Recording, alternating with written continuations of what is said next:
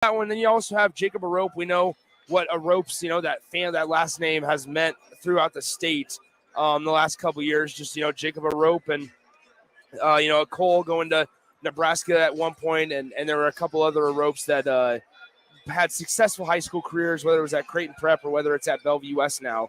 And so those are some of the names to watch for Bell West. For Millard North, man, they're dangerous every year. They have a guy, Jason Green, who going to Creighton, who is just not built or not as athletic, or is more athletic than anybody else on the floor. And Jason Green will show that tonight. It's going to be interesting, the matchup between him and William Kyle / Jacob Arope. Whoever Doug Woodard, the head coach of Bellevue West, decides to put on him, that'll be interesting. Maybe they throw something different at Jason Green, might maybe try to keep him out from underneath the bucket or around the hoop and try to make him shoot a jumper. But problem is he can hit consistently from 18 feet away. So when you're looking at Jason Green specifically, there's no way that you can actually stop him. If you hold him to under 15 points, it's a pretty strong defensive effort from your guys. It's what you do containing the rest of the guys on Millard North, because there's so many guys that can beat you. David Harmon's a guy that has he's going to play college ball at a Division II level, and he's a guy that he can catch fire quick, but he also finds other ways to stay involved in the game, whether it's distributing the basketball, whether it's rebounding from the guard position, which can, as we know, can be so crucial, especially if the defense puts two bodies on Jason Green. How important? I mean, it's extremely important for one of your guards to be able to rebound. And Millard North and Tim Cannon actually has a couple. They have, like I said, David Harmon, but then they also have Neil Mosser, who wears number 13 in white for him, that can guard out of the rebound spot as well. And it's just not the starting five for each of these teams. With Millard North off the bench, you have a sophomore guard in Isaiah McMorris, he wears number 10 for Millard North, and he's just one of those guys. He's really shifty. We haven't been able to see a big enough sample size yet of what he can do on offense, but in terms of keeping up with some of the top talent that Millard North has played against, he's done a relatively good job. And once again, just a sophomore guard, and he's playing big minutes right now off the bench. I mean, he's the kind of go-to backup point guard to Jackson Page for Tim Cannon, and that's saying something, how deep Millard North is every single year. I mean, it's basically a factory. These two teams, no doubt, are the best two in the state, especially once Westside's performance on day two, I guess, of the tournament, first game in the quarterfinal. After that performance from Westside and losing to Creighton Prep, it assured me that these two teams are definitely the best teams in the state. So it's going to be a blast. I'm excited. I'm excited to be right here in front of all the action. I will say this. So before that C2 girls game, I was talking to about 4 groups of people, and all 4 of them said that they were here at, remember that game tipped off at 4 p.m., that they were here for the 6 p.m. game, that they came so early. Yes, they get to watch another basketball game in the C2 girls title, but they wanted to make sure that they have a good enough seat for this Bell West and Millard North basketball game. So that tells you, I mean, PBA folks, Millard North student section, it was kind of a fun story. They, when the state finals happen, they always do just the basic themes. So whether it's whiteout, whether it's blackout, whatever it is, they always do those basic themes. And then when the next game student section comes, if that makes sense, they join the game that's currently going on. They join that student section. So we had kids and students from Millard North joining Hastings St. Cecilia last game, and their student section grew by about 15 rows because Millard North came out in full force. And now Millard North has white. Their students are wearing all white, filling all the way up to the top of the section here on one of the side of the arena. Bellevue West is about halfway up, so they're still a little empty, but the sides are full. The walking area around on the concourse is jam-packed with people. It's going to be an extremely, extremely fun and exciting game, and it's starting here in 13 minutes is when we start to see the hype video. And so once the lights turn off at PBA and that hype video comes on, then you know it's happening, because everybody freaks out, and rightfully so. It's so cool. And I will also say this, a little bit of news came out earlier today from the NSAA executive director, Jay Beller. he says they plan to go back to the original format next year, where it's girls one week and boys state tournament the following week. And so I don't know what side of the rope I'm on. I don't even know what side of the rope most listeners are on, since we haven't been able to feel it out. But I will say this, something that's been a positive from this week is that the rest day in between games for players has given us better games, I want to say. And I don't think we always have those classics, and there's always one classic, but the two championship games yesterday went to overtime. And we had the first round between Omaha Central and Lincoln Southwest, the boys game not Lincoln Southwest, Omaha Central, and I am losing the train of thought, but Omaha Central, they went to overtime. And those games are full of energy, and I worry that that we may lose some of that if we have fatigue or fatigue sets in, and playing 3 games in 3 days, it can be a lot sometimes for high school kids. And we talk about it at the college level too. So with that being said, they're going back to the original format next year. They're planning to. And so a lot of people are on the right side of that because it can showcase some smaller classes. You're not jamming 6 games into a day in 6 days. But on the downside of that, you're not getting that rest day for every player in between and healing up some nicks and bruises, because don't forget these guys have played a 30-game season as well, and now they're on to the postseason after winning a gritty district title and going through a district tournament. So lot to take into account when you're talking about how you want to format the tournament. So, but according to Jay Beller, the executive director for NSAA, they plan to go back to the original, where girls is 1 week, and then the following week is the boys state tournament. So we'll see how that goes. But Bach, we'll go ahead and throw it to break. That's just a preview. It's gonna be a fun one. I'm gonna, since I'm not calling the game, I'm gonna put my selection in. We're gonna do this like college game day. My selection, I put a Millard North Mustang mascot head on. I think Millard North gets it done. I just think that they're too balanced offensively. Bell West, it's hard for me to go position by position, because I would match up Josiah Dozer with David Harmon. I would match up William Kyle with Jason Green. But at the end of the day, Millard North, I feel like is a little more is deeper, and that's why I'm choosing the Mustangs to get it done and win another state title tonight over a familiar opponent in Bellevue West. These two teams know what the stage is, know how to play in the stage. These coaches understand how to get their guys ready. So it's going to be an exciting one. DP on the call for that one. We might have some special guests roll in. We'll see what happens, but buckle up. If you're not in the arena, if you're not making your way down, make sure you just keep it right here to 93.7 The Ticket. We'll take it to break. When we come back, we'll get the pregame show started here in about 8 minutes or so, and we'll figure something out as we go through this one. Class A, it's the final game of our 32-game slate. It's been a fun week. Been an exciting week. We'll wrap it all up coming up next with this Class A title game on 93.7 The Ticket. Gaina Trucking is hiring CDL Class A and B drivers.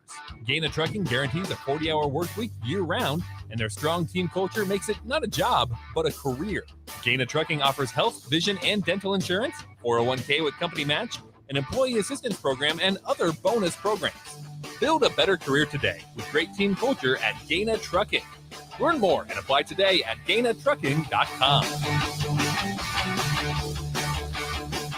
Are you ready for $0 cost individual employee health insurance? How about company paid life insurance for you and your family? What about on-the-job paid training? Become part of the Landmark difference today. Join Landmark Implement, your local John Deere dealer, at our upcoming career fairs. Chat one-on-one with our team to hear what it's really like to work with us. Career fairs will be held at Landmark locations: March 8th in Lexington, March 10th in Kearney, March 22nd in Beatrice, and March 24th in Hastings. See more details at www.landmark.careers. Gray Diesel and Equipment Services is your go-to place in Lincoln for repairs and maintenance for diesel pickups to Class 8 over-the-road trucks and trailers, from bumper pole utility to full-size semi. Gray performs DOT inspections and are a service provider for fleet companies like ARI, Element Fleet, and FleetNet. They're a family-owned business in operation since 1952, and they keep a clean, friendly shop. Customer service is their top priority. Give Gray Diesel and Equipment Services a visit today with easy access just off I-80 and North 56th Street.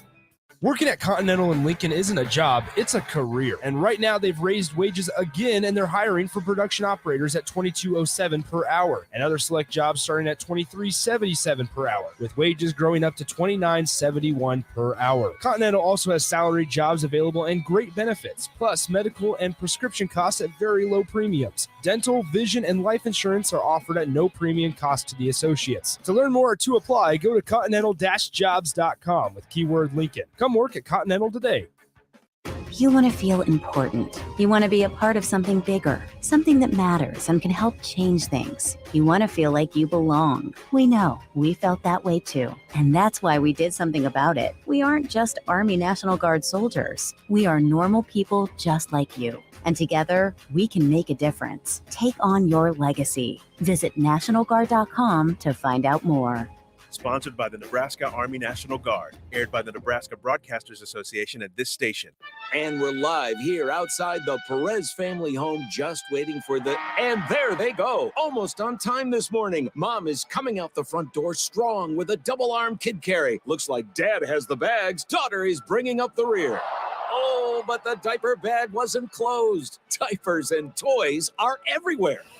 Ooh, but Mom has just nailed the perfect car seat buckle for the toddler. And now the eldest daughter, who looks to be about 9 or 10, has secured herself in the booster seat. Dad zips the bag closed, and they're off. But looks like Mom doesn't realize her coffee cup is still on the roof of the car. And there it goes.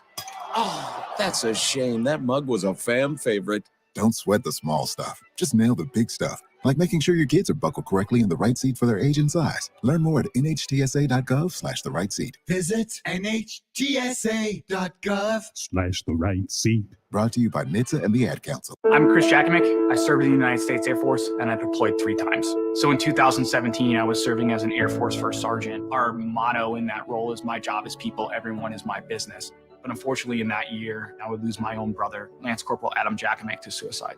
The majority of veteran suicides are from guns. I store my weapons securely, not only for myself, but for my family. Store all your guns securely.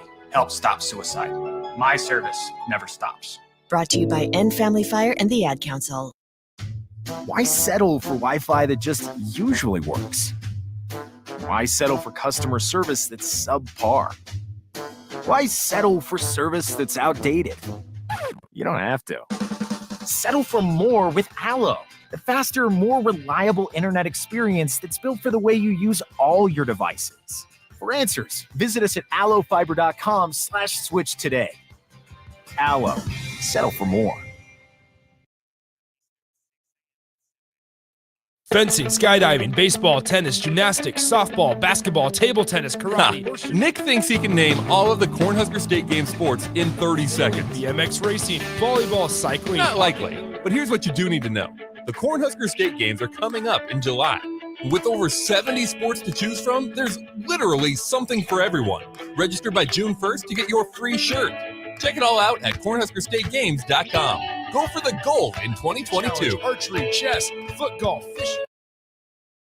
Now back to high school basketball on 93.7 The Ticket and theticketfm.com.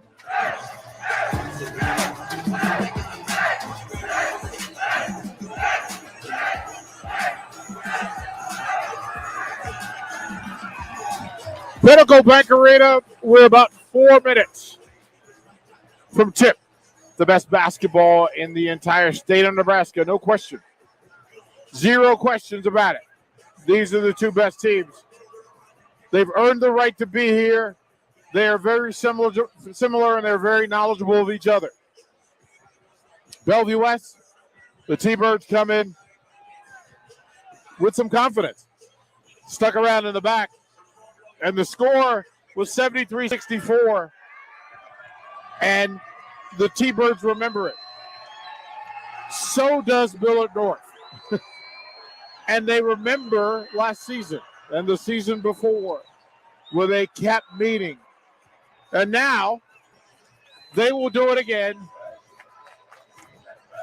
in front of what appears to be a crowd that is hungry, thirsty for the best basketball you could find. Look, the star players are all over the place. Jason Green, 6'9", and the work that he'll put in. William Kyle at 6'8", and the work that he'll have to put on to compete. Josiah Dotzler, the junior, elite point guard. Elite high school basketball point guard. Evan Enselman and Jacob Baroque. There are bodies all over this floor, and everybody can play, and everybody wants to make a statement. Again, they met. I don't think that it matters much, though.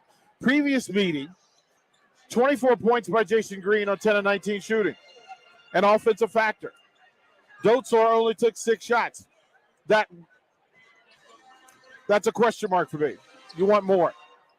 David Harmon gave him 13, and Jackson Page with 2 points.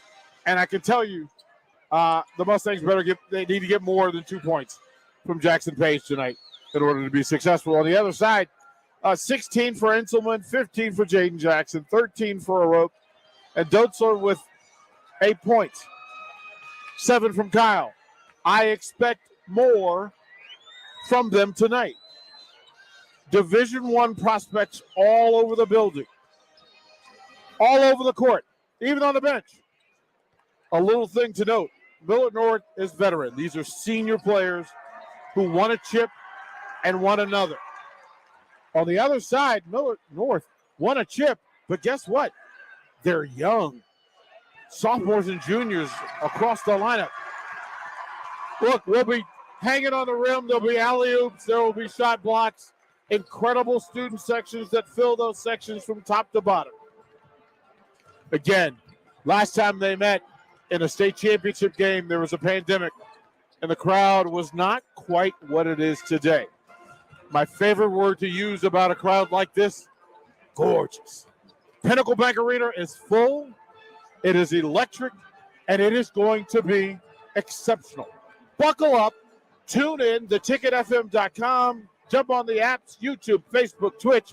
We've given you every way to enjoy this game as possible. It is going to be spectacular here at Pinnacle Bank Arena. I'll have the call for you.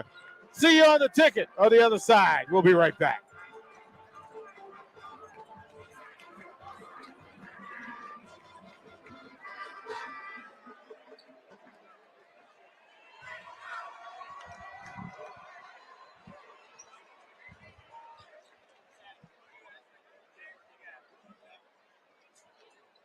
Bach, you got to go to break, bro. It's seafood season at Amigos. The popular fish and shrimp tacos are back and on special. 2 for just $6.99. There's jumbo shrimp baskets, fish and chips, and even a seafood enchilada. Talk about variety. And don't forget the crowd-pleasing crisp crab rangoon burrito. The amazing flavor of crab rangoon rolled in a golden crisp tortilla just made to dunk in our sweet chili sauce.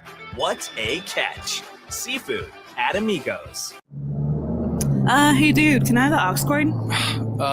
Yeah, sure. Hey, do you want to play some games? What? No, stop. I'm trying to drive. Dude, Aaron wants to know what you're doing on Friday. Okay, I'll talk to him later. I'm driving right now.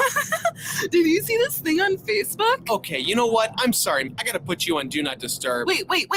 It's hard to drive with a bad passenger, so don't let your phone be one. Visit drivesmartany.org for more information. Brought to you by the NDOT Highway Safety Office. You can search online for hours to find the best electricians in Lincoln and the surrounding area, but I'll save you time. High Electric has been serving their customers for 30 years for both residential and commercial properties. They're experts in everything electrical, from remodeling to new additions, hot tub installations, electric vehicle chargers or EV chargers, lighting, ceiling fans, and more. High Electric takes jobs from Beatrice to Omaha and all towns big or small in between. Call them today at 402-466-6606 or learn more at highelectric.com.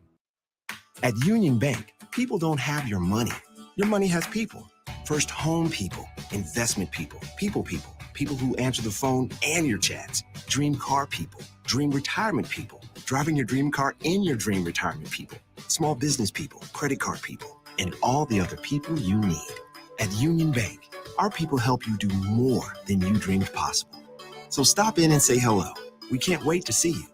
Union Bank and Trust, member FDIC. Are you dragging through each day? Most people are dehydrated or deficient in essential vitamins, minerals, and more. Live Hydration Spa helps you get more out of your life with their IV hydration treatments to help with anti-aging, weight loss, endurance, and more. Their performance packages can help you feel better doing your normal daily routine with boosts of energy and vitality, an increase in immunity, and quicker athletic recovery. Call today for an appointment at 402-413-2042 or walk in at 71st and Pioneers. Live Hydration Spa. Eustace Body Shop, where our customers send their friends. That's the greatest compliment we can receive. If you've been in an accident, we'll get you back in your vehicle as quickly as possible. Our technicians care about you and your family and repair your vehicle to factory standards. We handle your claim from start to finish and provide a free loaner car. Stop by for a free estimate. Eustace Body Shop, just south of 88th and Highway 2. The most recommended Eustace Body Shop. That's who we are. Now back to high school basketball on 93.7 The Ticket and theticketfm.com. First, let's meet the non-starters for the Thunderbirds. Number 3. Pinnacle Bank Arena Class A Boys State Championship. Plenty to talk about. We will have company here shortly to help talk about it. They're announcing the reserves.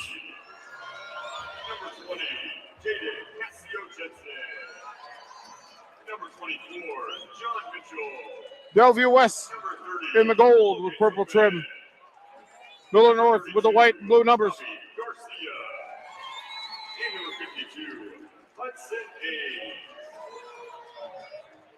And now here are the non-starters for the... We'll dance through. Listen, it's been an exceptional week of Nebraska high school basketball. And quite frankly, I would be less than truthful if I didn't say that this is what it was all about anyway. Class A state final. 2 programs, elite. 2 rosters, elite. Talent from top to bottom and at every position. And now, ladies and gentlemen, here is the starting. And here are the starting lineups.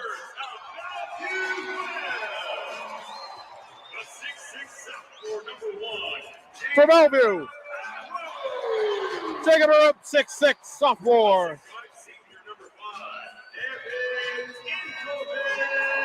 Evan Enzelman, 6'5", senior. 6-foot sophomore, Jaden Jackson. The man that is the motor, Josiah Dotzler. And they're big, William Kyle, 6'8", senior. We will be joined at the table by the captain, Derek Walker. We were going to have Millard North starting lineup wearing white, blue numbers. Oh, this thing packed. At guard, 5'10", senior Jackson Payne. Important, 6'3", senior David Harmon in the backcourt. 6'2", sophomore Neil Mosser.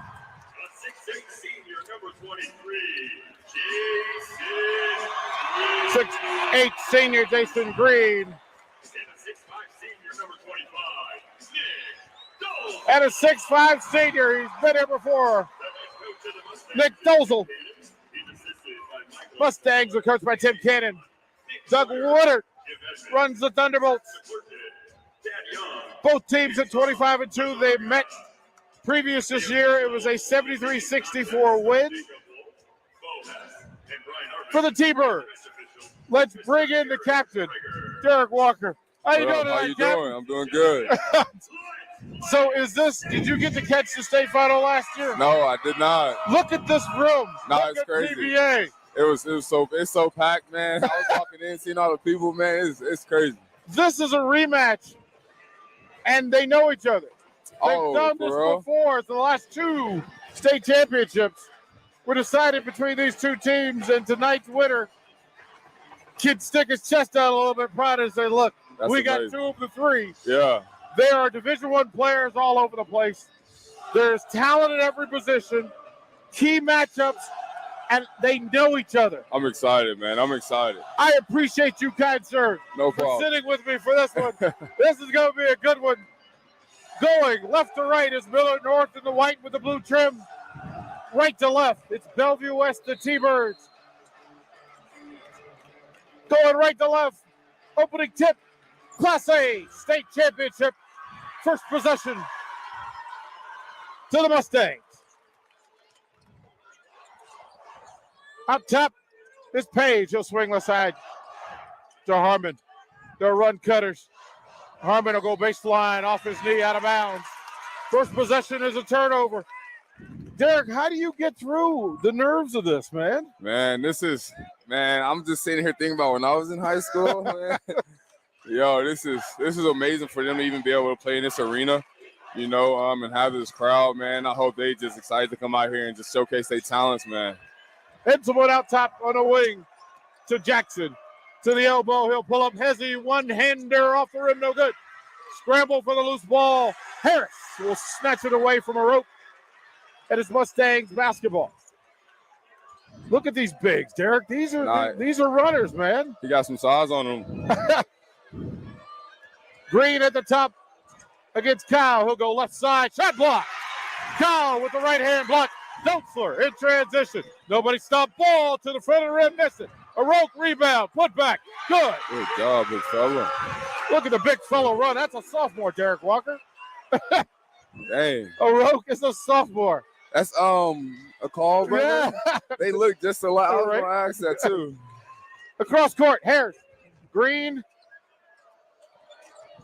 Tomasa.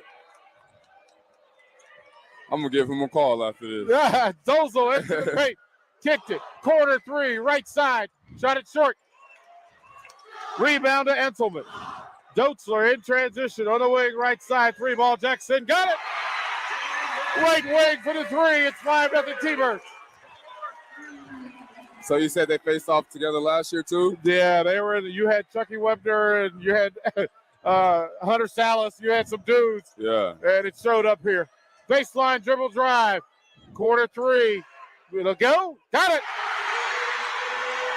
David Harmon, the senior, announces himself. It's 5-3 T-Birds. A rope down on the box. Overthrew Kyle. Harmon into the front court right side. Dribble drive to the baseline. One-hander off the glass and a foul.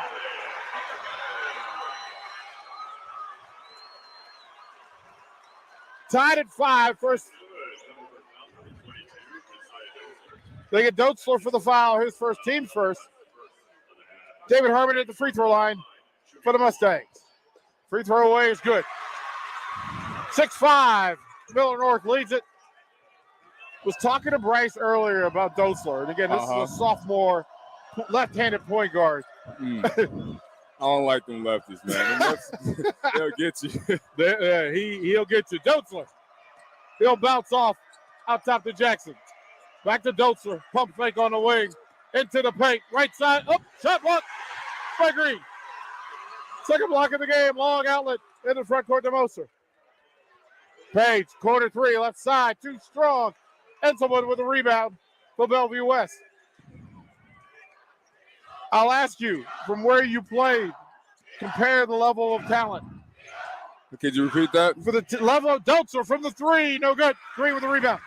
Looking at the talent on the floor, where would you put this on a scale of 1 to 10? Man, it's up there, man.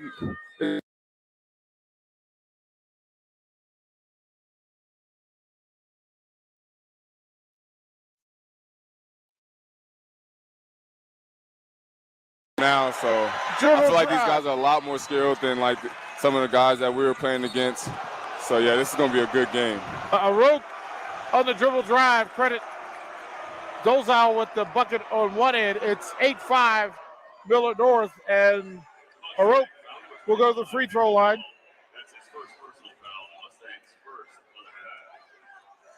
They get Harmon for the foul. Apparently Dole's off for the foul. Aroke at the free throw line for the T-Birds. Free throw away, good, all net. Yeah, sophomores coming in that big, playing in this environment, leads that both of these programs are in good hands because Dotzler's a sophomore. You got another sophomore next to him on the wing. Millard North is deep. You got two guards that are both underclassmen. Hey. Second free throw is good. 2 for Rope. And it's 8-7 your score. Some of them look so young. Some of them look grown. Right, Isaiah McMorris into the game for the T-Birds to play point. Sorry, it's Turner. And Turner claps his hands and lets McMorris know. Here we go. Up top is Gaith. Looking for Green down on the box against Kyle. Gaith will get in the paint. Spin move, left side, shot block. He gets his own. Scramble, ball on the floor. And the T-Birds will come away with it. Dotzler, it's 3 on 3. Dotzler, free throw jumper, left hand, good. From the top of the key to the free throw line, and it's 9-8 T-Birds. Smart decision about him. Yeah, I think that both these teams being athletic, but they both play high IQ basketball. Yeah, and that's what I see watching right now. Up top is McMorris. On the wing, Harmon into the paint. He'll go to the one-hander, roll off, no good. Dotzler with the rebound for the T-Birds. On the wing, down to Kyle, got a cutter, overthrew Dotzler. Back the other way, Harmon. Spin move at midcourt. Bounce pass to Green, off the glass, no good. Harmon with the putback. Got to the front of the rim and put it. Dotzler back the other way, stripped from behind. Harmon, but lost out of bounds on the baseline. It'll be T-Birds basketball. We will throw it to break. 3:13 left first quarter. Mustangs 10, T-Birds 9. You're listening to Class A Boys Championship Basketball on the Ticket. At Union Bank, people don't have your money. Your money has people. First home people, investment people, people who answer the phone and your chats. Dream car people, dream retirement people, driving your dream car in your dream retirement people. Small business people, credit card people, and all the other people you need. At Union Bank, our people help you do more than you dreamed possible. So stop in and say hello. We can't wait to see you. Union Bank and Trust. Member FDIC. Now back to high school basketball on 93.7 The Ticket and theticketfm.com. Pinnacle Bank Arena, 3:13 on the clock, first quarter. Millard North 10, Bellevue West 9. Look, Millard North 4 of 10 from the field, 1 of 3 from 3. 5 on the boards, they're even apiece. 3 of 7 from the field are the T-Birds, 43%, 1 of 2 from 3. And it plays out the way we expect. Up and down the floor, they'll both go deep to their benches. And quite frankly, I'm thrilled. Derek Walker, I appreciate you spending time with us today, man. This is good. Man, this is fun, man. I need to get out the house anyway. So I enjoy being here right now. Next week, you and I will have a date, young man. Yes, sir. We have to talk. Let's do it. Yeah. We have to talk, man. We got to recap this season and, we'll share some appreciation for you for what you do, man. We'll definitely talk. We got stuff we got to do. Come through. I'm going to I know that's right. I know that is right. DB here with Derek Walker, Huskers captain. Basketball to Bellevue West under their own basket, baseline left. Dozel looking for help. Try to go underneath to Turner. Turner will save it for him. To Dozel, corner 3. Got it! I like him. He's nice. We were talking about it. Like that's a junior, and with 6'3" left-hander and can jump. Yeah, we like that. That's a good look across the way. 12-10. Your score. Dribble drive left side. Shot blocked by a rope.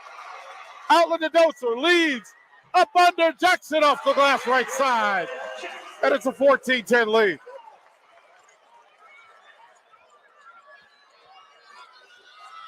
Up top is Harmon. Dribble drive into the paint, kicked it out top, almost threw it away. McMorris will save it. We got an official time on the floor. Let's reset it. Wilson's on the floor for Millard North. Harmon's on the floor. McMorris, Gaith, and Green are on the floor. For Bellevue West, it's a rope. Turner, Jackson, Stuvey, and Doetzler. We had what we thought was looks like either a lost contact or it might have been what that was. It'll be Millard North basketball sideline right. What are you trying to get into, Derek? There's no shot clock. Right there, right? Left-handed dribble drive by Jason Green. Yeah, when you got a young big like that, go both hands. No, yeah, I like this big. I think he'll be a really big key to this win if he can get it going. And number 5 right here, what's his name again? Rope.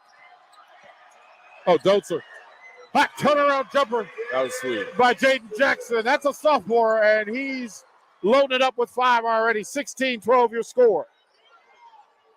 Yeah, no shot clock this year. Yeah. They may change that. Oh, for real? Well, they're talking about changing it. So, let's see what they do in the tournament next year. We never know. Dribble drive at Morris. Over a route. It's a strong finish. Oh, go ahead. Strong Flex on him, finish young for the man. little guy. 16-14 your score. McMorris took the body and got it off the glass anyway.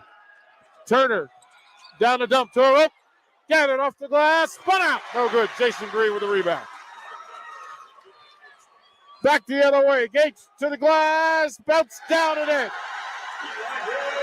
Here we go, D-Walk. Here we go. They moving, man. Doetzler to the glass. No good. Harmon with the loose ball. It's 3-on-3. Harmon into the paint. Up over the front of the rim. And he got a player control foul on David Harmon. What do you want him to do there, D? You want him to pull up? I like their attack. The numbers is even, so I like the chances with the ball going to the rim. Under 60 at 59-8. We're tied at 16. Yeah, this is going to be a really good back and forth battle with this team, man. Yeah, They're both playing really hard. You don't get much chance to exhale. This one gets up and down. Turner into the front court. Clock at 50. Kyle at top of the key. They'll run off. He'll dribble drive to the glass. Good move. Way to read the defense, man. Yeah, from the top of the key to the right side of the glass. Like it looked like D-Walk. 18-16 your score. 30 on the clock. First quarter. Green on the box. Gave up the dribble. We'll kick it out to McMorris. Quarter clock at 20. 18-16 your score. D-Walk, what do you want to see here? With 5 out. They got to move the ball, man. Get a good shot. Take the last shot. Green. Got McMorris on the cutter. Go. There you Off go. the glass over William Kyle, and we're tied at 18. That was a good play. Great execution. The first quarter was everything you want. Tied at 18. We'll throw the break. Second quarter action here. Boys, Class A State Basketball Championship on 93.7 The Ticket. Why settle for Wi-Fi that just usually works? Why settle for customer service that's subpar? Why settle for service that's outdated? You don't have to. Settle for more with Allo, the faster, more reliable internet experience that's built for the way you use all your devices. For answers, visit us at allofiber.com/switch today. Allo, settle for more.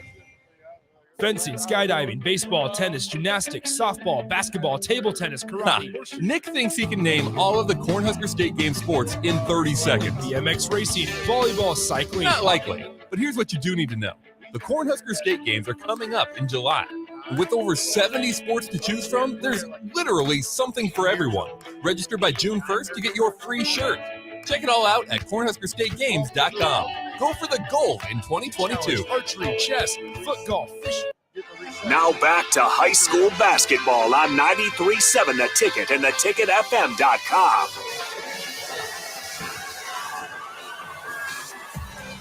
Second quarter action coming up. Let's reset. McMorris, Gaith, Moser, Green, and Dolzo. For Millard North, Enselman, Turner, Jackson, Mitchell, and Kyle. For Bellevue West, tied at 18. Jaden Jackson with 7 points as the leading scorer on the floor for Bellevue West. McMorris with 4 with this group. Dotzler back in the game for Bellevue West. He'll go behind the back, kick it, corner 3. Jaden Jackson. 10 for Jackson, and it's a 3-point lead. That's a sophomore, Derek Walker. What are we going to do? Man, these kids. Man. That's a young, sophomore. But they're good, because he shot that from the college street. Yep. I'm glad you noticed. Yeah, I was like, yep. On the wing, McMorris. Guarded by Enselman. Left side into the paint. Off the glass. Just did good. He got some heart to him, man. Right 6 for McMorris. That's another sophomore playing in a state championship game, balling. Kyle on the box. Looking for the cover. Enselman better with backdoor cut. Good cut, too. Yeah, power cuts from different angles on the floor. 23-20, your score. 7 minutes on the clock. Second quarter. T-Birds up 23-20. McMorris. I like how they use him, though. They let him put the ball on the ground. They let him move around with it. Turnaround jumper for Green off the rim, no good. Steal, Gates, off the rim, no good. Arope with the rebound. And Enselman gets up slow. And they'll have to reset. 2 bigs on it, run a little high-low action here, D. Dotzler into the bounce pass to Kyle. He'll gather off the glass, right side, and good. Can that kid play next level? Yeah. Yeah. At 6'8" and all of that, right? Mm-hmm. And you got a time on the floor. Tim Cannon wants to talk about it. We're toward the break. Quick break here at 6:07. 25-20 is your score. Are you dragging through each day? Most people are dehydrated or deficient in essential vitamins, minerals, and more. Live Hydration Spa helps you get more out of your life with their IV hydration treatments to help with anti-aging, weight loss, endurance, and more. Their performance packages can help you feel better doing your normal daily routine with boosts of energy and vitality, an increase in immunity, and quicker athletic recovery. Call today for an appointment at 402-413-2042 or walk in at 71st and Pioneers. Live Hydration Spa. Now back to high school basketball on 93.7 The Ticket and theticketfm.com. Man, he's hooping. 6:07 left, second quarter. Bellevue West 25, Millard North 20. Possession to Millard North in the front court, left side. Back in the game is Jackson Pace. Little 4-out action. They'll spread. Now go 5. 3-ball, right wing. Front of the rim. No go to Rope with a rebound. Dotzler in transition. Green will hedge and force him. Heel, dribble, drive. Off the glass. Oh! They call it travel. D, what'd you see? I don't think that was a travel. That was a nice move. Yeah, it was. 5:47 on the clock, second quarter. Steve Perry with Derek Walker from the Huskers. 25-20 your score. Bellevue West up by 5. Mustangs with the ball. Page against Dotzler. Moser against a Rope. Page into the paint. He'll kick it out to Moser. He'll move the offense. Dozel. Dribble drive. Left side. Tries to elevate over a Rope. No good. Rebound to Kyle. Dotzler into the paint. Up and over off the rim. Aroke with the rebound. Put back. Jacob Rope. 6 for Rope, and it's a 7-point lead. That's an athletic big man. Yeah, he is. It's them jeans, man. Yeah, right. Green, 3-ball, left side. Good. From about 15. 4 for Green. 5-point game. Green's a sophomore too, right? No, Green's a senior. Oh, senior? Green's a senior. Okay. We'll get to work. What's his plans? Kyle. Corner 3, left side. Dotzler shot it long out of bounds. Nope. Harmon will save it. Get him in transition.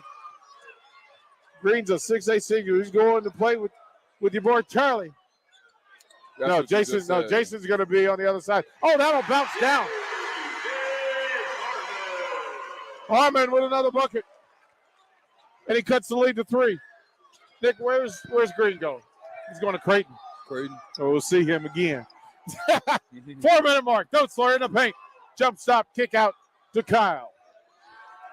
Back to Dotzler, top of the key. Dotzler pump fake, dribble drive, left side on the body. And a foul. Count the bucket. And he'll go to the free throw line for the traditional 3-point opportunity. He's tough, man. He got some good poise to him, some good body control when he's getting to the rim, man. I like him a lot. Getting stronger. When they played last year in the state final, he hit the shot that sent it to overtime as a sophomore. And he's getting stronger. Yeah, that's big time. 29-24 your score, Bellevue West. Leading Millard North. Those will go to the bench. I like his mental. He's just calm, collect the whole time. You don't really see his face change, He's out here, he's got work to do. Stone cold killer. Left-handed free throw up and good. It's 30-24. 8 for Dotzler to go along with 4 assists at just under 4 minutes. You got Turner and Stuvey into the game in the backcourt. This is Bellevue West running some of their space eater, minute eater dudes out there to put some defensive pressure on with a 6-point lead. Down on the box, they'll try to go over top, and it's a turnover. Hit off the bottom of the backboard. Trying to get Green some work.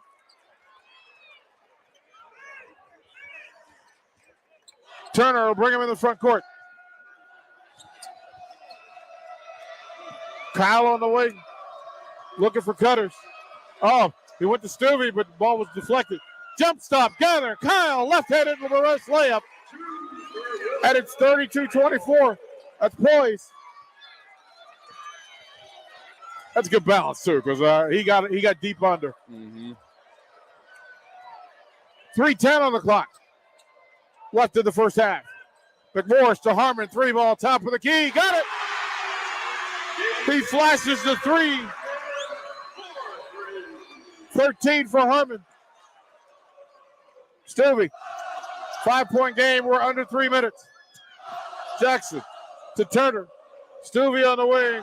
Thought about the 3. Into the paint. Goes to the left hand. Shot it short. Rebound Mitchell. Stolen by Harmon. In transition. Bounce pass. Gates off the glass. No. Harmon rebound. No. And a foul. Harmon went up for a putback. Shot it short. Went back up again and got knocked to the floor. John Mitchell's in the game, and Mitchell is the glue guy that comes off the bench. He rebounds, he defends, he'll get you the dirty bucket. Yeah, he working. He's a good hustle guy, man. Harmon adjusts his headband, and he'll go to the free throw line. No, actually, what do they got? Yep, he'll go to the free throw line. 13 points on 6 shots and 4 rebounds. First free throw away is good. This is kind of off topic, but you know how you got the one leg sleeve? Yes, sir. They don't let us do that, man. Why not? I don't know. Fashion. I know, no right? fashion. Medical need only is what that would be, but that means that both legs have to hurt in order for you to do that. Oh, my goodness. Yeah, we do too much. 32-28 your score. Bellevue West up. David Harmon at the free throw line. 15 for Harmon. He's got 15 of the 29. Little backcourt pressure. What are they going to do here, D? Trying to slow the ball down. 10 seconds. It worked. It throws teams off, and it just gets you out of your rhythm. Dotzler has to have eyes on, but he got the ball late in the count. 3-point game with an opportunity. I bet you it's hard to know when you don't have a shot clock, huh? Right? Like, it's just looking up to see that little extra thing. It's been a big bone of contention here in the state of Nebraska about shot clocks. Folks are very passionate about whether it should be a shot clock or not. Harmon, dribble drive, baseline, one-hander, no good. Kyle will muscle the rebound away, give it to Dotzler. We head to 2 minutes at 32-29. Turner bounced it off. 1 foot turnover. Gates out front. Kyle will track it down and knock it out of bounds. And the officials will talk and call it Millard North basketball. Yeah, it said Kyle tipped it out of bounds. And the replay. Ooh, well, looks like a good call. Harmon on the inbounds, guarded by Dotzler. We're under 2. 32-29, T-Birds lead. McMorris behind the backs. Kicked it out, 3-ball, right side. Shot it long. Jason Green missed it. And Dotzler the other way for the T-Birds. 3-ball, top of the key. Shot it short. Loose ball. Jason Green will come away with it from Millard North. You've seen the guys on the floor now. Harmon will bring it into the front court. What do you want to get, D-Walk? Who's the hot hand? It's kind of even right now. The Mustangs did have it. They went on a little run, but with that trap, they kind of slowed them down. They're just trying to get a good bucket now. They still got the hot hand.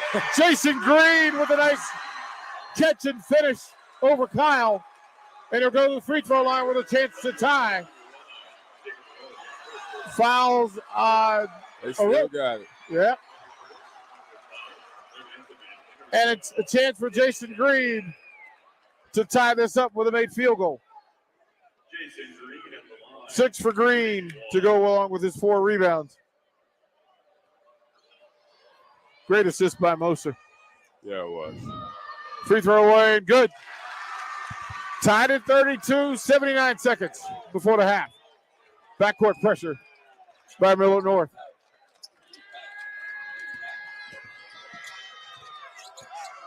Jackson into the front court. Go cross court to Dotzler. On the floor. Gave up the dribble. Jackson will bail him. Dotzler on the wing. Against Green. Little hezzy move. Enselman. Baseline. Off the glass. Shot didn't go down, but he'll shoot free throws. You like the play call, though. I like the play call. Enselman to the free throw line for his first attempt. Tied at 32, 47 seconds plus in the half. Yeah, this is the part where folks start those hands to the hips. Mm-hmm. Free throw right back. Ready. Yeah. Kyle back into the game. Stuvie back into the game. No wasted fouls here. Second free throw coming for Enselman. Enselman, he's had a pretty good tournament. Second free throw is good. 1 point game with 45 on the clock. McMorris and Gates will talk about it. You take one.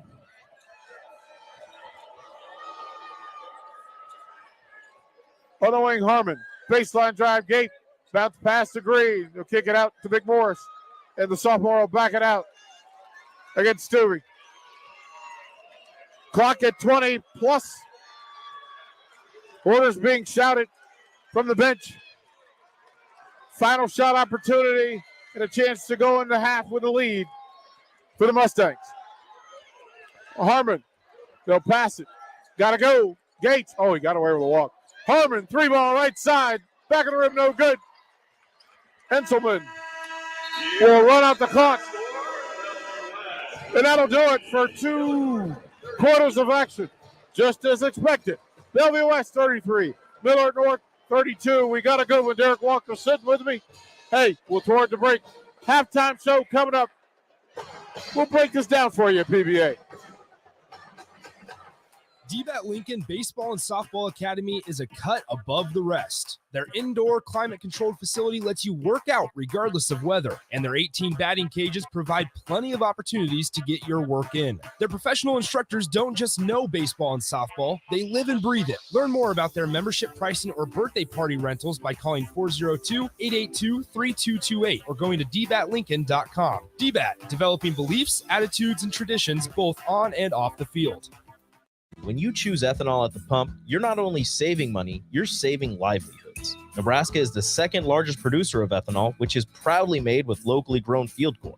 Every time you fill up with higher ethanol blends like E15, E30, and E85, you're supporting Nebraska farmers and strengthening our economy. Right now, only about 4% of Nebraska-produced ethanol is being used in Nebraska. Let's do more to support local agriculture. Fuel a stronger tomorrow. Choose ethanol. Learn more at fueledbynebraska.com. Eustace Body Shop, where our customers send their friends. That's the greatest compliment we can receive. If you've been in an accident, we'll get you back in your vehicle as quickly as possible. Our technicians care about you and your family and repair your vehicle to factory standards. We handle your claim from start to finish and provide a free loaner car. Stop by for a free estimate. Eustace Body Shop, just south of 88th and Highway 2. The most recommended Eustace Body Shop. That's who we are. Are you dragging through each day? Most people are dehydrated or deficient in essential vitamins, minerals, and more. Live Hydration Spa helps you get more out of your life with their IV hydration treatments to help with anti-aging, weight loss, endurance, and more. Their performance packages can help you feel better doing your normal daily routine with boosts of energy and vitality, an increase in immunity, and quicker athletic recovery. Call today for an appointment at 402-413-2042 or walk in at 71st and Pioneers. Live Hydration Spa. At Union Bank, people don't have your money. Your money has people. First home people, investment people, people who answer the phone and your chats, dream car people, dream retirement people, driving your dream car in your dream retirement people, small business people, credit card people, and all the other people you need. At Union Bank, our people help you do more than you dreamed possible. So stop in and say hello. We can't wait to see you. Union Bank and Trust. Member FDIC. You can search online for hours to find the best electricians in Lincoln and the surrounding area, but I'll save you time. iElectric has been serving their customers for 30 years for both residential and commercial properties. They're experts in everything electrical from remodeling to new additions, hot tub installations, electric vehicle chargers or EV chargers, lighting, ceiling fans, and more. iElectric takes jobs from Beatrice to Omaha and all towns, big or small, in between. Call them today at 402-466-6606 or learn more at highelectric.com. Hey dude, can I have the aux cord? Yeah, sure. Hey, do you want to play some games? What? No, stop. I'm trying to drive. Dude, Aaron wants to know what you're doing on Friday. Okay, I'll talk to him later. I'm driving right now. Did you see this thing on Facebook? Okay, you know what? I'm sorry. I gotta put you on Do Not Disturb. Wait.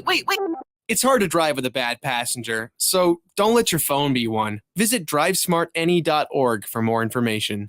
Brought to you by the NDOT Highway Safety Office. It's seafood season at Amigos. The popular fish and shrimp tacos are back and on special.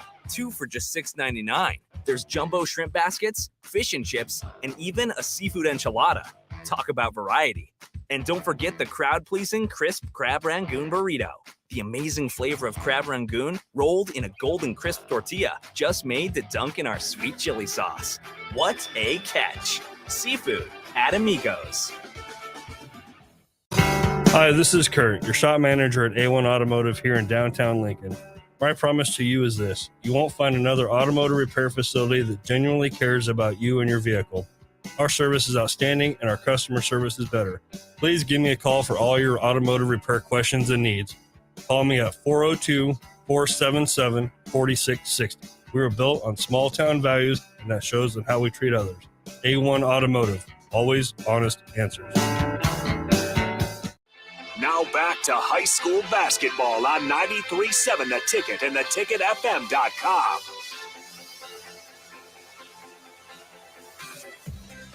Welcome back. Halftime score: Bellevue West 33, Millard North 32. It's everything you expected. Halftime show brought to you by Southeast Community College. Learn more at southeast.edu. We're about 7 minutes from the third quarter happening here. We got some dancers and some awards, but the real news, Derek Walker is sitting with us. Appreciate you once again. Thank you for doing this. Your thoughts so far? What are you seeing? It's been fun, man. I'm excited to see how the second half turns out because it's a close game, and I feel like it's going to be like this for all of the games. So the energy in this crowd is amazing, man. So like I said earlier, I'm happy to be here, man. Watching the student sections, watching the crowd. Remember, we've been at PBA, and it just struck me. There are folks even at the upper levels. I hadn't even looked at it, but I'm like, wait a minute, the folks are here. I have to tell the listeners, just so you know, during the break, so we walked Derek Walker over to some kids who were chatty before the game. Took him over. Derek took some pictures with him, shared it. Part of why I think this dude is special and unique.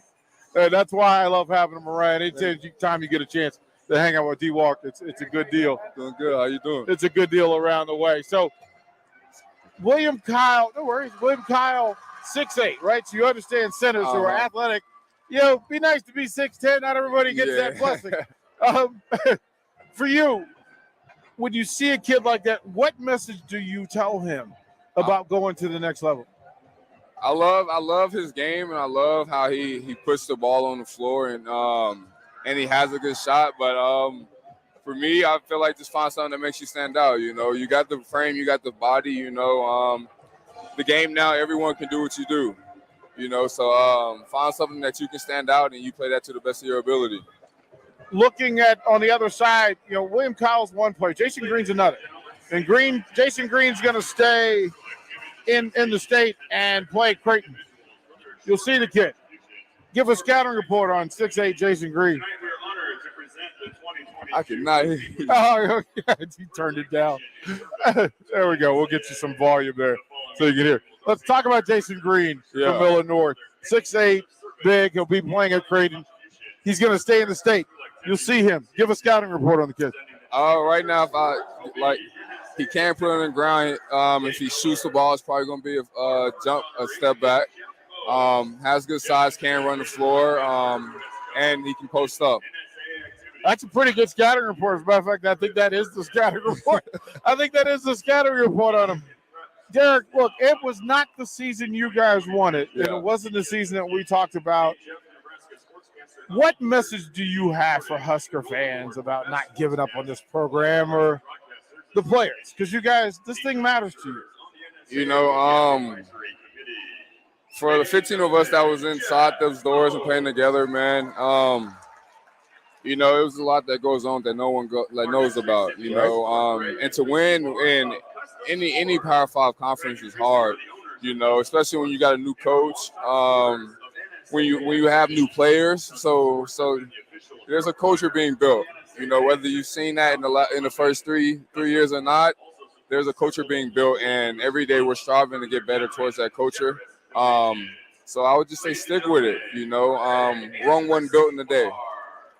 So this program is being built to be successful, And what do you say to the fans that kept showing up? Like, they still showed up. It wasn't going the way they wanted. They still showed up. Yeah, it's just like I said, everyone's trying to make it happen in a day. So for us, it was just as we've seen later in the season, we kind of figured out and we gelled together. And I think that was just a breaking point of us seeing that we can do it. There's a lot of disbelief, but once I felt like everyone had the same belief that we were as powerful as we could be. We're going to throw it to break. When we come back, third quarter action, second half.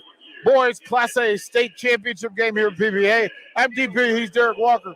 You're listening to 93.7 The Ticket. Fencing, skydiving, baseball, tennis, gymnastics, softball, basketball, table tennis, karate. Nick thinks he can name all of the Cornhusker State Game sports in 30 seconds. BMX racing, volleyball, cycling. Not likely, but here's what you do need to know. The Cornhusker State Games are coming up in July. With over 70 sports to choose from, there's literally something for everyone. Register by June 1st to get your free shirt. Check it all out at CornhuskerStateGames.com. Go for the gold in 2022. Archery, chess, foot golf, fishing. Are you worried about storm damage causing issues with your basements? F Foundation Repair fixes basements with supreme waterproofing and exact concrete leveling for residential or commercial clients. They service wet basements, leaky walls, damp crawl spaces, bowing or cracked bricks or drywall, and more. Whether you're in Southeast Nebraska, the Tri-Cities area, or Northeast Kansas, they'll easily make the trip to you. Get a free evaluation today by visiting WeFixBasements.com or call 402-804-1024. F Foundation Repair. We Fix Basements. Southeast Community College is training tomorrow's workforce today with our nearly 60 career and technical programs. We are doing our part to help employers fill vacancies during this current labor shortage, graduating students with skill sets employers are seeking. We're also helping to upskill the workforce by adding short-term credentials like certificates in many programs so that employees can get retraining quickly. Learn more about upskilling with SCC at southeast.edu/academics. SCC, your path to possible. Hi, this is Kurt, your shop manager at A1 Automotive here in downtown Lincoln. My promise to you is this: you won't find another automotive repair facility that genuinely cares about you and your vehicle. Our service is outstanding and our customer service is better. Please give me a call for all your automotive repair questions and needs. Call me at 402-477-4660. We were built on small town values, and that shows in how we treat others. A1 Automotive, always honest answers. It's seafood season at Amigos. The popular fish and shrimp tacos are back and on special, 2 for just $6.99. There's jumbo shrimp baskets, fish and chips, and even a seafood enchilada. Talk about variety. And don't forget the crowd-pleasing crisp crab rangoon burrito. The amazing flavor of crab rangoon rolled in a golden crisp tortilla just made to dunk in our sweet chili sauce. What a catch. Seafood at Amigos. Hey dude, can I have the aux cord? Yeah, sure. Hey, do you want to play some games? What? No, stop. I'm trying to drive. Dude, Aaron wants to know what you're doing on Friday. Okay, I'll talk to him later. I'm driving right now. Did you see this thing on Facebook? Okay, you know what? I'm sorry. I gotta put you on Do Not Disturb. Wait. It's hard to drive with a bad passenger, so don't let your phone be one. Visit drivesmartany.org for more information. Brought to you by the NDOT Highway Safety Office. Now back to high school basketball on 93.7 The Ticket and theticketfm.com.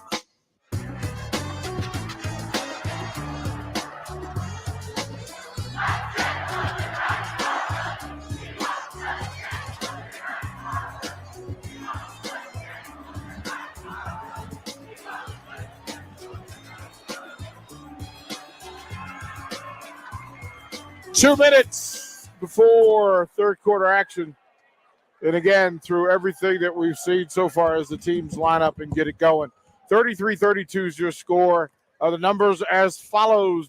Bellevue West shooting 56 from the floor. Hold on, I just got a basketball at my feet. And as a coach, I know what to do with this. There we go. 57% from the field on 23 shooting. They're shooting 50 from 3 of 6. And 4 of 5 from the free throw line. Those are generally championship numbers.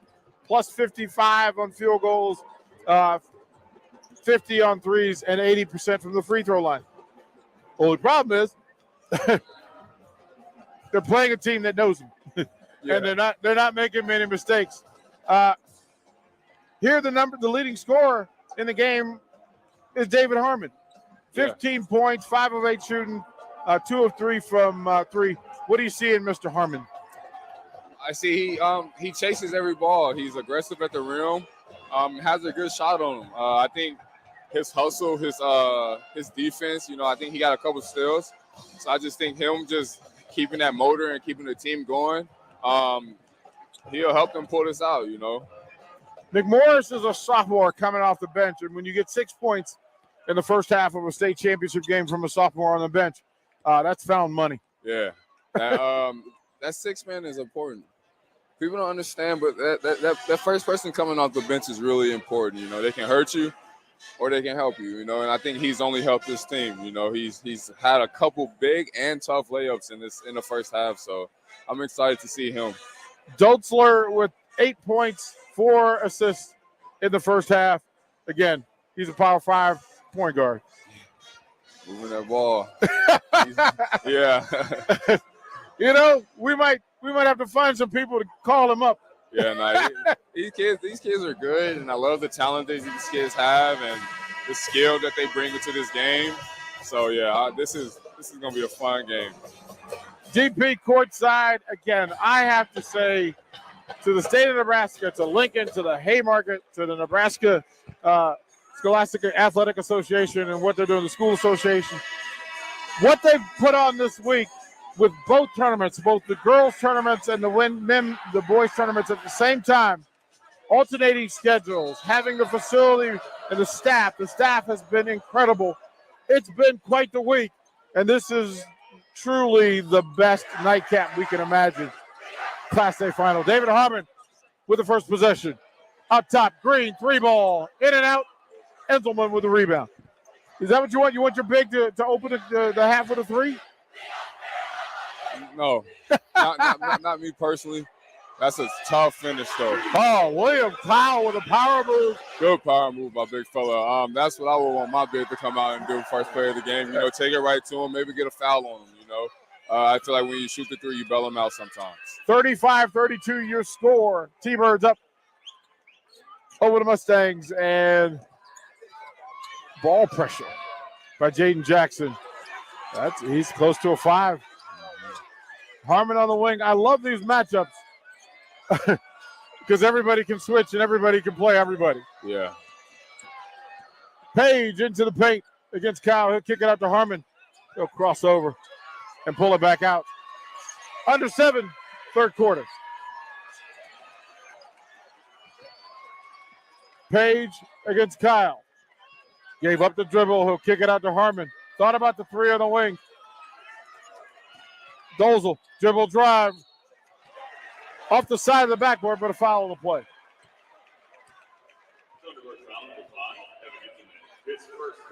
Enselman's first at the free throw line is Dozel for the Mustangs. Again, that's a 6'5" wing that does everything. He can handle the ball. He can shoot the three from 3 levels. First free throw is good. 2-point game. 35-33 your score. 6:38 on the clock. 35-33 on the scoreboard. Second free throw coming. Knocks it down. I'm excited to see how Josiah comes out and lead his team this second half. They're going to run a little. He gets everyone involved. He takes good shots. They're going to run a little trap at him. Kyle down on the box. He'll turn baseline. Pump fake. Gathered himself off the glass. No good. Tipped up. Scramble. Kyle will get it. Gathers. Oh, couldn't muscle up and finish, but a foul on the play. Look at Jason Green. His first, William Kyle at the free throw line for the T-Birds. I kind of scooted to the edge of my seat because I thought on the gather he was going to get enough juice to finish. Free throw, front rim, back rim, off. What do you think of that stroke? It's different. Yeah, right? Well, I can't complain, No, it's not right. Wait a minute, you improved. Talk, you improved as a free throw shooter, sir. But man, I used to have a funky shot too. So just give him time, and someone's gonna fix it. He'll work it out. 2-point game at 36-34. I love Derek's laughing. You guys can't see it, but he's laughing talking about free throws. Page, Page in the front court. Is this an interesting match? I mean, Page is on a rope. Jason Green, right side of the glass, and good.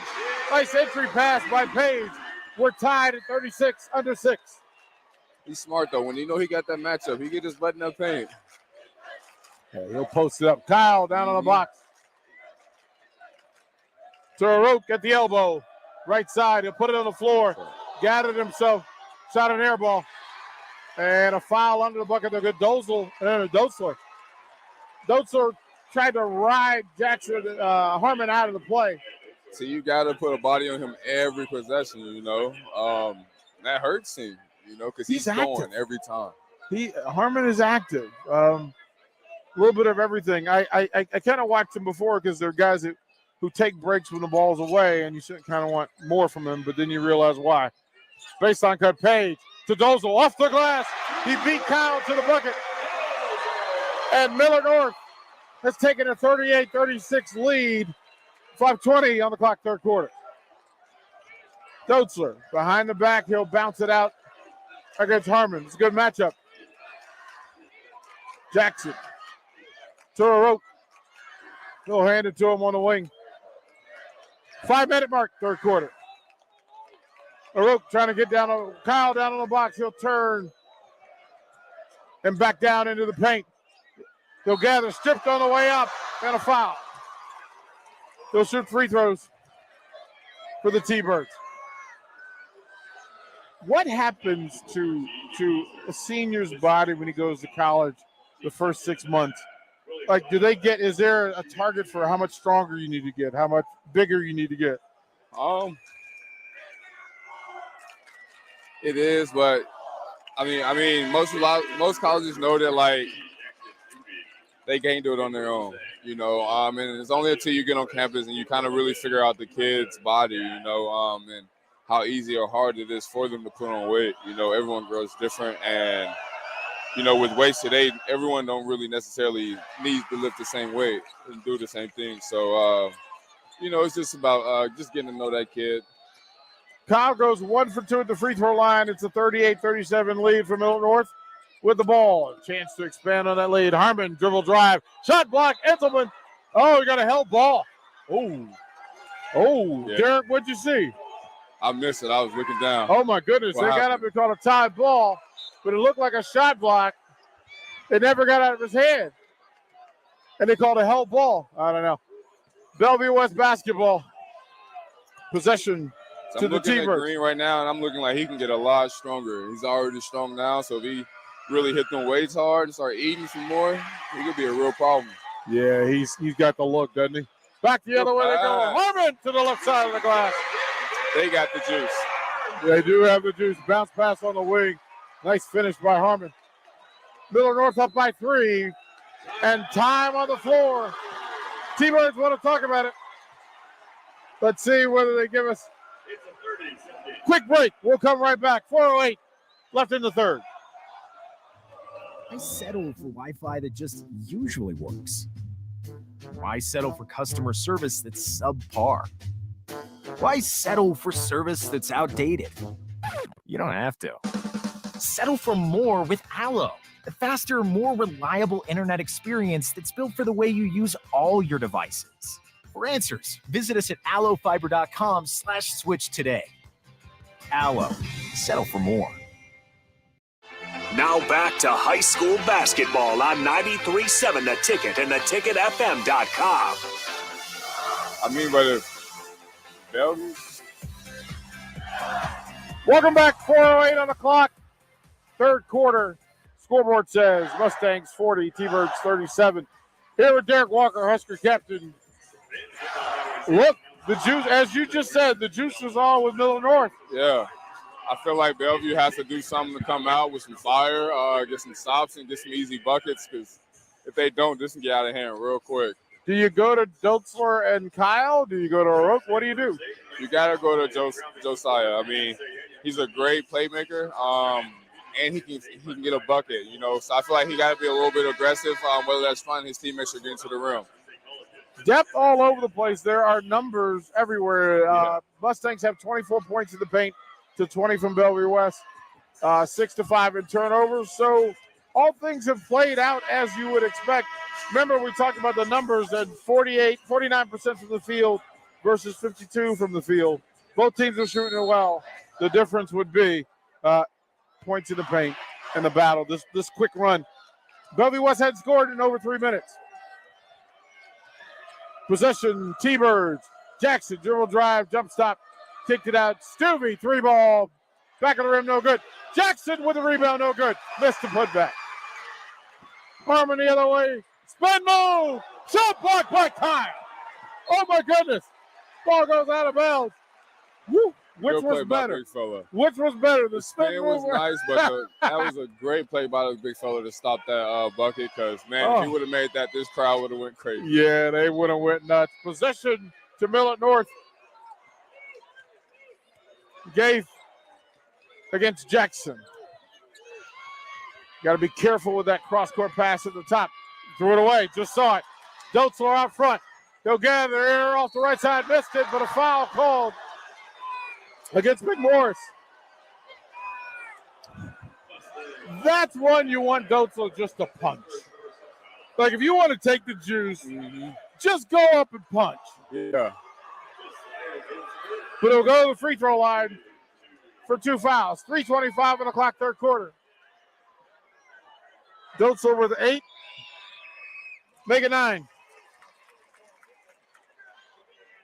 And it's always cool to see point guards who can shoot free throws in these types of games because inevitably it comes down to it. Yeah. Second free throw is good. It's a 1-point game at 40-39 for the Mustangs, 10 for Dotzler. McMorris into the backcourt, into the front court. He'll give it to Harmon. He'll go cross court to Gates. He'll cross over. Almost tied up. Harmon will save it in the corner. He'll go behind the back. Gathered himself off the glass, rolled off, got his own tip. That's a lot of bounce. Yeah, that's a lot of bounce. That's a lot of bounce. 3-ball, right side for the tie. No good. Harmon with the rebound. In transition, Green, under, gather, off the rim. Harmon with the put He's everywhere. They got to put a body on him. You got to find him. You have to find him. 21 points for David Harmon with 2:38 left, and it's a 5-point lead for the Mustangs. Dotzler. Oh, nice hezzy move. One-hander, short. Powell, rebound, put back, missed it. Dotzler with the rebound. Oh, we got a foul. And we'll shoot free throws. They pushed. When Kyle went up and missed, he got pushed in the back. Isaiah McMorris with the foul, and William Kyle at the free throw line for the T-Birds.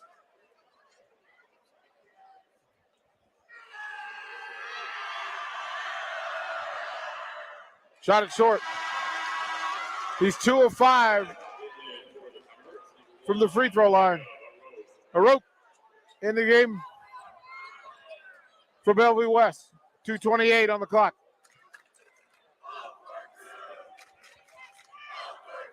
Two of 5. It'll come down to free throws. It always does. He makes the second. And it's a 4-point game at 44-40. That's a lot of coaches for a high school team. Yeah, that's generally the high schools. McMorris in the dribble drive. Shot it over the rim. No good. Harmon with the rebound. Tied up on the floor.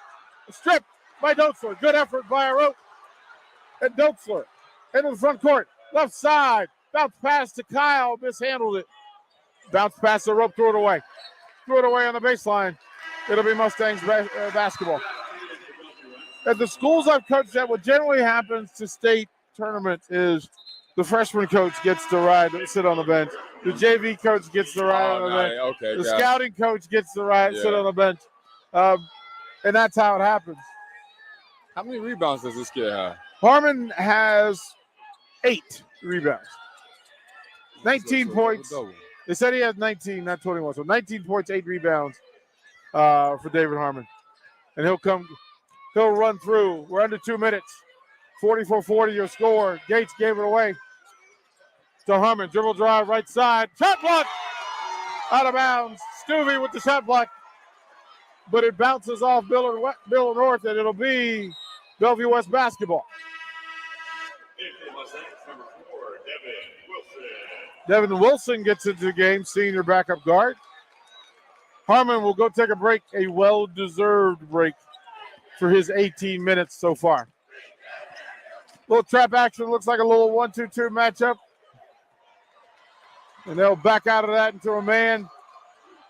1:30 on the clock, third quarter. 44-40 your score. Inselman out top. We'll get it to Dotzler on the move. He'll hesitate, push off.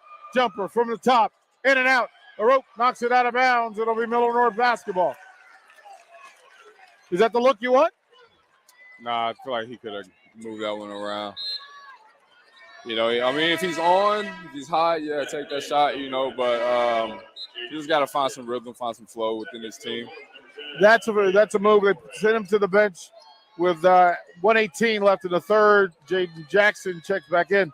This is where you kind of match up. If Harmon's going to go to the bench, Dotzler goes, you're going to need them both down the stretch. Let some of these other guys, but you have to close out quarters. It is the lost element in basketball. You have to close out quarters. Green, top of the key, 64 seconds. Wing, 3-ball, up, got it! Neil Musser finally sets it up. We were looking for him to get on the board, and it's a 7-point lead. Under a minute. Turner into the paint to Jackson. He's got room in the space if he wants it. He'll bounce it off. Enselman dribbles, jump stop. And I got a foul on the jump stop.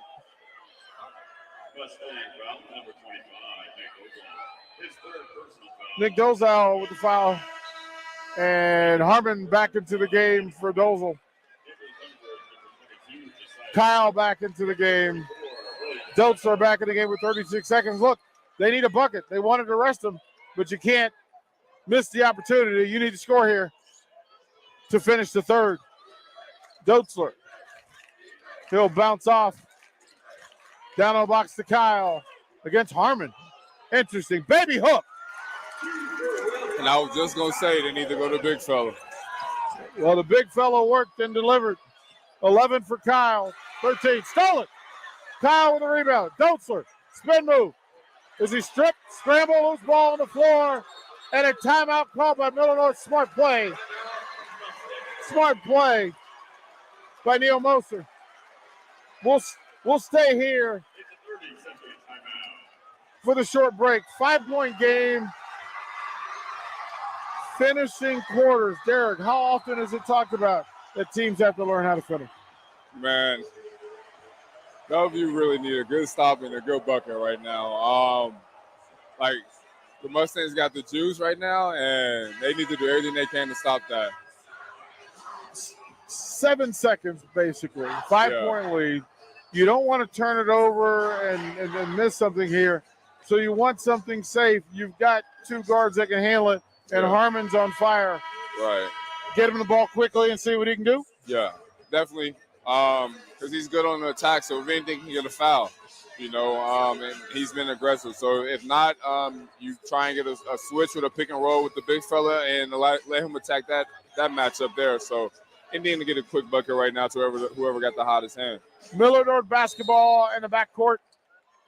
3-quarter court. They'll have to get it to go. McMorris, he's got to go. Left hand, the stump stop. Step back jumper off the rim. Put back, counted in a bucket. Well done for Elijah Gates. He snuck in the back door and put it down. It is a 7-point Millard North lead.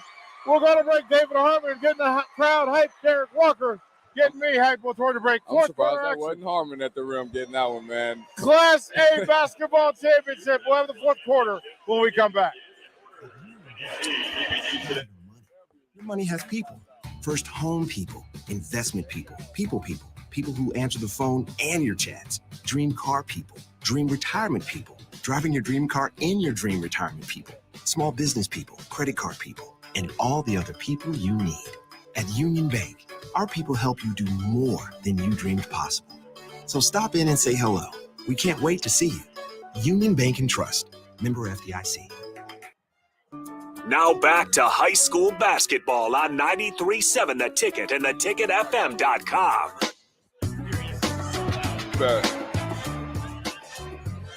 Fourth quarter action coming up.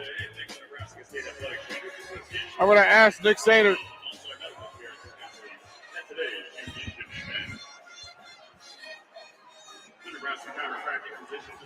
You got to tell, dude. Here we go.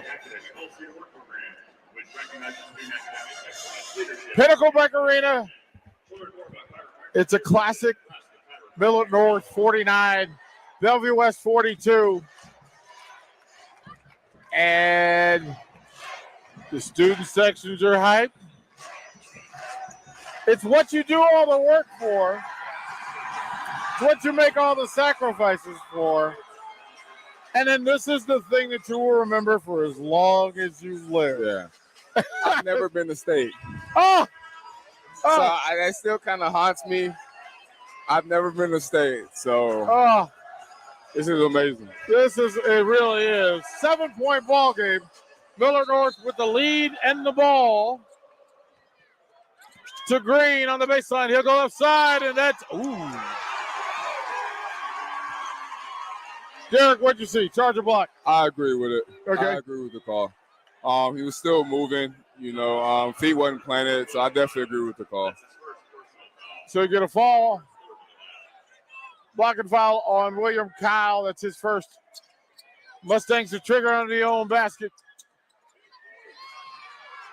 McMorris to Gabe. He'll bounce into Enselman. They'll switch. Monster. They could trap if they wanted. McMorris into the paint. He's going to challenge. Got the shot away and a foul called against the rope. Young man elevates. Like he elevates against pressure. You know who that reminds me of? Like just his body and the way he plays a little bit.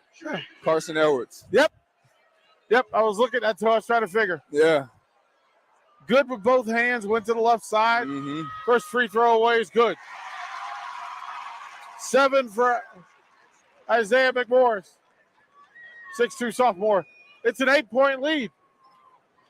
Chance to make it 9. Free throw away. In and out.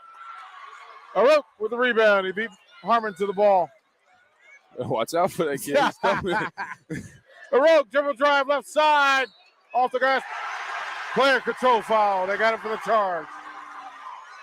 Got too high, and he and McMorris. They have to be careful.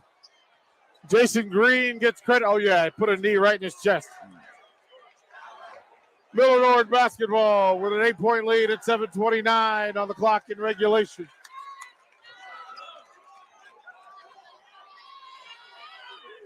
This is a run. This is a crucial set.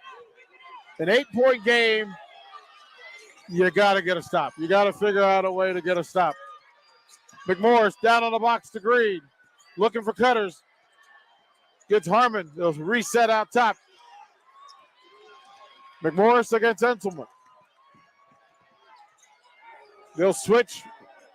And it's Enselman and Harmon. Be careful. He'll go between the legs and bounce off and reset. Lost the shoe. Then we'll take a break. Dude planted, pivoted, and lost the shoe. What are your thoughts on the shoe game? What are those he's wearing? I think those are, I want to say Hardens. Okay. I like the colorway. It's different. He's got a little Harden game in him. Yeah. Offensive game in him. Let's go around the room. Who's got the best shoes?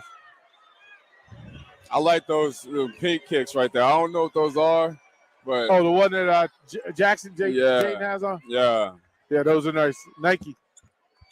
Green on the wing, left side. He'll go baseline and then he'll back down.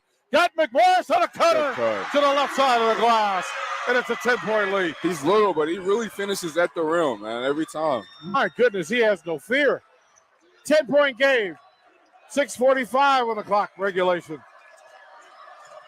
I'll say regulation because I have a feeling this will crawl back into a game. Enselman to Kyle on the wing. 6:30 on the clock. He's trying to lob it down, and he got a foul. He pinned Moser down on the box, and he locked his arm up.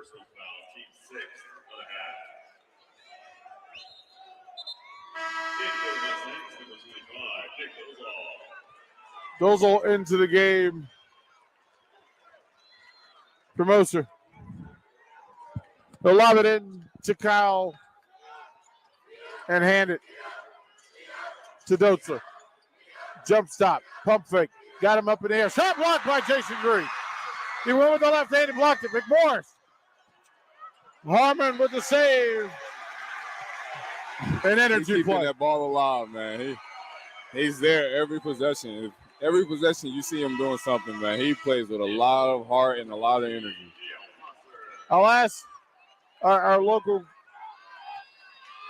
high school expert, what's Harmon gonna do? We don't know yet. Well, somebody will get him after the night.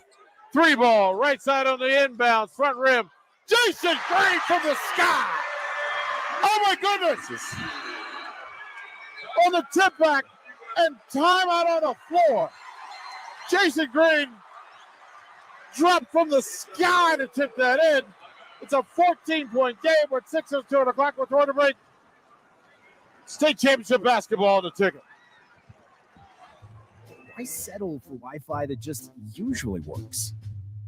Why settle for customer service that's subpar? Why settle for service that's outdated? You don't have to. Settle for more with Allo, the faster, more reliable internet experience that's built for the way you use all your devices. For answers, visit us at allofiber.com/switch today. Allo, settle for more. Now back to high school basketball on 93.7 The Ticket and theticketfm.com. 6:02 on the clock, fourth quarter. Scoreboard says 54-42. Millard North leading Bellevue West. Derek Walker, what in the world did we just see? They've been having the juice, and it ain't ran out. It has not ran out, man. They're flying around, and they're having fun right now. Look, if I saw you fly across the floor like I just saw, my goodness, young man, in traffic, and he was head and shoulders above everybody. Mm-hmm.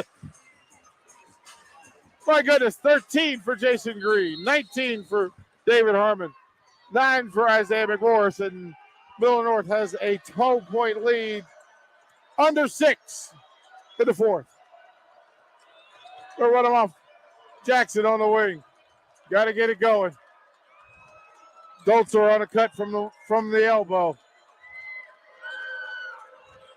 Kyle to Dotzler. They'll save it. Scramble in the backcourt. It should have been back and forth. It should have been since he tipped it. Enzelman into the paint.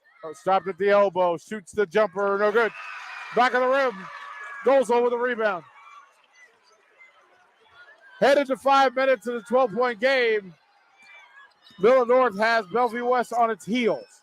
Dribble drive. Gate shot blocked by Enzelman. Knocked out of bounds. It'll be Mustang basketball. Rosser back in the game. Stewie and Turner also in the game. So you've got basically 4 guards on the floor. Yeah. What can you do? You put 4 guards on the floor here. You can do a lot, man. You can space the floor out, and you got big fella. Exploit his matchups, you know. They were inbound to Green. We head to 5 minutes. Crossover. Dribble drive. Page off the foot. Turnover. Turner the other way. He'll get it to Dotzler. Stewie on the backside. Open for a 3. If they see him too late, they cover. Turner to Kyle. He needs a cutter. He'll dribble left side. Turns up. Gathers himself. Single one-handed, no good. Put back. Jackson. They needed that bucket really bad. They needed, you're right. They needed that bad. 10-point game. 4:40 on the clock. And the Mustangs will talk about it. Let's see what we got. Can't tell. Full break. We'll be right back. Custard and Steak Burgers is all about the good and creating more of it. More drive-through celebrations, more weekend traditions, more family dinners and lunches, more car picnics and road trips, more desserts, maybe more second desserts, more celebrating being together as much as we can. There's always room for more good and more Freddy's. Keep the good going with a taste that brings you back.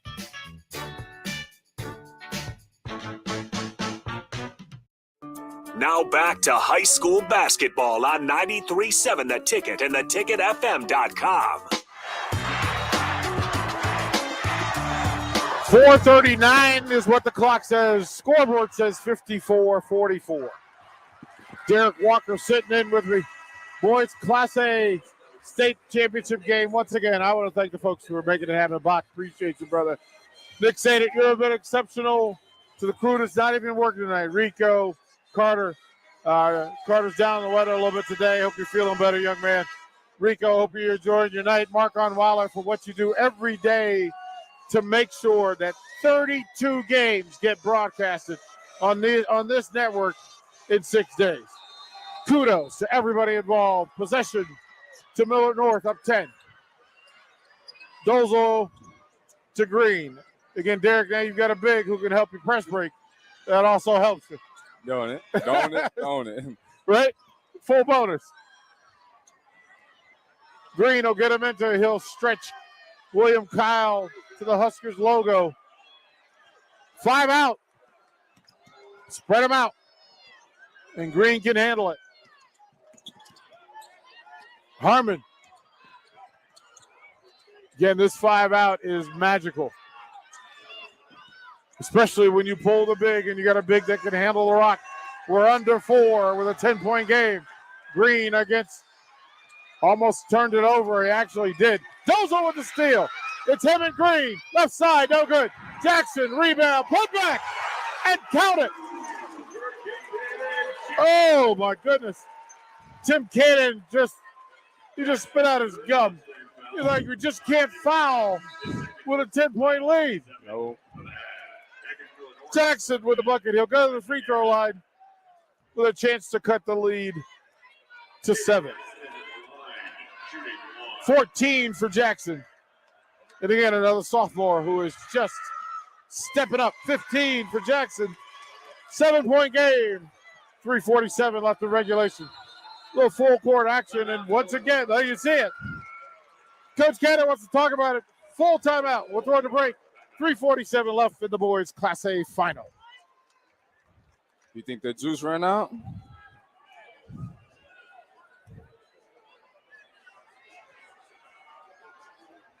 Full time, Bach. Hey dude, can I have the aux cord?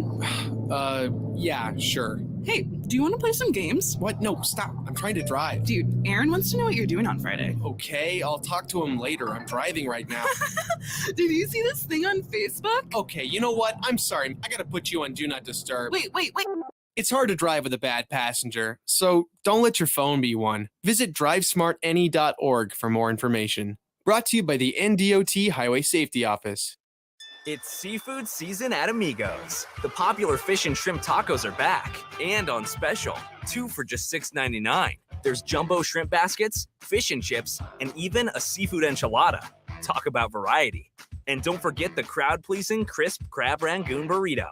The amazing flavor of crab rangoon rolled in a golden crisp tortilla just made to dunk in our sweet chili sauce. What a catch! Seafood at Amigos. Now back to high school basketball on 93.7 The Ticket and theticketfm.com. 54-47, Millard North. 3:39 on the clock, regulation. They'll spread and go 5 out. Little dribble drive action and some trapped on it. Ooh. They got a foul called on the Husker logo. 3:31 on the clock. Look at Jaden Jackson will foul his first.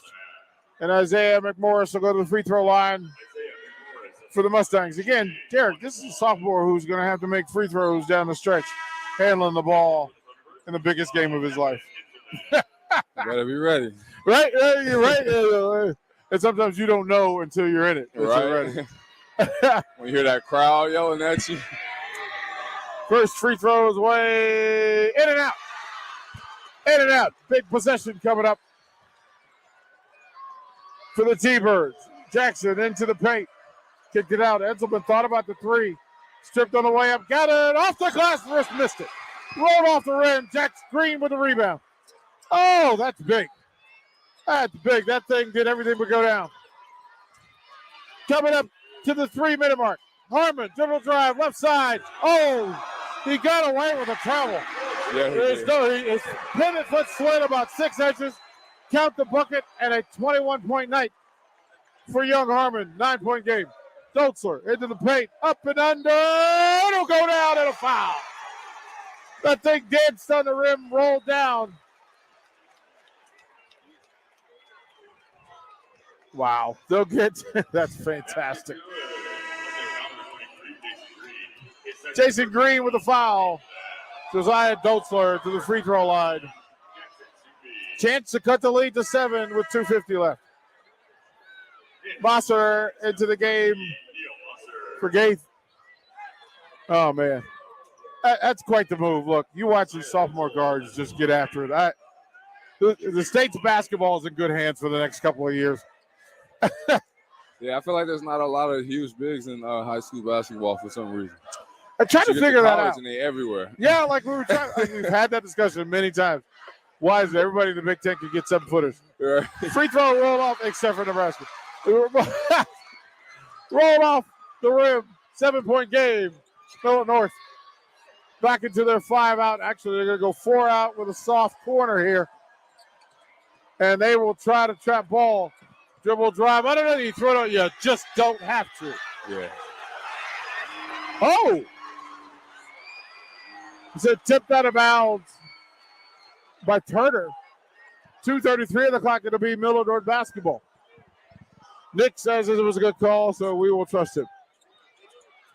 Bounce pass inside. Dozel will gather. He'll kick it out. Then they'll reset. 7-point game at 56-49. Between the legs, Harmon will dribble drive. Almost, he got saved. Tried to lob it down the green. They got a hand on it, but it bounced back to Harmon.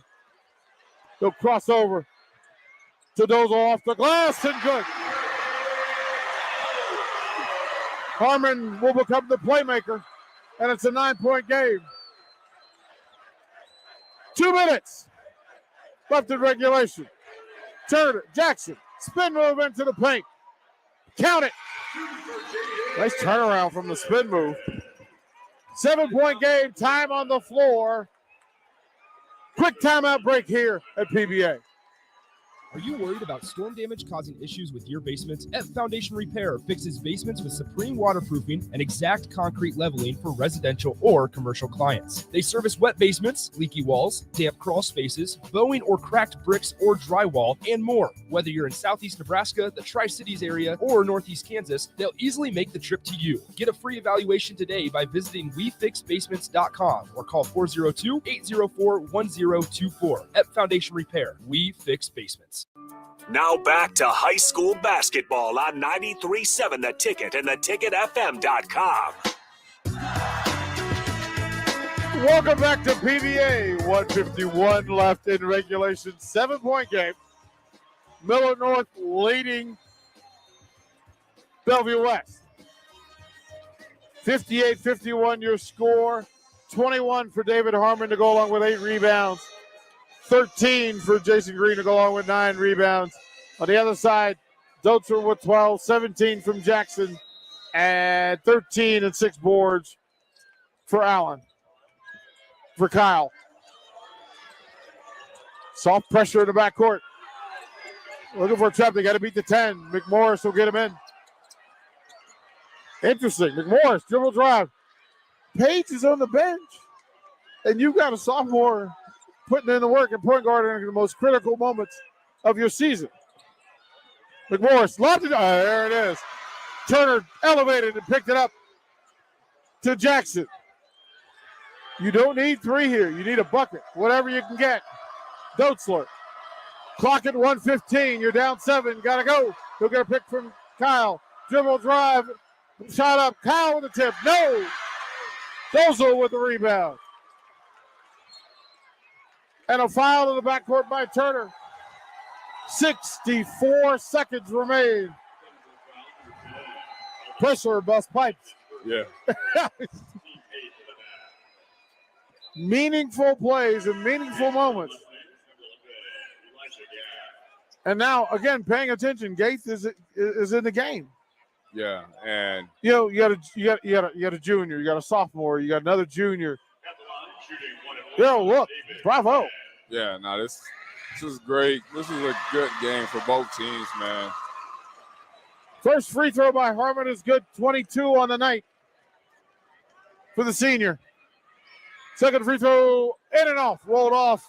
Rebound to the T-Birds. 8-point game. You're going to need a bucket. Dotzler, baseline drive. Corner 3, in and out. Dozel with the rebound, lost it. Dozel with the steal. Jackson pump fake. Bounce pass. Turner off the glass, no. Tip Kyle, no. Turner with the rebound. 3 ball, Stuvey. Shot an air ball. No good. 41 seconds left. 8-point game. I mean, the attempts was there. Got the looks you wanted. Yeah. Got the players you wanted. It just didn't go down for you. I think almost everyone on the court took a shot in that possession. Like, you got everybody looks. Yeah. We have an injury, so we'll throw the break. Do a quick break, come back and recap and reset this for you here at PBA. Why settle for Wi-Fi that just usually works? Why settle for customer service that's subpar? Why settle for service that's outdated? You don't have to. Settle for more with Allo, the faster, more reliable internet experience that's built for the way you use all your devices. For answers, visit us at allofiber.com/switch today. Allo, settle for more. Now back to high school basketball on 93.7 The Ticket and theticketfm.com. So it was Jaden Jackson who went down on the baseline, far right. Landed on somebody's foot, turned it, rolled it. They will assist him to the bench and see what's going on. They'll take the shoe off and see what they can do. 41 seconds left. 8-point game. D-Walk, what do you want to do? They got full court press coming. What do? You want to foul somebody? You got to. I think you have to. McMorris is the only guy on the floor who hasn't shot free throws well. And they've got him on the floor. They foul Harmon because he gets the ball. Is there a way to just force McMorris to handle the ball? Yeah, you face guard everyone else. Don't let anyone else get the ball, and yeah, there you go. There's a way to do it. David Harmon will go to the free throw line. He is 4 or 5. He's one of two guys you don't want shooting free throws. Yeah. They're up 8. He's got a chance to extend it with 37 seconds. That first free throw is good. 23 for Harmon. 23 and 8. That is the championship night of dreams. Yeah, he hooped. He hooped this game. 24 and a 10-point game. Dotzler. They've got 35 seconds. It's okay. 3 ball, left side. Good. Evan Enselman. 7-point game, a foul in the backcourt, and they'll get Gage and make him shoot free throws. Make the sophomore march his first trips to the free throw line tonight. 61-54 your score. Weird thing. Everybody from Millard North is on their feet. Nobody from Bellevue West is on their feet. They sense a title. Oh, Mr. Spates, you must have opened the door for somebody. You bought groceries or something. That is a quality bounce, young man. Yeah. It hit the rim, died, and fell in.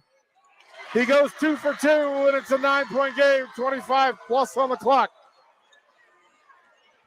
3 ball, Dotzler, got it. Wonder where that was.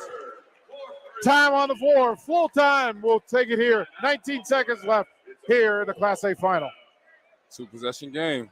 Southeast Community College where is that training tomorrow's workforce today with our nearly 60 career and technical programs. We are doing our part to help employers fill vacancies during this current labor shortage, graduating students with skill sets employers are seeking. We're also helping to upskill the workforce by adding short-term credentials like certificates in many programs so that employees can get retraining quickly. Learn more about upskilling with SCC at southeast.edu/academics. SCC, your path to possible. Freddy's Frozen Custard and Steak Burgers is all about the good and creating more of it. More drive-through celebrations, more weekend traditions, more family dinners and lunches, more car picnics and road trips, more desserts, maybe more second desserts, more celebrating being together as much as we can. There's always room for more good and more Freddy's. Keep the good going with a taste that brings you back.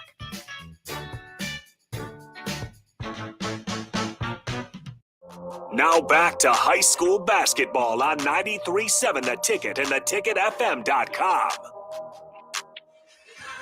19.1 is the number on the clock.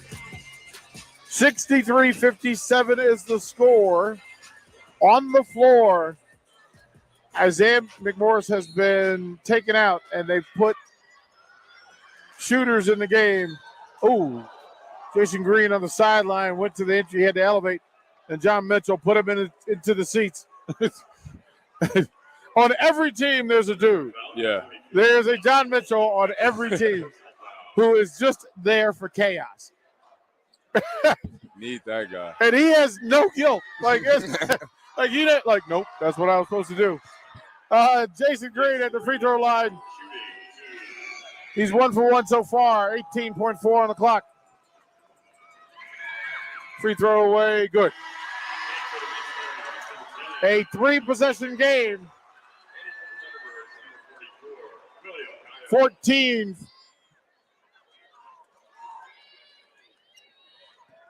for Green. Second free throw coming. Got it. 4 bounces and it went down. 15 for Green. 8-point game. Dotzler, 3-ball. Back rim to no good. Dozel with the rebound. He'll outlet. And there's going to be elevation from David Harmon to cap it off for the Mustangs. You have your Class B boys state champions. They repeat. Millard North has done it. The crowd goes crazy. And David Harmon capped it with some elevation. That was a great way to end off his senior night. His senior game with a state and the dunk, man, with a great stat line, man. He couldn't be more happier, man. And if there's an MVP, we know who it is. Yes. We're going to throw it to break. We'll come back and recap it. Derek Walker, DP, 93.7 The Ticket. We'll be right back. That was Why settle for Wi-Fi that just usually works? Why settle for customer service that's subpar? Why settle for service that's outdated? You don't have to. Settle for more with Allo, the faster, more reliable internet experience that's built for the way you use all your devices. For answers, visit us at allofiber.com/switch today. Allo, settle for more. Fencing, skydiving, baseball, tennis, gymnastics, softball, basketball, table tennis, karate. Nick thinks he can name all of the Cornhusker State Game sports in 30 seconds. BMX racing, volleyball, cycling. Not likely, but here's what you do need to know. The Cornhusker State Games are coming up in July. With over 70 sports to choose from, there's literally something for everyone. Register by June 1st to get your free shirt. Check it all out at CornhuskerStateGames.com. Go for the gold in 2022. Archery, chess, foot golf, fishing. Now back to high school basketball on 93.7 The Ticket and theticketfm.com. Yeah. All right. Welcome back. And Millard North, 67, Bellevue West 57. They will climb the ladder and make their way to the moment that they will take pictures of and remember for as long as they live. You have to credit depth.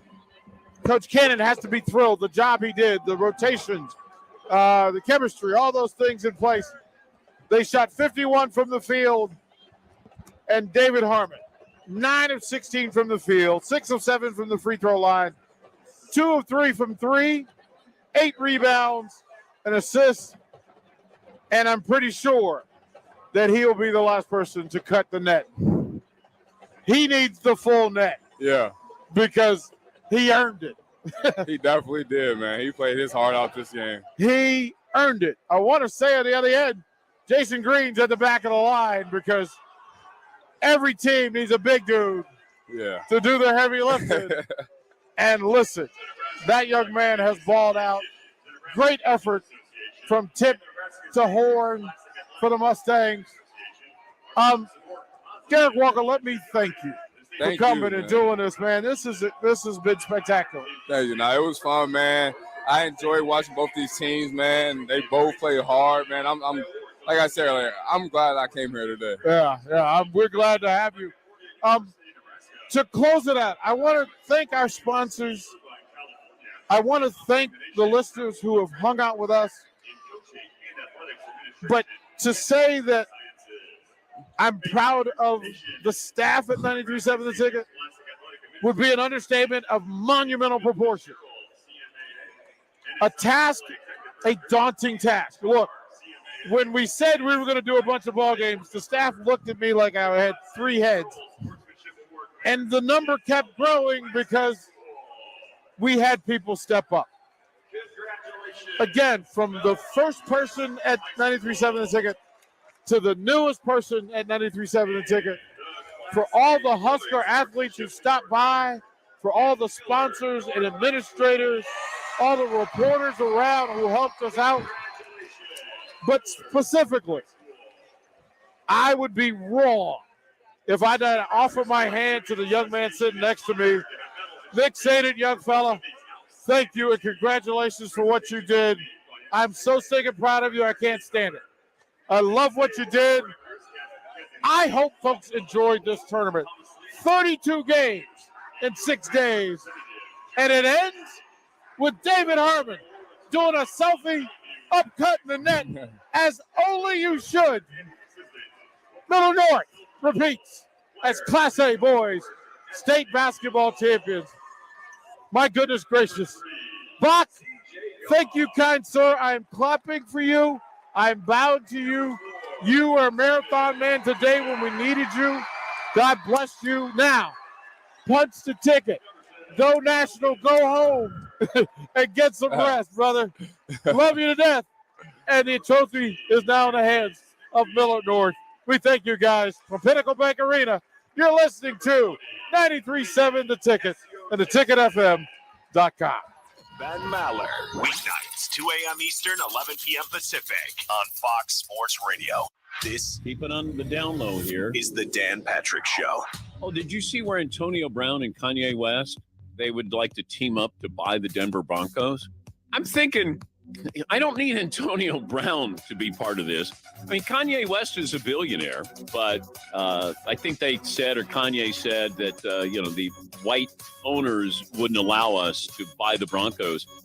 I think the reason why they wouldn't allow you is because you're crazy, Kanye. Maybe they saw the Netflix documentary and were like, this might not be the right time. Yeah, I love it.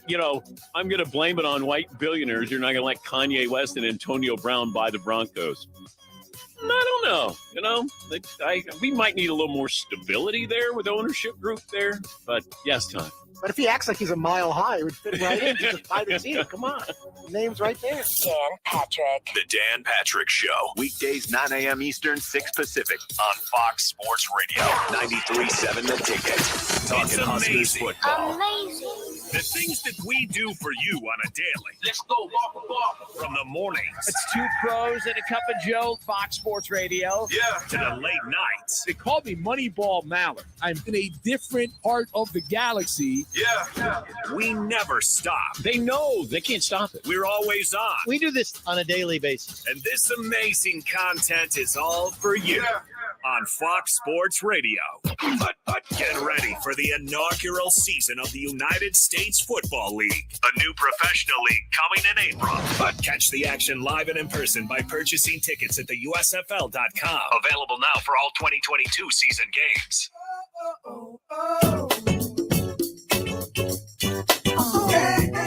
I'm Brian Noe. You can see from Salam here on Fox Sports Radio.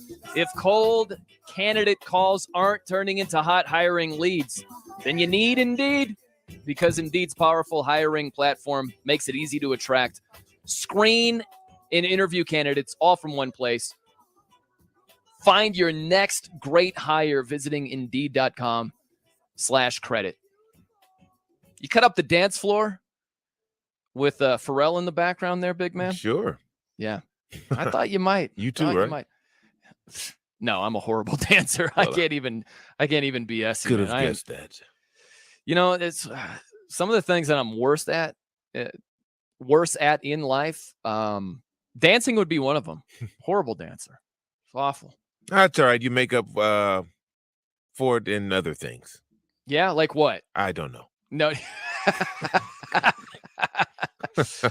I was talking to, now this is going to seem like, Danny G is just impacting all of my opinions over here. You know, he's a diehard Raider fan, but this is not the truth. I actually see it this way. I'm going to see if you buy it. He was just telling me there have been a lot of people, the reaction with Russell Wilson going to the Denver Broncos, the reaction by many is, oh, Raiders, it's a wrap. They're not going to make the playoffs. They might have a horrible record, winning like 3-4 games.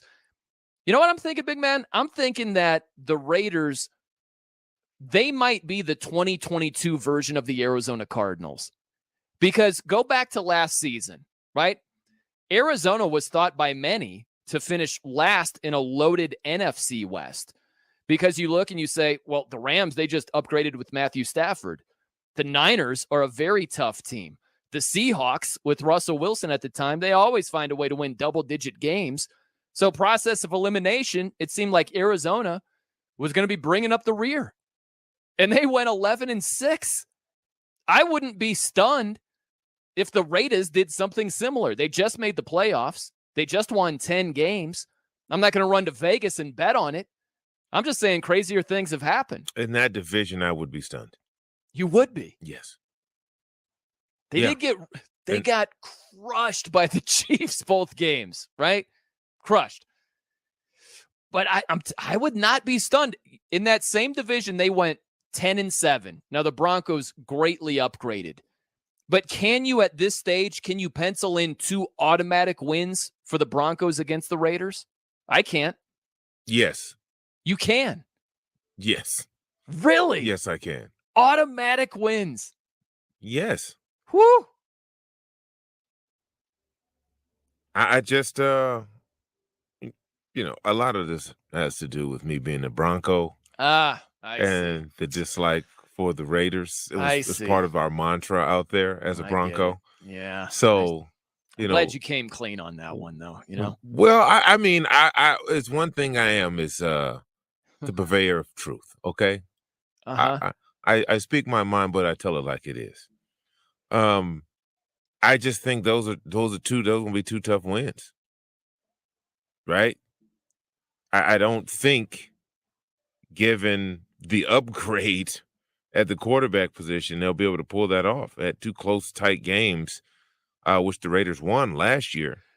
Well, and listen, this is the nature of football, as you know better than any of us on this show, right? Is going into last season, Russell Wilson hadn't missed any time, nothing.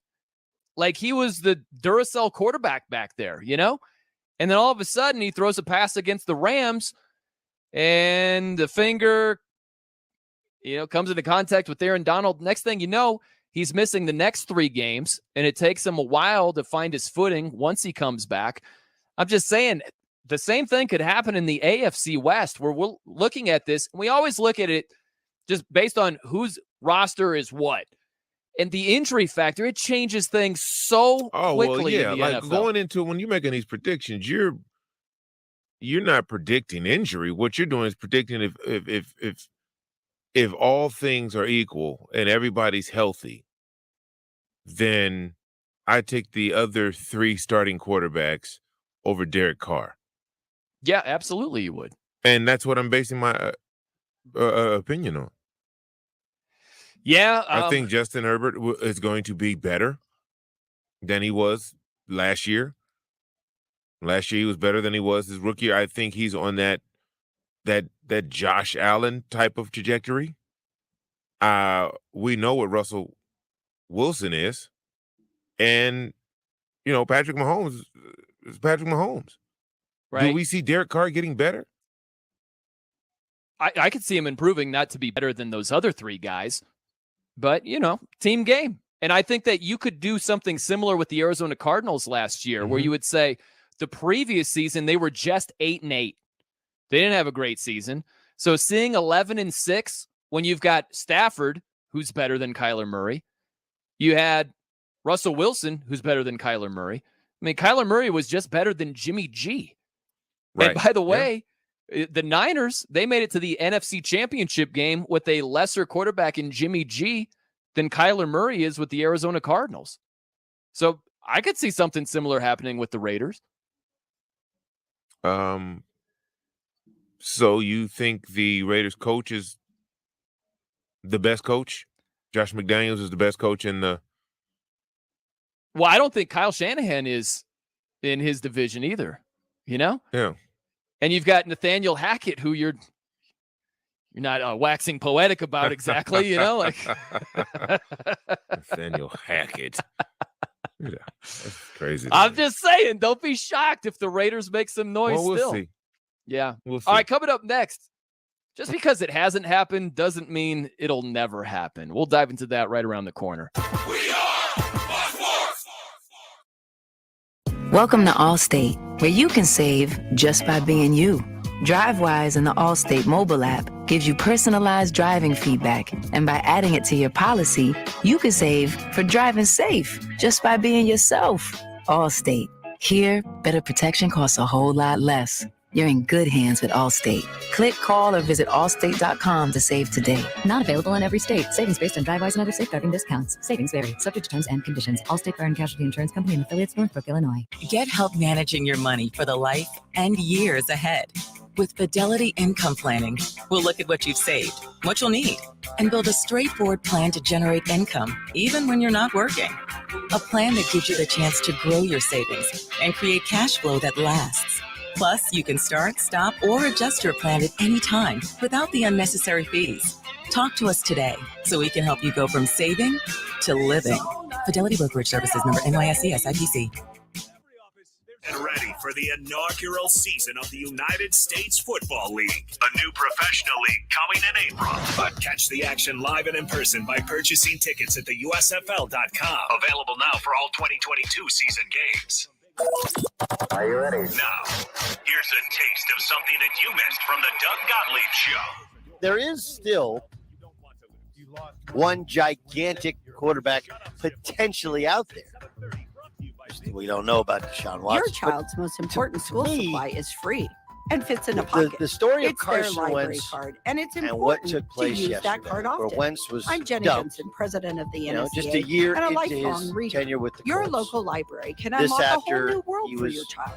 Explore he it kind of together. gave up on the it. library is The a great mutual place to learn easy and spend parting of the time ways together. Let's from help the every Eagles to the child Colts, succeed. and congratulations to the Eagles to get that first. Association. But what's Aired by the fascinating to Nebraska me Broadcasters is Association on this station. the two very Hi, different Sean ways of Callahan looking here at the for Copley exact same Chevrolet guy. GMC. Some of it Things may have be obviously that we been have challenging lately. expectations that are unrealistic for Carson Wentz Supply chain once he got back with things Carson with continue to Frank Reich. loosen Maybe up that as if he gets back with Frank gets Reich, more and more new vehicles in well, then each and every week. We've had many customers. he's going to be back also to MVP custom order their caliber. vehicles. So if you don't see what Carson you want in our Wentz. current inventory, And that we didn't can happen. put And an it was order in the to get season ended exactly poorly. what you want. So go online. But Washington's reserve sitting your new there, vehicle and at CoppleCars.com. He wasn't there first, Glad he you wasn't there did. second, he wasn't there third, he wasn't there fourth. Okay, but he gets to be a choice that falls into our lap, and we didn't have to extend ourselves all that much. You know, we didn't. And you know what the Washington thing says to me?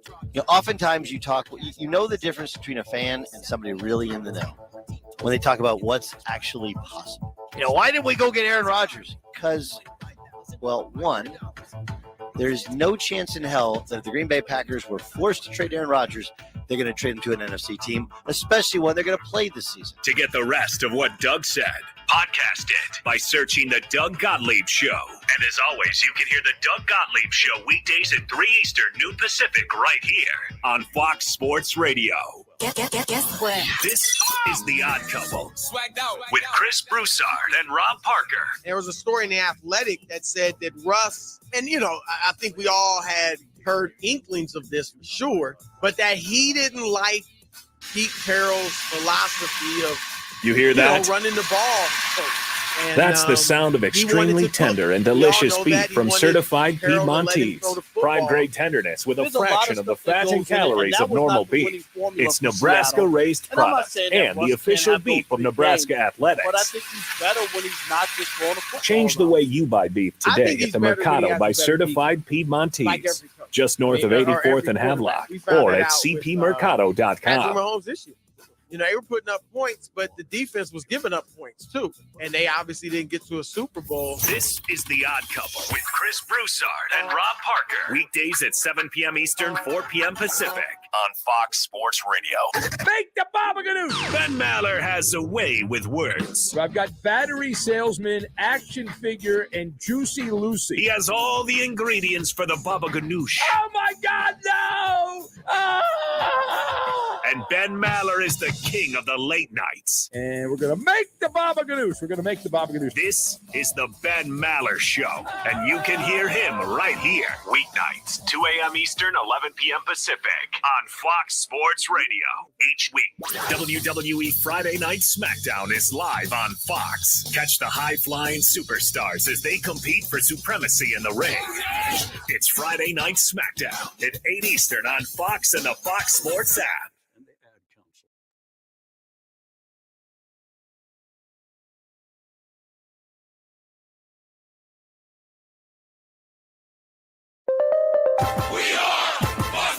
And here's what you need to know. Coming up in just a few minutes, college basketball on Fox TV, the Pac-12 final, number 2 ranked Arizona against number 13 UCLA.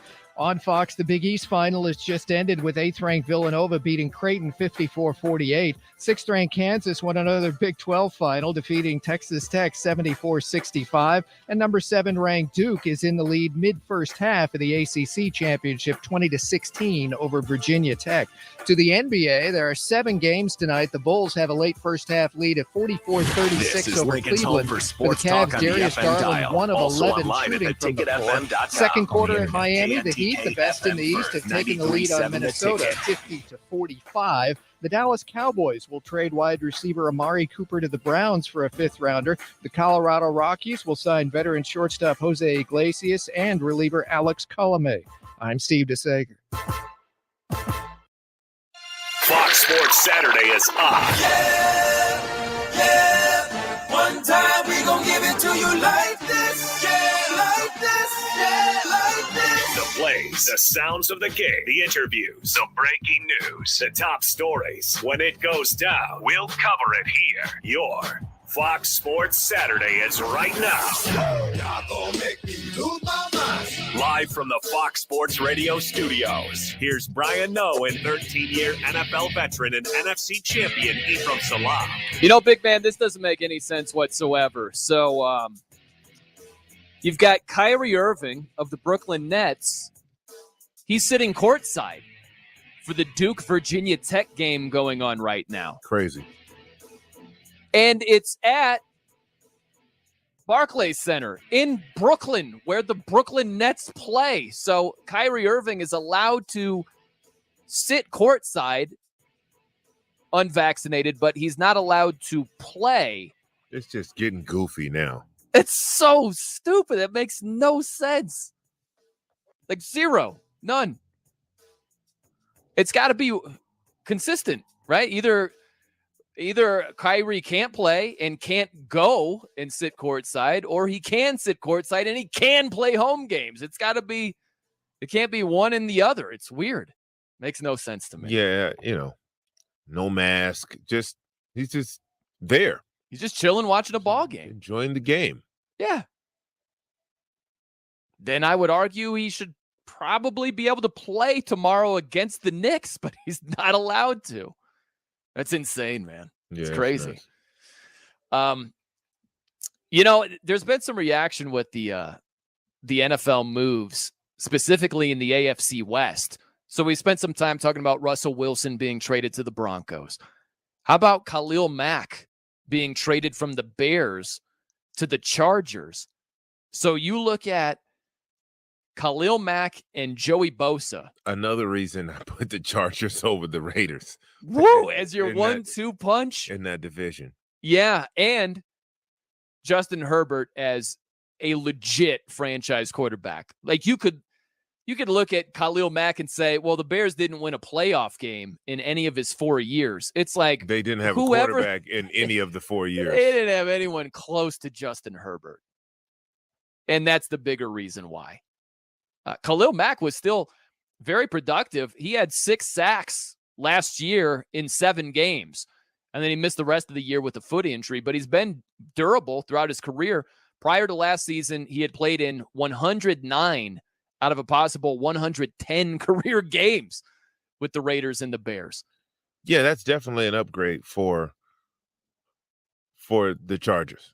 Yeah. And it keeps them on pace. It keeps them in the hunt in that division.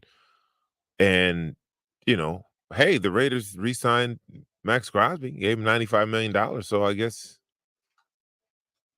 all right. Hey, listen, that's a great re-signing. It's a great re-signing. They need and props to him too. Love it was that kid, cool. man. Yeah, everything that he's gone through, and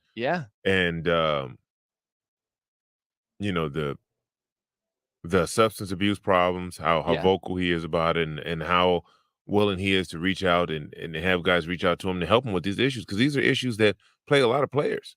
Yeah, it was cool because Max Crosby, he tweeted out a picture where his hand was just on his steering wheel, and he's got a tattoo on his right hand where it says 3/11/20, which was 2 years ago where he got sober. Mm-hmm. And he signed that monster contract extension on the same day that he was celebrating his sobriety. That's awesome. I think that's huge. But it shows you that, no one's perfect. People make mistakes. But after you realize the mistake, what are you willing to do to correct the mistake or better your life? All of those things. Perseverance is one of the key characteristics that make a human being successful. Yeah, and give him props, man. He if he didn't get cleaned up, who knows where his about life to be out the league. Yeah, and then also his football career would be right over. now. We saw it. We see it all the time. Yeah, we see it all the time. He's getting what, $53 million guaranteed. Hey man, good for him. And the Raiders have another guy, and Darren Waller. Yes, the same thing. He got rewarded last year. One of the most dynamic, receiving tight ends in the NFL. We don't get to talk about him a lot because, he's in Oakland. He's in Las Vegas and he's with the Raiders. I take a lot of these Raider digs. The jabs are just left and right over here. Not only because I'm a Bronco, but one of my good friends, Brian, the other Brian, loves the Raiders. So we're always going back and forth. So he listens. He's an avid listener. Thanks for listening, Brian. So I always throw these Raider jabs out there because, he's just incisive about during the season about the Raiders and what it's just, come on, man. Yeah. SC and the Raiders, those are his teams. In every office, there's two types of people. There are those who throw bring out in bagels. I'm jabbing. I'm constantly jabbing him across the chin whenever I'm talking about the Raiders. So, I'm usually on point. But shout out to Darren Waller for going through something similar and getting his life together and being one of those beacons that guys can look up to, reach out to. It's tough, man. An Empire Fence is an place, investment in you your have home. all of this year, use your awarded tax to you, have this return to talent make that investment. and all of Get a free this instant quote excess, with the and then online you find estimating yourself, tool at empire-fence.com. in a dark place, and See you're an not sure, upfront estimate what you with no should do hidden to get out fees. of it or An who to Empire reach out Fence to. can provide Those two guys privacy are and shining security examples. while improving the And look, appearance we'll of see your what home. happens Visit with empire-fence.com the Raiders to in see the particular. stylish and It's maintenance-free great to possibilities re-sign for some your of your home. key With your guys, tax but you also return have on the to way, upgrade. schedule your project And the now. hot rumor Your now home is your that empire. the Raiders might Protect get it with J.C. Empire Jackson Fence. in free agency. The Patriots, stud cornerback. He's racked up a ton of interceptions. And you talk about needing cornerback help. That would be the case for every team in that division, especially the Raiders. When you're going up against Mahomes, now Russell Wilson and Justin Herbert, you can't just expect to outscore teams. You got to slow them down as well. And I guess that's the bigger picture, though, big man, is I've been hearing, and there's a promo running from Cowherd's show where he's looking at the AFC West team by team and saying, the Chargers have always disappointed. The Broncos after Manning, what have they been doing? If you look at the Raiders, they made it to the playoffs. They haven't won a playoff game with Derek Carr there. I look at it differently. I don't look at the recent history. I look at what's different now. For the Broncos specifically, you get Russell Wilson. That's a dynamic changes the culture. You prepare for that. And I would look at the Super Bowl matchup this past season. If you played that game, you could say, what have the Rams really done? They missed the playoffs 12 straight years before Sean McVay got there. They made it to a Super Bowl and scored 3 points. That's a disappointment against the Patriots. And they left a lot to be desired in the other years that they made the playoffs. So you could have said, what's Matthew Stafford done? What have the Rams really done? They won the Super Bowl, regardless of what their recent history was. And look at the Bengals. They hadn't won a playoff game in 31 years. And they not only won their division, steamrolled through the playoffs, got to the Super Bowl, almost won the thing. So recent history, I wouldn't be a prisoner of that as you look to the next season. No, yeah. It's all about what teams are doing now. And we see a lot of teams getting better. Before the football year starts, teams are putting themselves in position to get better. A lot of deals next week. These teams they want it now. And it's been a long time since we've seen this type of upward mobility of so many top-tier quarterbacks. Deshaun Watson is going to be on a new team next year, right? Matthew Stafford last year. Russell Wilson. Like, this is a big deal. This very rarely happens in our league, and it's happening like bang, bang, bang, bang. I know it. So, this is great. How would you rank the 4 quarterbacks currently in the AFC West? Patrick Mahomes first. Yep. Justin Herbert. Russell Wilson. Uh-huh. And Derek Carr. I would flip-flop Russ and Herbert. I figured you would, but just based on trajectory and what I think, it may be a little bit of an adjustment period for Russell. And I think Herbert is primed to make an MVP type, caliber year. Wow. I'm serious. Yeah, I'm serious with that. Yeah, big jump for him. Yeah, because he has the tools. They now, just I don't re-signed expect Mike Williams. You know what I mean? I think this is going to be a big year for him. It has to be. It very well could be. And look, man, sometimes voters think, well, we've been there, we've done that before. You got to do something really, really special to impress the voters. It can be done. Look, Aaron Rodgers just won the MVP for a second straight year. But, there is, I know it's a different sport, but it sometimes translates to football also. Russell Westbrook averaged a triple-double for an entire season. And the reaction was like, this is freaking amazing. We never thought that would happen. The next year he did it again. We're like, yawn. Yeah. It's like, right? Okay. So for Justin Herbert, if he's growing with his stats, I think that there's going to be more of like a, whoa, look at Herbert instead of, whoa, Mahomes is doing what he always does, Yeah, and I think in that division against that competition, I think if he's going head-to-head with these top-tier quarterbacks and they're winning these games, I think that's going to add to it. Yeah. Yeah. Now, we don't expect, this is just a complete hypothetical, we don't expect the Raiders to get Deshaun Watson. But let's just say they did. Oh, my goodness. You want to talk? How would you rank the quarterbacks if Deshaun was with the Raiders instead of Derek Carr? I would have to keep him the same based on him not playing a year. Like preseason, you get what I'm saying? Like I need to see, just like I need to see Russell and his new digs and what's going on. The one thing Justin has is familiarity, right? He's been locked in for 3 years. He's ready to go, right? You start moving pieces. You bring somebody in, new system, new coach both ways around, right? For the team and for him. He's been out a year. So now you're in a situation where it's like, okay, there's going to be an adjustment period there, but the division is so good, you don't have a lot of time to adjust. Yeah, I hear you. I think you could make a good argument for a couple of different. Now, it could definitely shake out differently. Yeah. Like either way, I mean, how do you go wrong? I think you could make an argument for if Deshaun was with the Raiders, right? Mahomes, Deshaun Watson, who's an absolute baller. I know he missed an entire year. He's a baller. Yeah. A lot of people forgot, but this kid has it. And then what, Russ followed by Herbert or Herbert followed by Russ? Think about it. You could have either Herbert or Russ be the worst quarterback in that division if Deshaun was a part of it. You are winning. That's freaking insane. Then now they're going to have 4 teams. They're going to have 4 teams in the playoffs. I think as it stands right now, even with Carr in the AFC West, that might be the best quarterback division ever.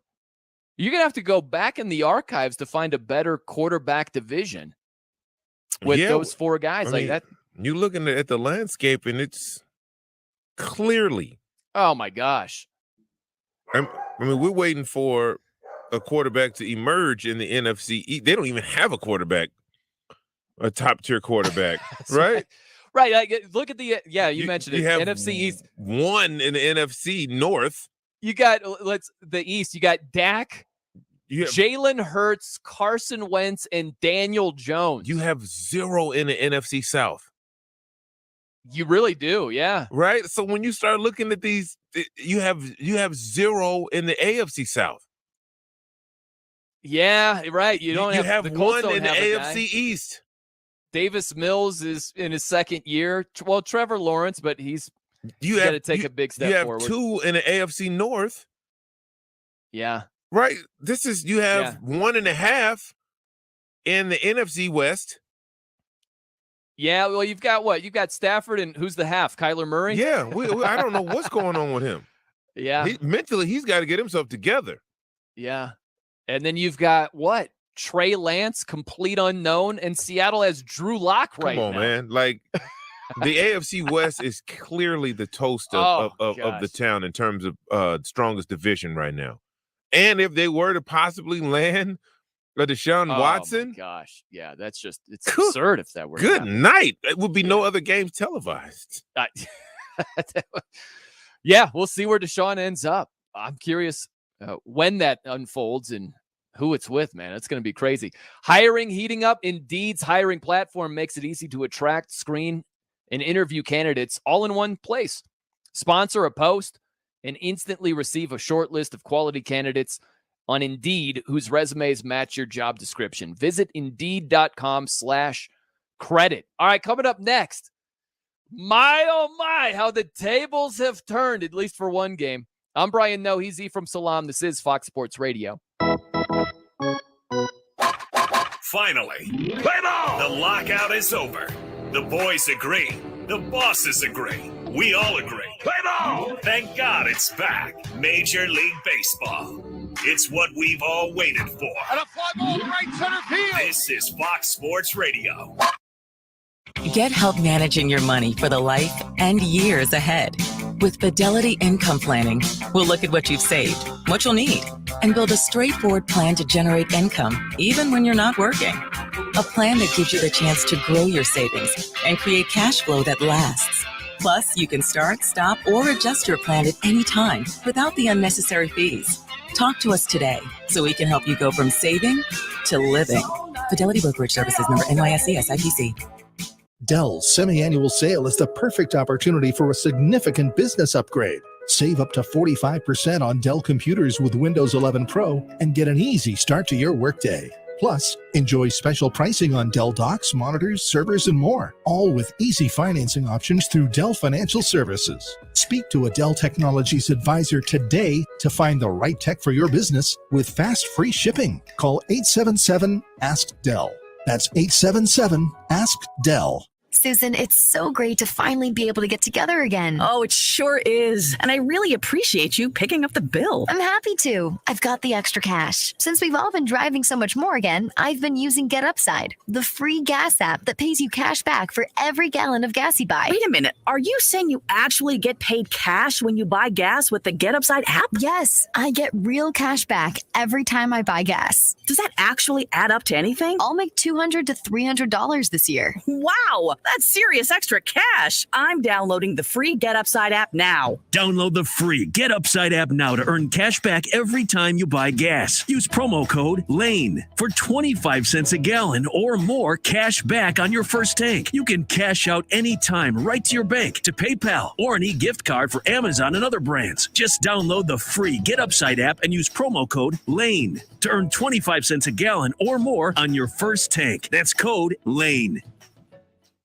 I need 4 more of the biscuit carnitas, 2 burnt end platters, 3. The kitchen at Kai's Barbecue is firing on all cylinders. Greg, help me bring these to the pickup counter. He needs food runners who can hit the ground quickly. 86 on the chicken and we're short-staffed. Let's pick it up. Indeed can help him hire great people fast. I need Indeed.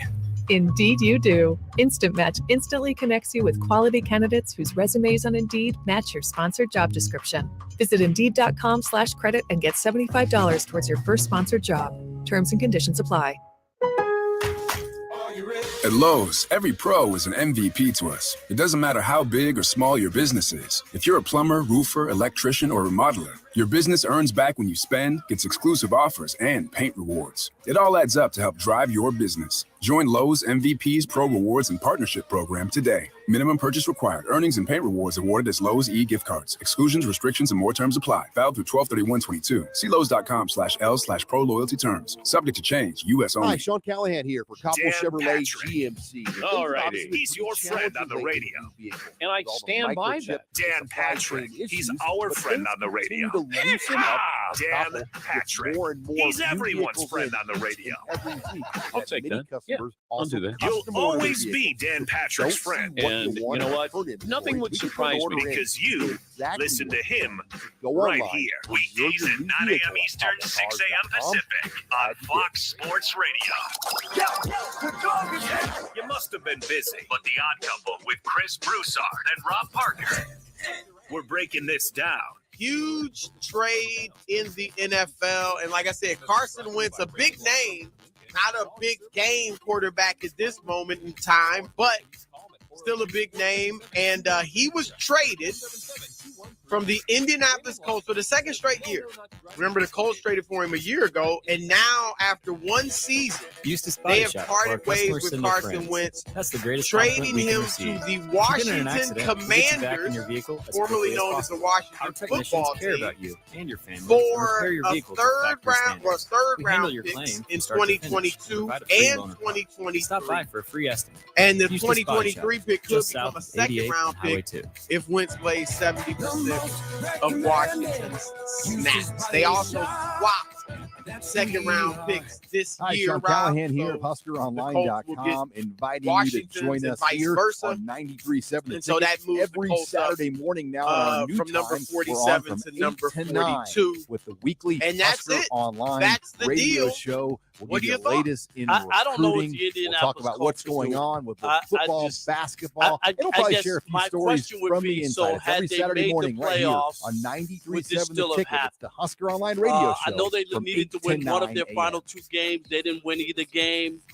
It was a terrible loss to Jacksonville. And I just wonder, is that a knee-jerk reaction, or was it just easier to blame the quarterback? This is 5 quarterbacks in 5 years. To get the rest of what The Odd Couple said, podcast it by searching Odd Couple. And as always, you can listen to The Odd Couple with Chris Broussard and Rob Parker weekdays at 7 p.m. Eastern, 4 p.m. Pacific, right here on Fox Sports Radio. We've got a lot of work goes into making Nebraska. Gottlieb. I guess the big question is, and Doug Gottlieb is doing what Doug Gottlieb does. You're going to get people making that it fun. say, Gottlieb, you don't know what you're talking about. Everything that goes into caring for our so whenever outdoors, you want to listen to waters, Doug to Gottlieb, wildlife, the other part too plays is a big role you can in listen making to the Nebraska Doug Gottlieb fun. show. Learn how we help You conserve amazing. our state's Right natural here. resources at pretty outdoornebraska.org. Paid for by Nebraska Game and Parks. Aired with the Nebraska Broadcasters Association and the state. We just wanted to take a quick moment to say thank you. Thank you for retweeting us. Thank you for the comments on Facebook. Thank you for downloading our podcast from foxsportsradio.com. I always want to help people. Say that out loud. Thank you for streaming us on iHeartRadio. Thank you for letting us into your world. Are you not entertained? We do this all for you. So we here at Fox Sports Radio want to say thank you. FS1.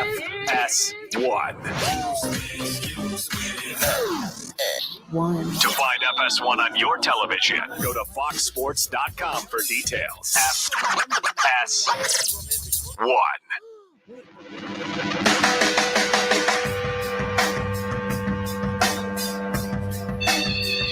I'm Brian No. Easy from Salam here on Fox Sports Radio. Oh, so big man, we got a little bit of backlash here. Maybe that's not the way to explain it. It's disagreement, maybe. Disagreement here. So we got a tweet from Morgan. So I guess Matt Ryan isn't anything, according to you and the No Show. No, he's not. That was quick. That was a snap call. Yeah, I mean, come on now. I don't even, who sent that? Morgan. I bet he can't believe that. It seems like he does. Because they just eradicated his whole salary. Like they were like, okay, I don't know. I don't think he believes that. He can't. Yeah, we were just going division by division, quarterback wise. And obviously the AFC West is freaking loaded. And they're even more loaded when you compare it division by division. And big man, you were basically saying the NFC South. Who do they have? Who do they have right now? And Matt Ryan, you look at his numbers, nothing to write home about. Jared Goff had a higher passer rating in Detroit than Matt Ryan had in Atlanta. 20 touchdowns, 12 picks. Now, he missed Calvin Ridley for most of the season, but we all know that Matt Ryan's better days are way behind him. Yeah. He's far from that MVP season he had. Yeah. By the way, did you happen to catch the Brooklyn Nets against those Philadelphia 76ers there, big man, Goodness gracious. We have locked horns on this. That was a beat down. Yes, I am on the Nets Express over here. It's not about where they currently are, and they're trying to fight through the play-in round right now. It's about where they're headed. And talent-wise, and when they are locked in and motivated, they not only beat the 76ers, they freaking destroyed them. With Ben Simmons in street clothes, by the way. That is a team on the rise. Yeah, that was impressive. Yeah. It was impressive. They still got a lot of work to do. But if that's any indication of what they can be, and they're not even at full strength, goodness gracious. I still like them coming out of the East. I don't. You got to take a little bit of a leap of faith. Yeah, I get it, but I like Milwaukee, and what their team chemistry and what they can, their team defense. So this will be a compelling story throughout the Eastern Conference playoffs. I mean, this is going to be great. Yeah, and that's because if they end up in that 8th seed when the play-ins and all of that are done, just think about that matchup, right? The 1-8 matchup. And the way it's looking right now, it's looking like the Heat. Yeah. And look, man, I would favor the Nets in that series. I think they would be favored, but the Heat they're no pushovers now. The first round, that's a pretty tough. That's going to be that's a tough first round series. Yeah. Tough draw right there for sure.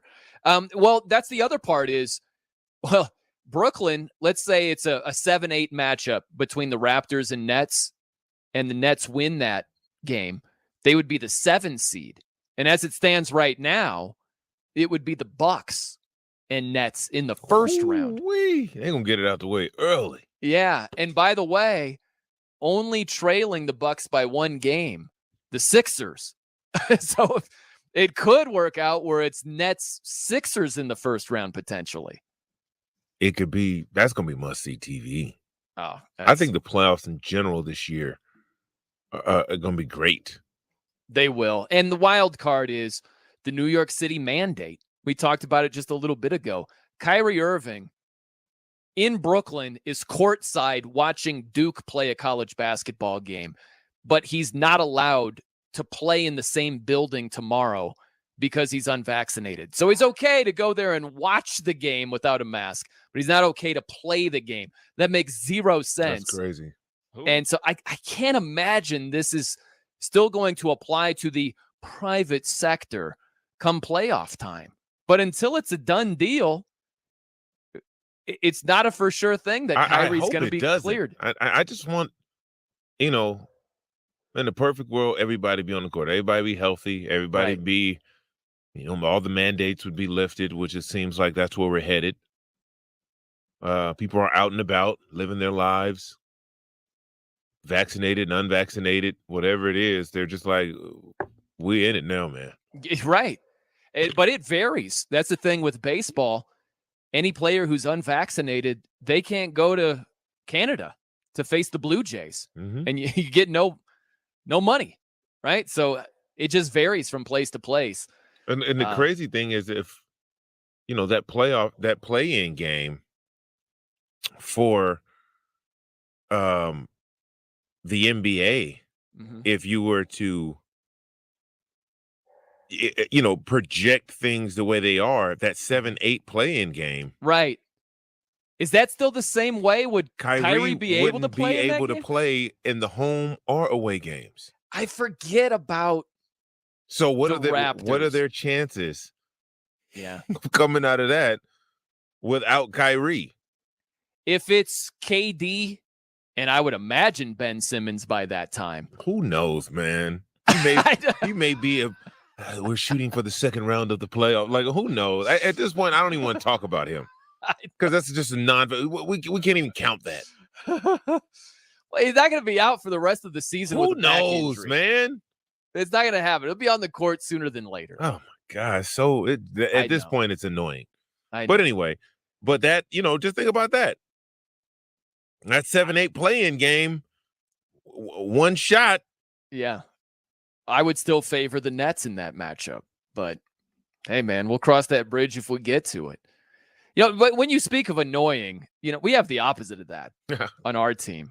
I don't know if you want to speak to this, but as well as I do, the dynamic we have on this show. Annoyance? Ha! We scoff at that. Because that clearly does not apply to our update anchor extraordinaire, a friend of America, the kind, giving, Emmy Award winning? No, that would be television. In any event, Steve DeSager. Thank you. Good night. By the way, it's an interesting item that Ethan brings up there about because, the loser of the 7-8 game in the NBA will then host whoever won the 9-10. So, yeah. You could be. You might have Kyrie for either of them. Not going to Canada. Think about that. Hosting. You want to talk about dissension in the team? Oh gosh! Burn the locker room down. You talk about that's your reputation now. Burn the locker room down. It's gonna be some furniture moving. Well, we'll see if things in New York change in the next month, but I guess they can always slide down to the 9 seed. And then make things a little bit different. But yeah, that's crazy. And you were talking about the quarterbacks in the AFC West, how ridiculously strong it is already and could be stronger. I do recall in the 1980s, that exact same division had at the same time, I believe, Dan Fouts and Jim Plunkett and John Elway, and Seattle was in that division back in the 80s. So Jim Zorn and Dave Craig as well. And I looked up who was the Kansas City quarterback before DeBerg. Bill Kenny, when Elway was starting with the Broncos, Bill Kenny was the Chiefs quarterback and led the AFC in passing and 24 touchdowns, only 4 interceptions for the season. All of those guys were in the AFC West at the exact same time in the roughly early 80s once Elway joined the NFL. It's crazy how much things have changed where you go back there and it's like he led the league with 23 touchdown passes, It's just like he led the AFC with 4,000 yards passing, and now everybody throws for 4,000. That's right. Yards. That's what not enough people, in my opinion, realize of how things have changed in the NFL. Not all are historians of. Well, you talk about Matt Ryan, like who, look at people not just Matt Ryan, just pretty much anybody who's piled up the numbers these days, and people look at it on a list like, oh, well, he's passed Troy Aikman in passing yards. Therefore, I guess no, Ryan Fitzpatrick is not better than Troy Aikman. Let's take a step back here. You know what's funny? I'll say this real fast, Steve, is you hear comments with basketball players a lot more, right? Like if Allen Iverson is talking about playing in today's NBA, what he'd be able to do. I don't hear as many comments from quarterbacks from like the 70s and 80s what they'd be able to do in today's NFL. They would be ripping it up. Oh, receivers. I mean, when you weren't chucked all the way down the field like in the old days, receivers actually getting open. Oh, yeah. And then you realize that Joe Namath and how wide open the AFL was. Joe Namath actually threw for 4,000 yards back when literally nobody was doing that, back when he was with the Jets. Imagine Jerry Rice playing with today's rules for receivers. Gosh. What? 1 in 3 adults has pre-diabetes. That would be entertaining. That's 2,500 yards a year. Buddy. By the way, Atlanta did restructure quarterback Matt Ryan's deal yesterday, and today the Saints restructured the contract of defensive back Marshawn Lattimore, and New Orleans is still over the cap. Now, trades can't be finalized until the new league year begins. It's a big deadline for that as well, Wednesday afternoon. There is the trade agreed to today. Dallas deals wide receiver Amari Cooper to the Browns for a 5th-rounder. Tampa Bay restructured defensive tackle Vita Vea's contract. As for college hoops, more conference tournaments, and on Fox TV, the Pac-12 final is underway. Number 2 ranked Arizona leads 13th ranked UCLA 10-9 in the opening minutes.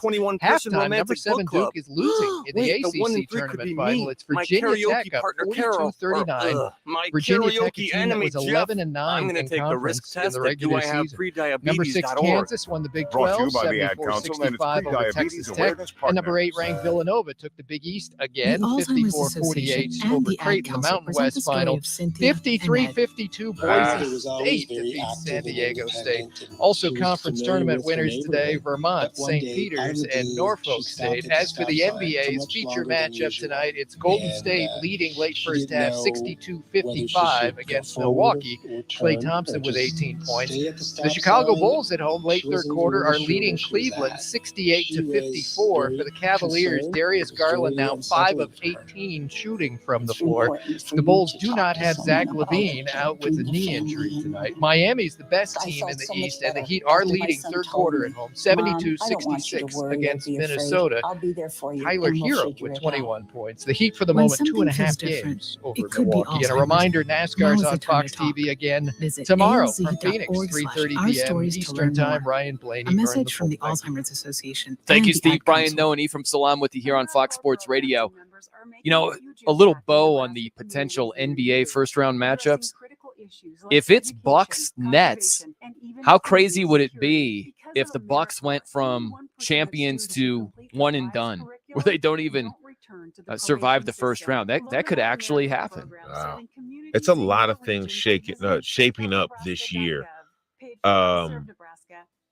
That are going to be extremely interesting next month. Yeah. It's going to be exciting, you know, coming off a good March Madness and heading into the NBA playoffs. Oh, yeah. You know, I love the play-in games. I think they added a extra element of pageantry. Yeah. Competition. Yeah, I like it too. And less tanking at the end. You know what I mean? So you got a shot. By the way, I'm going to switch gears on you. Shift to the NFL here, because there was a story involving former Seahawk. That sounds so weird to say. Bobby Wagner, the stud linebacker there for a decade. And he tweeted out, crazy part about all this, I played there for 10 years and I didn't even hear it from them that I wasn't coming back. And the first part of this is, how can that be where a player is there for a decade? I don't care, man. I know, but it's just bad business. Well, so I was just curious. Happens every year on every team like that. They don't care. I know, but I was curious. You being in the NFL for 13 years, how did it play out when a team was either trading or I don't know if you've been released? Like, how did it work out when they were moving on without you? The first time I got released was in my 10th year. 11th year. And I was under contract to come back with Houston. And I had called Gary Kubiak myself to ask him something else. Mm-hmm. And I was like, hey, Gary, what's up, man? He was like, hey, how you doing, man? I was like, no, I'm chilling, man. What's up with you? He was like, hey, we're not going to bring you back. It's like, wait, what? Uh-huh. we want to go with the younger guys. Yeah, I was like, okay, at this point it's a business. You get it. Right. Sure. I had just finished up year 11. That was the first year I hadn't started. Played half the games.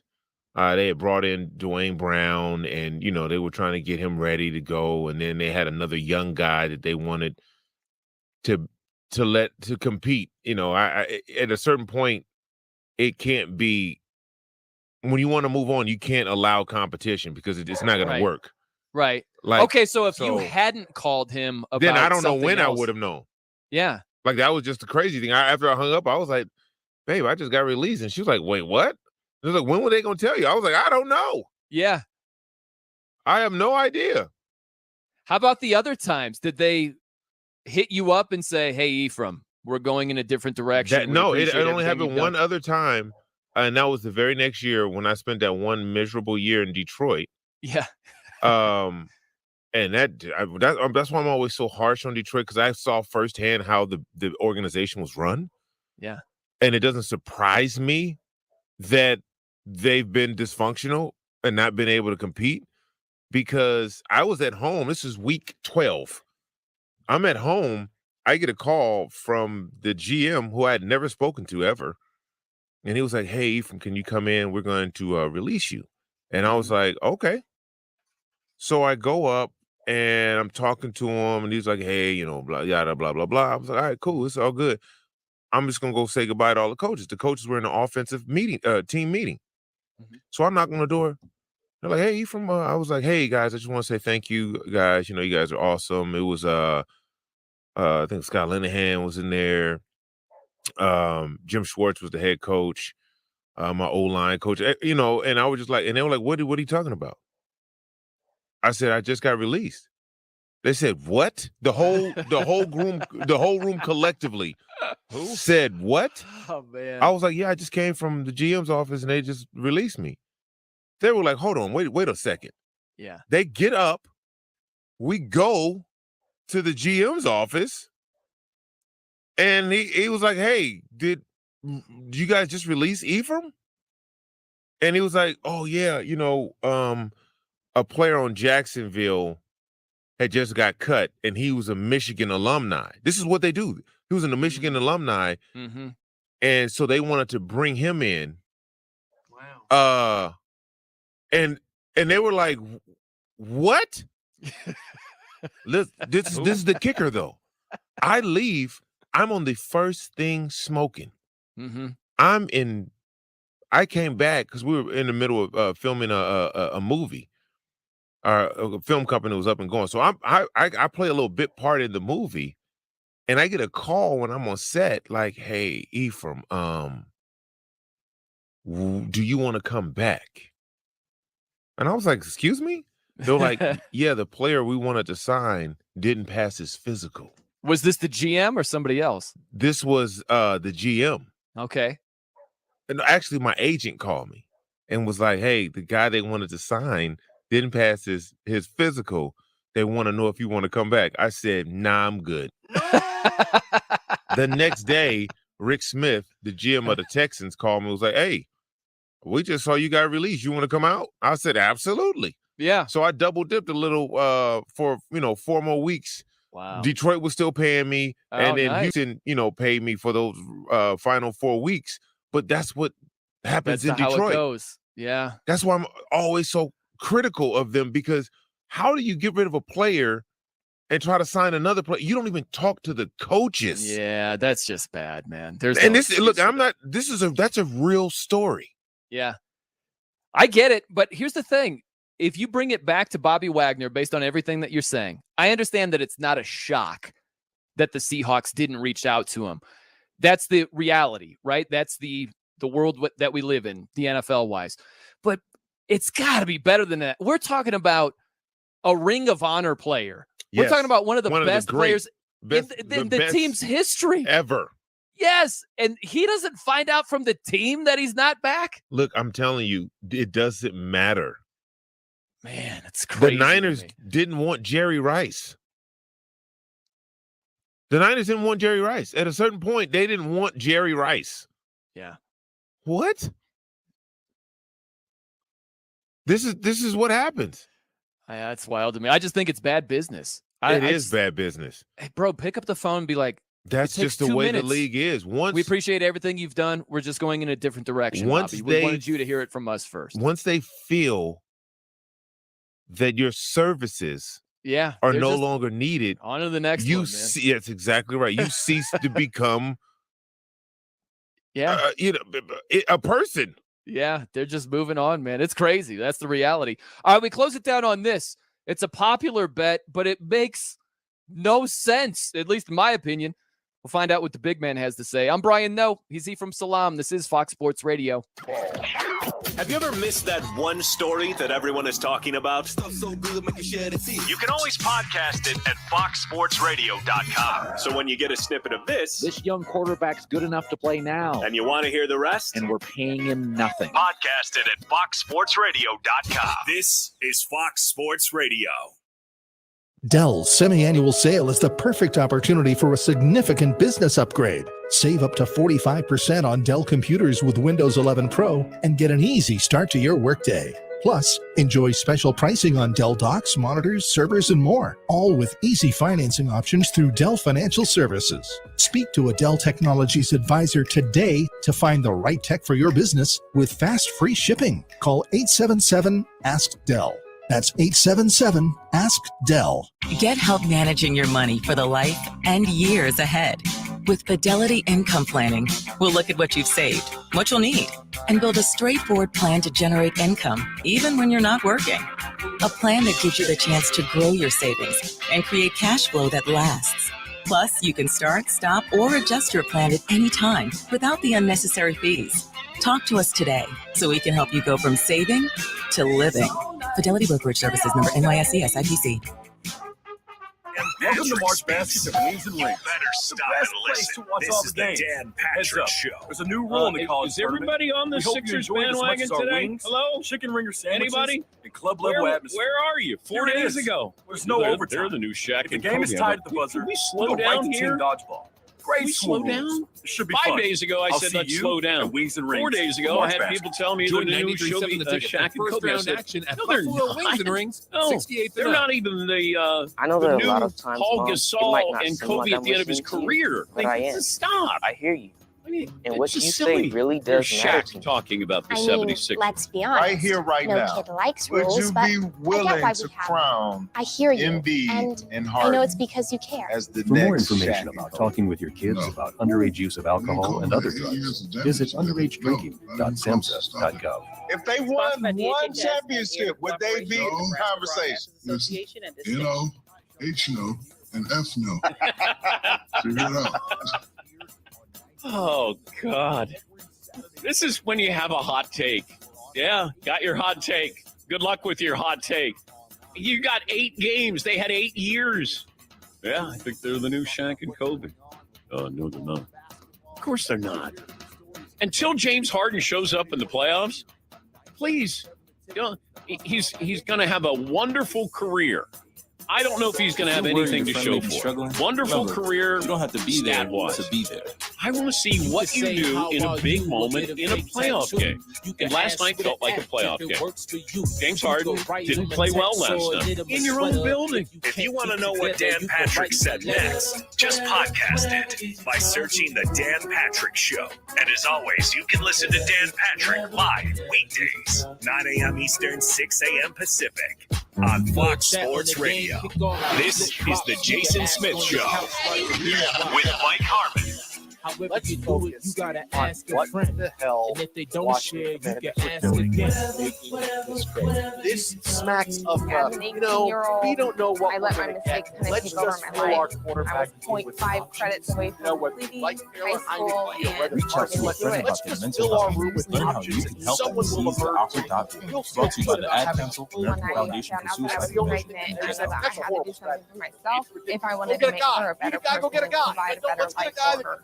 with another guy. My One of those family guys never is going to wind stopped up, pushing that's for a me load to of be crap. better because they knew what I could become Why and who I would could you become trade as a for Carson person. Wentz? A My guy support that team folks is are trying amazing. to give away. The educational Not only do director, you my get three sister, and even third my round picks for 7-year-old the guy, daughter, she's one been third more round pick than for the the support second. that I You could pick ask up for. all of I've been his given an money. opportunity. You're listening to and Jason Smith with thank you Mike for Harmon. Weeknights at 10 p.m. Eastern, 7 p.m. Pacific on Fox Sports Radio. Guess what? This is The Odd Couple with Chris Broussard and Rob Parker. There was a story in The Athletic that said that Russ, and I think we all had heard inklings of this for sure, but that he didn't like Pete Carroll's philosophy of, running the ball first. And he wanted to cook.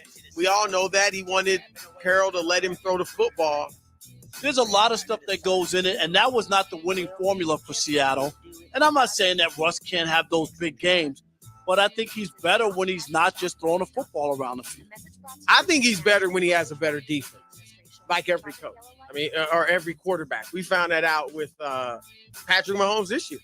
They were putting up points, but the defense was giving up points too. And they obviously didn't get to a Super Bowl. This is The Odd Couple with Chris Broussard and Rob Parker. Weekdays at 7 p.m. Eastern, 4 p.m. Pacific on Fox Sports Radio. I'm here loud and clear on FM 93.7 The You wouldn't Ticket. settle for Dan Patrick this, Show every would you? weekday from 8 until 11 on 93.7 The Ticket or at theticketfm.com. This is dumb. We didn't think so. And that's why you listen to us. Oh, my Lord. We're the place that brings the best sports talk. They're very, very sensitive. So never settle for less. When it comes down to it, Settle for the best. sit back and listen. On Fox Sports Radio. FS1. To find FS1 on your television, go to foxsports.com for details. FS1. Yeah, new Nipsey Hussle. Check me out. You in trouble? Check me out. Pay us now. Check me out. Or pay me double. Check me out. New Nipsey Hussle. Check me out. Nipsey I'm Brian Noe. He's from Salam here on Fox Sports Radio. If cold candidate calls aren't turning into hot hiring leads, then you need Indeed, because Indeed's powerful hiring platform makes it easy to attract, screen, and interview candidates all from one place. Find your next great hire visiting Indeed.com/credit. It was hilarious. Both Don Brown and Danny G were hating on the Lions based on your story there, big man. They're like, how can this even happen? The GM is like, oh, hey, sorry, head coach, offensive coordinator, forgot to tell you we were releasing an offensive line. It goes more, it's more dysfunction throughout that whole year. That's the first time I hadn't ever played in any season, in any game in the NFL. And not from talent. New coaching staff came in and was trying to do their thing, and I was set to start in Green Bay, playing Green Bay, and I was set to start, and I got tapped on the shoulder like, hey, we just got a call from upstairs, like this kid that they drafted, it was the first pick in the draft who wasn't very good at the time. They were like, he has to play. So no matter what happens, it got so bad, man, that Thanksgiving, Detroit always plays a Thanksgiving game. Sure, yeah. After that game, we had a walkthrough in a meeting, and Scott Linehan, the offensive coordinator, my O-line coach, they came to me and was like, hey, when we come back from this extended break, you may be starting at left tackle. And I was like, but Jeff Backus is there. And they were like, we're thinking about moving Jeff Backus to left guard and putting you in at left tackle, so at least we know that they were having left tackle issues. And I was like, did you talk to Jeff? Jeff was like, he's all for it. This is a perennial left tackle, good left tackle. And when he was willing to move down the guard just so I can get on the field to help. Wow. And the higher-ups were like, no. No. When we came back from the break, I was excited. And he was like, we tried everything. And they were like, no. And I was like, well, what is going on here? That's crazy. I think in our mind, some teams are just unlucky, but in actuality, some teams are just ran very poorly. I've always said that, like from the top to the bottom, it's a reason why Barry wanted out. It's a reason why Calvin Johnson wanted out. Yeah. These things have been happening for decades there. Right? It's What's so weird to me is it happened for decades with the Bengals, and look at them just turning it around, you know? At some point, you got to be like, hey, you guys, you got to give over the reins. Like, I just don't see it happening for Detroit, man. You see, look at Matthew Stafford. I know. Yeah, right. 1 year. Super Bowl champ. It's crazy. Yeah, it's not fair for their fans, man. No, it's not. And a lot of them, they don't know what's going on there. I got to throw something your way before we get on out of here, big man. So a popular bet. It makes no sense to me. We'll see if you see it the same way or not. So according to BetMGM, the MVP odds are out and the bets are coming in here. So the most money has been bet on Bills quarterback Josh Allen. Makes sense, right? Yep. Could see that. Second most bets, Broncos new quarterback Russell Wilson. Okay, I could see him having some success, maybe a bit of a reach, but okay. The third most money pouring in on 49ers quarterback Trey Lance. Oh, my God. That's ridiculous. To win MVP. He's not even ready to play.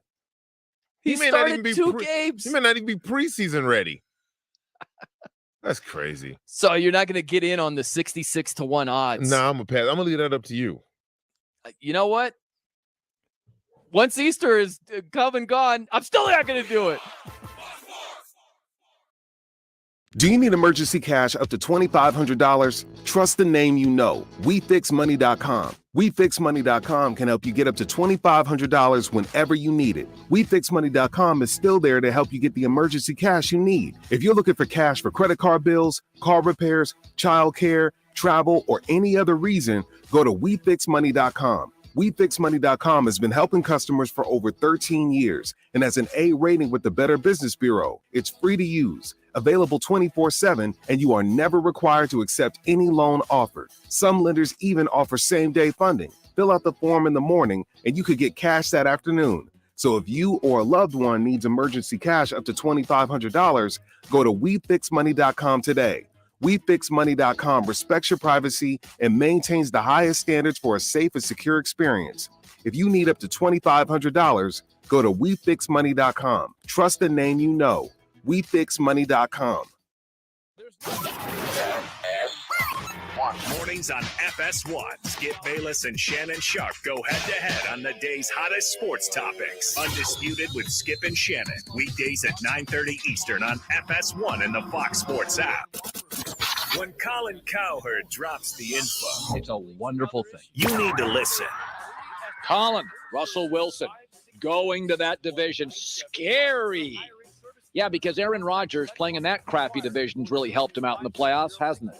You want to play in a Power 5 conference, the SEC? You want to be a part doesn't of seem to hurt their bigger, teams. Something they all win the that national matters and championships can every help other year. change things. Let's talk about what You a wanna tough feel like you division he belong. joined. It's funny, Matt We know. Stafford went to the We felt Rams, that way a too, significantly tougher and that's division, why and we won a did Super something Bowl. about it.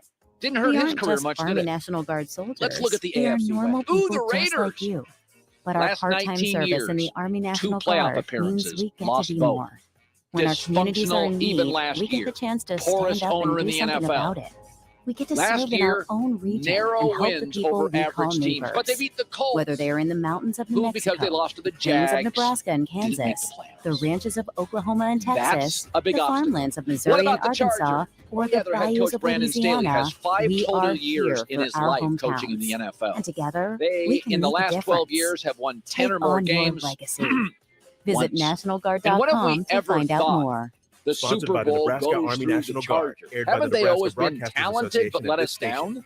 Hi, They're not this a is big Pastor Tom. clutch Did you know organization. there's They're a just place talented. kids can seek They were out help talented when with they're away Dan from Fouts. home They if were something talented with goes Phillip wrong? Rivers and They LaDainian find themselves Tomlinson, in a and they're difficult talented spot with or even Justin a Herbert. dangerous But situation. they never Maybe another rise in the child is moment like the bullying them, or Baltimores of our life. strangers following They them. shrink. Perhaps on And a then day there's when Kansas things City. just go bad. Yes, In smartly Lincoln, coached, here's where they smartly can find run, help. smartly It's called Patrick Safe Mahomes. Place. Safe A Place is a very national worthy program for adversary. children No bad words taking here. place Yeah, Russell had two of those in his division. It was called McVay and Shanahan. If you're eager to find out what Colin said next, just podcast it by searching The Herd. And as always, you can listen live to Colin Cowherd weekdays at noon Eastern, 9 a.m. Pacific on Fox Sports Radio. Go inside and ask for help. Did you miss this on Straight Outta Vegas with the voice of Vegas, RJ Bell? The Colts, if you'd like to find out more about Safe Place, decision to get rid of Carson Wentz just go to really speaks to how bad Carson Wentz must be in the locker room. If you look at his on-the-field performance, it's really probably projects to be as good as anyone they could get. And in a little bit, so we're going to run through the teams that are in desperate mode for a quarterback, desperation even. And the Colts are now on that list. And then we're going to look at the list of available quarterbacks. And except for Deshaun Watson, which is chock full of uncertainty, but except for Watson, there's no quarterback available that is clearly better than Wentz. It's Straight Outta Vegas, weekdays at 6 p.m. Eastern, 3 p.m. Pacific on Fox Sports Radio. Time now for a little self-reflection with Jason Smith. I hate the guy. Hate him. I hate him. And what does best friend Mike Harmon think? Look, on the positive side, these guys really know how to push the sports and entertainment envelope and gaze lovingly into their crystal balls. That's the beauty of making predictions. Mike Harmon, Jason Smith. Yes, well played. It's the Jason Smith Show with Mike Harmon. This is Weeknights Lincoln's at 10 home for p.m. sports Eastern, talk on the 7 FM dial. Also Also online at theticketfm.com. The most fearless voice in sports is on FS1. The one and only Colin Cowherd is bold, unique, and outspoken. Wow. You can see him on The Herd. Weekdays at noon Eastern on FS1 and the Fox Sports app. This is Lincoln's home for sports talk on the FM dial. Also online at theticketfm.com. On the internet. KNTK FM Firth, 93.7 The Ticket. We are and here's what you need to know.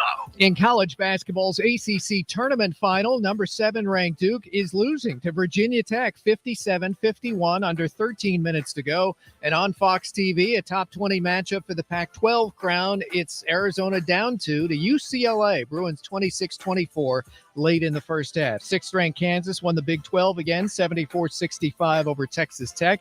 8th ranked Villanova won another Big East crown, 54-48 over Creighton. The semifinal winners in the SEC tournament, Tennessee and Texas A&M. LSU fired Coach Will Wade. Selection Sunday for March Madness is tomorrow. Among the 7 NBA games tonight at Golden State, it's Warriors 80-60 over Milwaukee. Early third quarter, Jordan Poole with 27 points. The best in the East, Miami up 93-91 over Minnesota. Under 10 minutes left. I'm Steve DeSager.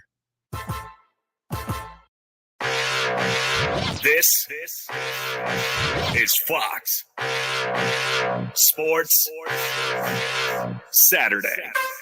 Fox Sports Saturday is on.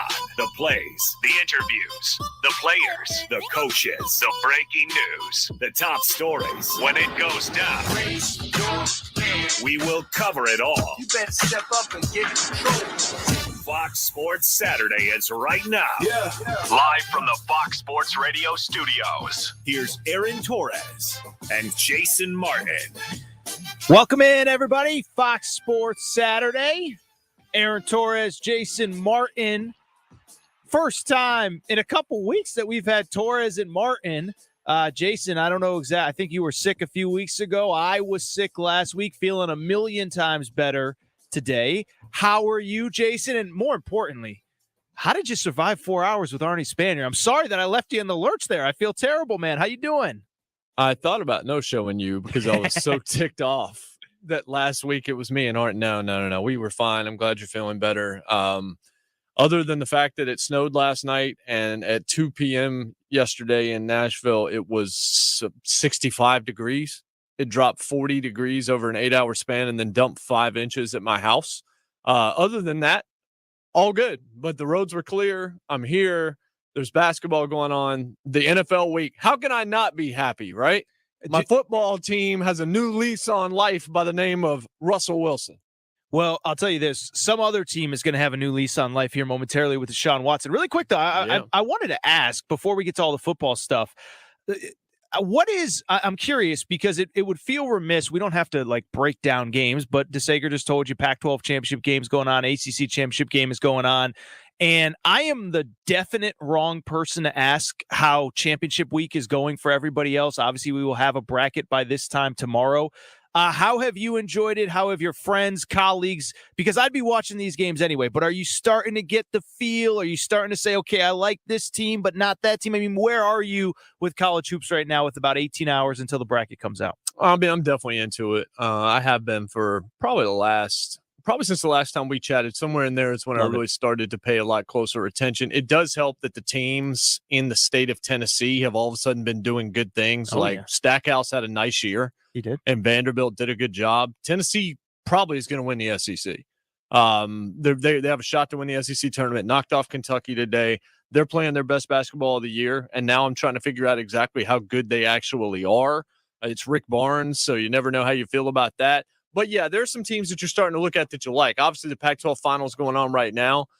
Arizona looks awfully good to me because of all their size and their ability to shoot the ball and play. They can do basically everything well. But at the same time, there just seem to be a lot of good teams, and there's also a lot of good teams that have been losing. I know we had the Red Wedding, the Reigns of Castamere, a couple of weeks ago where 6 of the top 10 lost, but nobody really moved up in the standings because the teams that would have benefited also lost. But at the same time, you're seeing seeds go down. Auburn all of a sudden doesn't look all that great to me. They've lost a couple of big ones late. The tournament losses don't bother me as much. Like, I have a hard time trying to figure out how important tournament games are to certain teams. I know they're really important to teams on the bubble. Like A&M, if A&M could beat Tennessee tomorrow, they're probably in. If they don't, they might still not get in, despite how good Buzz Williams' team has played all the way through that tournament. But I grew up on Tobacco Road, Aaron. And so I watched ACC tournaments. I went to ACC tournaments. I went to ACC finals. I love. And this ACC year makes no sense at all to me. Well, it does. This Everybody just stinks. Everybody's just terrible in the ACC. But no, what I would say, first of all, it sounds like I'm glad to hear that you're into it, man. First of all, you definitely into it. Didn't even mention the Chattanooga Mocs who won at the buzzer the other day. But no, what I'll say is this: it's funny. I was filling in yesterday for Doug. He was down out at the Big Ten doing some stuff, and I was in with Dan Byer. And what I will say, my kind of theme for this year is exactly what you said, is that, and I was talking to producer Ricky about this before the show, but there's this notion every year, maybe last year was the exception with Gonzaga and Baylor, that, it's so wide open and anybody can win it. And like, I think most years that's nonsense. I mean, I throw out the stat all the time, but of the last 14 national champions, 11 of them were 1 seeds and 1 was the top 2 seed. And oh, by the way, the 2 that weren't, my alma mater, UConn, with the best player in the tournament, Kemba Walker, 1 year, Shabazz Napier the next. So everybody thinks all these tournaments are open, but then you look at the history of it, and if you're basically not a 1 seed or have the definitive best player in the tournament, you're not winning it. But what I would say is, while I like to throw that stat around, I hate to say it, but I do think this year might be the exception for all the reasons that you said. Arizona right now looks awesome, they've had an awesome season, but their starting point guard just went down. He's expected to be back, but you never know with ankles. Baylor's struggling right now. Auburn, you just said, you laid it out very, very, very well, is they're going to end up probably a 2 seed, but have not looked good about the last 3-4 weeks. So it's going to be an interesting tournament. And I know I'm the guy that loves to say, well, everybody says it's open, but it's not. But this year it really might be where you start to look at those 2, 3, 4 seed lines with teams, as you said, like Tennessee, like Kentucky, that'll probably now be a 2 seed. There's a few others that it feels like this one's just a little bit more wide open than most of the other ones. Yeah, I agree. One thing, I did talk to Mike DeCourcy of Sporting News a couple of days ago, and one thing he told me was every champion but one since 1989 has had at least one NBA first-round player on it, which is kind of amazing. And I started looking back and thinking about it. I'm like, yeah, that's right. Glenn Rice in 89 with Michigan when they beat Seton Hall, and then on and on. Then you had Duke and UNLV, and then it was really easy, and Arkansas in 94, UCLA in 95. Like, it just goes on and on and on. So I agree, though, because I feel like there are more teams that are capable of winning this thing this year. It feels like of all the good teams, one of them can get hot and win this thing. I'm not saying all of them can win it. I am saying we might be in double digits of teams, and a lot of times I don't feel like we are. I actually agree with that. It's funny. Again, Doug actually joined us for a few minutes on his own show yesterday. Again, he was in Indy for the Big Ten tournament, but that was one thing he said is he kind of listed off about 4 or 5 teams that he liked. And I said, well, who don't you like? And he actually brought up, among others, Villanova was one that stood out.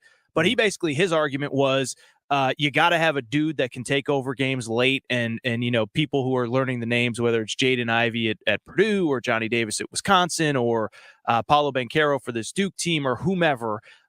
Generally speaking, everybody, to your point, I didn't even realize it was all dating all the way back to 1989, but really you need a difference maker and all that. So it was a point that Doug brought up yesterday, and I think it's a good one, is that maybe it isn't as wide open as I thought, because, you look at, say, I don't know, Villanova's one that he mentioned, Illinois' one that as good as Kofi is, he's probably not an NBA player, first-round pick. Actually, well, I guess Kentucky does have one, but interesting stuff. We'll keep you updated on all of these college basketball games going on. But my stat was wrong, by the way. I forgot. It was 87. 87. Not 89. It was 87 when Keith Smart hit the shot to beat Ronnie Cycli's Syracuse team, because in 88 was Danny Manning. And then from there it was Manning, and then it was Glenn Rice, and then it was UNLV in 90, and then it was Duke in 91 and 92, Carolina in 93, and then you can continue all the way on to right now. Yeah, it is. I will say this, and we'll get on to some NFL stuff. It is kind of amazing when you think about, like, it's just, to me, it's interesting is that the sport has changed so much, and we don't have to get into how and why and all that stuff, but guys come and go faster. They leave at a younger age, but it really comes down to, it sounds so stupid. Like, do you have the dudes or do you not have the dudes? Right. And if you have the dudes, it puts you in a better position. And it's funny because, and by the way, we talk a lot of college football too. It's kind of the same, right? Like Kirby Smart, they ask him about beating Florida, and he says, well, I'd love to say take all the credit, but I just got a really good football team, and I think I got more talented players than they do. And I guess it's the same for basketball as well. So we'll keep everybody monitoring, college basketball throughout the night. Virginia Tech up 7 in the ACC championship game. UCLA up 1 with 1 minute left in the first half against Arizona. Arizona, again, missing their starting point guard to an ankle injury. He is expected back for the NCAA tournament. Jason, I mean, I'd be remiss. Listen, I could talk college hoops all night, but as you said, the NFL just continues to be the, whatever. Bananas. Yes. Just bananas. Whatever the 1,000-pound monster, 1,000-pound, whatever, 10,000-pound. It's just incredible how this sport continues to create interest in the off season.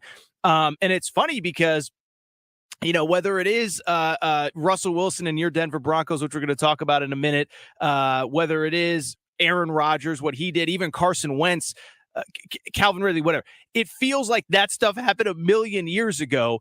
So let's start with the most recent news, which came yesterday. Again, I was filling in for Doug when the news came down. Deshaun Watson will not face criminal charges for all of the things that he was accused of here over the last year. Masseuse says we all know the story. So this is the latest quarterback domino as Deshaun Watson is cleared of criminal wrongdoing. There could still be some civil matters that get settled, over these next few months. But for all intents and purposes, it appears as though Deshaun Watson is going to be playing football really soon. Now, there's always the possibility the NFL comes in with some sort of suspension. But the point is, Deshaun Watson is going to be quarterbacking somewhere next year. So what was your reaction? You cover the AFC South on a day-to-day basis in Tennessee. What was your reaction when the news came down? And I think it's time to start talking about where Deshaun Watson might be playing football next year. Well, when the news came down, first thing I thought grand juries indicted ham sandwiches. So you're telling me the case was that thin? Like it was that thin, and we went through all of this for as long as we did. And look, we don't know exactly what did and didn't happen, but now it moves to a civil matter. And it sure as heck sounds to me like there wasn't much there. And boy, you talk about dragging somebody through something to get to that result. That's the first thing I thought of. Then the second thing was, well, let the auction begin. Let's just put somebody in front of a lectern and see exactly who wants to spend the most money. Seattle obviously needs a quarterback. Carolina, a lot of teams need a quarterback. I'd heard like a couple of days before that the second Deshaun Watson was available, the Steelers were going after him with everything they had. But I don't know how much they actually had. The Panthers planning an aggressive move to bring Deshaun Watson back close to where he played college at Clemson. I don't know where he's going to land, but this is kind of unprecedented because the Texans the ball is still somewhat in their court. But at the same time, after all of this, how in the world could he ever suit up for them again? He can't. Like, he's going to get moved somewhere. The question is where and how fast. And I'm still stunned, Aaron. I'm not as stunned about Aaron Rodgers because he actually lived up to what he promised, which was the day of the franchise tag deadline, he was going to make his decision, and he did. I was more shocked that Russ got done that fast. I did not see that coming.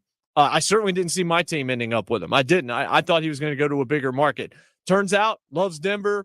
I forgot about the fact that he was drafted potentially to play with the Rockies organization, that he likes that area of the country, and somehow we got that. But the quarterback moves being this fast, whoever wants Watson's going to have to make a move quick because there's probably half a dozen teams right now that are trying to figure out exactly how many assets they have to move in order to bring Deshaun Watson, because you're bringing – arguably, I wouldn't imagine his skills have receded much after not playing for a year. He's still around the top 5, top 7 quarterback in the league at worst. This is a dude that with a 4-win team threw for almost 5,000 yards. He's an elite player that could be out there for a team to just drop in their lap. And I'm not sure teams thought this was going to happen 2 months ago.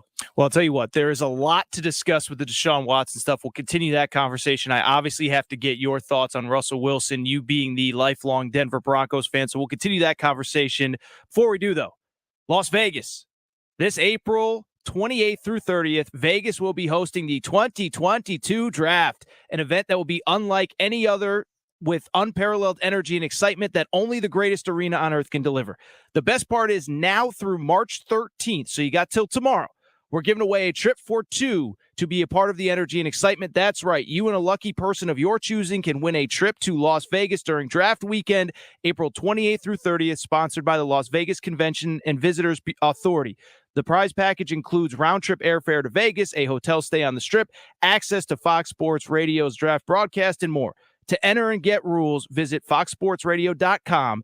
That's foxsportsradio.com to win a trip to Vegas during draft weekend. Draft weekend coming up. A lot of movement still to come as it pertains to some of your favorite teams. We'll continue the conversation next. Aaron Torres, Jason Martin, Saturday night. Busy Saturday night, Fox Sports Radio. Are you ready to hear if your school got screwed? Wait, hold on. Wait, it's okay. Don't be mad. Who are the number 1 seeds? Who are the teams that say we're better than that? Schools are being chosen soon. Damn right. Bingo. Listen as we break it down. 3 left sideline. Good. On Fox Sports Radio. Prescription products require an online physician consultation and are only available if the physician determines a prescription is appropriate. Subscription required. See website for full details and important safety information. Dealing with ED is difficult enough, but the pressure of not satisfying your partner makes it even worse. ED can be tough on a relationship, but at HIMSS, you can contact a medical provider online and, if appropriate, get the prescription medication that treats ED at affordable prices. HIMSS ED medication has the same active ingredients as Viagra, but because it's generic, you pay 90% less. That's right, 90% less. A whole month's supply is just $30, and it's sent right to your home for free in discreet packaging. HIMSS offers the same medication you'd get from your doctor, but without the copay, expensive appointments, or awkward face-to-face conversations. And with HIMSS, every online visit is free, and your relationship right back on track. For a free online consultation, go to forhims.com/joy. That's forhims.com/joy for your free visit.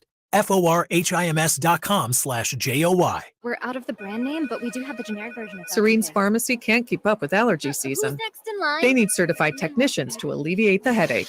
Ma'am, I'm so sorry for the wait. We'll have your prescription filled soon. I need some help. Indeed can help them hire great people fast. I need Indeed. Indeed you do. Instant Match instantly connects you with quality candidates whose resumes on Indeed match your sponsored job description. Visit Indeed.com/credit and get $75 towards your first sponsored job. Terms and conditions apply. Get help managing your money for the life and years ahead. With Fidelity Income Planning, we'll look at what you've saved, what you'll need, and build a straightforward plan to generate income, even when you're not working. A plan that gives you the chance to grow your savings and create cash flow that lasts. Plus, you can start, stop, or adjust your plan at any time without the unnecessary fees. Talk to us today so we can help you go from saving to living. Fidelity Brokerage Services, member NYSE SIPC. Susan, it's so great to finally be able to get together again. Oh, it sure is. And I really appreciate you picking up the bill. I'm happy to. I've got the extra cash. Since we've all been driving so much more again, I've been using Get Upside, the free gas app that pays you cash back for every gallon of gas you buy. Wait a minute. Are you saying you actually get paid cash when you buy gas with the Get Upside app? Yes, I get real cash back every time I buy gas. Does that actually add up to anything? I'll make $200 to $300 this year. Wow, that's serious extra cash. I'm downloading the free Get Upside app now. Download the free Get Upside app now to earn cash back every time you buy gas. Use promo code LANE for 25 cents a gallon or more cash back on your first tank. You can cash out anytime right to your bank, to PayPal, or an e-gift card for Amazon and other brands. Just download the free Get Upside app and use promo code LANE to earn 25 cents a gallon or more on your first tank. That's code LANE.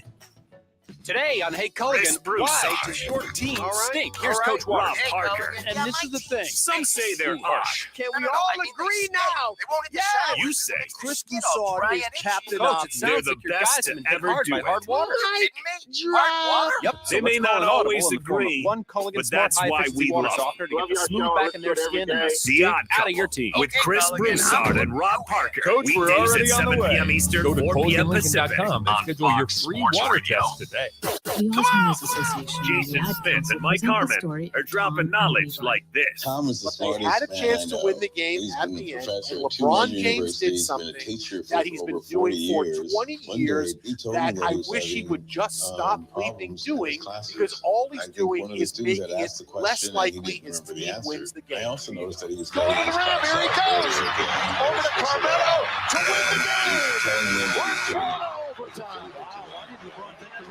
Looked like he might have had a reverse layup. He had the reverse layup. Wow. So there it is, Lakers Radio Network, and that is exactly what happened. LeBron had the ball on the wing with time ticking down. He had a chance to go in for the layup. Now, he could have done so many things on this, right? He did have the reverse When layup. something Could feels have had the reverse layup. He could have also drawn contact and gotten to the free throw line with like a second left to go. Now, LeBron isn't the greatest free throw shooter in the world, but it's a tie game. You just have to make 1 out of 2. LeBron's about 70-ish% for his career. 1 out of 2 wins the game. But what does he do? I'm going to dribble under the hoop, pass it out to Carmelo, who's open for a 3 that Melo misses. Now, honestly, what's a more high-profile chance to win? What's a better chance to win the game? LeBron James with the ball a couple of feet from the basket, or Carmelo Anthony shooting a 3? It's LeBron. It's always been LeBron. But he does this, and he's been doing this for 20 years, and it doesn't make any sense. Because you know why he does this? I'll tell you exactly why. And this is indisputable. He always wants to put on display when he can his basketball IQ. He wants to make sure people know, see, at the end of games, I always make the right play. To get the rest of what Jason Smith and Mike Harmon said, podcast it by searching The Jason Smith Show with Mike Harmon. And as always, you can hear The Jason Smith Show with Mike Harmon weeknights at 10 p.m. Eastern, 7 p.m. Pacific, right here on Fox Sports Radio. He may make some weird noises, For the first time to Afghanistan in 2003. but one thing is for certain. What do I know? He makes great points.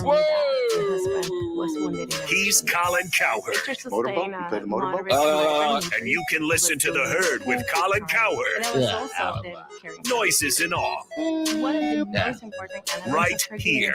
Weekdays, noon Eastern, 9 a.m. Pacific on Fox Sports Radio. Also had a life.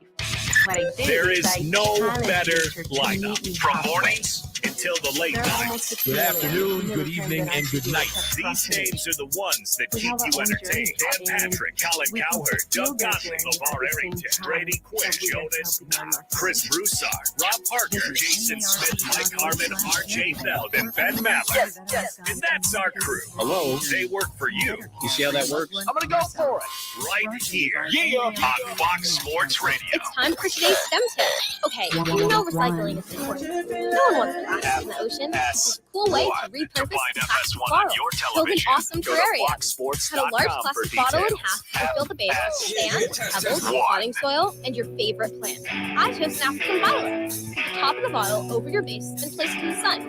Welcome Let it back, grow, everybody. sealed Fox in its Sports own Radio, Fox ecosystem. Sports Saturday. Fun, Aaron right? Torres, Learn Jason more Martin at Chicken back. Step. I was out last week, Jason the week before. Good to be back. A Good to be message back. from the Ad Council. If cold candidate calls aren't turning into hot hiring leads, then you need Indeed, because Indeed's powerful hiring platform makes it easy to attract, screen, and interview candidates all from one place. Find your next great hire visiting Indeed.com/credit. Jason, before the break, we were talking this crazy football quarterback carousel. And there's a lot of, I know we're trying to get to Russell Wilson here, but I want to stick with Deshaun Watson for a second, because this is obviously the latest one. And it's interesting the way everything kind of played out. I mean, listen, we had serious criminal matters that needed to be solved. Obviously, we'll see what happens with the civil cases. But I was on with Dan Byer yesterday, and Dan brought up a good point, I thought, is that things basically broke about as good for the Houston Texans as you kind of could have. The market's a little bit smaller with Russell Wilson in Denver now. But at the same time, there's certainly nobody of Deshaun Watson's caliber available. And obviously, there are a bunch of teams that still need quarterbacks. Now, it goes without saying, Deshaun Watson has a no-trade clause. He could very much just decide that he could basically pick one or two spots that he really wants to go to, all that good stuff. So you mentioned Pittsburgh, you mentioned Carolina. Do you believe there's a favorite right now? I guess I would start with Carolina. To me, I know that previously Deshaun Watson had said he won't be traded there, but obviously he played at Clemson. He's from Georgia. They do have an offensive-minded coach in Matt Rule. That one seems to be kind of a logical landing spot to me. And by the way, the division's wide open with no Tom Brady and Sean Payton.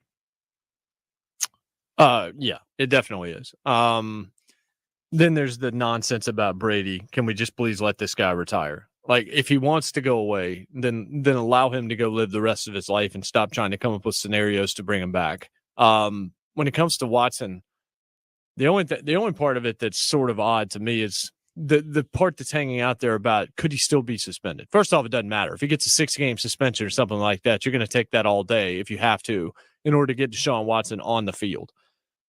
And I'm kind of torn on it because, and you tell me how you feel about it, Aaron, if he's not being criminally charged, then what does the NFL have to do with it? I agree. No. At that point in time, like that's their wheelhouse, not the NFL's wheelhouse. That's the legal system's wheelhouse. If they're not going to charge him, then to me, the NFL needs to just back off. Like, what exactly does the NFL have? What can they prove that the legal system could not? I don't think they need to be in the business of adjudicating this further, quite frankly. Well, first of all, I agree with that part. And that was kind of one of the interesting things that kind of came out of yesterday for me was I kind of agree with you is I just don't know where, and I know in the past they the Ezekiel Elliott thing, I remember vividly Roger Goodell being told, we really don't have much of a case here, and he decides to spend him 6 games anyway. I think Roger Goodell, I know we criticize him for a lot, but I do think he's kind of gotten smarter with some of the public perception stuff. That's why he kind of I don't think considered suspending Deshaun Watson this year while all the matters kind of played themselves out. What I know about and I'm with courage, you. I don't think that he is. I don't think that Deshaun Watson is going to be suspended. But even if he's going to be suspended, like you said, it's 4 games, 6 games, whatever, and you're still getting Deshaun Watson. So do you have a lean? I mean, I mentioned Carolina. The other one, obviously, that I'm intrigued for your opinion on. You obviously work with Ramon Foster, who played for years with the Pittsburgh Steelers. What have you guys been talking about down there in Nashville about the possibility of the Steelers? Well, I mean, there was one source that on Wednesday said, I think it was Sean King, actually, former NFL quarterback, said that the second those criminal cases go away, Pittsburgh's all in. And then there were media pushback, and I talked to Moan, and Moan's like, look, I've heard one person say this, I've heard another person tell me this. I don't know what's true. Here's what I told him. I said, the second they hired Brian Flores, I wondered why. Not because Brian Flores wasn't talented, but guess who has a wonderful relationship with Deshaun Watson? Very true. Brian Flores. So you bring him into the building, and he's certainly going to be able to help your coaching staff out and all of that.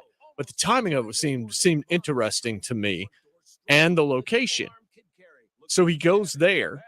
Deshaun Watson is sitting there, and Pittsburgh has to find a quarterback. And here's what we all know, Aaron.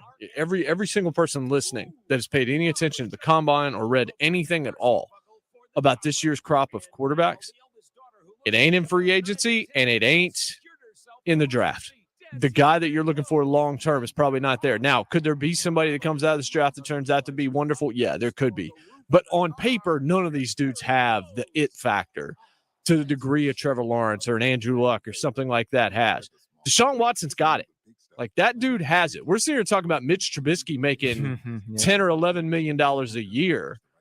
And I actually had somebody explain it to me and make sense about how it's actually a good deal considering what he can offer you and what all these other guys cost, and Jimmy G and all this other kind of thing. But Deshaun Watson sitting out there would be a completely different animal. Now, what the Texans are willing to do, what they want to do, what they think they can get back. I mean, if Carolina's making the deal, you would have to think Christian McCaffrey's involved, right? Like, that's the first thing I immediately thought. If they're planning an aggressive offer, they're already shopping McCaffrey around, just like the Giants are shopping Saquon Barkley around. So I'm very curious to see who's going to pony up. Are the Bucs going to try and replace Tom Brady with Deshaun Watson? Is Seattle going to try to patch that hole? And is Deshaun willing to go up there knowing that probably Tyler Lockett's gone, but you've got DK up there? Maybe they're going to rebuild. Or maybe Pete Carroll, that situation isn't where he wants to be. I want to see exactly where his thought process is, because all of a sudden he and the situation got very quiet for a while, and you mentioned that in previous episodes and previous editions of this show. And now we're very loud. Now it's time to get loud, because Deshaun Watson being out there is not the kind of unicorn you expect to just be sitting there to potentially make a team's next half decade or more on the field. You know, the one that the last one that you mentioned is the one that I don't really get, is the Seattle Seahawks. Is I understand Russ, and we'll get to Russ after DeSager. I understand Russ. There was some friction, and it's been going on for a while, and it's probably best for all parties to just kind of start over. But if you're starting over, and I don't know. I mean, you finished in last place in the division. I know Russ was hurt last year. I get all that. But it kind of feels like I don't get the idea of trading Russ because you feel like the organization's kind of going in another direction, and then immediately trying to get into the Deshaun Watson sweepstakes. Now, I understand exactly what you said, is the idea that Deshaun Watson's a unicorn. He has a skill set that you can't teach. He's when he's on the field, he's one of the 5 most talented probably quarterbacks that we have in the NFL. That was the only one over the last couple of days. I could see Carolina. I could see Pittsburgh. The one that I saw today, which I hadn't really given much thought to, is Tampa, which is kind of has a ready built team now. Seattle's the only one that I was just like, I mean, I get it. They need a quarterback, obviously. I know that there's reports that they like Drew Lock more than people think or whatever, but at the same time, good luck. Yeah, that's what I was going to say. I mean, you're the Broncos insider, but the Bucs were interesting to me. The Seahawks are the one that I don't really get. No, I mean, if Deshaun Watson's idea now is to go try to find somewhere he can win a Super Bowl, I don't think it's Seattle. That whole era ended. When Russell Wilson and Bobby Wagner were let go, there's nobody left from the team that won the Super Bowl. The Legion of Boom had already been taken care of, but now, I mean, nobody that was on that squad still exists. It's just Pete Carroll still remaining. And I don't know that Pete Carroll in 2022 is going to get you where you need to go. And I think Deshaun Watson's smart enough to know that. If it's not just a cash grab at wherever he goes or where he wants to negotiate, and it might be where he wants to live and things like that, but I don't think Seattle makes sense either. It makes sense for Seattle, but it doesn't make any sense for Deshaun Watson if indeed he wants to play for a contender right now. Because why would you join the NFC West with a team that's drastically under-talented?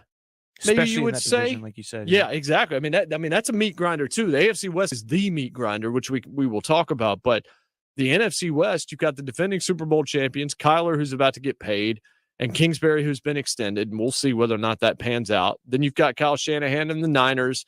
They're going to go with Trey Lance, so that's going to be interesting. I just jumping into Seattle right now. Seattle feels like the team that should still be good, but we forget about the fact that like 7 years have passed since that team was that kind of dominant. And now I would say they're third, if not dead last in that division. Well, I think I think depends on, like you said, how you feel about Trey Lance and the quarterback situation in San Francisco. We'll continue the conversation on Seattle because Seattle's looking for a new quarterback because Russell Wilson is now a Denver Bronco. We'll discuss that next. Before we do, though, what's up, DeSager? What's trending, man? What's going on? Hello, gentlemen, and welcome back, Aaron Torres. We have Selection Sunday tomorrow for March Madness. Question number 1 for you. Are you on during the selections here tomorrow? I will be on with Dan Byer from 2 to 5 Pacific, which would be, 5 to 8 Eastern. The NCAA very nicely giving us an hour of pre-show to get America fired up before they release the bracket for us, yes. Well, we have a developing story because I don't know many people that had Virginia Tech making the field of 68. This was a team that was barely over 500 in conference regular season. They're leading top seed Duke in the ACC championship game, and it's under 2.5 minutes to go. 76-64.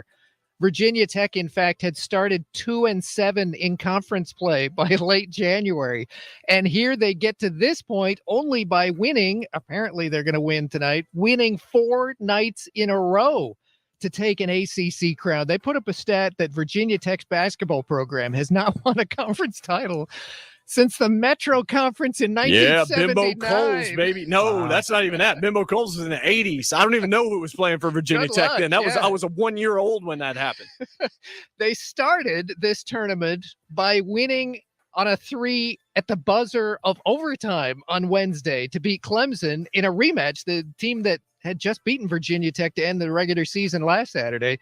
And then they beat Notre Dame quarterfinal, beat North Carolina semifinal. They're beating Duke in the championship game tonight. This is an amazing run. Hey, is Coach K going to grab a microphone and apologize for his team's performance after they lose this one? Did you guys have fun with that last week or what, man? Yes, we did. I told Bo, I was like, let me call in. He's like, you're sick, dude. Relax. And I was like, you know what? I think America can live without Torres going off on Coach K here for a minute. But that was a trip, man. I hope you and Artie had some fun with it. What I assumed is that they would lose this game to Duke tonight, and then we'd have yet another Selection Sunday of Seth Greenberg on the air saying why Virginia Tech should have gotten in. Oh, shots fired. I know exactly what you're talking that about. That just got violent real quick. DeSager chose violence on a Saturday night. My goodness. Yeah, for people who don't know. What were they to say about 3, 4, 5 years in a row? Yes. They were on the bubble every year.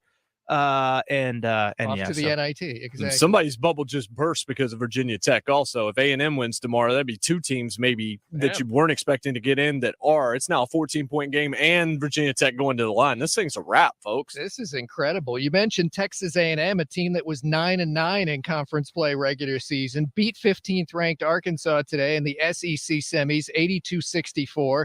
Tennessee over Kentucky in the other semis, 69-62. LSU fired Coach Will Wade after receiving the notice of allegations from the NCAA. So an assistant will be the interim coach in the NCAA tournament for the Tigers. In the Big East final, it goes to 8th ranked Villanova again, 54-48 over Creighton. Villanova had won its last 3 trips to the Big East championship game and then did so again tonight. According to the stat folks at Elias, Georgetown back in the 1980s went to 6 Big East finals without a loss. This year, they didn't win 6 games. Just about right. Yeah, they were winless in the conference. As for the Pac-12 final, they have started the second half on Fox TV. Arnie Spanier is not on the air, and number 2 ranked Arizona is playing and losing. So just him being on last Saturday, I think, is kind of rubbing off to this point. I will tell you, for a guy that I don't know what he does when he's not on air, but I was on air when the point guard got hurt, and within 30 seconds, I got a text from Arnie Spanier. Point guard out, we're screwed. First of all, it was as if he was breaking the news as if I wasn't watching the game too. Right. This was earlier in the tournament, not tonight. No, not tonight. But still, for a guy that pretends like he has stuff going on, he was watching Arizona at about 2:00 in the afternoon on a Thursday or a Wednesday or whenever they started this conference tournament. Because also, as we know from this show, Arnie's just about the only guy in the country that gets Pac-12 network. That's true in Vermont. Yeah, signals loud and clear. I can't get it in LA. I live in LA and I can't get Pac-12 network. No, UCLA is leading on Fox TV, leading Arizona 46-39. They're just in the first couple of minutes of the second half of that game. In the semis of the American Conference, 18th ranked Houston, a dominant winner over Tulane, 86-66. Next up, Memphis, which beat Heat, I've SMU. already beaten them twice. 3 is the charm. 70-63, Memphis, the winner here. And boy, have they turned that season around. And while we're talking, Arnie, Vermont is going to the dance again. Yep. They dominated the America East this season. They dominated the conference final today, 82-43 over UMBC. Update, Virginia Tech's lead on Duke is 80-64. With I don't even know what to say about this. 45 seconds left in the game. This is, can I say it again out loud? This is a team that was 2-7 in the ACC in late January, and this was not a good year for the ACC. That is just crazy. In the NBA feature matchup, it's in the fourth quarter at Golden State and still a double-digit lead for the Warriors over Milwaukee, 112-95 under 8 minutes to go. Klay Thompson with 36 points. The best team in the East, the Miami Heat, were at home tonight and lost to the Minnesota Timberwolves, 113-104, despite 30 points from Tyler Hero. Bulls over Cleveland, 101-91. Zach LaVine was out, but DeMar DeRozan had 25 points. The Dallas Cowboys will trade wide receiver Amari Cooper to the Browns for a fifth-rounder. The Mets acquired right-handed pitcher Chris Bassett from Oakland. He went 12-4 last year. Craziness. March Madness has officially begun tonight. Virginia Tech wins the ACC championship, beating the top seed in the conference, Duke, a final of 82-67. Back to you. Thank you, Steve DeSager. This is Fox Sports Saturday. Aaron Torres, Jason Martin. Busy Saturday night, as DeSager just told you. Virginia Tech upsets Duke. Wow. They are going to the ACC, the NCAA tournament, Jason Martin. So this is the fun part of March. I mean, I feel bad for whoever got screwed and is not going because Virginia Tech may have just stolen a bid. But, I mean, this is why March Madness is what March Madness is we can criticize college basketball during the regular season, all that good stuff. But there's 350-something teams, and literally every single one of them gets a shot at the field of 68. Yeah, look, the tournaments, it's easy to dog the tournaments because most of the time it's not affecting seeding all that much and things like that, but you do have this opportunity. It gives everybody one last shot to make the NCAA with an automatic bid. And that's what just happened. I mean, Virginia Tech wins this thing and they go in. Now, you can point to the idea that maybe it should be the regular season champion and all this. I'm not going to take the moment away from Virginia Tech, though. All right. You go beat Duke by 15 in this thing. Like, that's wild. You win 4 in a row, but at the same time, a lot of these small conference tournaments where the regular season champion gets beat by 2 in the final, and then somebody that absolutely probably didn't deserve it gets it over a season of work. I do have my issues with that. I was just going to ask you, do you have a fundamental issue with how we crown automatic bids, especially in the one bid leagues? I know nobody's feeling bad for Southeast Louisiana, which is currently trailing Texas Corpus Christi here. I know nobody feels bad for Abilene Christian, currently trailing New Mexico State here. But do you have a fundamental issue with the way we crown automatic bids and essentially making a regular season for some of these smaller schools worthless if you don't win the conference tournament? I mean, in effect, all the regular season then ends up being, Aaron, is just position yourself better in the tournament. It gives you a better seed in all of these tournaments, and maybe you get an easier road, but that's the only thing that it does for you. You're talking a 30-game regular season or whatever it is for these schools, and they've played for 3 months, and then a team gets hot for 3 days, and it's a wrap because everybody gets into these tournaments. If it was just teams that had qualified for a certain reason, I think you can make the argument easier. I have a hard time not thinking that the regular season champion is the one that should get the automatic bid. But at that point in time, what's the point in playing the tournament? That's why you can't really do it. It's like if you want these tournaments, which is part of the tradition of college basketball, and it gives you a great weekend of hoops and all this other stuff, it has to have stakes. Like It can't just exist in a vacuum or no one would watch. It wouldn't make any sense. No one would play. Like, why would you play your stars in a tournament that had no stakes? Like, there's no point. So I think you're darned if you do and darned if you don't. So I don't know the right answer. I feel like the regular season champion deserves it more, but the tournament system makes it so that the tournament champion has to be the one that gets in or the tournament has no purpose. Yeah, that's kind of how I feel about it as well, is the idea that I understand that it's probably not the best way to crown a champ, but I would say, like, and you brought it up a minute ago, it's not as though these small conference tournaments have no meaning. Like, you look at a team like Indiana, like Virginia Tech. Maybe if Virginia Tech had lost tonight, they did enough to get themselves in the tournament. Texas A&M in the SEC, which will face Tennessee for an SEC championship tomorrow. Like, if there's no conference tournaments, their season just ends and whatever. You have a couple bad weeks and you're on the outside looking in. And so it's weird because it's probably not the best way to crown a champion, but the entire ethos of the sport really is, one, everybody's got a shot, and then two, like basically the infrastructure of the whole sport, why you care in the lead up to Selection Sunday is gone because you don't have bracketology after the final week of the season. You don't have teams that if you don't get hot in the conference tournament, by the way, there's the flip side of it too. A team like Xavier, a team like Wake Forest that basically just had to win a game or two in their conference tournament and they clinched their spot. They don't do that. And so to me, like you said, it's probably not the perfect way to crown a champion, but it's probably the right way. Probably the best thing for the entire sport as a whole. We'll continue this conversation. We still got a lot more football to discuss as well. Hiring heating up.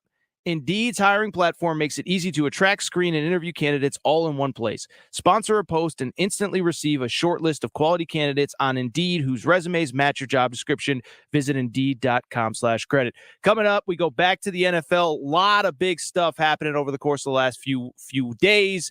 Aaron Torres, Jason Martin, more football ahead. Fox Sports Radio. When we crack the mic, Turn this on. Is it on? you'll want to listen longer. You got a lot of stuff going on. We're delivering the information you want This news just in. and you need. So remember this. That's why you listen longer This is sports. This is how it works. to Fox Sports Radio. Get help managing your money for the life and years ahead. With Fidelity Income Planning, we'll look at what you've saved, what you'll need, and build a straightforward plan to generate income, even when you're not working. A plan that gives you the chance to grow your savings and create cash flow that lasts. Plus, you can start, stop, or adjust your plan at any time without the unnecessary fees. Talk to us today so we can help you go from saving to living. Fidelity Brokerage Services, member NYSE SIPC. Dell's semi-annual sale is the perfect opportunity for a significant business upgrade. Save up to 45% on Dell computers with Windows 11 Pro and get an easy start to your workday. Plus, enjoy special pricing on Dell docks, monitors, servers, and more, all with easy financing options through Dell Financial Services. Speak to a Dell Technologies advisor today to find the right tech for your business with fast free shipping. Call 877-ASK-DELL. That's 877-ASK-DELL. Now, here's a little something that you missed from the Ben Maller Show. The Chicago Bears are saying bye-bye to their star linebacker, sending him back to the West Coast, repackaging. Khalil Mack, we've learned that Mack is headed to the Los Angeles Chargers. He gone. In a trade that will send a 2022 second-round pick and a sixth-round pick in 2023 as well to the Windy City. Now, Mack is going to end up with a gold jacket. He's going to be in the Hall of Fame as a pass rush assassin for the Bears. This is a declaration. It is a declaration of suck, is what it is. Chicago is announcing. They are screaming that they are officially out of the winning business. Now, it has been trending that way slowly and sure. Things have not been smelling particularly good. There's been a smell of sulfur recently. And at least you thought they were still attempting to get to the promised land. And they didn't want to be rubbish. But with the full transition of powers to Justin Fields, the scattershot quarterback, green light go for the 2022 season, this seemingly was inevitable. Khalil Mack is coming off a down year. He's near the end of his athletic prime. He's got a big contract. So why do the Bears get an F? Why did they get an F, you ask, if he is near the end of his athletic prime and he's coming off a down year and all that? I'll tell you what. I would rather have... To get the rest of what Big Ben said, podcasted by searching The Ben Maller Show. And as always, you can hear The Ben Maller Show weekdays from 2 a.m. Eastern, 11 p.m. Pacific, right here on Fox Sports Radio. This is The Herd. The winner in this is also Colin Cowherd. the NFC North is an absolute mess. But this morning, I still think Green Bay has a decent shot, 10-1 odds to the Super Bowl. Chicago's in a rebuild. They have a rookie defensive head coach and a second-year quarterback. Detroit's got a goofy coach who we kind of like, but he's goofy, and an average quarterback. And Minnesota has a rookie coach and an average quarterback. Outside of the Rams, who would the Packers face in the playoffs next year in the NFC that they'd be an underdog to? The safest bet in the NFL next year is Green Bay gets a bye and wins their division. They probably don't face the Rams until the NFC Championship, and they'll face them at home. I don't think Green Bay's great. I don't think Aaron wanted any part of Mahomes, Herbert, Carr. I think Russell Wilson's built differently than Aaron Rodgers. This is The Herd. And the story out today. Weekdays at noon Eastern, 9 a.m. Pacific. You know what? Let's try it. This is Two Pros and a Cup of Joe. Y'all ready? Everything that comes with Kaepernick, even if he is good, he's good enough talent-wise to even compete on a roster. He's not good enough to overcome everything that comes with him. It's better for his brand the longer he's out of the NFL, correct? Every time he posts a video, for whatever he's trying to get across, it's better. Yes. It works. Because it makes it seem like, I want to play. I'm not getting an opportunity. Dude, you had an opportunity. You had to try out for teams. You started playing some funny business. You wanted it moved. You wanted it over here. They showed up. And right then and there, it was like, all right, this guy's not about it. But then you realize a sneaker line comes out. Yeah, then you realize a documentary was being filmed, and then the documentary comes out. If you have an ounce of intelligence, then you start to realize, like, wait, hold on. Am I getting hustled? Two Pros, LeVar Arrington, Brady Quinn, and a Cup of Joe. Jonas Knox. 6 a.m. Eastern, 3 a.m. Pacific on Fox Sports Radio. This is Lincoln Sports Station. Why are we blowing up socially? Why? It's because of you. Uh-oh. You want the videos on our YouTube channel? Just search for Fox Sports Radio. Yes, I know. You want to comment on our tweets? Tweets? Now I can tweet what I want to. At Fox Sports Radio. And you want us in your timeline. You need us in your timeline. Don't forget, you can follow us on social media. That's why we're blowing up socially. On Fox Sports Radio. The most fearless voice in sports is on FS1. The one and only Colin Cowherd is bold, unique, and outspoken. Wow. You can see him on The Herd, weekdays at noon Eastern on FS1 in the Fox Sports app.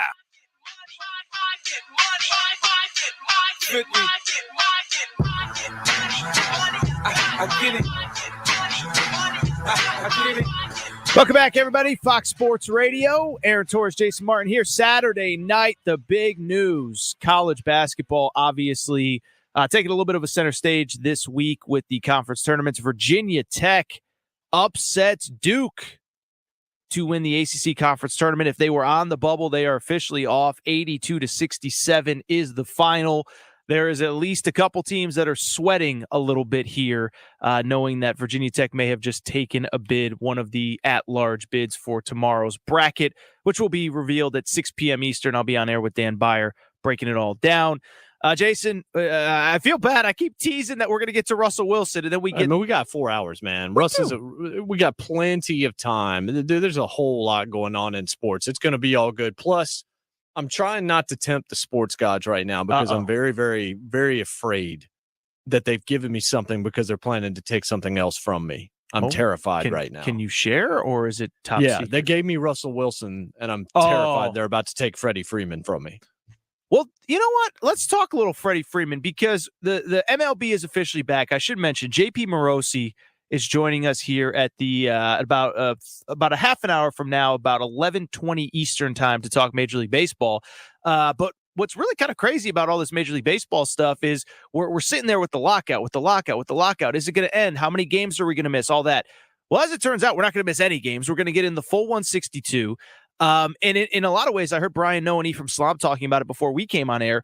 It kind of worked out in a best case scenario for the MLB, where all of a sudden you have this truncated free agency schedule, hot stove schedule that's going to come up. So over the next few weeks, you got free agency in the NFL, you got hot stove in Major League Baseball, March Madness. It's going to be a fun couple weeks.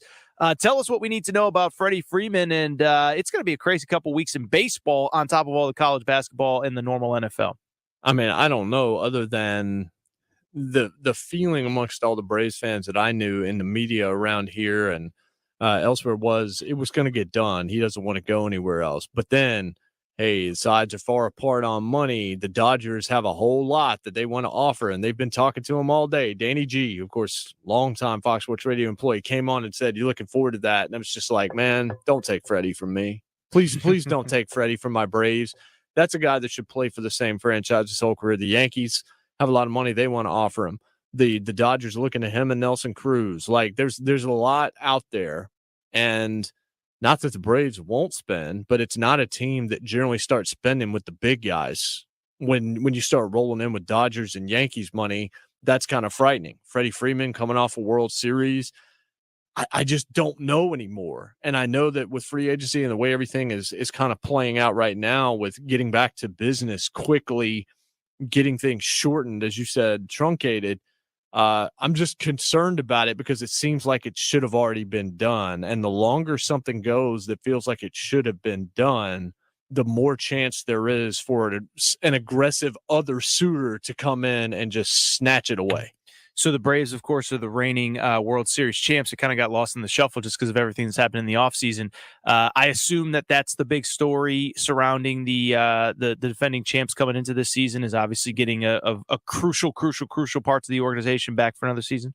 Yeah, I mean, there's other little things that they want to take care of, but the big thing for the fans is making sure Freddie stays put. And again, when you got Ken Rosenthal at The Athletic talking about what the Dodgers are doing, and we're going to have John Morosi on. I love to talk to John, and I'm going to ask him to talk me off the ledge on this and tell me that I'm still right, that he's still going to come back. But when you hear Dodgers, quote, making strong push, unquote, that frightens you to death because I've seen what it means when they say they're going to make a strong push. Financially, I don't know what that means in terms of what the actual number would be, but I've also heard, look, if Freddie goes, then Anthony Rizzo becomes a Brave. I just don't want to see that universe. Not because I love Anthony Rizzo. I just want to see Freddie Freeman play his whole career in one spot. I feel like he's a Brave through and through. I would hate to see him walk to another roster like so many others have. You know, when you play long enough, a lot of times you end up somewhere else. MLB is officially back. Players are reporting to spring training here coming up. A couple new rule changes, universal DH across the board. There will be 12 teams in the playoffs. We will not have runners starting on second in extra innings, which is something that I am actually a fan of. So MLB in some ways will look very different next year. In some ways will not look different at all. Aaron Torres, Jason Martin here, Fox Sports Radio. Continue that conversation with baseball, by the way. JP Morosi about 11:20 Eastern time. College basketball as we're talking here. Arizona with the slight lead in the Pac-12 tournament. But coming up, we go back to the NFL. Russell Wilson is a Bronco. What does it mean for him, the division, and football as a whole? Get help managing your money for the life and years ahead. With Fidelity Income Planning, we'll look at what you've saved, what you'll need, and build a straightforward plan to generate income, even when you're not working. A plan that gives you the chance to grow your savings and create cash flow that lasts. Plus, you can start, stop, or adjust your plan at any time without the unnecessary fees. Talk to us today so we can help you go from saving to living. Fidelity Brokerage Services, number NYSE SIPC. At Lowe's, every pro is an MVP to us, no matter how big or small your business is. Earn back when you spend, get exclusive offers, and paint rewards. It all adds up to help level up your business. Join Lowe's MVP's Pro Rewards and Partnership Program today. Minimum purchase required. Earnings and paint rewards awarded as Lowe's e-gift cards. Exclusions, restrictions, and more terms apply. Valid through 12/31/22. See Lowe's.com/L/Pro Loyalty Terms. Subject to change. U.S. only. FS1. To find FS1 on your television, go to foxsports.com for details. FS1. Are you ready? Now, here's a taste of something that you missed from the Doug Gottlieb Show. There is still one gigantic quarterback potentially out there. We don't know about Deshaun Watson, but to me, the story of Carson Wentz and what took place yesterday, where Wentz was dumped, just a year into his tenure with the Colts. This after he was he kind of gave up on it. It was a mutual, easy parting of the ways from the Eagles to the Colts. And, congratulations to the Eagles to get that first round pick. But what's fascinating to me is the two very different ways of looking at the exact same guy. Some of it may be that we have expectations that are unrealistic for Carson Wentz once he got back with Frank Reich. Right? We thought, well, if he gets back with Frank Reich, then he's going to be back to MVP caliber Carson Wentz, and that didn't happen. And the season ended poorly.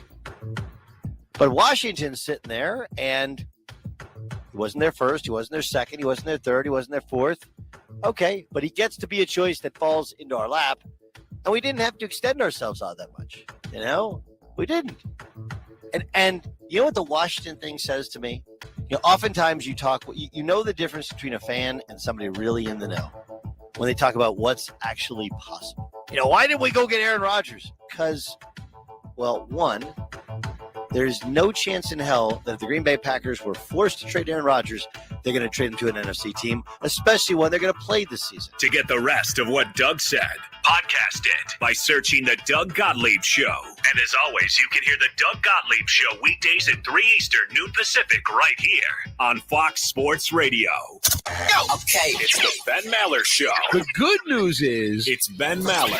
So Steelers, Saints, Bucks, Colts, Seahawks, and Panthers, all looking for starting quarterbacks. They should be fighting, scratching, and clawing to get blank. Fill in the blank. The answer is going to surprise you.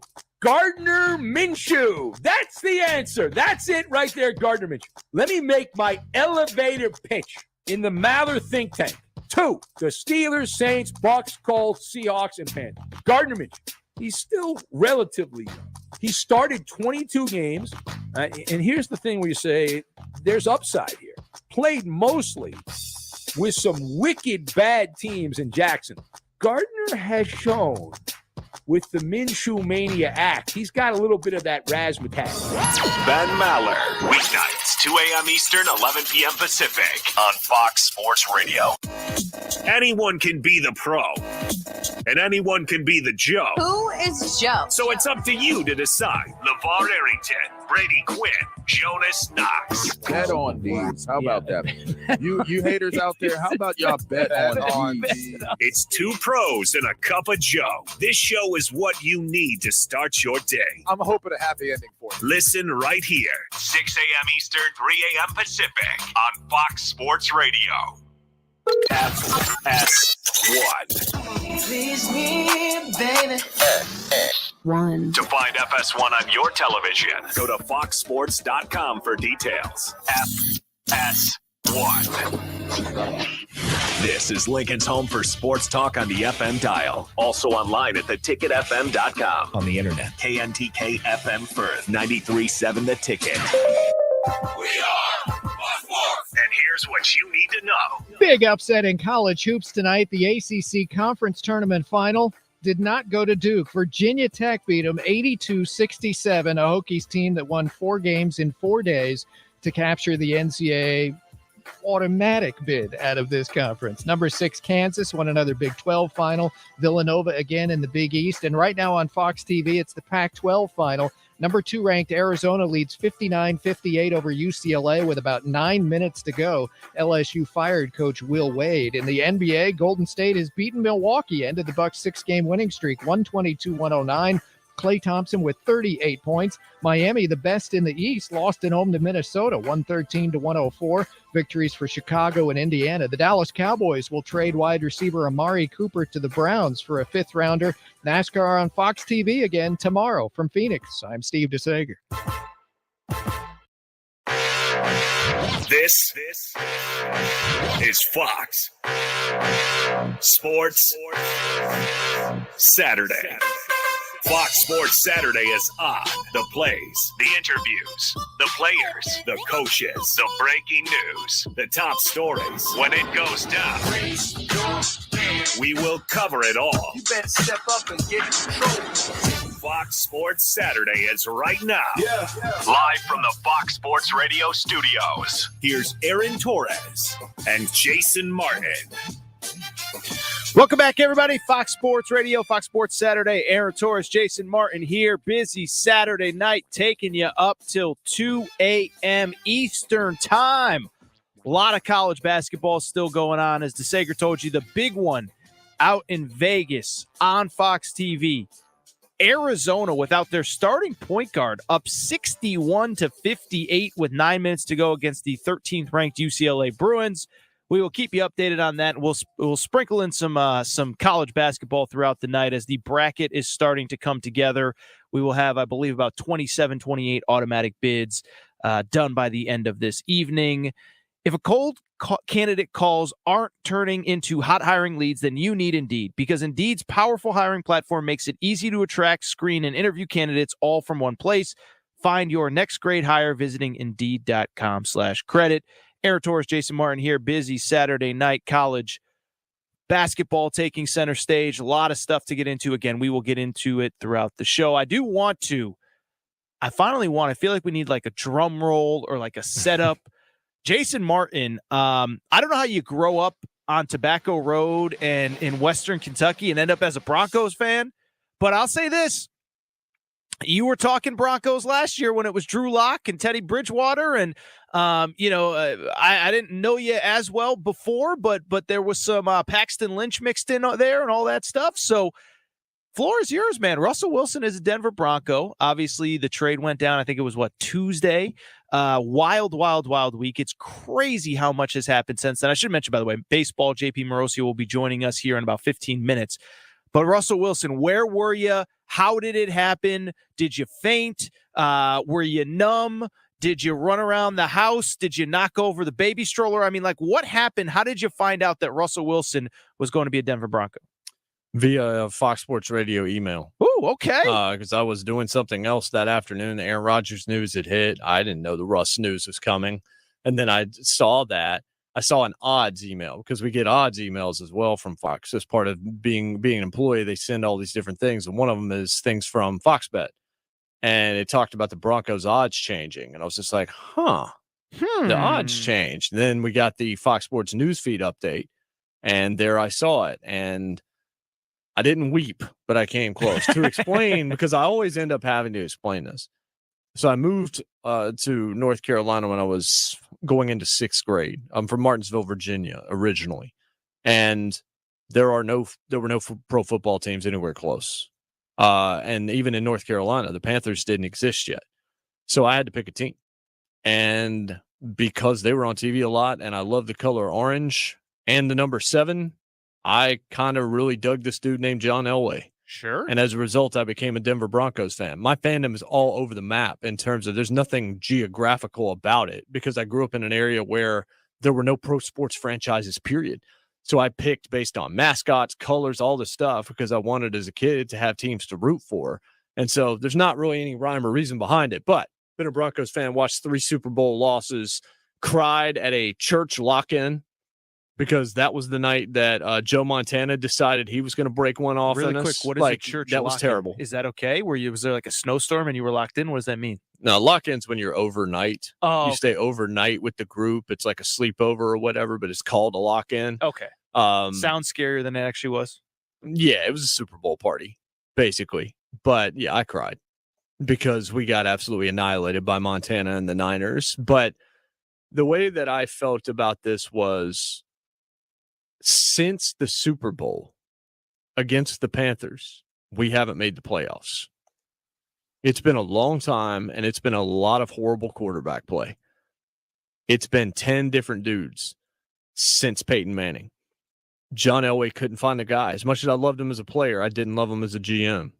And so you bring in Peyton and you acquire draft picks, and you know you're going to take swings. And Aaron Rodgers is the one you're expecting. Russ is not the one I expected. I saw the same thing everybody else did. It's going to be New York. It's going to be Vegas. It's going to be some big time market like that for other reasons. But as it happened, and as you read more about it, it seems like we all missed the boat, that this should have been there in the beginning. Denver's plan A was Aaron Rodgers or Russell Wilson, whichever one. When Rodgers was out, then Russ became even easier, but they had been talking already. I just didn't realize Russ liked the area as much as he did. But the best thing was listening to Mark Schlereth with Colin Cowherd a couple of days ago, where, look, we got rid of Shelby Harris and we got rid of Noah Fant in this deal. And I mean, got rid in terms of we had to. And we kept Patrick Surtain and all the receivers. And I felt really good about that because I know the backup tight end is a stud. And Mark Schlereth said, never been a Noah Fant fan. Drops a lot of balls. The kid behind him is better. Everybody knows it. And so Denver actually got better in this deal, not just by getting Wilson, but by letting go a tight end that was about to be supplanted by his backup and keeping Surtain and keeping all those receivers. So I'm over the moon, not because this guarantees anything. It doesn't. But it means that my franchise is again willing to take a big-time swing on a quarterback. Did it with Peyton Manning. He was older than Russ is right now at 33. And I will finish by saying this. I'll read this directly from USA Today because I screenshotted this when I saw it. For Matthew Stafford, who was a 33-year-old one-time Pro Bowler with no playoff wins before last season, the Rams gave up 2 first-round picks, a third-round pick, and their incumbent quarterback, Jared Goff. For Wilson, also 33, already a Super Bowl champion, 2-time conference champ with 9 Pro Bowls to his name, the Broncos gave up 2 first-round picks, 2 seconds, a fifth, Drew Lock, and Noah Fant and Shelby Harris. The difference is 2 draft picks outside the first round and 2 players the Broncos probably aren't going to miss much. For a team that managed to go 7-10 playing in one of the toughest divisions with subpar quarterback play, with a defense that allowed the 3rd fewest points per game, that's a deal you have to make. Agreed. I am over the moon because this is the other little funny thing. Now we have had my favorite player ever and my other, arguably my 2 other, at least in top 5 favorite players ever that have come from other places where I've watched their careers from afar. And I went to NC State, so of course I love Russell Wilson. But Peyton Manning's the other guy. We've had them both. We got Peyton, and now we've got Russ. I'm just excited to be in the mix. I'm excited to watch the AFC West, as frightened as I am by it all, because it is a meat grinder. But those are some of my thoughts. I don't know if you've mentioned having him on your show, but I talked to Bill Polian, the former GM, a few weeks ago for an interview he was doing on something. And I asked him, I said, what is it like going to the stadium every single day? This was obviously, he did draft Peyton Manning. He drafted Peyton Manning. We talked a little bit about Peyton Manning versus Ryan Leaf, but I bring it up because I said, what is it like going to the stadium every day, just knowing you got the dude? And he actually flipped it. He said, I'll tell you, you don't realize how much you appreciate it until you don't have it. And he referenced the season after where they finished, I think it was 0-16, 1-15, whatever, and were in position to draft Andrew Luck. And he said, you don't realize how much you appreciate it until you don't have it. And I just remember that season driving to the stadium without Peyton Manning when he had dealt with all his neck surgeries. He wasn't playing, and you just know you got no shot. And so I thought of that when you were kind of giving that monologue about it's so interesting in this sport. It's so cliche and it's so obvious, but you look at these teams that have all the pieces, Tampa before Tom Brady, Denver now, I'm just trying to think off the top of my head, whatever. I can't think of anybody else off the top of my head. But it really doesn't matter. Doesn't matter how well you draft. Doesn't matter how well you're coached. Doesn't matter what schemes you have. If you do not have the right quarterback, it doesn't matter. Yeah, that's right. And then to be able to flip a switch like the Broncos did just this week and just go from driving to the stadium knowing that everything needs to go right just to have a chance against Justin Herbert, Patrick Mahomes, whoever you're facing, Derek Carr. And now to know you got that dude along with everybody else, man. I can't even, as a fan, imagine what that must feel like to flip overnight and know we got that dude again, that when I drive to the stadium to watch my team, I know that guy's going to give me a shot. That's right. That's what it is. It's just my team. It's so easy to invest in a team that's also going to invest in itself. It's hard. It's so hard to be a fan of a franchise that never takes shots. That's the problem. That was the problem for years with the Cardinals and the Bengals. You used to hear all the times they never spend money. They don't treat their players well. All of this. Imagine being a longtime suffering fan of a franchise that never does anything to make you excited, but still asks for your money. Well, look at still wants you to buy merchandise, still wants you to buy season tickets, still wants you to pay $50 to park every Sunday, all of these kinds of things. It's real easy for me to cheer for a team, to get excited for a team, to go out and buy this Russell Wilson jersey as soon as that thing is available to purchase, all that kind of stuff, to get behind my team and to stay behind them for as long as I have, because they're willing to go for it. Even if you don't pull it off, you never know. If I was a Rams fan, I'd be super excited that they went for it and it paid off for them. I just think it's so easy when a team believes in itself, when they're taking swings, taking shots like that. Yeah, I'd rather you take a big cut, honestly, and go for that home run. If you strike out, that's fine. Well, especially when you're in position, when all the other pieces are there. I mean, it's one thing to be like a Seahawks fan now that's like, okay, maybe we don't take that big swing. Maybe we don't go after Deshaun Watson because we got a lot of other things to fix, and this is going to be a 2, 3, 4 year process. But when all the other pieces are there, I think that's the key part to me, is like we always talk about it, and something, it's just a theme that seems to come up, and it obviously came up a lot with the Rams this year, Jason, but you and I have talked about this a ton. You always like to say there's no such thing as a Super Bowl window. It's right now. Well, for the Denver Broncos with Jerry Jeudy and Cortland, all these young guys that are just now entering their prime. You mentioned some of the defensive pieces, Patrick Surtain. That window is now. You can't wait. You can't hope that, well, maybe this year isn't the year with the draft, but maybe next year we're in position to get Bryce. Yeah, it's like, no, you have a chance to get Russell Wilson. You go freaking do it. And that to me is the important part. Every other piece is there. Go out and get that last piece. And by the way, by far the most important one. Yeah, that's right. And again, if you don't have a quarterback, I don't care what the rest of your team looks like. It's just, that's the way this world works. You want to know just how much it works? Look at these top flight running backs that teams are shopping right now. Look at them. And what do they have in common? They don't have quarterbacks. Yeah, you paid Christian McCaffrey, but he can't stay healthy. You drafted Saquon Barkley at number 2, but you didn't have a quarterback. And now you're still trying to find one. You're still trying to make that Daniel Jones thing work. Maybe you're going to bring in Mitchell Trubisky because Brian Daboll's your head coach. Carolina paid quarterbacks that didn't pan out. Paid Sam Darnold. It didn't work out. Now they're looking at Deshaun Watson. They'll leverage whatever they have to do that because they realize what we all realize watching this game is if you don't have a dominant quarterback, you can hang it up. Look at the 4 teams that were playing in the NFC and AFC championship games, and look at one of them that's getting rid of their quarterback who didn't end up making the Super Bowl because they played against a team that, look, point blank. I talked to Robert Mays, the Athletic, a few days ago, and he said Sean McVay basically went to the Rams brass and said, our guy is not good enough. We got to do something about this. And that's what they did. And any franchise that has a bunch of talent who knows their quarterback is not good enough and does not do something about it, to me, is doing a massive disservice to their fans because they're putting them in a position where the margin for error is so slim for the rest of that team that eventually it's going to bite you just like it bit the 49ers in the title game. Interesting week. Fun week. The NFL always delivers, and we'll continue the conversation on the NFL here throughout the next 2.5 hours. Aaron Torres, Jason Martin. But coming up, we will switch gears. Baseball is back, and there is literally no person on the planet better to talk about it with than JP Morosi. He will join us next. Fox Sports Radio MLB Insider joining Aaron Torres and Jason Martin here. Busy Saturday night. JP Morosi, baseball coming up. Fox Sports Radio. Listen, everybody. We're giving you another way to hear and see us. I was like, what? It's our Fox Sports Radio YouTube channel. Yeah! Your favorite shows. Who else has that? Nobody. With video. This is the future of sports. Yeah! It's our Fox Sports Radio YouTube channel, and it's all for you.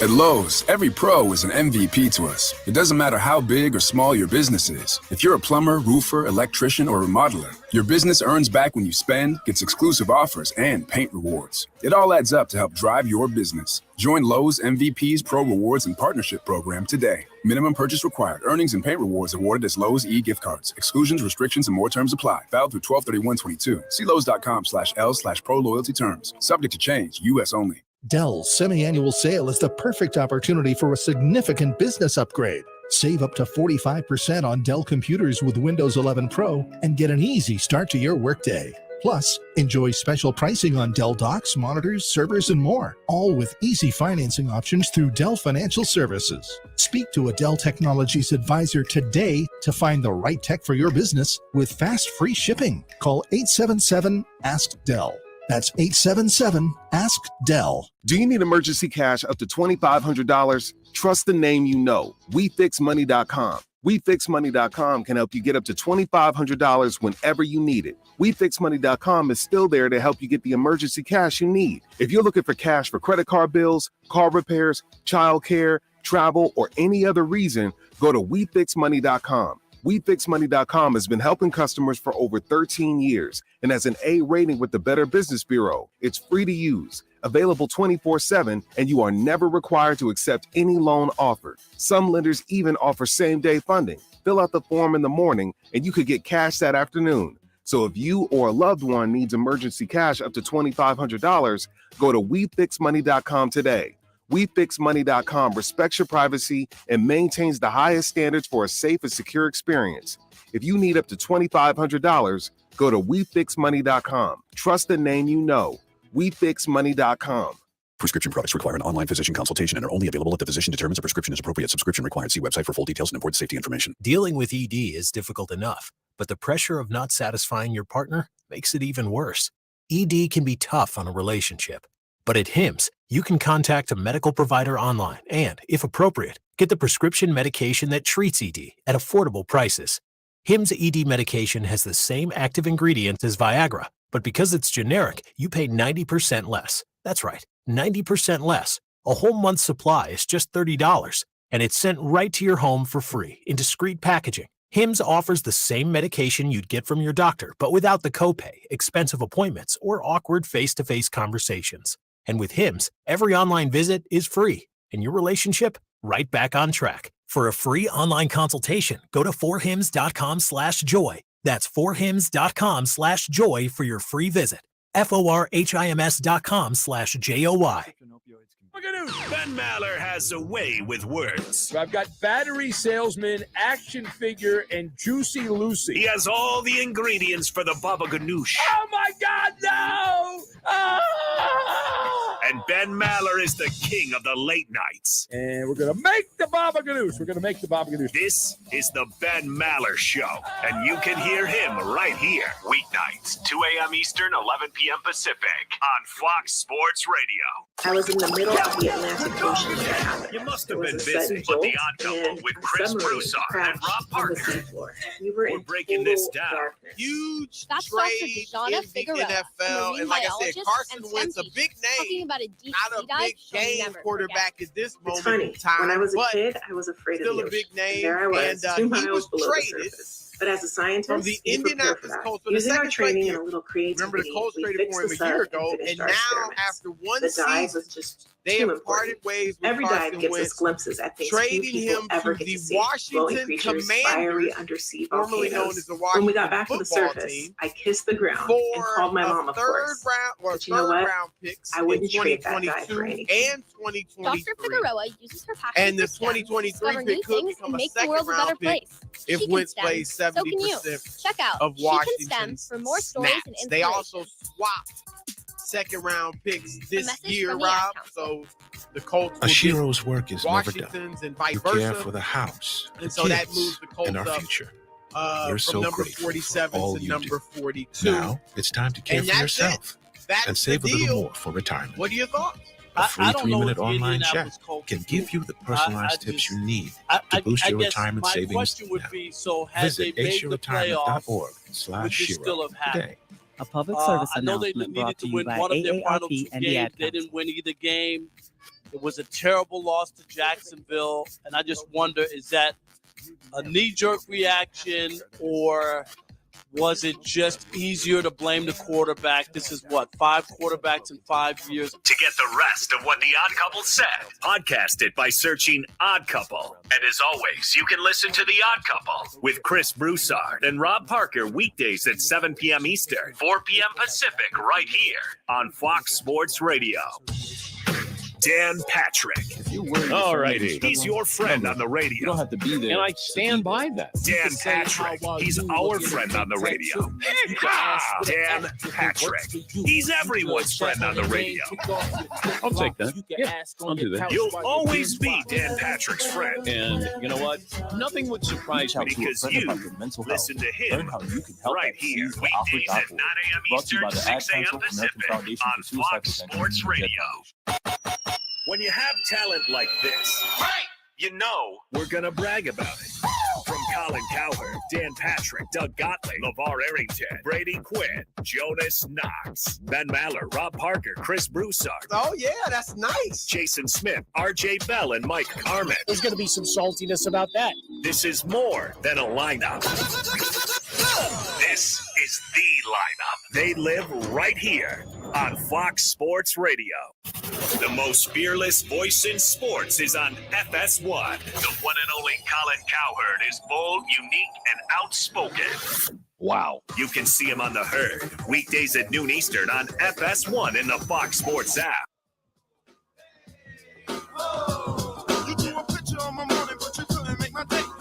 Welcome back, everybody. Fox Sports Radio. Aaron Torres, Jason Martin here. Saturday night. Hiring heating up. Indeed's hiring platform makes it easy to attract, screen, and interview candidates all in one place. Sponsor a post and instantly receive a short list of quality candidates on Indeed whose resumes match your job description. Visit Indeed.com/credit. All right. It's the moment a lot of people have been waiting for. The literal moment where baseball is officially back. The metaphorical moment that we've all been waiting for, where we welcome in, I would argue, the most popular man on Fox Sports Radio right now, JP Morosi. I've already talked to you a couple times this week. I'm pretty sure every show on this network is demanding JP. First of all, where were you when you found out that the deal was done, or that maybe you started to get a feel that, okay, this thing might get done here in the next couple hours, the next day or so? Because as an outsider, it really felt kind of grim there for a while, especially at the time we thought there was going to be another week of cancellations. So when did you start to get a feel, okay, we might be getting closer to this thing than maybe the average public realizes? Well, Aaron and Jason, good evening. I am grateful to be able to talk baseball with you guys again, because it has been a long wait, nearly 100 days. It's interesting. So I found out that the union had approved MLB's offer while I was on television. So I was on a segment on MLB Network, and then as I was talking, not having looked at my phone for a little bit, then the coverage broke in, and here came John Heyman's report that the union had approved the deal, and we're back to business. So that was kind of a fun way to find out, to be on live TV as we were all just trying to scramble and keep on top of the news. But to me, things started to change on Wednesday night, and it was really in the darkest hour when we saw the announcement come out from the commissioner that another week of games had been removed from the schedule. And it seemed as though at that point in time that that was 2 weeks of games lost, and even now next Jackie Robinson Day was potentially going to be in jeopardy of not having games on that incredible day for our country and for baseball. So it was certainly a very nervy time, but I really believe that once they started talking again Wednesday night, after the union had actually gotten back to MLB with some other concepts to move things forward, that was when the momentum began again. So it was certainly hard to maintain optimism, but that Wednesday night, even though there was the announcement of games being taken off the schedule, I thought there was still a space to compromise. And I remember, I think I said that late at night to Jason and Mike, like, the next 24 hours, it could work out. And I'm lucky that for once this winter that my optimism was rewarded, because it is so great to have it back. So, John, usually it's a good negotiation if neither side is happy at the end of it. So how did it actually shake out from your perspective in terms of, did anybody feel like they won in this thing? Is anybody happy, or did they just find some kind of a bridge to get back to baseball? Well, I think, it's a great question, but for me, I actually think there may be both sides that actually like aspects of this. And a couple of things that stand out to me. Number one, the players all along, guys, that they had said we want younger players to get paid more earlier on in the process, and they did that. The younger players, the minimum salary now is up to $700,000. You've got the pre-arbitration bonus pool, which never existed before. The higher end of the luxury tax, that got moved up as well. So even though the players probably didn't get everything, a lot of the things they wanted were in there. Now, from MLB's perspective, I think that they actually just said, listen, we were able to find a way to get a full 162-game season. Now, that matters a lot, and I think just for baseball to get the business going again was really crucial. They didn't have to give up too much on where the competitive balance tax threshold was going to be. I think that was actually a pretty fair compromise. They also got the expanded playoffs, which they really wanted. They got at least a mechanism going forward to be able to revisit the international draft.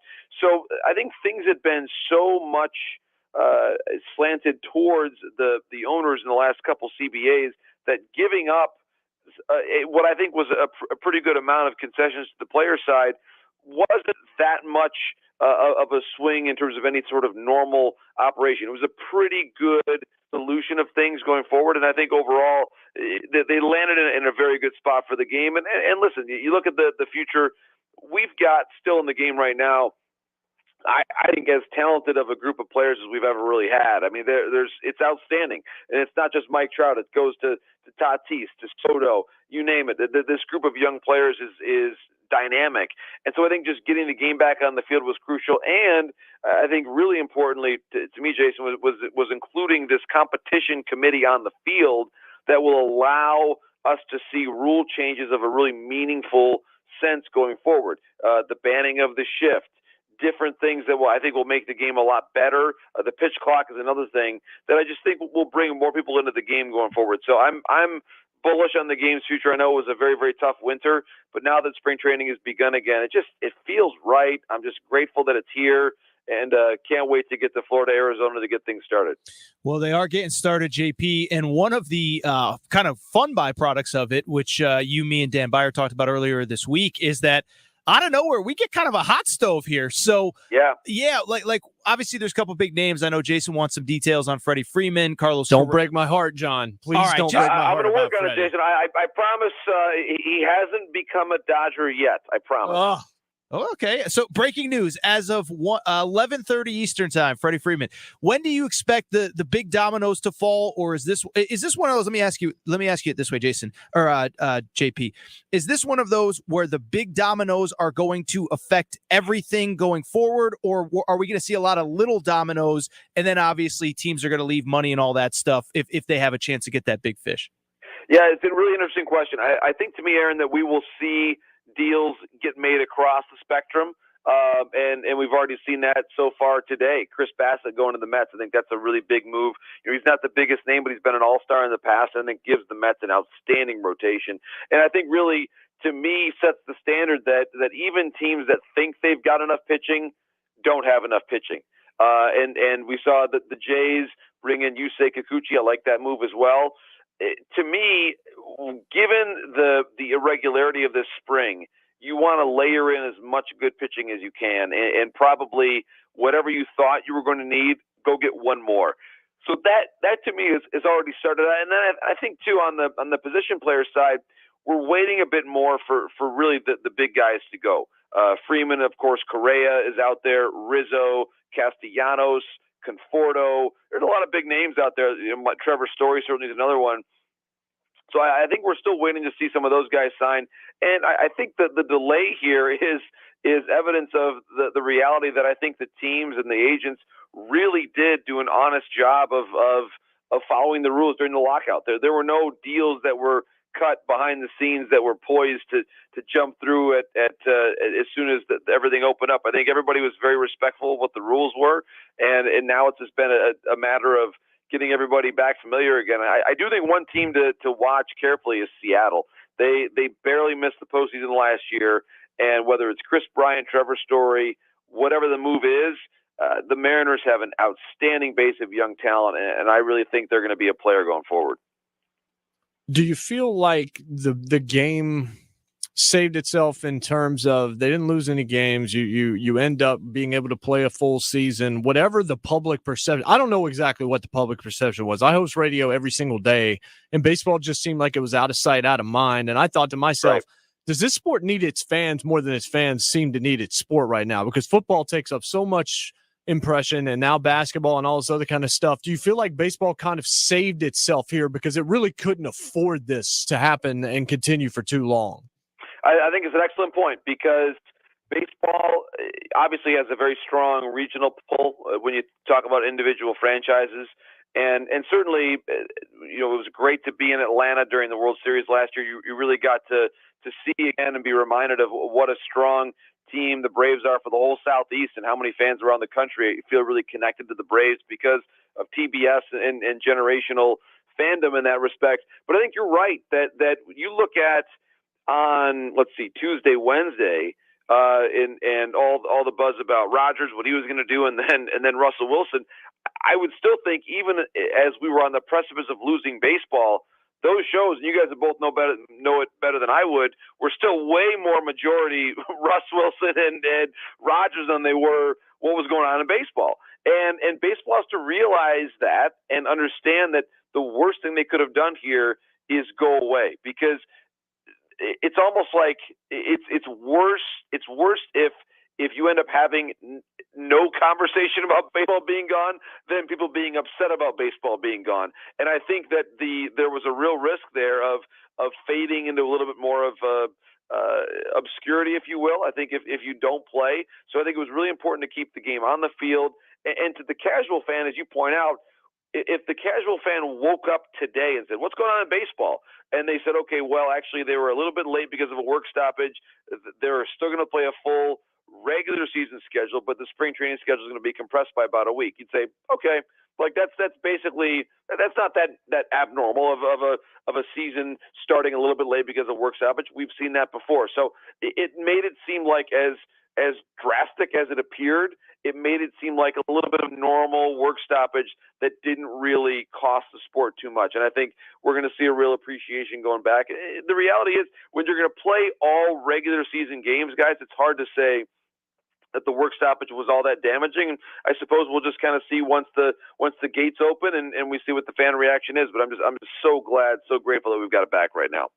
He's JP Morosi, MLB Network, Fox Sports Radio, MLB Insider, Fox Sports, MLB Insider. First of all, JP, what's the first ballpark you're going to be at? Where are you on a plane tomorrow? What's the deal? That's a great question. I think the first week I will still be here in a beautiful, cold Michigan, where it is 15 degrees tonight. So I'm reminded of just that stark contrast. But my plan is to be in Florida by about a week from now, so I can't wait for that.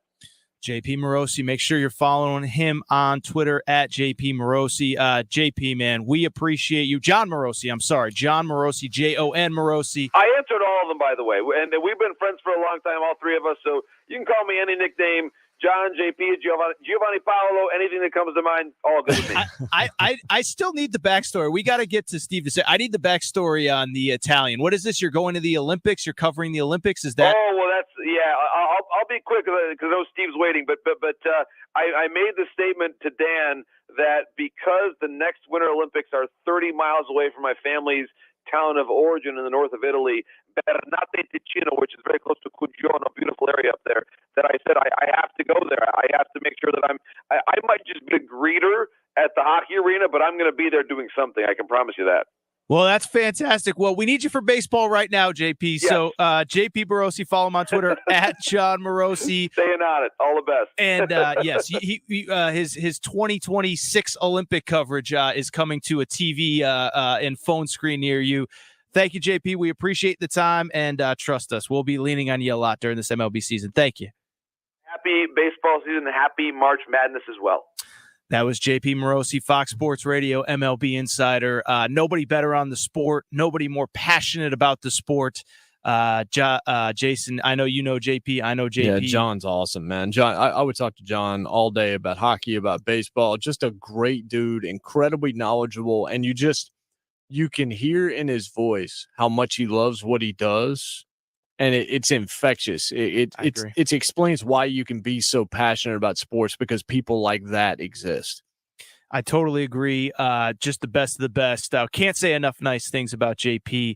We'll continue the conversation on baseball. I want to piggyback on something that you said, Jason. Before we do, though, our buddy Steve DeSager. What's trending, Steve DeSager? That was good, and you guys are correct about him. We got a lot of baseball news to get to before the college hoops because MLB spring training games start on Thursday. 3 weeks worth of exhibitions. Players have to report to camp by tomorrow. Philadelphia gets former Mets reliever Uris Familia. The Mets acquired right-handed pitcher Chris Bassett from Oakland. He went 12-4 last year. The White Sox signed reliever Joe Kelly. They also agreed to terms with infielder Josh Harrison. The Rockies will sign veteran shortstop Jose Iglesias and reliever Alex Colomé. The Blue Jays, as he referenced, agreed to a 3-year deal with lefty pitcher Yusei Kikuchi, who was with Seattle. The Rangers acquired catcher Mitch Garver from the Twins, and the Nationals signed veteran reliever Steve Cishek, his 8th major league team. As to college basketball, it's over in Vegas. The Pac-12 final goes to number 2 ranked Arizona with one block shot after another down the stretch, beating UCLA 84-76. The Arizona Wildcats, who will be a 1 seed for the NCAA tournament, 31-3 on the season now.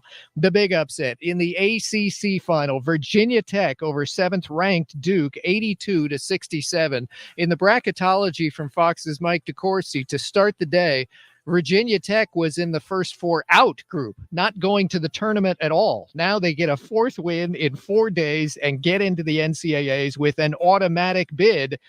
Duke's starters from 3-point range, 2 for 16. Kansas won the Big 12 again. Villanova won the Big East again. In the SEC semis, Tennessee and Texas A&M got wins. Yeah, by the way, Texas A&M was also in that first 4 out group. They have a chance to face the Vols and get an automatic bid tomorrow. LSU fired coach Will Wade.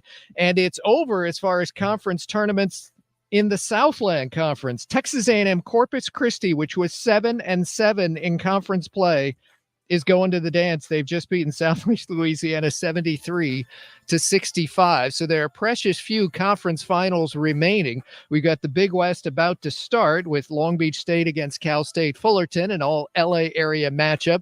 And right now in the WAC final, it's New Mexico State in the lead, 47-38 against Abilene Christian with about 10 minutes to go. Already wins for Akron and Vermont.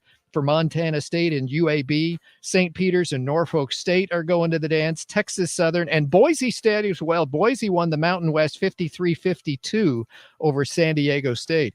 In the NBA, almost everything is final. The late game, third quarter at Portland, has the Blazers ahead of Washington 90-75, but the feature matchup was at Golden State. Klay Thompson with 38 points in a Warriors win over Milwaukee, 122-109.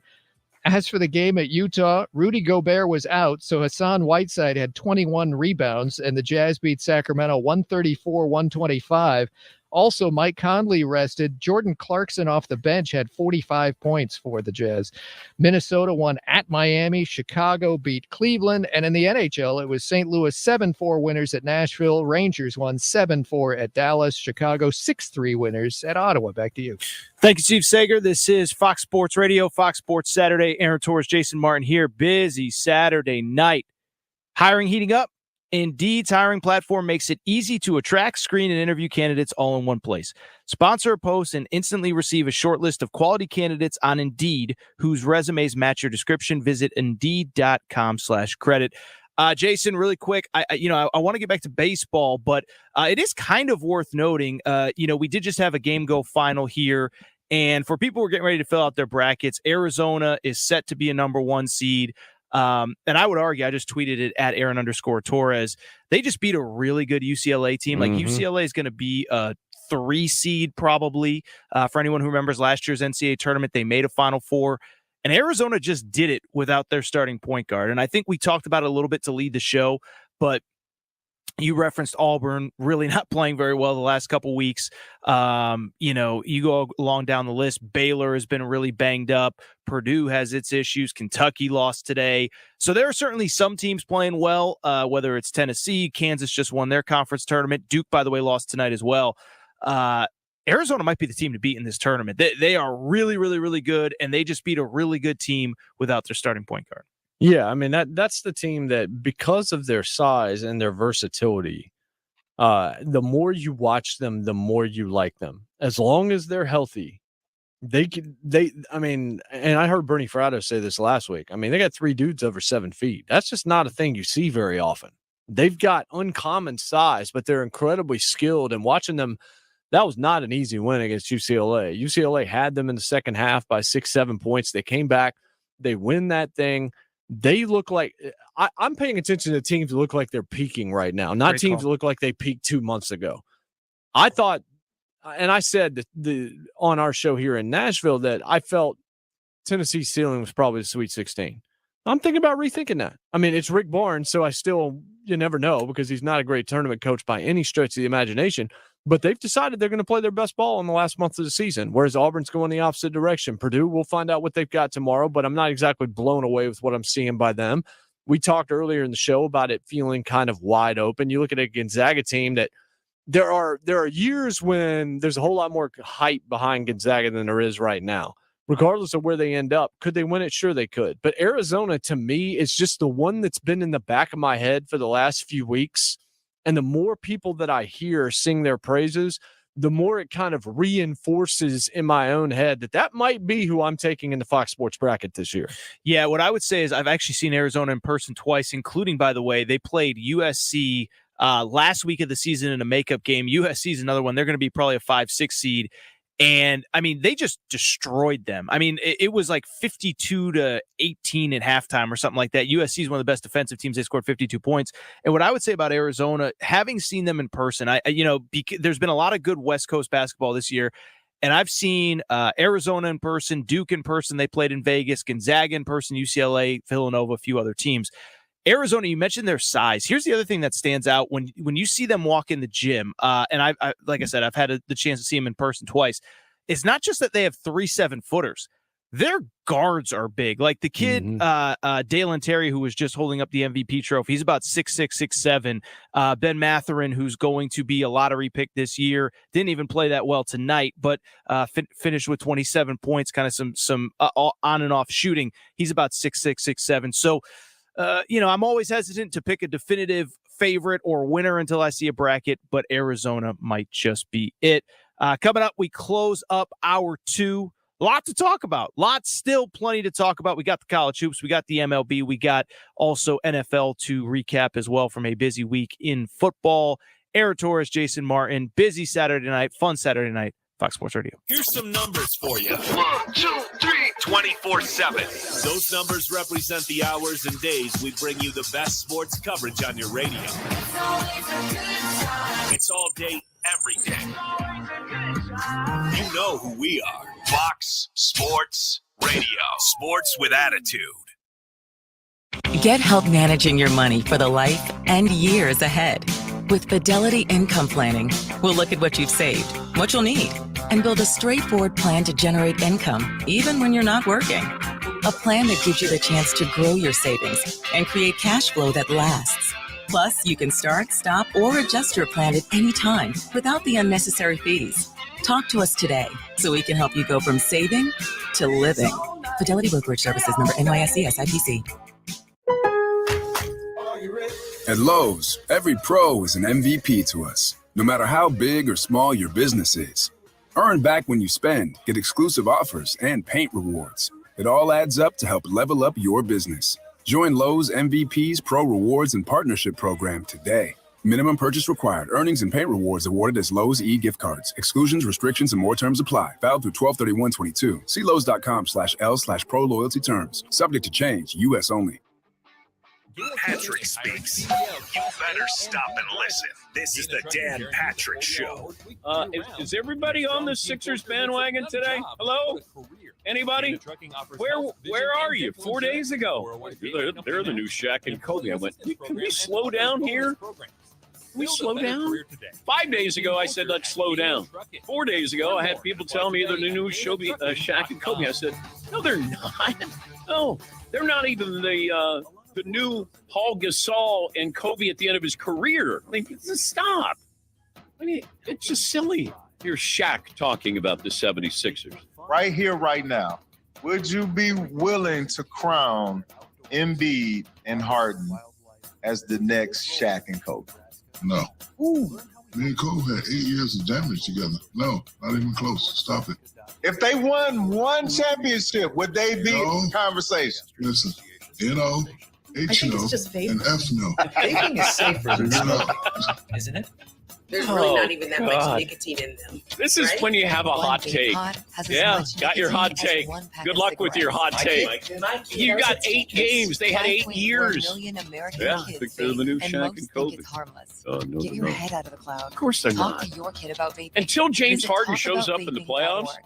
That's please. talkaboutVaping.org. He's Brought going to to you have by a the American wonderful Lung career. Association and the Ad I don't know if Council. he's going to have Dad, anything to show how do for it. airplanes fly? Wonderful career, What's in this box? stat-wise. Is this I tree want good to for see what you climbing? do in a big moment in a playoff game. What does this And thing last do? night felt like a playoff game. Kids are curious. James about Harden everything, didn't play well last night. Talking In your to them own about gun building. safety If you in want to your know home, what it's a good Dan first step, Patrick said but you can do next, more. just Always keep your podcast guns it locked, by unloaded, searching The and Dan stored separately Patrick from Show. ammunition. And as Safe gun always, you can storage listen to saves Dan lives. Learn Patrick how to make your live home safer. weekdays, 9 a.m.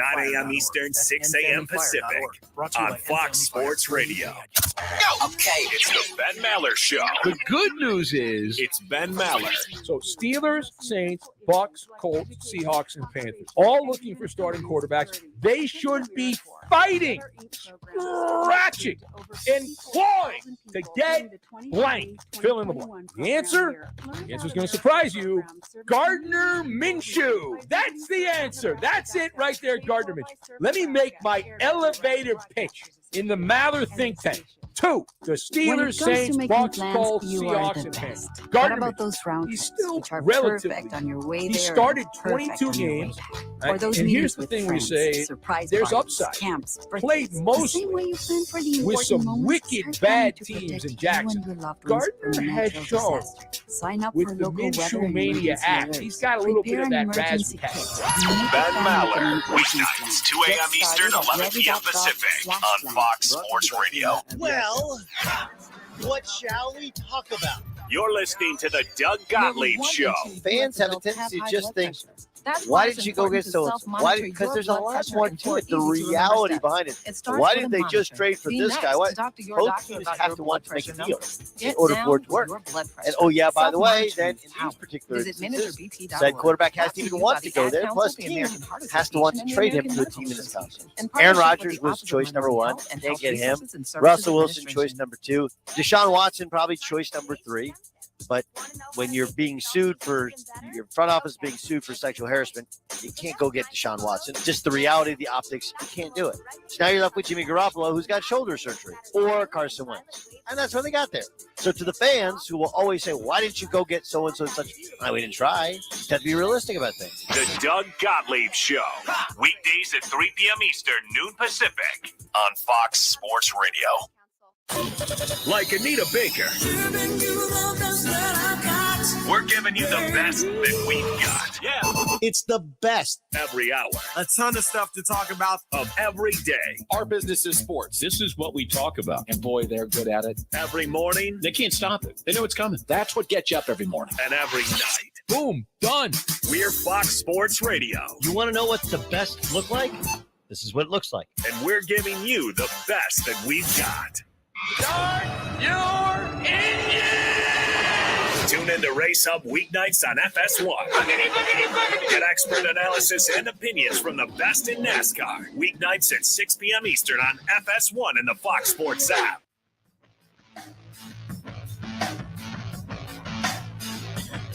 Welcome back, everybody. Fox Sports Radio, Fox Sports Saturday. Aaron Torres, Jason Martin here. Busy Saturday night. If cold candidate calls aren't turning into hot hiring leads, then you need Indeed, because Indeed's powerful hiring platform makes it easy to attract, screen, and interview candidates all from one place. Find your next great hire visiting Indeed.com/credit. Jason, I want to put a bow on this hour. The big story in college hoops, a couple of big stories from this evening. Arizona, without starting point guard Kerr Kriisa, takes down UCLA 84-76. Arizona just about number 1 seed was already wrapped up. It was unofficial. It's now basically official. They will be a number 1 seed. Probably not in the West, though, because of Gonzaga. Also, earlier tonight, kind of a surprising result.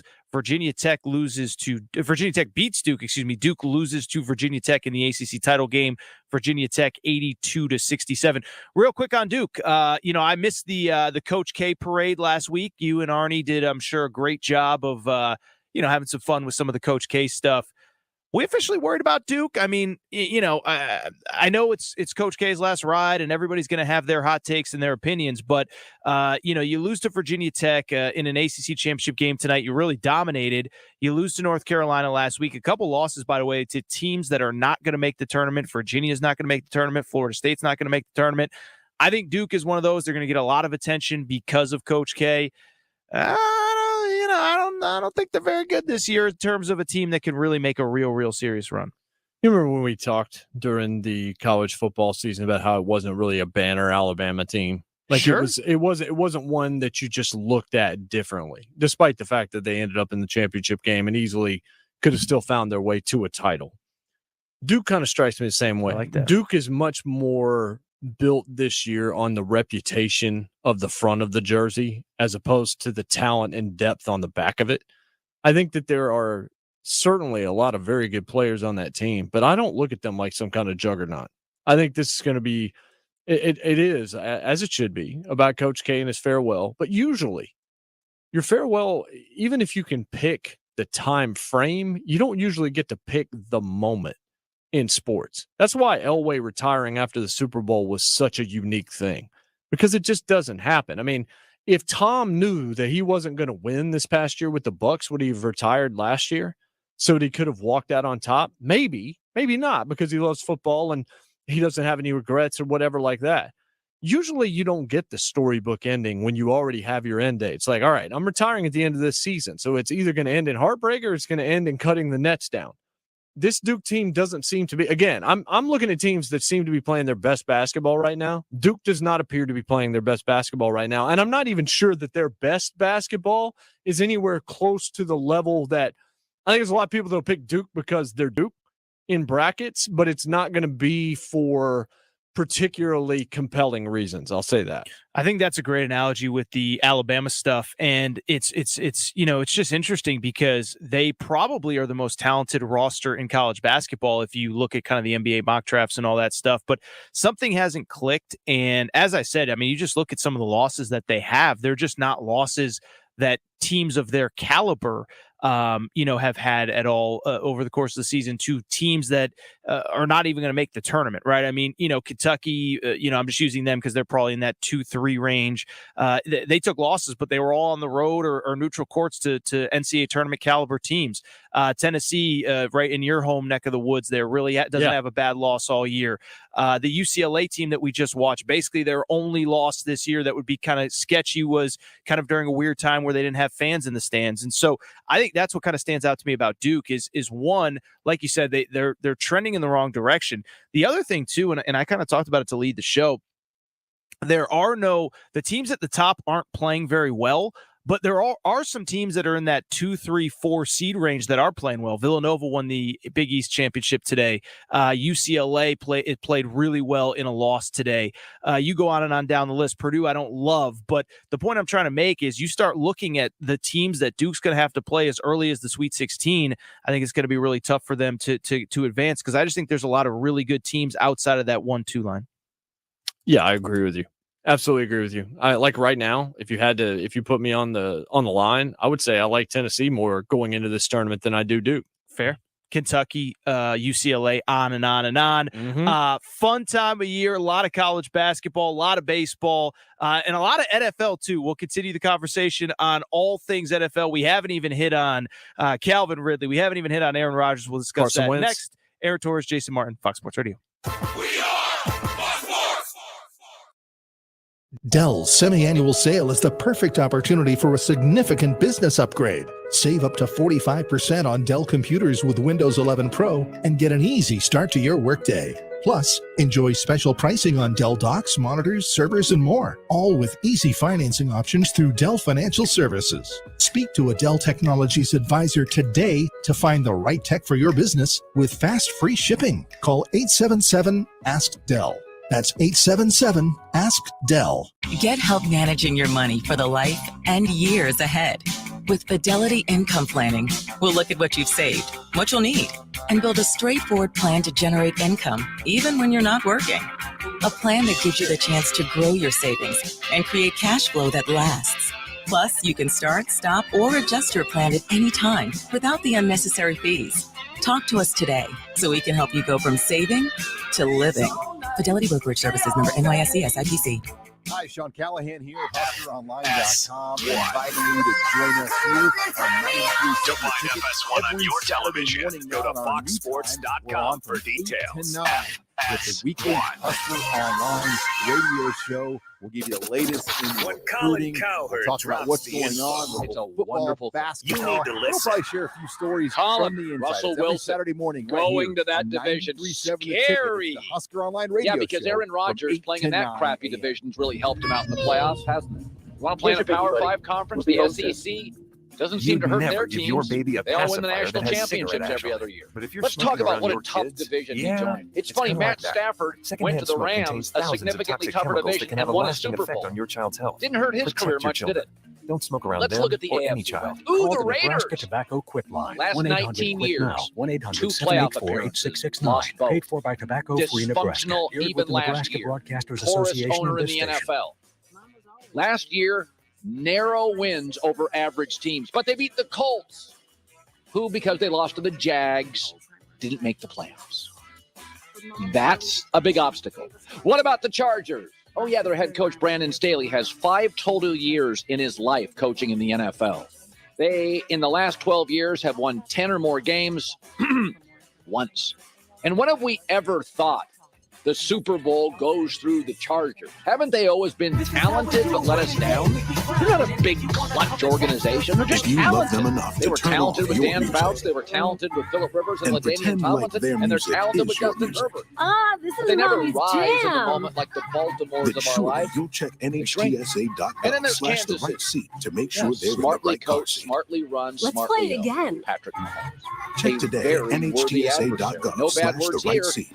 Yeah, Russell Brought to you had by the 2 of National those Highway in his Traffic division. Safety It was called Administration, McVay the and Ad Council. Shanahan. If you're eager Part-time to job, find out what full-time Colin said hustle, next, all-time just hero to podcast all it of us. by searching You The nurture, Herd. we listen. And as you always, teach, you can we listen thrive. live to You Colin lift our Cowherd. spirits, but we've Weekdays got to at lay noon down the Eastern, truth. 9 It's a.m. time Pacific for you, on our Fox hero, to Sports stretch Radio. for the stars. This is the Start Jason saving more Smith for Show. retirement now, so you can With feel Mike prepared Harmon. and live your Let's life to the focus fullest. on Get free what tips to the help hell boost your retirement Washington savings Commanders now were at doing aceyourretirement.org/hero. This A smacks message of, brought to you by you know, AARP we don't and know the Ad what we're Council. going to get. Let's just fill our quarterback room with options. You know, whether we like Taylor Heineke or whether Carson Wentz, let's just fill our room with options and someone will emerge winning. And we'll feel good about having a full quarterback room. That's the only thing that makes sense. That's a horrible strategy, by the way. It's ridiculous. Go get a guy. You need a guy, go get a guy. No, let's get a guy that can compete with another guy, and one of those guys is going to wind up, no, that's a load of crap.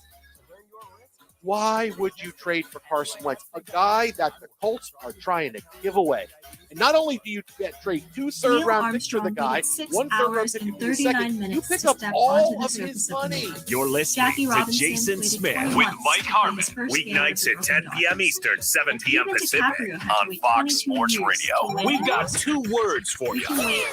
Doug Gottlieb. I guess the big question is, And Doug Gottlieb is doing what Doug Gottlieb does. you're going to get people that say, Gottlieb, you don't know what you're talking about. But I know I absolutely do. So whenever you want to listen to Doug Gottlieb, The other part to it is, you can listen to the Doug Gottlieb Show man, you were amazing. right here. That's pretty spectacular stuff. 3 p.m. Eastern, noon Pacific on Fox Sports Radio. Tune in to Race Hub weeknights on FS1. Get expert analysis and opinions from the best in NASCAR. Weeknights at 6 p.m. Eastern on FS1 and the Fox Sports app. And the Ad Council.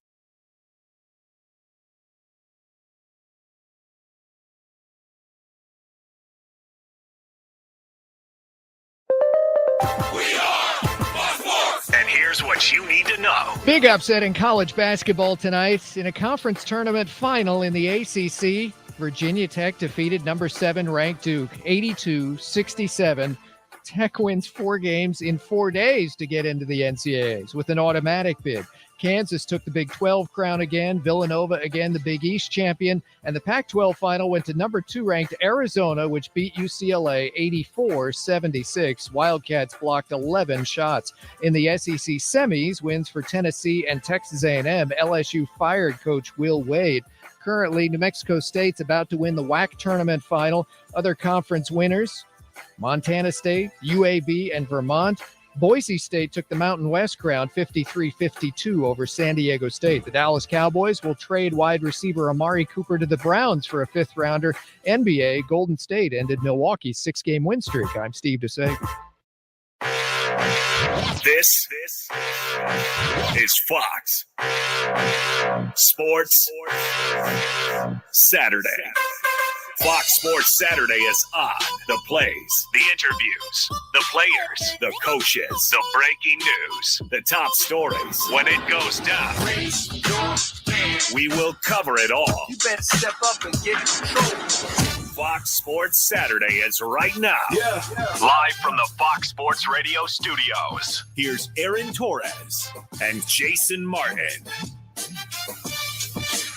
Welcome in, everybody. Fox Sports Radio, Hour 3. Aaron Torres and Jason Martin. We are taking you up until 2 a.m. Eastern, straight out of Vegas. Bernie Fratto will be taking over for us here in 2 hours. Bernie, of course, will join us in Hour 4 to talk about a busy week, not only with betting, but with some guys that aren't supposed to be betting, like Calvin Ridley. We'll talk about him in a second.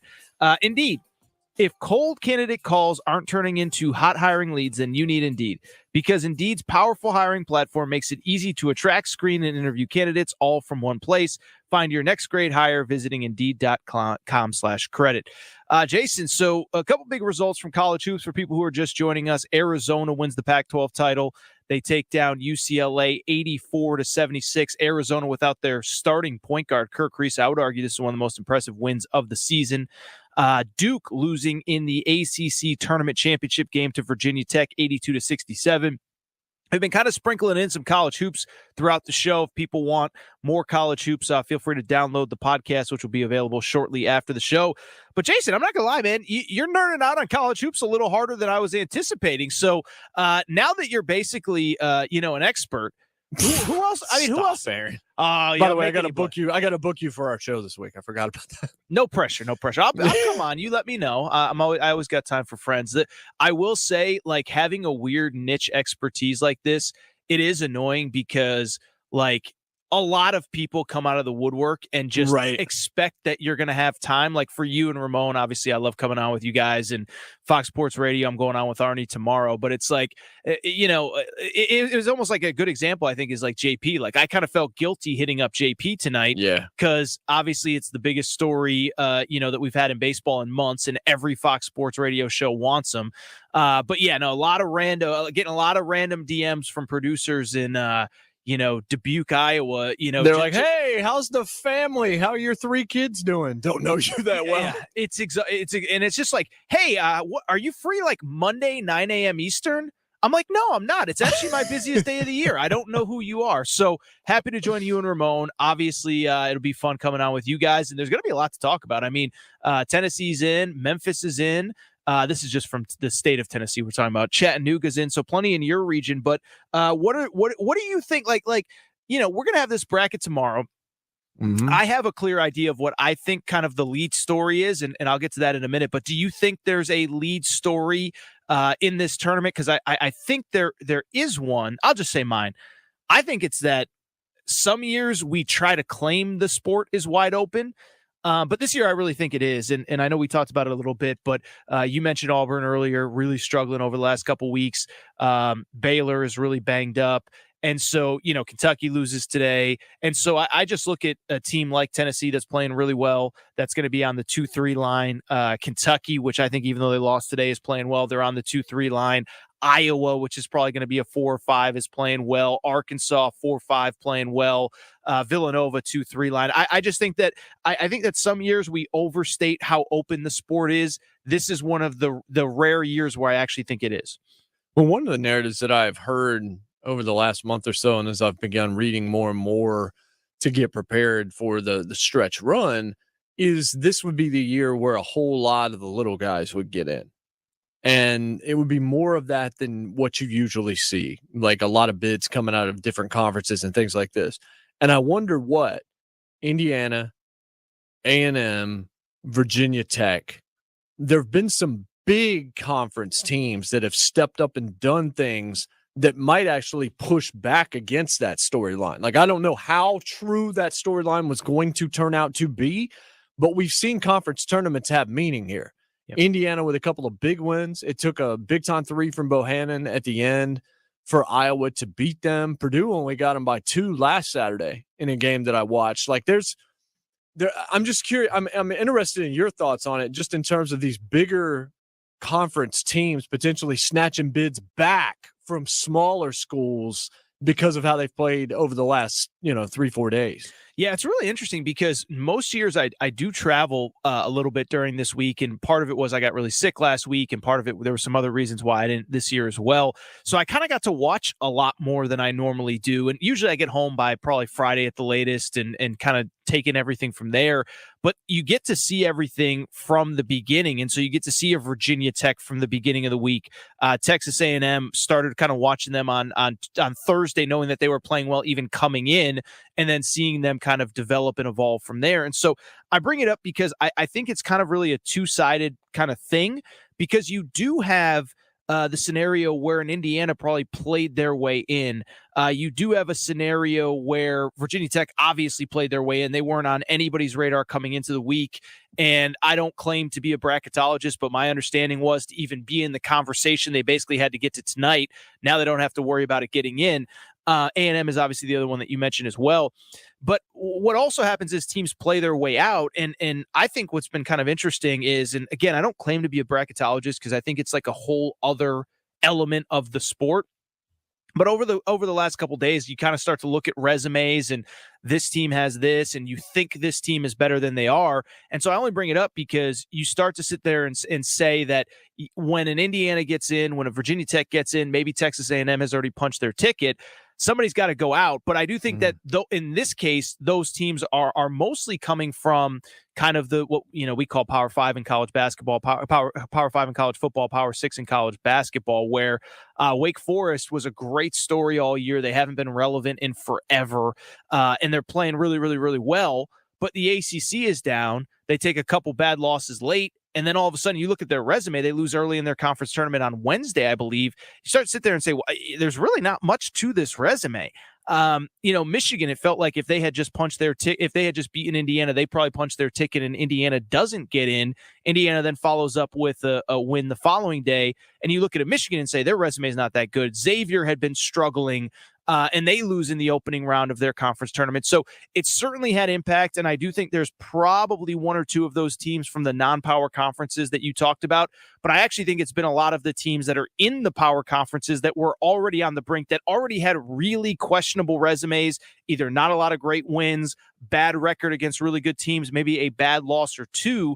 That's a long-winded way of me saying I think a lot of those teams got hurt more than some of the smaller schools from the Mountain West, the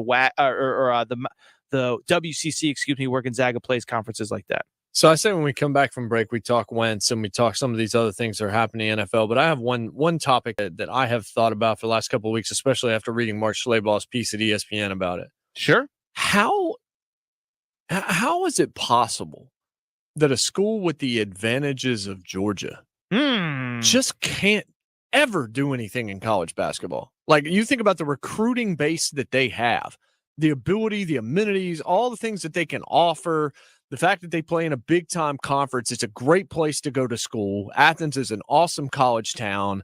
Their football team is on top of the world, obviously, and I know that they put a lot of resources into that, but so does Alabama, and they found Nate Oates, and they won last year. They weren't able to keep it going quite to the same degree this year, but how is it possible? Because usually, even most dominant football powers, Aaron, still have some runs. Like Ohio State's a pretty damn good basketball program from time to time, at the very least. Oklahoma, Blake Griffin, Trey Young, they've had cracks. And of course, Buddy Hield and Billy Tubbs back in the 80s, had them right around a championship and things like that. Like, most of the schools that are good in football, it doesn't necessarily mean that they're not good at all in basketball. And Georgia just seems to, it's like they're never relevant. Even if they get a guy who ends up being number 1 overall in the draft, like they did a couple of years ago, like, they don't do anything with him. Like, I don't understand how Georgia can be this bad, this consistently at college basketball. Yeah, it's really interesting because, like you said, really everybody else in the SEC at some point has had a run. Alabama wasn't good since probably like the 80s, the 90s, but they had like Robert Ory and Latrell Sprewell. Like they had their moment. And so the only thing I could say about recently, and this is one of my big like college basketball nerd takes, was that I do think the last time that they had a job opening, and this is really nerdy, but I thought they really tried to focus on getting the biggest name possible rather than the best name. And that was kind of when the SEC was really starting to pour money into basketball, and Bruce Pearl had just gotten to Auburn, and Rick Barnes had just gotten to Tennessee, and John Calipari had it rolling. And there's all of a sudden all these big names. And so they went out and got the guy that was at Indiana before. But the thing with Indiana was, if you actually followed his career, he inherited some NCAA sanctions, which weren't his fault, but he had it, he got about 5-6 years to really figure it out. And there was just no consistency. I mean, he did win a conference championship or two, but then you'd go 17-15 the year after winning the conference championship. And it was this guy coached at Indiana, so he must be good, and we can sell that to our fan base. And what these other schools have done a good job of Nate Oates was not that guy coming from Buffalo. He had a good year, but I vividly remember a buddy of mine who is a sports talk radio host in Tuscaloosa texting me, "Who the heck is Nate Oates? What do I need to know about him?" Eric Musselman was at Nevada. I've known Coach Muss forever. And he got passed up for a lot of jobs, and Arkansas, just wanted something new and didn't really care that, he had come from the NBA and he had a non-traditional background, whatever. So I think that's why with Georgia, it's a really important one, because it's not just, as you said, these football powers that are finding a way to be relevant in basketball. Ohio State, we can criticize Texas, but they basically make the tournament every single year, even if they don't have the success that their fans want. But it's also the SEC now, where, and it's funny, I was talking to Aaron Murray this week, who obviously is the former Georgia quarterback. Yeah. He was hosting Sirius XM. We were talking, and he's like, dude, I just want to win. He's like, I don't care if we get Rick Pitino, which isn't going to happen, but he's like, I don't care if we get Rick Pitino. I don't care who we get. He's like, I'm just tired of getting my butt kicked by Auburn, my butt kicked by Tennessee, my butt kicked by Florida, my butt kicked by Kentucky. Like, I think it's one thing if the SEC was what it was 7, 8, 9 years ago of, well, we stink, but basically everybody else does, and we only get 2 or 3 tournament bids a year. But when the teams that have all the same advantages, and to your point, you even have more advantages than an Auburn, than probably a Tennessee realistically, than probably an Alabama realistically, and those teams are now competing at a high level and kicking your butt, Arkansas the same, that's where I think Georgia fans over the last 2 or 3 years are like, if Auburn can have this and Alabama can have this, why can't we not have this? Exactly. And I've talked to a couple of people that are also big time college basketball, just people that watch and cover the sport, and they all said it's been a fleet of awful coaching hires, which is kind of what you've said. It's just like guys that haven't been good fits, whether it was Jim Herrick or whether certainly with Tom Crean. All this is just, your point about Nate Oates is the key point. Look, Clemson wasn't winning squat until they found Dabo Swinney, and Dabo Swinney was regarded as an awful hire by most of the experts when he was hired. It doesn't always have to be the biggest name. It's just got to be the right fit. It's got to be the guy that can actually get the job done. Somebody has to give Nick Saban his first job before he can become a legend. And I just think maybe that's what it is. Maybe they're just, if you get a hire, all of a sudden they're going to be okay. They've just never really been able to do that. It's incredible because, 30, 40 plus years where there's just no consistency. And like I said, that's the one school in the SEC that I just think everything is there. For people who don't know, the talent in Atlanta, it's ridiculous. Yeah, it used to be like New York and Chicago that produced all the players. Now it's Atlanta, Dallas, places like that. And if you can just win, if you just win your backyard, you can win on the court. But, a couple things real quick, and we'll wrap and come back and talk some football. But I vividly remember when Tom Crean was hired, I had an SEC assistant coach tell me, I am not worried about recruiting in Atlanta against that guy. So that kind of probably told me everything I needed to know there. But then also what I would say is it is funny to me. Everybody's got all the answers when these jobs open up. Like I saw Missouri opened up yesterday, and I saw this NBA skills trainer. His name is Drew Hanlon, really good skills trainer, really famous, works out all the big guys. But he says, "Oh, I could win at Missouri. You just got to lock down the state." And it's like, Jason, you've been following college football, college basketball a long time. there's like 90% of success is locking down your state. If it was that easy, everybody would do it. So Georgia's an interesting one, and all these jobs are interesting in the perspective that it can be done, whether it's Louisville, Maryland, whatever. It's just about getting the right guys. So a lot of college basketball. Obviously, most of the big games, as the Sager just told you, are done. Duke loses in the ACC tournament final to Virginia Tech. Arizona wins against UCLA. I don't think Arizona is going to do quite enough to surpass Gonzaga as the number 1 overall seed, but they will be a number 1 seed when the bracket comes out. Coming up, we get back to the NFL. As Jason mentioned, we haven't even touched on Carson Wentz, barely talked about Russell. I actually have a Russell Wilson question I want to ask you. We'll continue that conversation next. It'll be a good one, a real good one. Fox Sports Radio. Finally, play ball! The lockout is over. The boys agree. The bosses agree. We all agree. Play ball! Thank God it's back. Major League Baseball. It's what we've all waited for. And a fly ball to right center field. This is Fox Sports Radio.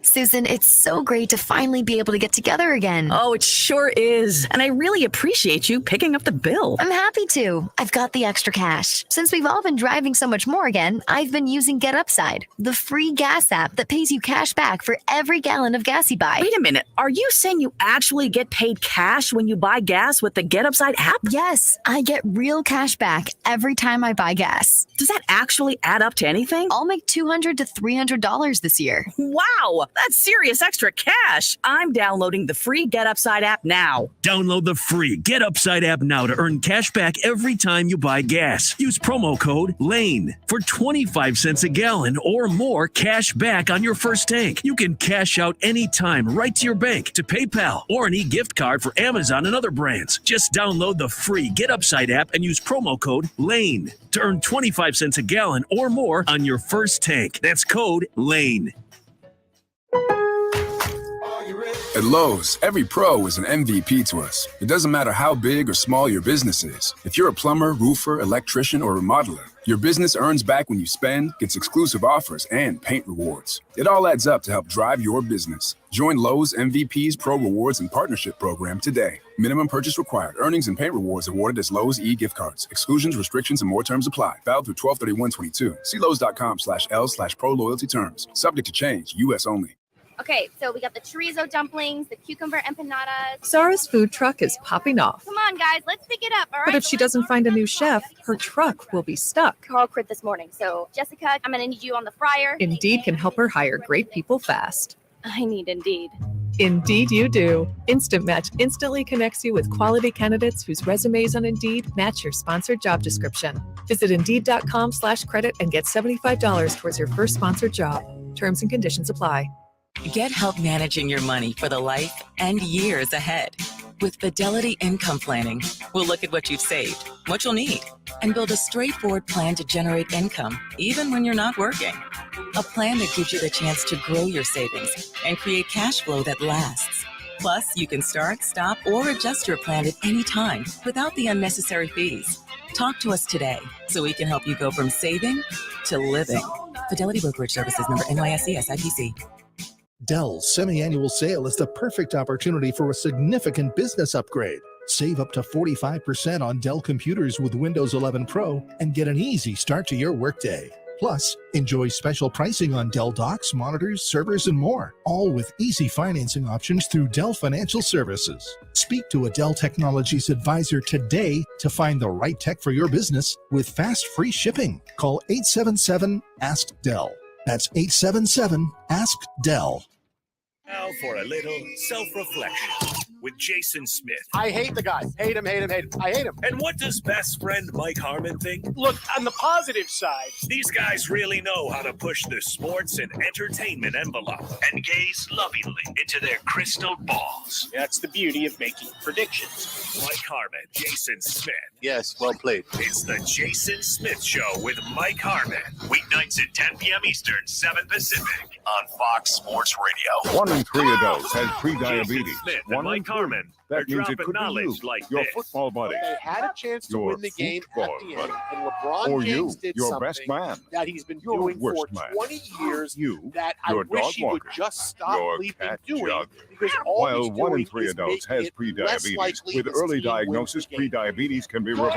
Take the risk test at doihaveprediabetes.org. That's doihaveprediabetes.org.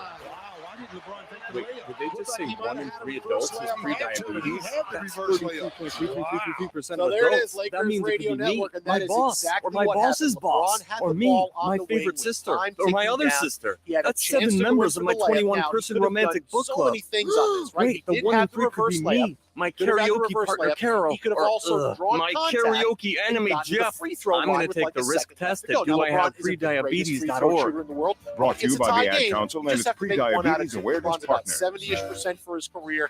1 out The of 2 wins Alzheimer's the game. Association But and what the does he Ad do? Council I'm going to present the dribble story of under the hoop, Cynthia and pass Ed. it out to Carmelo, who's open for a three. That Dello misses. Now, honestly, what's a more high-profile chance to win? What's a better chance to win the game? LeBron James with the ball a couple of feet from the basket, or Carmelo Anthony shooting a three.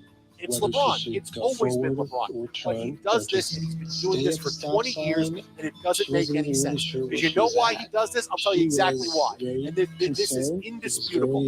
He always wants to put on display when he can his basketball IQ. He wants to make sure people know. See, at the end of games, I always make the right play. To get the rest of what Jason Smith and Mike Harmon said, podcast it When by something searching feels The different, Jason Smith it could Show be with Mike Alzheimer's. Harmon. Now And is as the time to always, you talk. can hear The Jason Visit Smith Show with Mike Harmon weeknights at 10 alz.org/iStories to learn p.m. more. Eastern, 7 A p.m. message from the Pacific, Alzheimer's right here Association on and the Ad Fox Council. Sports Radio. Chris Broussard, All right. Rob Parker. And this is the thing. Some say they're odd. Can we all agree now? Yes. You say Chris Broussard is Captain Obvious. they're the best to ever do it. Mic drop. They may not always agree, but that's why we love them. Love your show. I listen to it every day. The Odd Couple with Chris Broussard and Rob Parker. Weekdays at 7 p.m. Eastern, 4 p.m. Pacific on Fox Sports Radio. Lincoln, you asked for Sports Talk. 93.7 The Ticket delivers on FM. You can hear the Dan Patrick Show every morning from 8 Our to 11 business is on sports. 93.7 We're The gonna Ticket do our or at thing. We're your friend. theticketfm.com. We're that pain in the butt. Oh. We're the one that makes you think. So the speculation is. And we're the reason why you take your time out of the day to listen. Bingo. Thank you very much. We're Fox Sports Radio. And of course, the formidable Fox Sports Radio lineup. And this is who we are. Start your engine! Sunday on Fox, the NASCAR Cup Series completes the final leg of the West Coast Swing in Phoenix for the Ruoff Mortgage 500. The action begins at 3 Eastern on Fox and the Fox Sports app.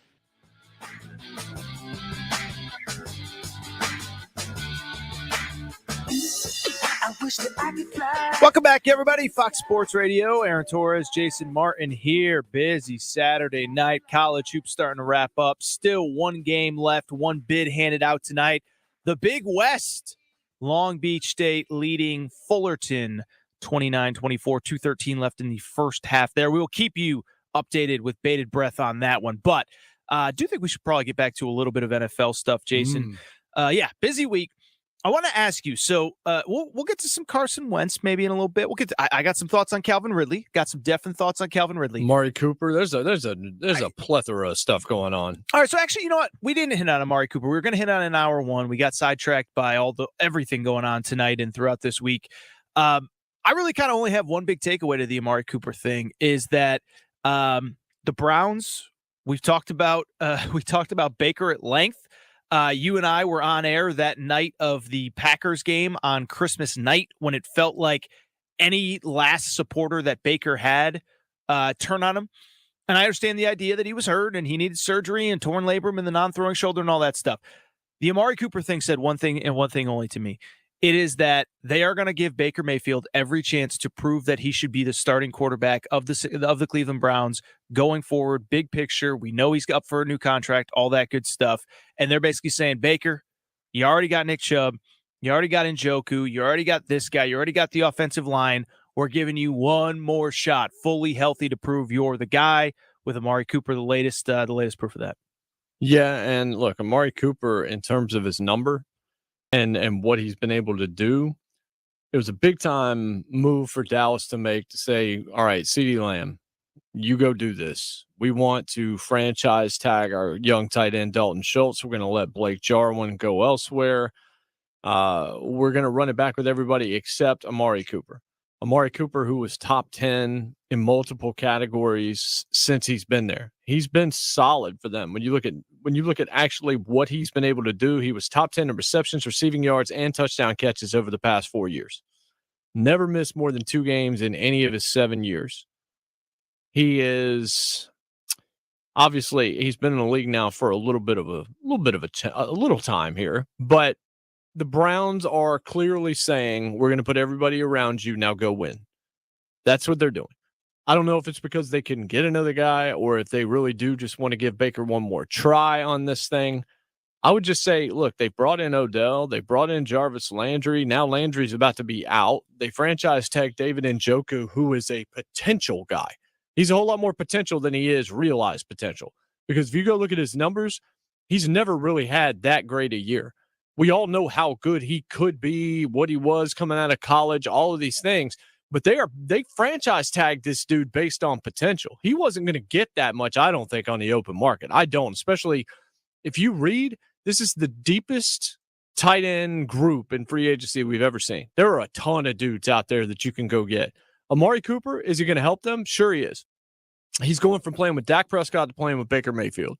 And now he's guaranteed he is definitely going to be the number one guy. There's nobody else that scares any DB that's out there. So he's going to see even more than he saw, because the good news that he had in Dallas was he had Michael Gallup, he had CeeDee Lamb, he had Zeke and all this kind of stuff. Now he's got Chubb, but who else does he have receiving that's going to attract attention? So you're going to see right now just how good Amari Cooper actually is, because not the most accurate passer, not the most consistent passer, a division full of defense. Cincinnati's not going to take a step back defensively. Pittsburgh's always good defensively. Baltimore is usually good defensively.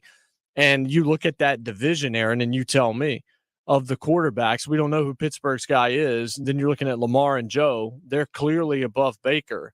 If Pittsburgh were to land a decent fish here, Baker could easily be the worst quarterback in that division. So Amari Cooper's gone from a contender to maybe, but I will not be on the Browns hype train this coming season. I can promise you that. So that was going to actually be my next question. Is I think you could also look at it from the opposite perspective. Pittsburgh's uncertain.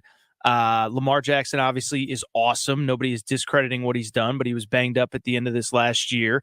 Obviously, it feels as though, he hasn't quite been the same since that MVP season a few years ago. Is Baker salvageable? Like in 3 years, do you see the scenario where he plays well enough where the Browns are convinced we're going to pay him the money that, let's not say Josh Allen money, let's not say Aaron Rodgers money, whatever. But we're going to pay him enough to prove to him that he's the franchise quarterback, with the caveat being that he played well enough to earn that. Do you see that scenario happening, or is it unofficially over for Baker? I mean, I guess it's possible. You never know. I mean, there are quarterbacks that have kind of second acts that come out of nowhere where it looked like, this is who this guy's going to be, and then they kind of take off. I mean, look at like a Rich Gannon who ended up in the Super Bowl with the Raiders. There are guys that have second lives. He is a 61% career completion percentage quarterback. He's thrown 92 touchdowns, but 56 interceptions. In 3 of his 4 years, he's thrown at least 13 picks. Only 2020 did he throw 8, and that was the year, of course, they were 11-5, and you started to feel a little bit better about your future, and Kevin Stefanski's coach of the year and all these kinds of things. But what is he really? He's about a 60% completion guy who's going to go, maybe 2-1 interceptions. 27-14, 22-21. That was in 2019. That was not very good. 26-8 and 17-13. So not really 2-1, actually. Just a few more touchdowns and interceptions. That's got to be better. I mean, for a team that has paid money and has one of the best defensive players in the game in Myles Garrett, that has some other guys that you really, really like, and a young coach that seems to be easy to play for, who's good at what he does, they can't keep running this back with the same quarterback. Look at Indianapolis. They realized it wasn't going to work with Carson Wentz. And Jim Irsay, and I heard this from numerous people, Jim Irsay was and remains furious. He wanted him gone. Frank Reich went and apologized to the owner directly and said, "I'm sorry, I put my neck out on the line for this guy, and I was wrong." Irsay was beyond angry. He was like, "I don't care what it takes, get this guy out of here." They have no plan, Aaron. I'm convinced of it. The Colts didn't have a plan here. They just got a fish. They got a fish on the line and said, "Whoa, Washington wants to do what?" Because they were so desperate to find a quarterback and fell out of the Russ sweepstakes because he didn't want to go there. Well, I'll tell you what. Then they settle for Carson Wentz. I'll tell you what. I want to ask you about Carson Wentz because I got some thoughts on that one as well. We'll continue that conversation on Carson Wentz, but Amari Cooper is a Cleveland Brown. You and I seem to agree that, it's Baker Mayfield's last chance. I mean, it is. No doubt. Everything is in position for him to have success next year, and it is up to him. So we'll continue the conversation on Carson Wentz coming up. Aaron Torres, Jason Martin, Fox Sports Radio. But with that said, about 12:30 Eastern time, we got to get to Steve DeSager with what's trending. DeSager, what's going on, man? Well, there's still college hoops going on. We still have one more automatic bid to be decided in a conference final tonight in the Las Vegas area. Aren't all conference finals in the Las Vegas area this weekend? Yeah, it's halftime in the Big West. Cal State Fullerton 32-31 over Long Beach State. Earlier today in Vegas, the Mountain West final was a 1-point game. Boise State gets the automatic bid, beating San Diego State 53-52. The WAC final tonight to New Mexico State 66-52 over Abilene Christian. And in the Pac-12 final in Vegas, number 2 Arizona beat UCLA 84-76. Kansas took the Big 12 again. Villanova captured the Big East again.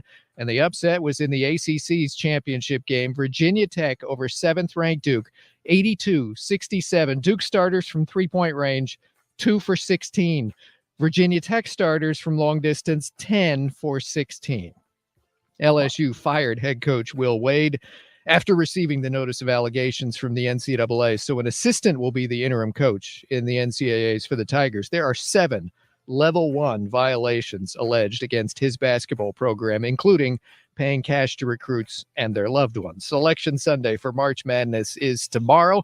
Everything's final in the NBA. The last of the 7 games was in Portland, and the Blazers beat Washington to end a 6-game losing streak, 127-118. Josh Hart of the Blazers, 44 points.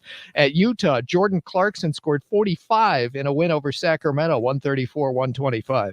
At Golden State, Klay Thompson, 38 points in a victory over Milwaukee, 122-109. That ends the Bucks' 6-game winning streak. But Milwaukee still just 2.5 games back of first place Miami in the East because Minnesota won again, beat Miami 113-104. Victories for Toronto, Indiana, and Chicago. The Dallas Cowboys will trade wide receiver Amari Cooper to the Browns for a 5th-rounder. Cleveland granted wide receiver Jarvis Landry permission to seek a trade. NFL deals cannot be finalized until the new league year begins on Wednesday afternoon. The Saints restructured the contract of defensive back Marshawn Lattimore. New Orleans is still $5 million over the cap. Tampa Bay restructured defensive tackle Vita Vea's contract. Atlanta restructured quarterback Matt Ryan's deal yesterday. In golf, they played part of the second round of the Players' Championship after yesterday's rain in Florida, and they'll conclude on Monday, they hope, the way things have been going. But very windy there today. You know, that's famous for the Island Green, the TPC, the par 3 17th hole. Over the first 2 days, only 4 players hit into the water going for that green. By the end of today, 29 golf balls had gone into the water. Not a good day to try and score in golf. It took 54 hours just to play the first round this week at the Players' Championship. They'll be happy if they can conclude by Monday. NASCAR's on Fox TV again tomorrow from Phoenix, 3:30 p.m. Eastern Time. Ryan Blaney earned the pole. The Xfinity race went to Noah Gragson on FS1. And we do have a reminder, spring ahead. It is this weekend. Is it this weekend? Change your clocks late tonight, ladies and gentlemen. Man, I used to host in what now Bernie is hosting, and this would be the day where an hour would just disappear, and I would do the same lame joke every year where I'd say, "Boy, what a fast hour of radio that was! Hope you didn't miss it because it just disappears." So Bernie's doing 3, getting paid for 4. That's decent tonight. But then then in the fall, it flips back, and you end up having to do an extra hour. So you end up having to pay for it later. November, that's a whole different deal. I was gonna say, yes. Do you really get paid for that extra hour? Or, yes, you do. But I mean, do you really though? Because I guess if you get paid for 5 hours in November. Okay, yeah, sorry. Math was never my strong suit, okay? Leave me alone. This is like Shaq trying to explain to everybody else on the TNT said, if you fill up the gas tank for $20. What I love is apparently some people told me that started trending again. I'm like, that's 5 years old. Like that, they turned that into a cartoon back in like 2016. Like that gas discussion is so old. Clearly. And people are like, hey, have you seen this? I'm like, yeah, right. I have seen it many times. It still holds up. Does not stop people from laughing. No, and it shouldn't.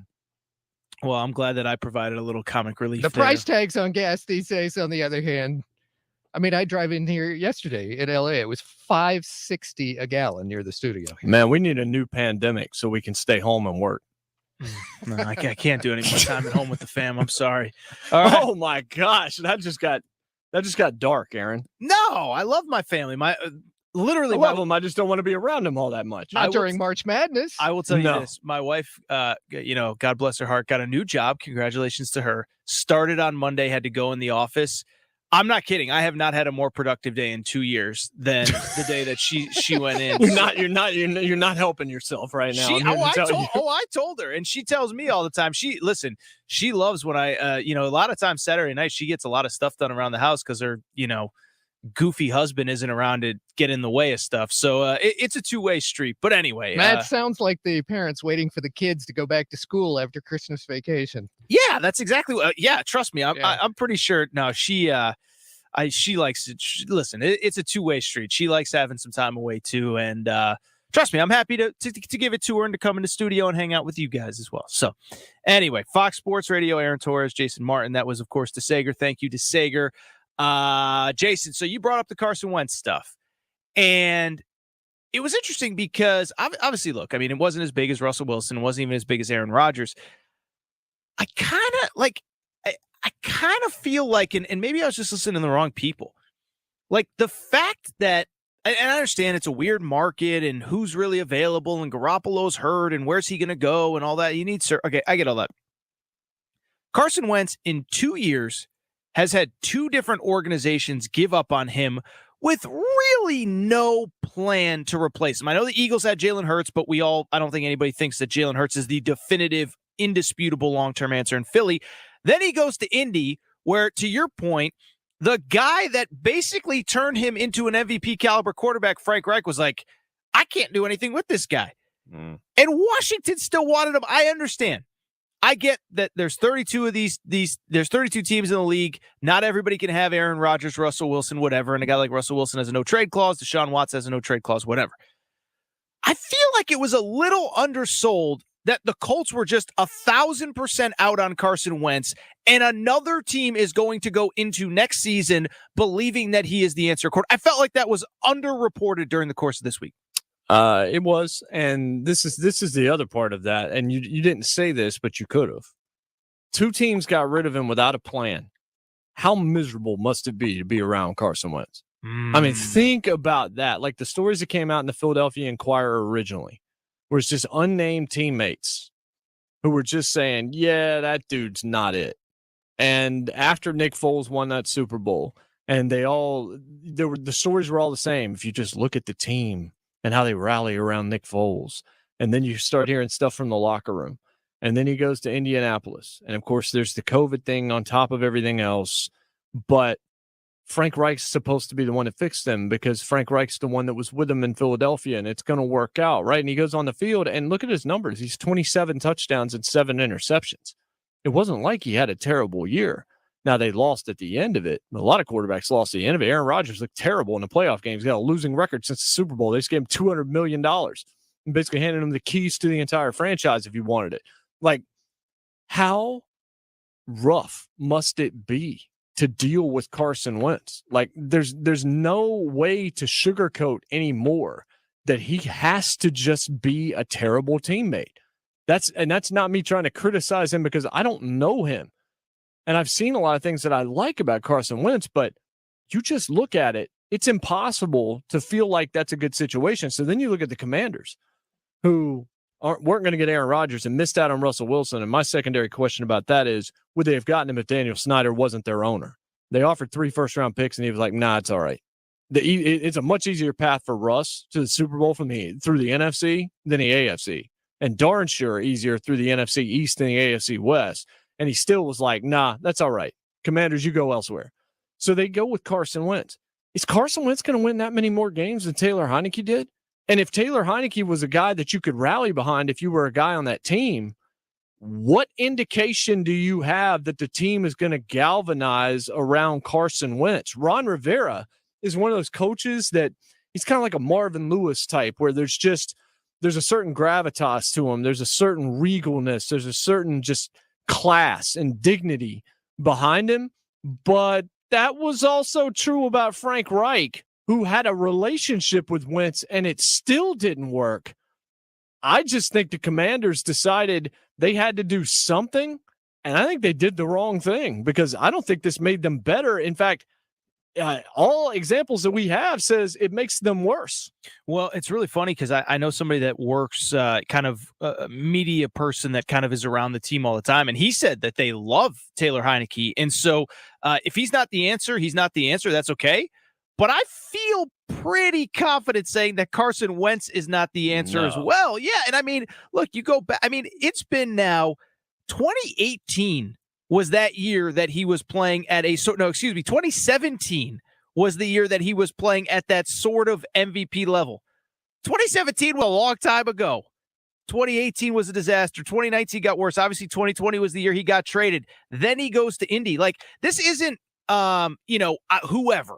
This isn't somebody that had one off year or one bad year or injury plague season, whatever. We're now talking 5 years where he clearly hasn't been that guy, and the idea that he's suddenly going to become it, I just don't see. So Carson Wentz is a Commander. Weird. I felt like it was completely undercovered here over the last couple of days. This is Fox Sports Radio. Aaron Torres, Jason Martin here. Busy Saturday night. Hiring heating up. Indeed's hiring platform makes it easy to attract, screen, and interview candidates all in one place. Sponsor a post and instantly receive a short list of quality candidates on Indeed whose resumes match your job description. Visit Indeed.com/credit. Indeed.com/credit. Coming up, Steve DeSager rejoins us. He's got some thoughts. We're going to have a bracket here this time tomorrow. DeSager joins us coming up. Fox Sports Radio. Have you ever missed that one story that everyone is talking about? So good, make you share the tea. You can always podcast it at foxsportsradio.com. So when you get a snippet of this young quarterback's good enough to play now, and you want to hear the rest, and we're paying him nothing, podcast it at foxsportsradio.com. This is Fox Sports Radio. Are you ready? At Lowe's, every pro is an MVP to us, no matter how big or small your business is. Earn back when you spend, get exclusive offers, and paint rewards. It all adds up to help level up your business. Join Lowe's MVP's Pro Rewards and Partnership Program today. Minimum purchase required. Earnings and paint rewards awarded as Lowe's e-gift cards. Exclusions, restrictions, and more terms apply. Valid through 12/31/22. See Lowe's.com/L/Pro Loyalty Terms. Subject to change. U.S. only. Hi, it's Rick. I'm at the Smith home. Where's Donnie? Leaves and autumn bookings pile up for Rick's gutter cleaning service. He's out? Come on. He needs help before his bottom line gets clogged. Okay, what about Cristiano? We still got 6 houses today. Indeed can help him hire great people fast. I need Indeed. Indeed you do. Instant Match instantly connects you with quality candidates whose resumes on Indeed match your sponsored job description. Visit Indeed.com/credit and get $75 towards your first sponsored job. Terms and conditions apply. Now, here's a little something that you missed from the Ben Maller Show. The Chicago Bears are saying bye-bye to their star linebacker, sending him back to the West Coast, repackaging. Khalil Mack, we've learned that Mack is headed to the Los Angeles Chargers. He gone in a trade that will send a 2022 second-round pick and a 6th-round pick in 2023 as well. Do you know the signs of an opioid overdose? Now, Mack talk to your physician going to end up with a gold jacket. He's going to be in the Hall of Fame as a pass I'm Dr. rush Rob Rhodes, a Nebraska family practice physician. Be Opie Ready and download a free overdose support tool. The Opie Rescue app. Search Opie Ready for more information. Chicago is announcing They are screaming that they are officially out of the winning business. Now, it has been trending that way slowly. Broadcasters Association and this station. Things have not been smelling particularly good. You don't have to be there. There's been a smell of sulfur recently. You could say, how are you? We'll get a big thought tattoo. they were still attempting to get to the promised land. You could write them a And text they didn't or want get to them a be sweater. rubbish. If But you with can't the be full together, transition of powers to Justin Fields, the scattershot quarterback, green light go for the 2022 season, this seemingly was inevitable. Real Mac on the game, coming off a down year. He's near the end of his athletic career. He's got a big contract. So why did the Bears get an F? Why did they get an F, you ask? And if he is near the end of his athletic prime and he's coming off a down year and all that, I would rather have... To get the rest of what Big Ben said, podcasted by searching The Ben Maller Show. And as always, you can hear The Ben Maller Show weekdays from 2 a.m. Eastern, 11 p.m. Pacific, right here on Fox Sports Radio. Guess what? This is The Odd Couple with Chris Broussard and Rob Parker. There was a story in The Athletic that said that Russ, and I think we all had heard inklings of this for sure, but that he didn't like Pete Carroll's philosophy of, running the ball first. And he wanted to cook. We all know that. He wanted Carroll to let him throw the football. There's a lot of stuff that goes in it, and that was not the winning formula for Seattle. And I'm not saying that Russ can't have those big games, but I think he's better when he's not just throwing the football around the field. I think he's better when he has a better defense, like every coach. Or every quarterback. We found that out with Patrick Mahomes this year. They were putting up points, but the defense was giving up points too. And they obviously didn't get to a Super Bowl. This is The Odd Couple with Chris Broussard and Rob Parker. Weekdays at 7 p.m. Eastern, 4 p.m. Pacific on Fox Sports Radio. You want to feel important. Did you miss this on Straight Out of Vegas with the voice of Vegas, RJ Bell? And can help The change Colts things. and You want to their feel like you belong. decision to get rid We of know. Carson Wentz We felt that way really too. speaks and to that's how why we did something bad about it. Carson We aren't Wentz just must Army be National in Guard the locker soldiers. room. We are normal If people you just look like at you. his But our on-the-field part-time service performance, in the Army National it's Guard really means we get to be more. probably When our projects to be communities as are in good need, we get as the chance anyone to they could stand get. up and do And in a something little about bit, it. so we're going to run We get to through serve in our teams own that are in region and help the desperate people we mode call neighbors. for a quarterback. Whether they're in the mountains Desperation of New even. Mexico, the And the plains of Colts are now Nebraska on and that Kansas, list. the ranches And of then we're going to look Oklahoma at the and list of Texas, available the farmlands quarterbacks. of Missouri and Arkansas, And or except for the Deshaun bayous of Watson, Louisiana, which is we are chock full here of for our uncertainty. hometowns. But And except together, for we can Watson, make a difference. there's no quarterback Take on your available legacy. that is clearly Visit better than Wentz. nationalguard.com to Straight find Out of out more. Vegas. Weekdays at 6 p.m. Eastern, 3 p.m. Pacific on Fox Sports Radio. Let's remind everybody of this. Colin Cowherd, Dan Patrick, Chris Broussard, LeVar Arrington, Brady Quinn, Jonas Knox, Rob Parker, Jason Smith, Mike Harmon, Ben Maller, RJ Bell, and we've saved the best for last. No, said his name. No, him too? Let's see. Oh, Doug Gottlieb. Does anybody else see the irony to that? Sure. That's our crew, and you'll find them here on Fox Sports Radio. But get ready for the inaugural season of the United States Football League, a new professional league coming in April. But catch the action live and in person by purchasing tickets at the USFL.com. Available now for all 2022 season games.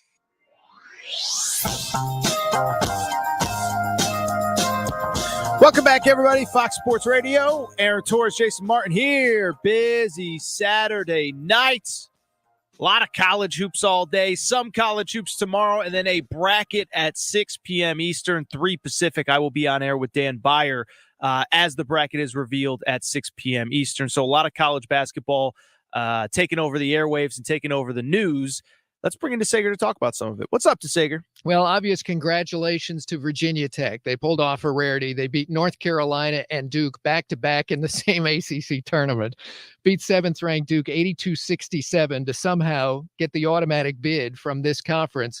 So they're not a bubble team. They're in with the automatic bid. And this is a Virginia Tech team that after beating easy clubs early season, they played Memphis and lost, Xavier and lost, Dayton and lost. And when they started conference play, they lost to Wake Forest and Duke and NC State and Virginia in a row. They started 0-4 in conference. At one point, they were 2-7 in the ACC. As we mentioned earlier, not the greatest year for the ACC. And yet this is the team that wins 4 games in 4 days, and they get into the NCAAs. Congratulations. As we mentioned, Mike DeCourcy with his bracketology at Fox didn't have them in the tournament at all as of this morning. He does have, as far as the playing games in Dayton this week, one matchup, SMU versus Rutgers, and another matchup, Xavier against Wyoming. Jerry Palm for CBS has Xavier against SMU in one of the playing games. We'll find out everything with Selection Sunday tomorrow. There is also a women's selection show for their field of 68 tomorrow night. They have a first 4 now as well. That'll start on Wednesday. And congratulations to Arnie's Arizona Wildcats, deservedly ranked number 2 in the country, 31-3, and Pac-12 winners after beating UCLA tonight. The 3 losses at Tennessee just before Christmas, Arizona lost at UCLA during league play, and lost at Colorado in late February. Aside from that, one of the more impressive seasons. Granted, Sean Miller had a few of these types of seasons when he was coach at Arizona, but one of the more impressive Pac-12 seasons in recent years. Arizona and Gonzaga are both great. So what happens? They can't be both 1 seeds in the West. What's anticipated to happen is Gonzaga will be the 1 seed for the West Regional.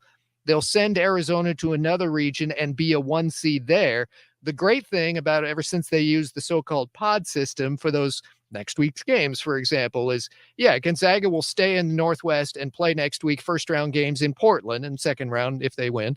Arizona would be in San Diego because San Diego State this year is hosting NCAA games next week. So Arizona will still get to stay in roughly Pac-12 territory and be a 1 seed. The bad news, if you look at bracketology from famed Jerry Palm of CBS, for example, who does he have in the South region with Arizona?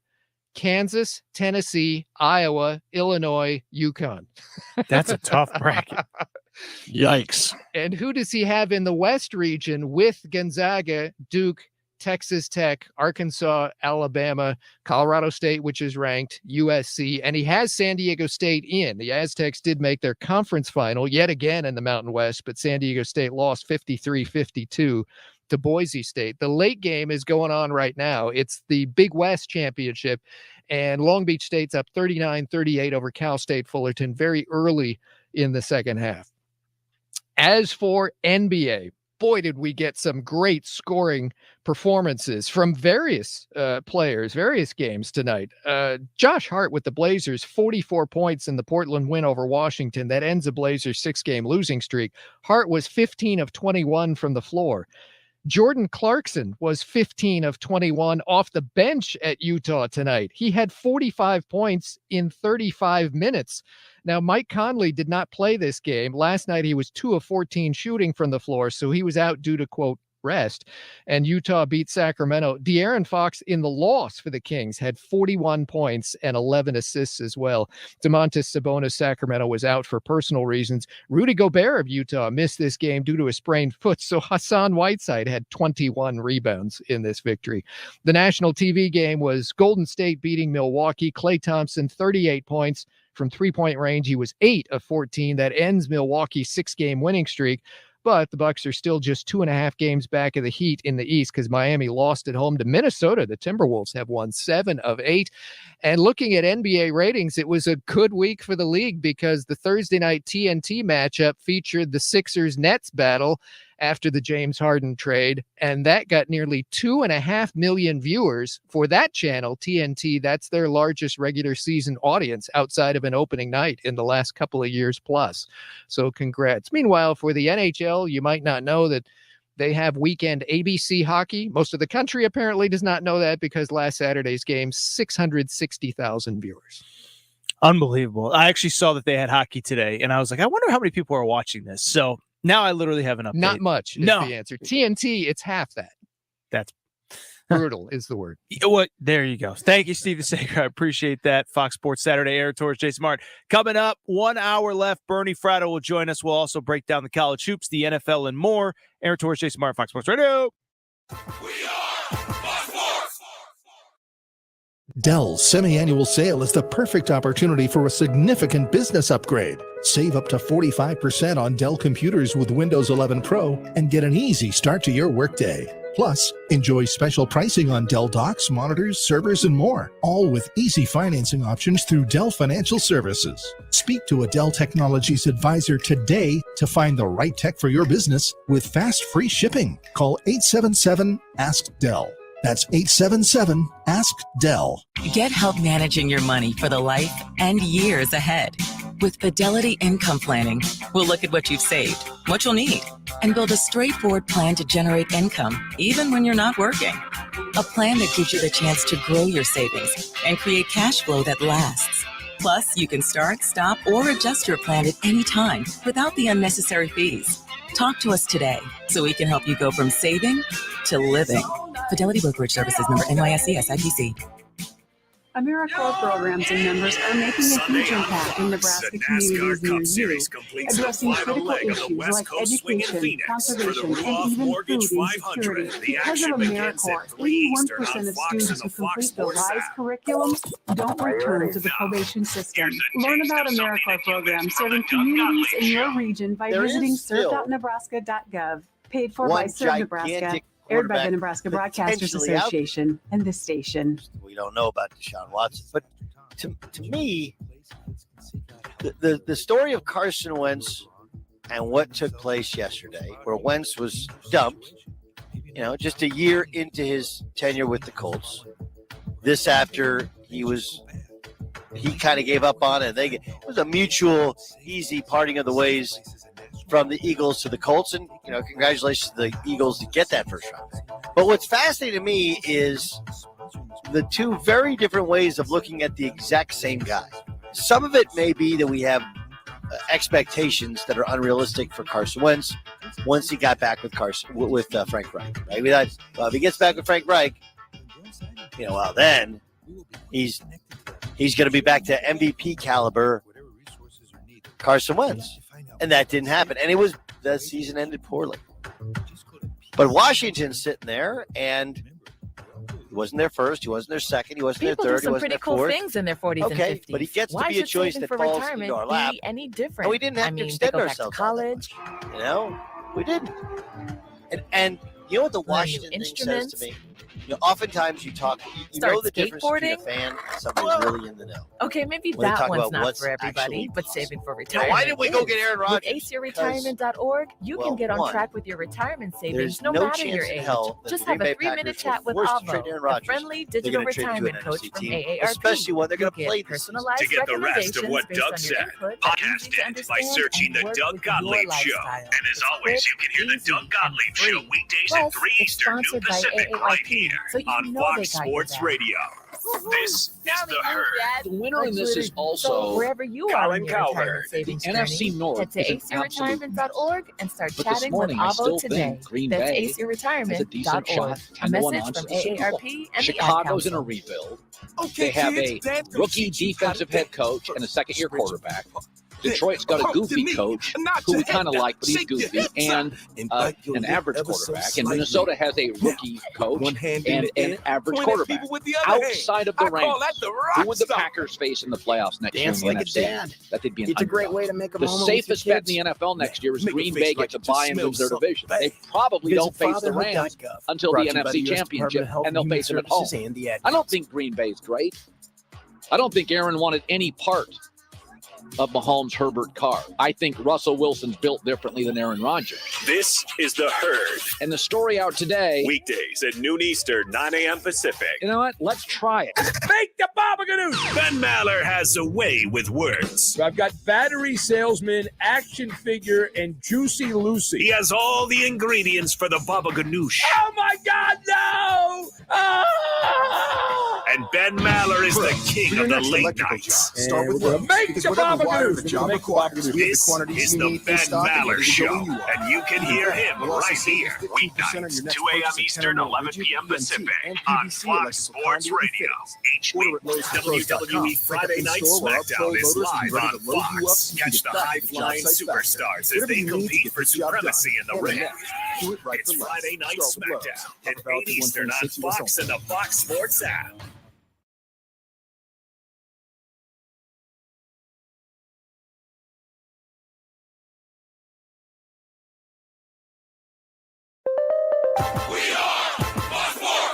Here's what you need to know. The Dallas Cowboys will trade wide receiver Amari Cooper to the Browns for a fifth-rounder. NFL deals cannot be finalized until the new league year begins on Wednesday afternoon. Cleveland granted wide receiver Jarvis Landry permission to seek a trade. A reminder, NASCAR's on Fox TV again tomorrow from Phoenix, 3:30 p.m. Eastern Time. What an upset in college basketball as we have conference tournaments this weekend. Selection Sunday for March Madness is tomorrow. Virginia Tech is in with an automatic bid. They won the ACC final, beating 7th-ranked Duke tonight, 82-67. This is a Virginia Tech team that as of late January had a record of 10-10 and was 2-7 at the time in conference. 6th-ranked Kansas won the Big 12 final again. 8th-ranked Villanova captured another Big East crown. And the Pac-12 final on Fox TV went to number 2 Arizona over UCLA, 84-76. Wildcats with 11 block shots. I'm Steve DeSager. This is Fox Sports Saturday. Fox Sports Saturday is on. The plays, the interviews, the players, the coaches, the breaking news, the top stories. When it goes down, we will cover it all. You better step up and get in control. Fox Sports Saturday is right now. Live from the Fox Sports Radio studios. Here's Aaron Torres and Jason Martin. Welcome in, everybody. Fox Sports Saturday, hour number 4. Jason Martin, Aaron Torres. If you missed anything, make sure to go back and download the podcast. We talked a lot of college hoops throughout the show. Maybe get to a little college hoops after Bernie Fratto. Speaking of which, Bernie Fratto, 20 minutes from now, straight out of Vegas, he'll get you ready for his show. He will talk a lot about the comings and goings. So what story, Jason, I have a question, a Russell Wilson question for you. Mm-hmm. But before we get to it, how about your boy Calvin Ridley? So I'll just get right to my point. And it's this, is that basically I've come to the conclusion, if you're a professional athlete, like a good one, not like a fringe guy trying to hold on, if you're a good player, got a roster spot, making a lot of money, you get all the advantages in the world. You get best, fastest cars, beautiful women, nicest hotels, big houses, all that stuff. There's basically only 2 rules that you really have to live by. And I don't mean to be crass saying this. One, just don't do something so dumb that you end up in jail. Because even if you do something dumb that is criminal behavior, if you're good enough, as long as you're not in jail, somebody will sign you. Kareem Hunt gets busted on video. We know what he did. It was disgusting. It was deplorable. A week later, he gets signed by the Cleveland Browns. So just don't get arrested for something that's going to put you in jail. And don't bet on games. It is the cardinal rule. We all know it. Pete Rose happened 40 years ago at this point, and it has been a non-starter since then. I don't want to hear that there's an excuse, and, well, if you bet on your team to win, and, well, if you... No.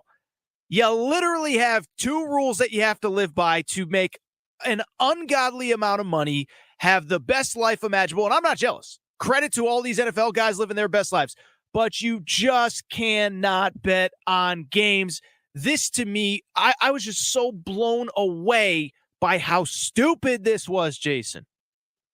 Yeah, I was conflicted in the moment because I was just thinking to myself, he's away from the team and he's doing this on the side. He can't influence the game. This isn't a point-shaving situation. Then I had a few people push back that are NFL guys, including Ramon Foster, my co-host in Nashville, who played in the league for 11 years. He goes, yeah, but he's got information that you guys don't have. Yep. He knows things you don't know about teams, opponents, all sorts of things like that, even though there was talk that he wasn't in contact with anybody and all this. And I thought, okay, so that's similar to inside stock trading. All right, gotcha. Understood all this. What I saw that I thought was kind of unreal about this whole thing was when he said, I don't have a problem. It's $1,500, blah, blah, blah. I'm thinking to myself, now you got a problem. You got a significant problem if you and your career, because what I was told was when you first get into the league, you sit down in a seminar with all the other rookies and they say, so there's a couple things you can't do. And basically you just laid them out. Don't do anything dumb, but mainly you just can't gamble on the sport. Can't gamble on the NFL. You simply can't do it. There's a zero tolerance policy for it, dating back to, Alex Karras many, many years ago, and all this other stuff. Like, you can't do it because the entirety of the integrity of the business and the corporations and the billions of dollars that go into this relies on people believing everything is legitimate. And the problem for Calvin Ridley is, and I read this in The Athletic and I read it in a number of other places, nothing that he does from this point forward, assuming he is allowed to come back and play, will not be scrutinized on the field. I'm not talking about what he's doing in a casino or whatever like that. That's a great call. I'm saying if he drops a pass, I wonder if he actually dropped that pass, or did he, quote, drop that pass, unquote. Why didn't he run that route preferably? He's a little bit banged up, can't play. I wonder if he's got money on this game. Like, that's the problem, is that nothing he does can be looked at the same way again. And that right there, when he says, I don't have a problem, dude, you got a big problem, because you put, first off, it's an 18 parlay or whatever like that, and you're doing like 3, 5, and 18 parlays and all this. I'm not saying you're some kind of experienced gambler. I'm saying that the risk that you took using your own name, I mean, let's be real, Aaron. We know there's a whole lot of dudes probably that have secondary and third sources doing stuff for them on the side. Like, I mean, we're not naive. It's not like Calvin Ridley's the only one doing this, but to do it so brazenly and stupidly, there is an idiot tax. There's a dumb tax out there. We talked about it last week in your absence. The Brittany Griner situation is terrible. That's a horrible situation overseas. And Brittany Griner kind of did something stupid too. Great call. Like, if you're trying to get out of Russia in advance of what's happening with Ukraine, leave the CBD back, leave the oil back over there, leave the cannabis oil back over there, because you can get that over here. Like, what are you doing trying to drag that through an airport when you know that country and its leadership are looking for a reason, as well as high visible targets? She's one of the most recognizable female athletes in the world, a championship athlete from America. You don't think that wasn't going to be a problem for you if you got caught? There's a dumb tax. Doesn't mean she needs to stay in jail for 10 years. I'm not saying that. I'm saying that all of this situation could have been avoided if she had not done the dumb thing on the way trying to get out of the country, unless there's information I don't have. But in terms of Calvin Ridley, there's a dumb tax. And the dumb tax is you sit at home, and now for the remainder of your career, this is always going to be in the background, because you won't ever be able to prove it away.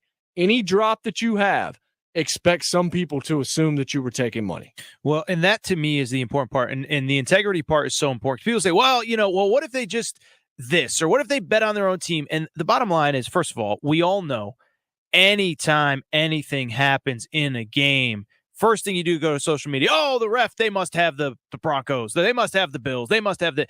So there's that element of it. But I just don't think, like, first of all, if you have one rule that you have to live by, just don't do it. Like, there's not a yeah, but, and well, if, and how about this?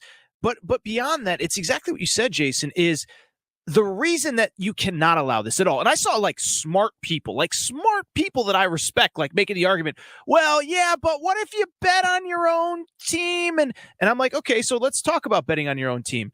Is it just a money line straight up bet? Because the rest of us have a spread. And if we have a spread, and I'm just using an example here.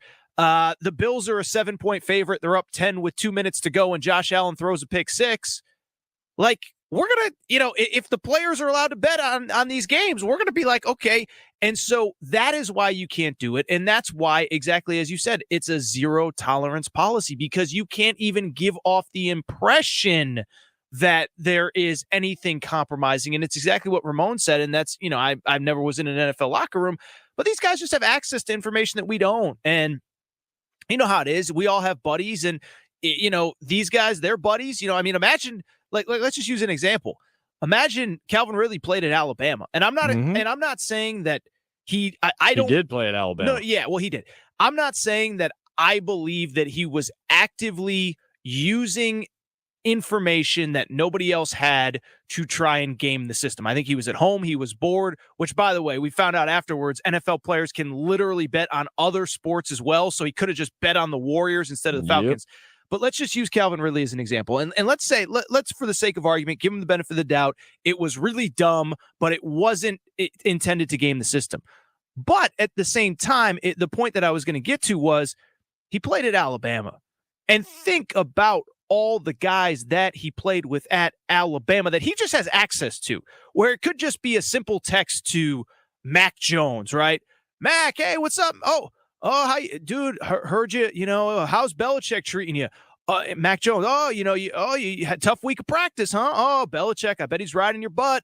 Oh, I see, how's the ankle? Yeah. And I mean, you get information. Look, it's amazing the level of access that you have in your own industry that people don't understand. Like, let me give you an example. Earlier this week, and I've been mobbing for this now for about 3 weeks, locally here, I'm basically telling the Tennessee Titans, unless you're fools, go sign Juju Smith-Schuster to be your number 2 next to A.J. Brown. He's going to be the slot guy that you need. All of a sudden, I'm laying it out. While I'm doing it, Ramon Foster just texts him.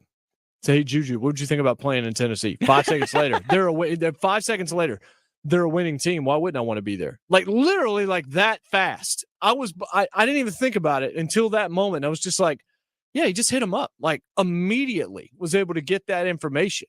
Like, it is unreal because they're actually honest with one another, right? Like we're honest with media people. We're not necessarily honest with everybody in terms of everything that we know. You know things you've never said before on the radio because you have sources you don't want to burn, not to mention they'll know it came from you if you say it. There are legal things and all this kind of stuff. And since I'm now in a room with an NFL player, there's a lot of things that I've heard now and know for a fact to be true that aren't out there that I'm not going to report either. I'm not going to put out there. Every reporter goes through this. It is just amazing what you don't know about these industries and how much information is actually out there to be gained. Well, and it's funny, as you were saying that, it's not funny. It was actually a very serious thing. But I think back to the incident with Shannon Sharp and Julio Jones. Remember that? Where Shannon Sharp just calls him up and says, oh, you're a Titans guy, so you obviously know. And for people who don't remember, and I'm not making light of a Fox Sports colleague, but it was a very serious thing, was he called him up and he put him on speakerphone on national TV. And it's like, he not only, broke some trust there, but he may have broken a law that thankfully nothing serious happened because of. And so that's my thing. And so I think we're in agreement on this Calvin Ridley thing, but exactly what you just said is like, the amount of information that they have. And again, by the way, it's not always like not in many cases, I'm guessing in 99.99999% of cases, it's not a malicious, I'm trying to gain information for my own benefit.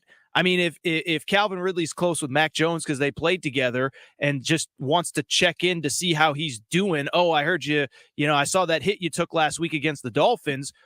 Maybe Max says, yeah, I mean, it's not out there, but I haven't practiced all week. I hope you're doing well. And so that is why we can't have it. And that was why it kind of blew my mind. Like it's not often that really sports stories, like there's, listen, people comment all the time and social media gives everybody a platform. I get all that stuff, but it's not often that I see a reaction from media members that I'm surprised by. But the idea that there were like legitimately smart people that were like, yeah, well, but what if he just bets on his own team? It's like literally everybody knows this is the only rule. This is one of, again, I think 2 rules that an athlete has to live by. And I was actually surprised by the reaction really quick because we got Bernie coming up here in just a few minutes. We can ask him about this. The last I saw, and I don't know if anything's changed in the last day or so, but the last I saw was Calvin Ridley will be suspended up at least a year. I really think there's a possibility that he never plays again. You have any thoughts on that? Yeah, I mentioned that because some other people have said that. I think maybe Doug Gottlieb was on record as saying something similar like that. And the pushback that I've gotten is he's too good. He's got too much talent. He's not the kid from the Arizona Cardinals that ended up being suspended for this years ago. This is Calvin Ridley. This is a dude that can help a team, so they'll find a way to get him back out there. I don't know. I honestly don't. I think your point is well taken. I think it's very possible that he has totally wrecked his entire career here because I don't know. Is the integrity all of a sudden going to be okay in a year? Has he learned? His tweets didn't help him. after the fact. No, so, they did not. No, those were not necessarily, that was sort of the problem with all of it. I think Bernie is it's a great day. I mean, we always have Bernie on in the fourth hour, but today is an excellent time to have him on with the betting markets changing because of the quarterbacks, but mainly so that he can speak to this issue from an inside perspective. So I'm looking forward to that conversation. Yeah, and that's going to be, to me, the interesting part of it as well, because there's not only an integrity of the NFL, there's an integrity of Bernie's business, which is the gambling business that's at stake as well if the NFL doesn't take this seriously. So we will ask Bernie Fratto coming up, what is the future of Calvin Ridley? We'll also talk to him, as Jason said, about the betting markets. How have they been impacted by this week's news in the NFL? Probably a little college hoops as well, as those betting markets continue to change with a bracket coming out tomorrow. Bernie Fratto coming up. That's next, Fox Sports Radio. Are you ready to hear if your school got screwed? Wait, hold on. Wait, it's okay. Don't be mad. Who are the number one seeds? Who are the teams that say we're better than that? Schools are being chosen soon. Damn right. Bingo. Listen as we break it down. Three left sideline. Good. On Fox Sports Radio.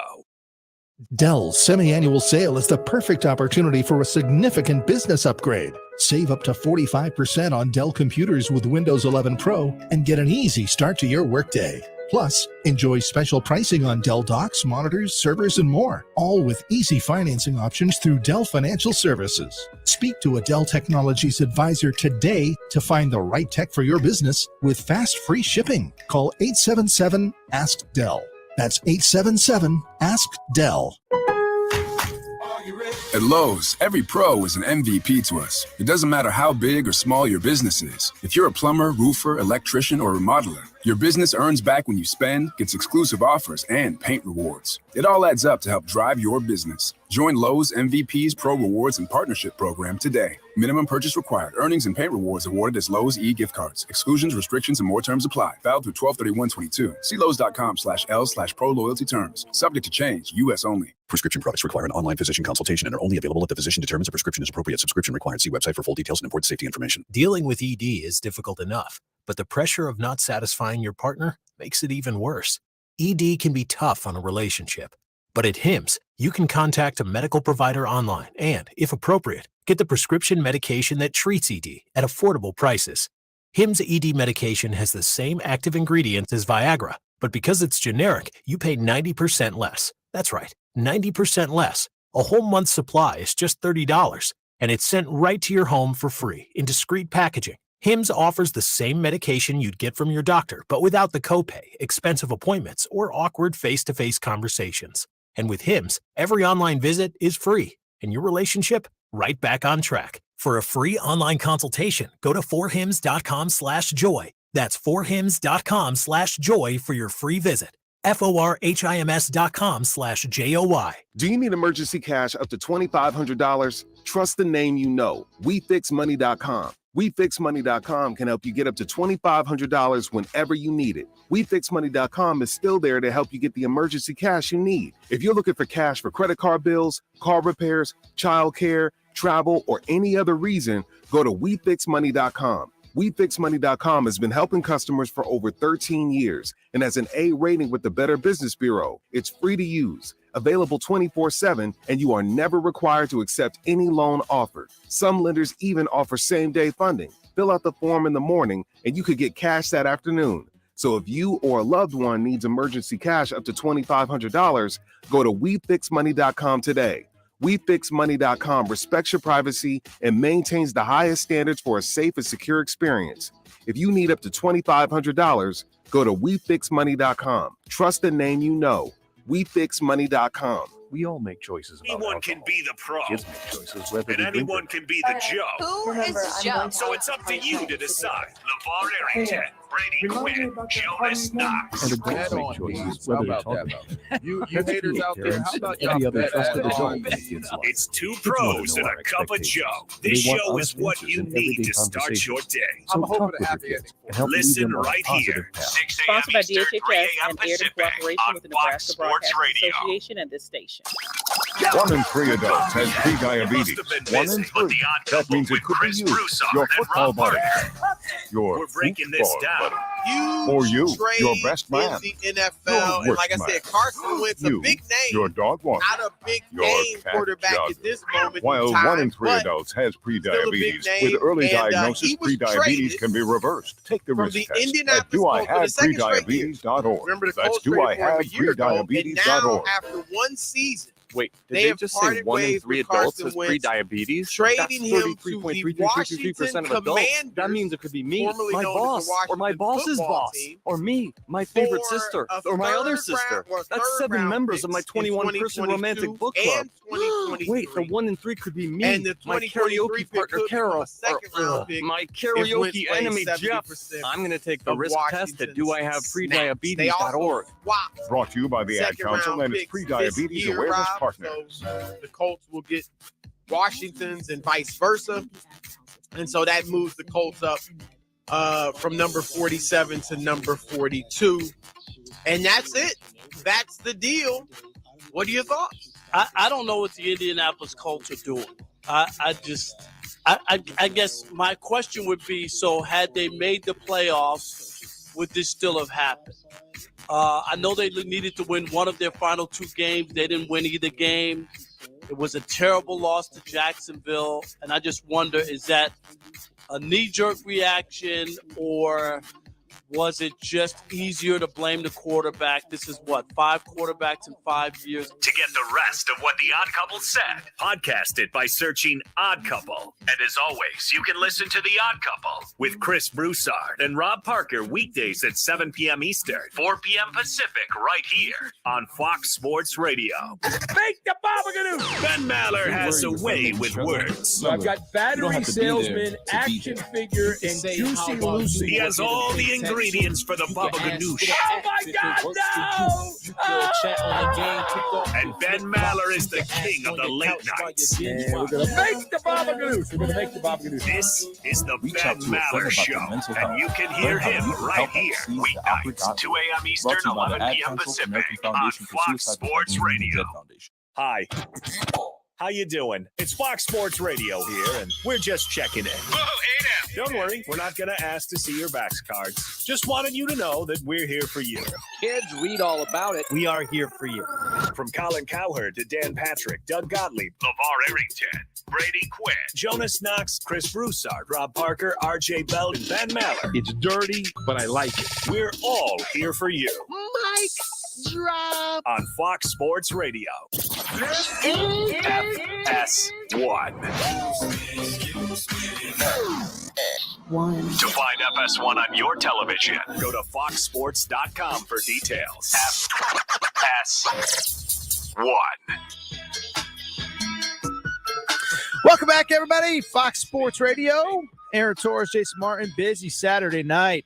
When you hear Big Pimpin' around 1:23 a.m., you know what that means. We'll get to Bernie Fratto in just one moment. But if cold candidate calls aren't turning into hot hiring leads, then you need Indeed.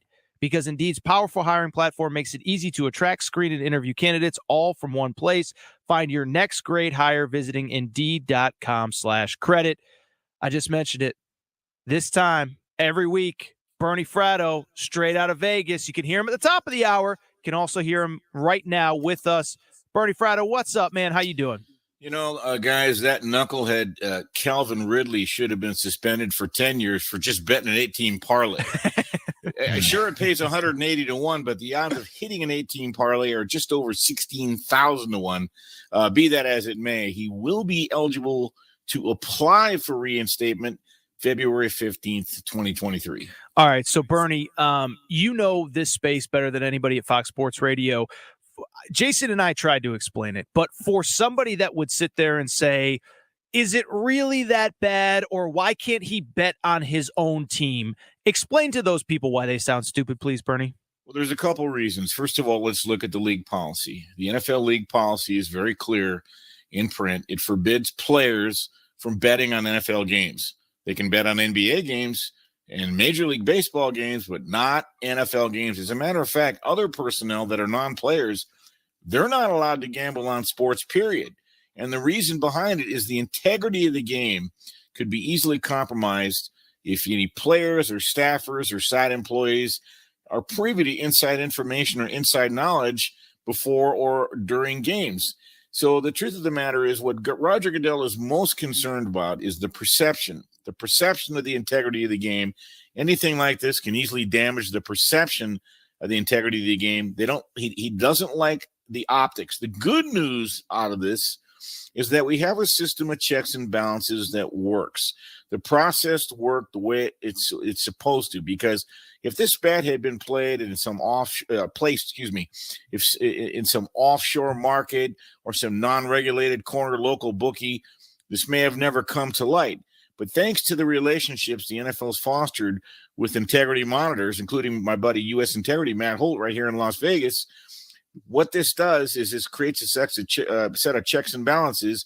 And so the NFL was informed, and now they're in better position to reassure the public that there's very great difficulty in any chicanery going on in an NFL game. So you say the word reassure, Bernie. How does Calvin Ridley, if indeed he comes back to play, how does he reassure the public every time he drops the football that it was just because he dropped the ball? That I think that calls into the integrity question that you were just speaking of. He can never prove 100% again, because some people will never believe anything he does. Well, I think that's fair. I mean, there are going to be a segment of society that still sees this as taboo. Of course, there's a great hypocrisy. These are the same people that play, bingo cards and all that kind of stuff. The long and the short of it is, I think after a year goes by, the stigma will drop. There'll be so many other more things happen in the news. And I do think he's going to get a chance to play again. I mean, Alex Karras and Paul Hornung are the two poster child obvious cases in the NFL when they were suspended for a full year back in the 60s. They actually had known associations with gamblers and mob figures. That was very serious business. This is a situation where the guy was 100 miles, 200 miles away from the field, was not playing in a game. It was simply a one-off situation, actually kind of innocuous, made a legal bet through a legal regulated, establishment. He didn't use any inside information. He just exercised extremely bad judgment. Okay. It's not the optics of this in this particular case are the most damning thing. But to your point, Jason, there's always going to be people that give him the side eye for the rest of his career. So Bern, I was out last week, a little under the weather, feeling great now, but I know you spoke a little bit with Jason and Arnie about college basketball futures, and obviously we're going to have a bracket tomorrow. People's interest will be there. Don't want to, relitigate the whole segment from last week, but where you stand kind of on college basketball right now with the bracket less than 24 hours away. Well, we talked a little bit about the tips for filling out your bracket, because we've seen a lot of patterns emerge over the last 30 years, and a couple quick things. Under no circumstances should folks pick all 4 number 1 seeds to reach the Final Four. It's going to be tempting. You're going to look down and, see Auburn and Gonzaga and Arizona and such. It's going to be tempting to do that, but don't. It's only happened once, and that was in 2008. As a matter of fact, in the last 13 years, just 12 number 1 seeds have actually reached the Final Four out of potential 36 spots. So long and the short of it is, the number 1 seed is a great thing, but it doesn't mean they're going to get to the Final Four. However, you will want to pick a number 1 seed to win it all, because 8 of the past 11 NCAA tournaments were number 1 seeds, the champion, including last year's team Baylor. Gonzaga has been just about money going to the Elite Eight. So as you look at your bracket, what you want to do is plug them right into the Elite Eight. They have a real good shot to get to the Final Four again, if not win it all. The other thing, too, is the tournament is one time where you really want to focus more on matchups than metrics, because if 2 teams play similar styles, the better team is at a huge advantage. However, let's give an example. Let's say one team plays a great defense that dares the other team to shoot threes, but that team can really shoot threes well. All of a sudden, that advantage disappears. So what you really want to do is look at individual matchups tomorrow as you start to fill out your bracket. There's an old saying, I know, star might win you one game and a team might win them all, but typically stars win games in tournaments, and there is a survive and advance mentality to this. But just exercise some of the tried and true things when it comes to filling out your bracket, because over the years, the more things change, the more they stay the same. I don't think this tournament's wide open. I think there's only 6 teams that can win it. Yeah, that's what you said last week, and you mentioned Arizona. And right now, if I had to fill out a bracket, I might put Arizona at the end of it, Bernie. This might be the biggest layup, the easiest layup to ask a gambling guy right now. But how have the markets changed as a result of all the quarterbacks moving around this past week. Well, Tuesday, boy, Denver in one day, Tuesday morning before Aaron Rodgers' announcement that he was staying in Green Bay, Denver was 20-1 to make it to the Super Bowl. When Rodgers announced he was staying, Denver fell to 40-1. Then you hear about the Russell Wilson news, and within minutes, Denver dropped to 12-1, and immediately a bettor came in here, and MGM put $5,000 to win $60,000 on Denver to win the Super Bowl.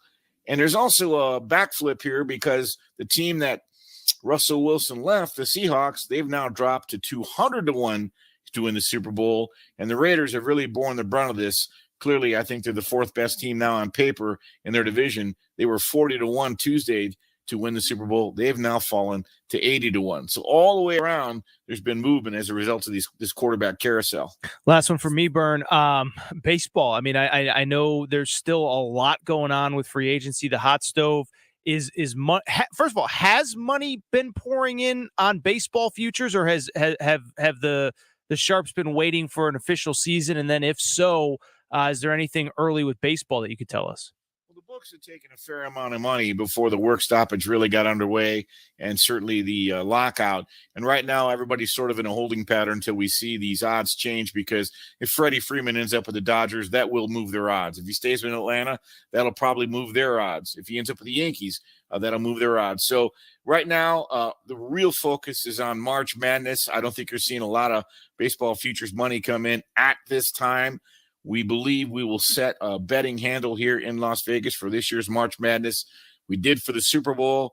$179 million was taken in on Super Bowl Sunday, or for the Super Bowl this year in 2022. That breaks the all-time record of 156 back in 2019. So the casinos are full. The books are full. No more masks. It's back to normal. It feels like, 2019 again. Bernie Fratto, you can hear him the top of the hour straight out of Vegas. Obviously, a ton of great information on March Madness, the NFL markets, all that good stuff. Also, make sure you're following on Twitter at Bernie Fratto. Bernie, man, we appreciate the time. We'll be listening here at the top of the hour. Thank you for joining us. Have a good show.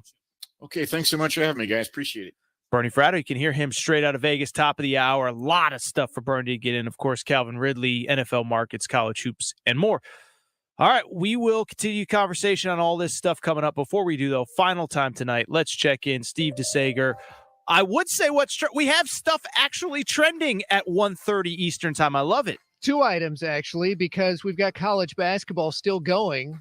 Close to, 2 minutes left in this conference title game in the Big West. Cal State Fullerton now leads 68-63 over Long Beach in a battle of the top two seeds. And one of the great tennis tournaments of the calendar year, Indian Wells in the Southern California desert, is going on. They're just in the early rounds, but a note from the LA Times tonight, Naomi Osaka lost 6-4 and became emotional early after a fan yelled out, "Naomi, you suck," end quote. At a tennis match, honestly. She asked to address the crowd and was denied after losing to Veronika Kudermetova. Earlier, Rafael Nadal somehow won his second rounder in a comeback third set tiebreaker. As for the NFL news today, it was the Dallas Cowboys making that deal. Well, it'll be official Wednesday. They trade wide receiver Amari Cooper to the Browns for a fifth rounder. The Mets acquired right-handed pitcher Chris Bassett from Oakland. He went 12-4 last year. The White Sox signed reliever Joe Kelly. The Blue Jays agreed to a three-year deal with former Seattle lefty Yusei Kikuchi. The Rockies will sign veteran shortstop Jose Iglesias and reliever Alex Colomé. And a reminder, NASCAR's on Fox TV again tomorrow from Phoenix, 3:30 p.m. Eastern Time.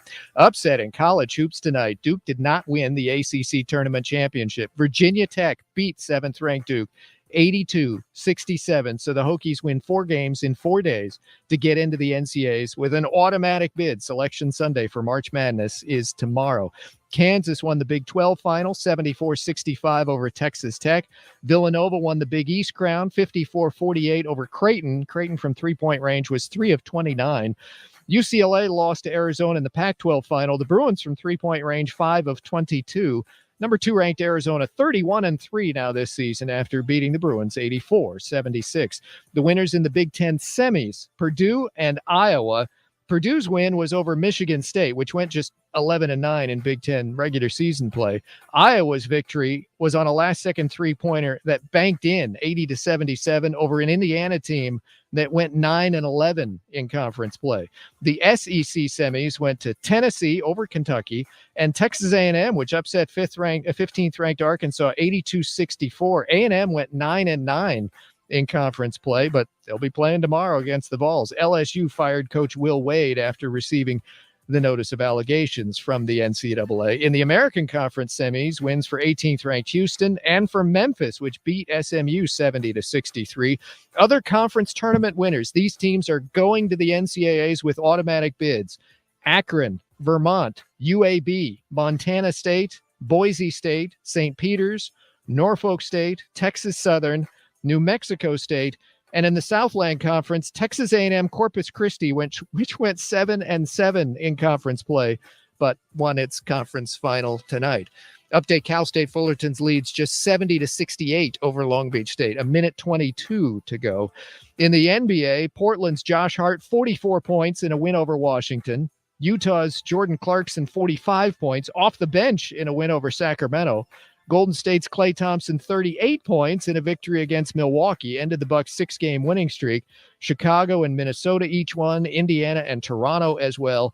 And in the NHL, we've got tomorrow the Heritage Classic. This is another outdoor game. This will be at a CFL stadium, Hamilton, Ontario, Buffalo versus Toronto.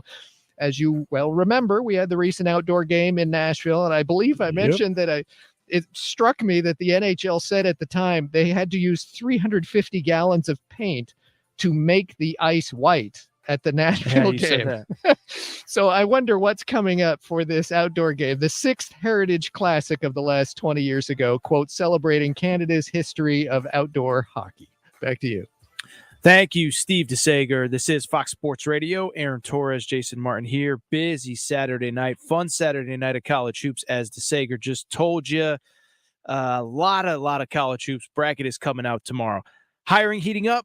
Indeed's hiring platform makes it easy to attract, screen, and interview candidates all in one place. Sponsor a post and instantly receive a short list of quality candidates on Indeed whose resumes match your job description.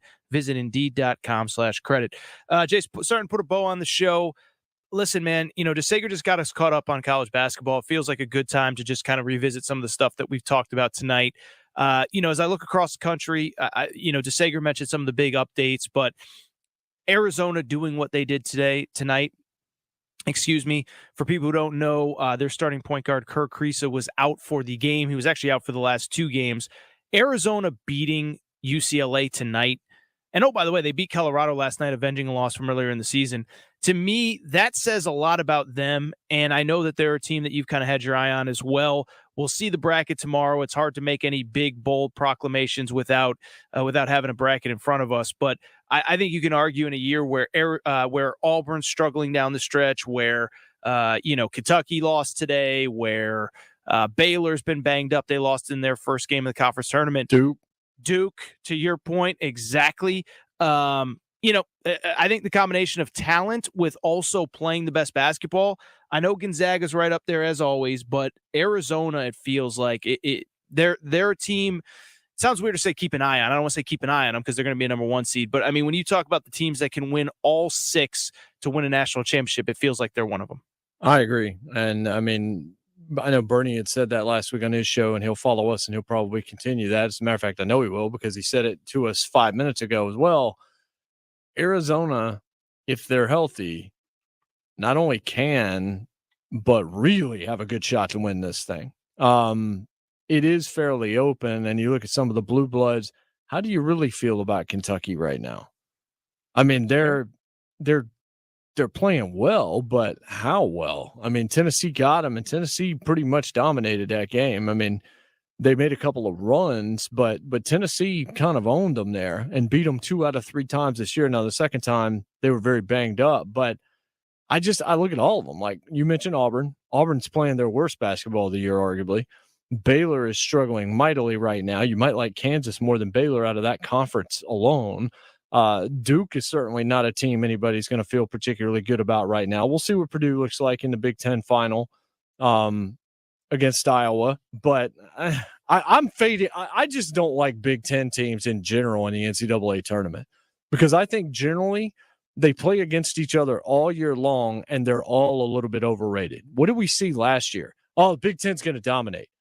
Those teams had an awful performance in the NCAA tournament. Is there something about the ball that is played in the Big Ten that doesn't translate all that well once you get into the NCAA tournament? We'll see. I mean, I think this year they might do better than they did last year, but they're also not going to get as many teams in as they got last year. So the team that I just feel the best about, and you're talking to a guy who won the Fox Sports Bracket Challenge 3 years ago. I picked the year Virginia beat Texas Tech. I was right in that and won a Westinghouse television that was broken upon arrival. Wait, you won a prize? I won last year. I didn't get anything. I was in first place, and they sent me a TV, and I appreciated it. And then I went to plug it in, and the screen was cracked, and that was a wrap. But it was the thought that counted when it came down to that. So we both kind of ended up with no present. The person in second place the year that I won got a trip and took that trip. Yeah, it was like go to a game of your choice or something. And it was like a Dodger game or something that the guy ended up picking or whatever. So he got that, and I got a television that didn't work. So I'm just throwing my bona fides out there that I'm a force to be reckoned with in the college basketball streets. And Arizona right now is the one that I think I would pick if I had to pick somebody to win it. Arizona's right up there. Real quick on Duke. You know, I thought you used a great analogy earlier. I'm not going to steal it from you. I'll give you the floor in a minute, but they lose in their conference tournament final to Virginia Tech. Worth noting, of course, I was not in last week, but you and Arnie were, and Duke, of course, lost their regular season finale to UNC. They also lost earlier in the year at home to Virginia. That's not going to be in the tournament. They lost on the road to Florida State. That's not going to be in the tournament. You know, you can love Coach K. You can hate Coach K. This retirement tour is going to be a big story. I think the retirement tour ends earlier than people expect because I'm of the belief, and this is across sports, is that you can't just turn it on. You can't just flip a switch. And this is a team that really, frankly, hasn't been playing its best basketball for probably upwards of 3, 4, 5 weeks at this point. I mean, it kind of feels like they might get knocked out in the round of 32. I don't think it's crazy. I mean, I don't think they're going to get beat in the first round. We've seen that before. We've seen that, I guess it was Mercer, I think it was, to beat them in the first round. And J. Kidd got them with Cal. And different teams have gotten them through the years, but I could easily see them not getting out of the first weekend just because there's nothing that special about them. The analogy that I made is Alabama this past season. It's like, yeah, they were good, but how much did you really believe in them compared to the Alabama teams in years past, even the year before? Like marquee names defensively outside of Will Anderson that you just absolutely loved, that you felt really good about, especially their secondary down the field. And it ended up, once you got to the national title game, you finally saw it. Now they had a run, and they still got Georgia in the SEC title game, and they beat Cincinnati, and they got into the national title situation. But how confident did you feel? Did you feel a dominance, or was it just, well, it's Alabama? That's what I think Duke is. Duke is Duke, and so as a result, there's a lot of people that are still going to put them going deep into the tournament. But this ain't your grandfather's. This ain't my Duke team from 92 or even some of the championship teams from this century. This is just kind of an average basketball team that plays in one of the great locales and one of the great programs. But you got to be real careful at picking programs in your brackets. That would be my takeaway on this is the earlier that you can find a reason to take Duke out of this tournament, I think you should. This is Fox Sports Radio. By the way, we had one game left this evening for an automatic bid. It just went final. The Big West in Henderson, Nevada. The Cal State Fullerton Titans beat the Long Beach State. I don't even know what they are, Long Beach State. They're really good in sports, though. They're really good in baseball. I know they're the dirtbags in baseball. I don't know why I'm blanking on Long Beach State. But Cal State Fullerton beats Long Beach State. Final automatic bid in the Big West went out tonight. A couple more bids coming tomorrow. One segment left. We wrap the show. I'm Aaron Torres. He's Jason Martin. Coming up, we wrap things up. We'll be back. Fox Sports Radio. When we crack the mic. Turn this on. Is it on? You'll want to listen longer. You got a lot of stuff going on. We're delivering the information you want. This news just in. And you need. So remember this. That's why you listen longer. This is sports. This is how it works. To Fox Sports Radio. Wait, aren't these all charitable donations? At Magda's Tax Prep, every person I'd rather counts. not have to file for an extension. She needs new auditors to maximize returns on her family time. On itemized deductions. Hey, can someone help with these 1099s? Indeed can help her hire great people fast. I need Indeed. Indeed you do. Our hiring platform instantly connects you with quality candidates whose resumes on Indeed match your job description. Visit Indeed.com/credit and get $75 towards your first sponsored job. Terms and conditions apply. Get help managing your money for the life and years ahead. With Fidelity Income Planning, we'll look at what you've saved, what you'll need, and build a straightforward plan to generate income, even when you're not working. A plan that gives you the chance to grow your savings and create cash flow that lasts. Plus, you can start, stop, or adjust your plan at any time without the unnecessary fees. Talk to us today so we can help you go from saving to living. Fidelity Brokerage Services, number NYSE SIPC. Shopping for insurance can be a tedious and frustrating task, but the agents at Brokers Insurance Agency will do the work for you. They have partnered with over 20 of the best insurance carriers in the nation, which allows them to do the shopping all for you. Whether you're looking for business insurance or employee benefits for your company, or you're looking to save money on your home and auto insurance, Brokers Insurance Agency has the agents and 5 days ago, I said let's slow down. Call 4 days ago, I had people tell me the new show or email staff at brokersinsuranceNE.com. They're not even the new Paul Gasol and Kobe at the end of his career. I mean, stop. I mean, it's just silly. Here's Shaq talking about the 76ers.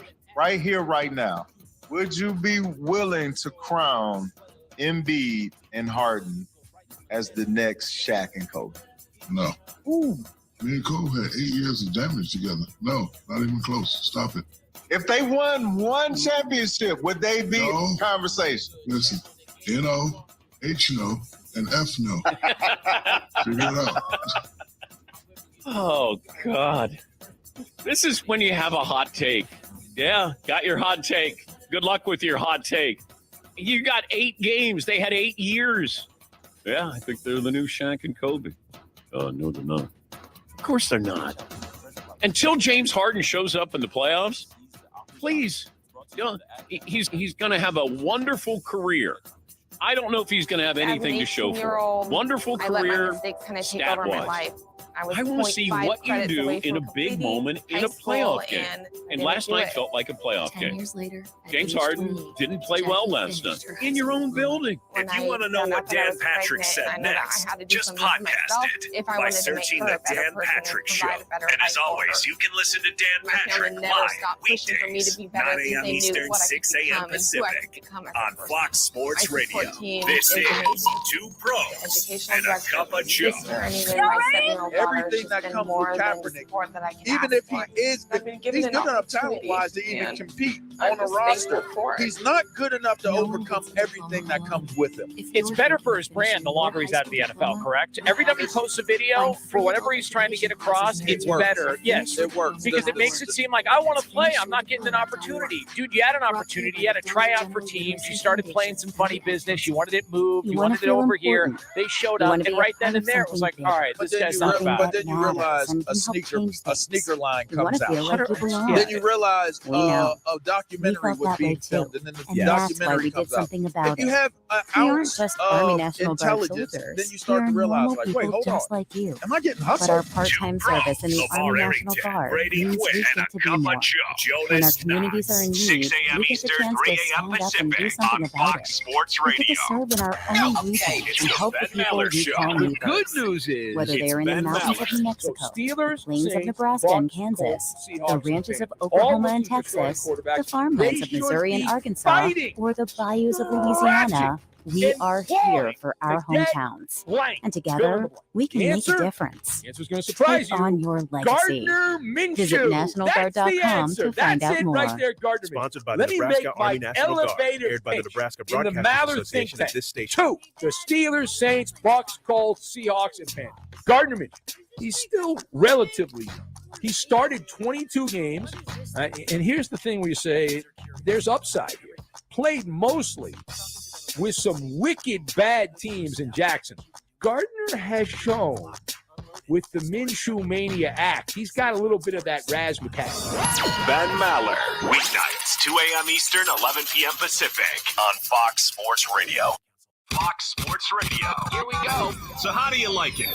The question is this. You like it like this? I'm strictly talking basketball. Or like this? Baseball tends to be, of all our sports, very much steeped in tradition. And what about this? Basically, the NFL has found ways to make money off of everything. Whatever it is that you like, we've got it covered. It's sports the way you like it on Fox Sports Radio. FS1. To find FS1 on your television, go to foxsports.com for details. FS1. Come and take my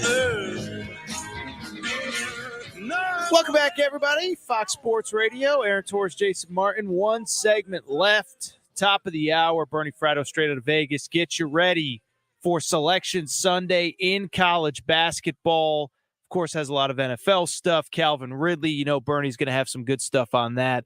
Bernie Fratto, top of the hour. For people just joining us, just getting in the car, a couple results from tonight. Duke in a stunner basically got run off the court by Virginia Tech, 82-67. Arizona also wins the Pac-12 tournament title, beating UCLA. Arizona without their starting point guard, Kirk Kriisa, in that one.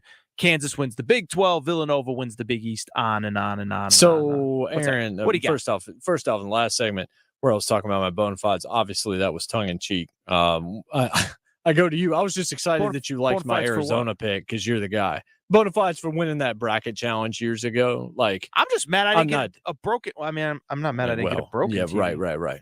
Well, generally speaking, I'm going with what you're saying. I just like that you felt decent about my Arizona pick. What do you think happens in the SEC and the Big Ten on Sunday?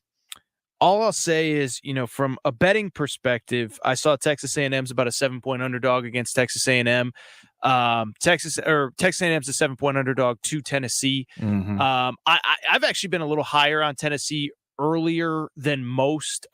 You started to really see, you know, Rick Barnes, I think, to your point earlier, deserves criticism's not the right word, but some skepticism maybe. Skepticism's the right word. It's like hesitation about Yes. Tennessee when it gets to around this time of year. Correct. And but I saw probably early February, mid-February, you could see this team was starting to figure it out, and they actually had some injuries, which kind of shortened their rotation. And it helped them a little bit, Aaron. It like did. One of the things we've learned, I talked to Bob Kessler, the voice of the Volunteers, yesterday, and Olivier Combois going down galvanized. The other guys had to step up, and not they were happy to see him go, but they had to then step up their play. That happened, and Zakai Ziegler happened. And those two things plus Kennedy Chandler have really turned. It just feels like this team's much different than the one that was playing back in the fall. And like I said, I've looked at them and said, they're the kind of team that you don't want to see right now. If Rick Barnes can just find a way to get the monkey off his back about what happens to him every time you get into the NCAA tournament. Yeah, and first of all, I do think, first of all, they're just playing extremely well. But beyond that, too, they have what it really kind of takes to basically have success in the NCAA tournament. They play real defense. They have great guard play. They protect the rim. So I do like them tomorrow. The 7 feels too much. I don't think that maybe Texas A&M by the end of the game runs out of gas, but I think it's close early. A&M, you know, was a pretty good team for most of the year, hit the skids, and they too were another team that shook some things up. A couple guys stepped up, you know, and we see this in basketball, and maybe we'll start seeing it in football too, but especially with the portal, there's so many new guys coming in every year that it takes some time for these schools to figure out how all the pieces fit together. That was part of how Arkansas took off. It's part of how Texas A&M took off, whatever. So I like them there. And then with Purdue and Iowa, I'll say this. You mentioned a minute ago the idea that Purdue, or excuse me, not Purdue, but that the Big Ten underachieved last year. Purdue was part of it. Iowa was part of it. I think Iowa was actually built a little bit better to win in the tournament, not win it, but win in the tournament than they ever have been. They're smaller, they're more athletic. No Luka Garza, and Purdue they're just weird. They can't get stops. They were up basically, 10-12 the entire game today against Michigan State. Then Michigan State would just go on a 7-0 run, cut it to 3 or 4, 4-5, whatever. Then Purdue goes back up and then goes back down, on and on and on. So I will say this is I think Tennessee wins tomorrow. I think Purdue probably wins, but I wouldn't be surprised with Iowa. With that said, we got to get out of here, Jason Martin. Oh, yeah. Quick 4 hours. I enjoyed it. We're going to have a bracket tomorrow. I'll be back on with Dan Beyer at 5 p.m. Eastern time. Bracket comes out at 6. We'll break it down. Coming up, Bernie Fratto, straight out of Vegas, is joining us. I should thank the crew, by the way. Jason, Don, producer Ricky, DeSager, Bernie Fratto coming up. Fox Sports Radio. Get help managing your money for the life and years ahead. With Fidelity Income Planning, we'll look at what you've saved, what you'll need, and build a straightforward plan to generate income, even when you're not working.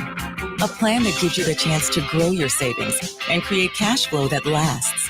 Plus, you can start, stop, or adjust your plan at any time without the unnecessary fees. Talk to us today so we can help you go from saving to living. Fidelity Brokerage Services, member NYSE SIPC.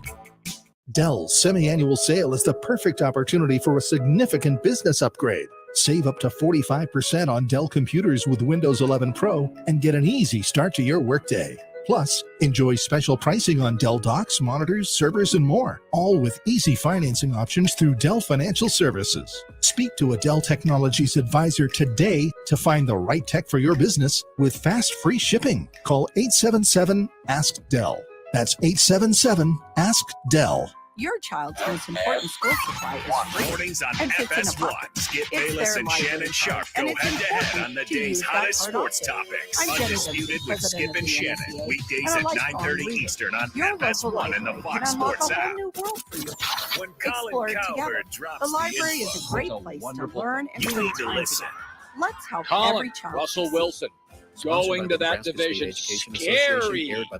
Yeah, because Aaron Rodgers playing in that crappy division's really helped him out Hi, in the this is playoffs. Pastor hasn't it? Tom. You want Did to play you in a know there's Power 5 place conference, the kids can seek out SEC? help when they're away Doesn't from seem to home hurt if their something teams. goes wrong? They all win the They national find themselves in a championships every other difficult year. spot or even Let's a talk about what a dangerous tough situation. division he joined. Maybe another It's funny, child Matt is born in Stafford there, or went to the Rams, a strangers significantly following tougher division, Perhaps and on won a a day Super when Bowl. things just go bad. Didn't hurt his career In much, Lincoln, did it? here's where they can find Let's help. look at the It's AFC called West. Ooh, Safe the Place. Raiders. Safe Place is a Last national 19 program years, for children two taking playoff place in appearances, thousands lost of both. cities across the United States. Dysfunctional The even People last City year. Mission is sponsoring this Poorest owner in program the in our NFL. community and has set up a Last number year, of businesses, narrow fire stations, wins over schools, average and teams, but they beat the nonprofits around the Colts. city to become Who, safe because they lost to the locations where kids can Jags, seek out help. didn't make the play. They just need to look for the big yellow sign that That's says a big Safe obstacle. Place on it. What And about go the inside and Chargers? ask for Oh, help. yeah, their head coach, We will be Brandon quickly Staley, has connected to them 5 and total ensure they years make it in back his home life or coaching in the whatever NFL. resources are needed. They, in If the you'd like last to find 12 out years, more have about won Safe 10 or Place more and games ways in which you can get involved, once. just go to And when have we ever thought PCMLincoln.org. the Remember, Super Bowl we all do a goes little. through the We change Chargers? a lot. Haven't they always been talented but let us down? They're not a big clutch organization. They're just talented. They were talented with Dan Fouts. They were talented with Phillip Rivers and LaDainian Tomlinson, and they're talented with Justin Herbert. But they never rise in the moment like the Baltimores of our life. They shrink. And then there's Kansas City. Yes, smartly coached, smartly run, smartly owned. Patrick Mahomes. A very worthy adversary. No bad words here. Yeah, Russell had 2 of those in his division. It was called McVay and Shanahan. If you're eager to find out what Colin said next, just podcast it by searching The Herd. And as always, you can listen live to Colin Cowherd weekdays at noon Eastern, 9 a.m. Pacific on Fox Sports Radio. This, keep it on the down low here, Is the Dan Patrick Show. Oh, did you see where Antonio Brown and Kanye West, they would like to team up to buy the Denver Broncos? I'm thinking, I don't need Antonio Brown to be part of this. I mean, Kanye West is a billionaire, but I think they said, or Kanye said, that the white owners wouldn't allow us to buy the Broncos. I think the reason why they wouldn't allow you is because you're crazy, Kanye. Maybe they saw the Netflix documentary and were like, this might not be the right time. Yeah, I love it. I'm going to blame it on white billionaires. You're not going to let Kanye West and Antonio Brown buy the Broncos. I don't know. We might need a little more stability there with the ownership group there. But yes, Tom. But if he acts like he's a mile high, it would spin right in. Buy the team. Come on. Name's right there. Dan Patrick. The Dan Patrick Show. Weekdays, 9 a.m. Eastern, 6 Pacific on Fox Sports Radio. Dan Patrick. All righty. He's your friend on the radio. And I stand by that. Dan Patrick. He's our friend on the radio. Dan Patrick. He's everyone's friend on the radio. I'll take that. Yeah. Mom was I'll do always that. very You'll always be Dan But my Patrick's sister friend. and I And noticed you know what? she started Nothing to would surprise me. Because you telling my girls listen to about him my Alzheimer's right here. diagnosis Weekdays was at hard. 9 a.m. But Eastern, Mom's early 6 a.m. detection Pacific gave us time on to make a Fox plan. Sports My Radio. sister The and I most were there for fearless Mom voice in and sports each is other. on If you or your FS1. family are The one and noticing only changes, Colin it could be Cowherd is Alzheimer's. bold, Talk unique, about and seeing a doctor outspoken. together. For more Wow. information, You can visit see him on the herd. ALZ.org/Sponsor Weekdays at noon Eastern on A message from the FS1 in the Alzheimer's Fox Sports Association app. and the Ad Council.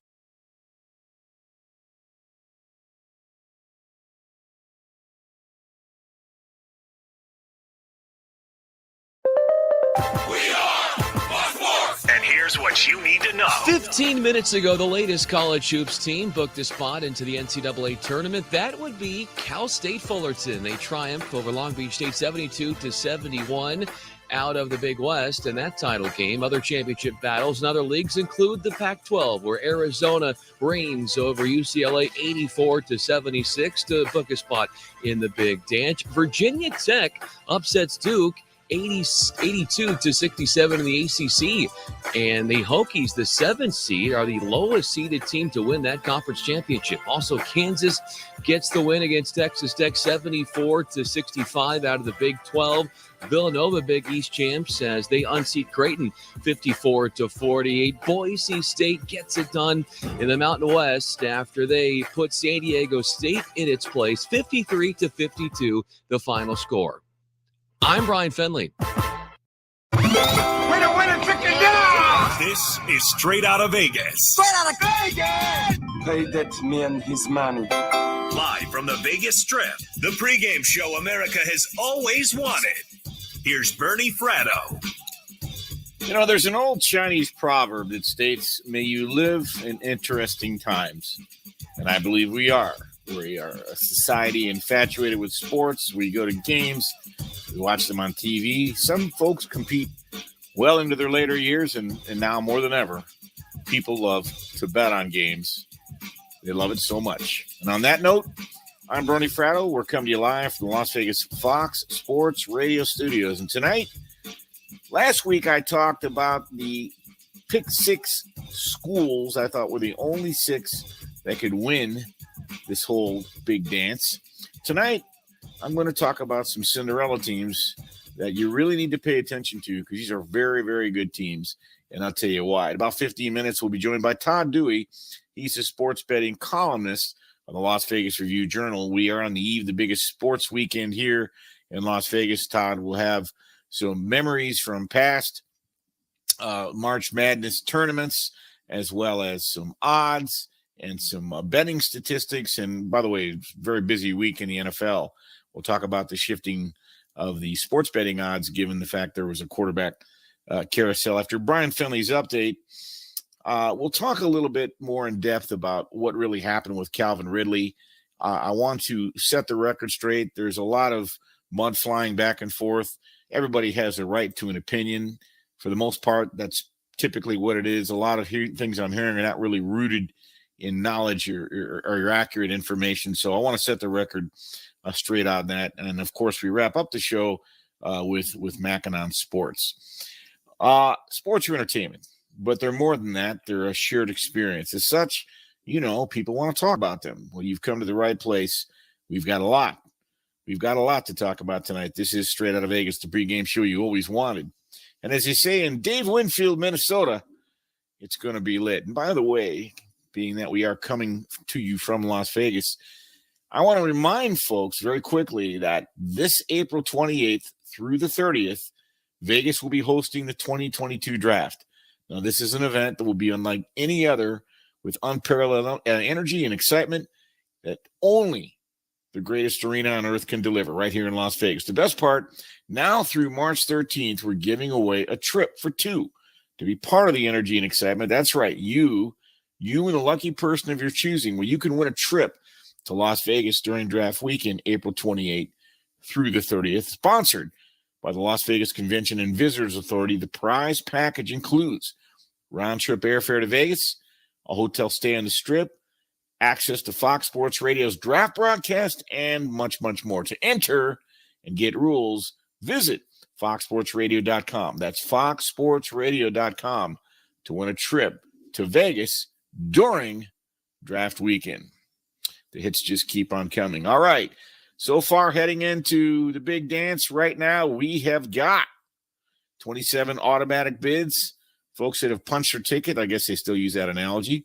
There will be 5 conference championship games played tomorrow, including the Atlantic 10, the SEC, the Big 10. So 5 more automatic bids tomorrow. And then obviously Selection Sunday, which is just, hours away. It's 15, 16 hours away. And I think it promises to be very exciting. Look, Kentucky went down today. Auburn's gone down. Duke went down. I haven't heard if Coach K apologized again. I was at the Mountain West Conference final today. Great back and forth between San Diego State and Boise State. Leon Rice and Boise State, they get their first ever Mountain West Tournament Conference Championship. Some quality teams are knocked out, but every team I just mentioned, I believe, will have a seat at the dance tomorrow. But here's what's interesting: you'll watch the selection shows tomorrow. Listen right here on Fox Sports Radio with Dan Byer and Aaron Torres. They'll give you the skinny. But when you start to look at your bracket, you'll go to your respective brackets. You probably by now have gotten your invitations. You'll start to look at it, and you're going to have to predict the national champion, or from there, at least try to pick the best Final Four qualifiers. And however, though, it never hurts if you can identify a Cinderella or two that makes it, because that sort of becomes a badge of honor. In our Fox Sports bracket competition last year, Aaron Torres won it. He had Baylor in the last game. He was right. I had Gonzaga in the last game. I got beat. We finished 1-2 last year.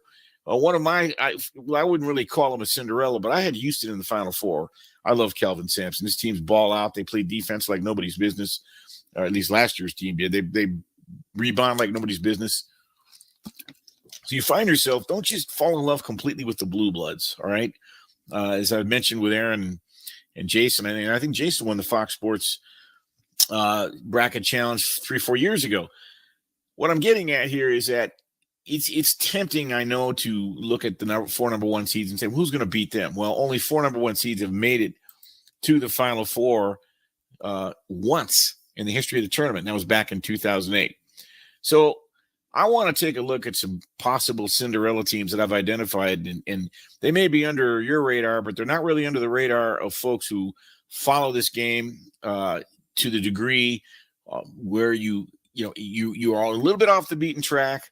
And some of the secondary conferences. I want to start with Vermont. The Vermont Catamounts, by now you should know, they've had a very good program for 2 decades. And during the last decade, the Vermont Catamounts are coached by a gentleman named John Becker. They finished no worse than 11-5 in the America East Conference. Now, I don't care what conference you're in. If you win 11 out of 16 games every year for a decade, you're doing something right. And, the truth of the matter, though, is sometimes they'll get to the tournament and they'll get tripped up. Not today. All right. So even though Vermont has only been to the actual big dance twice in the last 10 years, they're going again this year. And here's the kicker. Okay. Vermont, as a number 13 seed in 2017 and 2019, they stuck with Purdue and Florida State. When they get on the floor with you, they are a thorn, as the late, great Al McGuire would say. And Al McGuire was Al McGuire was the coach of the 1977 Marquette then Warriors. He did kind of a Coach K, but he waited until the tournament. He got the bid, and then he had a press conference and said, "This is it. I'm stepping down." And, Al McGuire was known as a wily old veteran. So folks in the media said, is this some sort of ploy, Al, to fire up your team? And Al says, no, come on, we got no chance. But we think we can be like a cockroach in a plate of spaghetti and fall in and screw it up for somebody else. And there were some great teams in the tournament that year, including Dean Smith's North Carolina Tar Heels, who were the prohibitive favorites. Well, guess what? Marquette beat them. Marquette won it all in 77. So when they got on the floor with you, you knew you were in a wrestling match. And same with Vermont. Vermont ranks 5th nationally with a 58% effective field goal percentage, which includes 38% from behind the arc. That's good for 33rd in the country. Plus, their 54.4 total rebound rate is 28. So they're top 30, top 40 in very key categories out of 300 teams. Typically, teams projected in the 3 to 5 seeding should be hoping Vermont loses in the conference tournament. Well, it's too late. Vermont already won because whoever Vermont gets on the floor with, they're going to give a battle, and they're going to be an underdog. They'll probably be a 12 seed, maybe a 13 seed. I'm not sure. I'm guessing. You can look at all the projections, but they're all over the place. I will be on Vermont. They'll be an underdog. I'll be on Vermont in the first round. Another team, now, Vermont, they're known for their defense. Very good defensive team. But a team who's known for their offense, and by now you should recognize their name because they've been more of a fixture, the South Dakota State Jackrabbits. This is a team that's got offense. As a matter of fact, I don't know if you can find a more efficient offense in the nation than South Dakota State. They're 26-4. They were 16-0 in Summit League play. They led the nation in three-point percentage, 46%. Unreal. In fact, they led the nation in effective field goal percentage, 61%. South Dakota State only trails Gonzaga. Gonzaga averages 89 points a game. South Dakota State averages 86 a game. You score 86 a game, you're going to be very tough to beat. Now, in fairness, South Dakota State is not great on defense. An opponent shoot about 35% from the perimeter against them. And the truth of the matter is they're not great on turnovers. So South Dakota State may give up 85, but they're capable of scoring 86 or 90. Keep an eye on South Dakota State. Now, it's a shame Iona didn't get in. I think that Rick Pitino's team won, 26, 27 games, 25. I would have liked to have seen them in. They'll be probably in the NIT. Hey, there'll be lines, and maybe not a bracket, but there'll be lines on the NIT too. And I strongly recommend you take a hard look at Iona in one of their postseason tournaments. They're ranked 8th nationally in block shots, 46th in three-point allowed. Again, another typical, defensive stalwart team that Rick Pitino puts on the floor. All right, here's another team that's punched their ticket to the dance. Colgate. Colgate is the real deal. If you may recall, Colgate put a massive scare into Arkansas last year. In the first half, Colgate jumped out to a 14-point lead. Finally, Arkansas regrouped, and they won. But Colgate is, if you've seen them play, they're very solid. Now, they lost their top scorer this year, Jordan Burns, but otherwise, they rotate 10 guys. They play a deep team, and they still got 8 of the 10 back. And one of the things about Colgate, they started out 4-10 this year, but now they get into March. They've won 16 of their last 17 games. They've won by an average margin of 8 points or more. So they're peaking at the right time. And this is a team that can really shoot the lights out.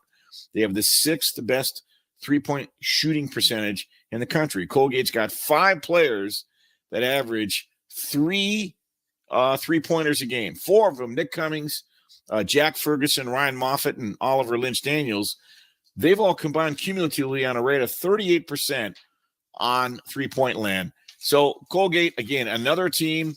They won the Patriot League. They're the number 1 seed. They won the conference tournament by a wide margin. And so they're a team I think you keep an eye on heavily. So you got Vermont, South Dakota State, Colgate. Again, Iona, I thought maybe they'd get into the dance. They're not. I doubt they will. It's typically a one-bid league. But here's another team that's badass, A-10.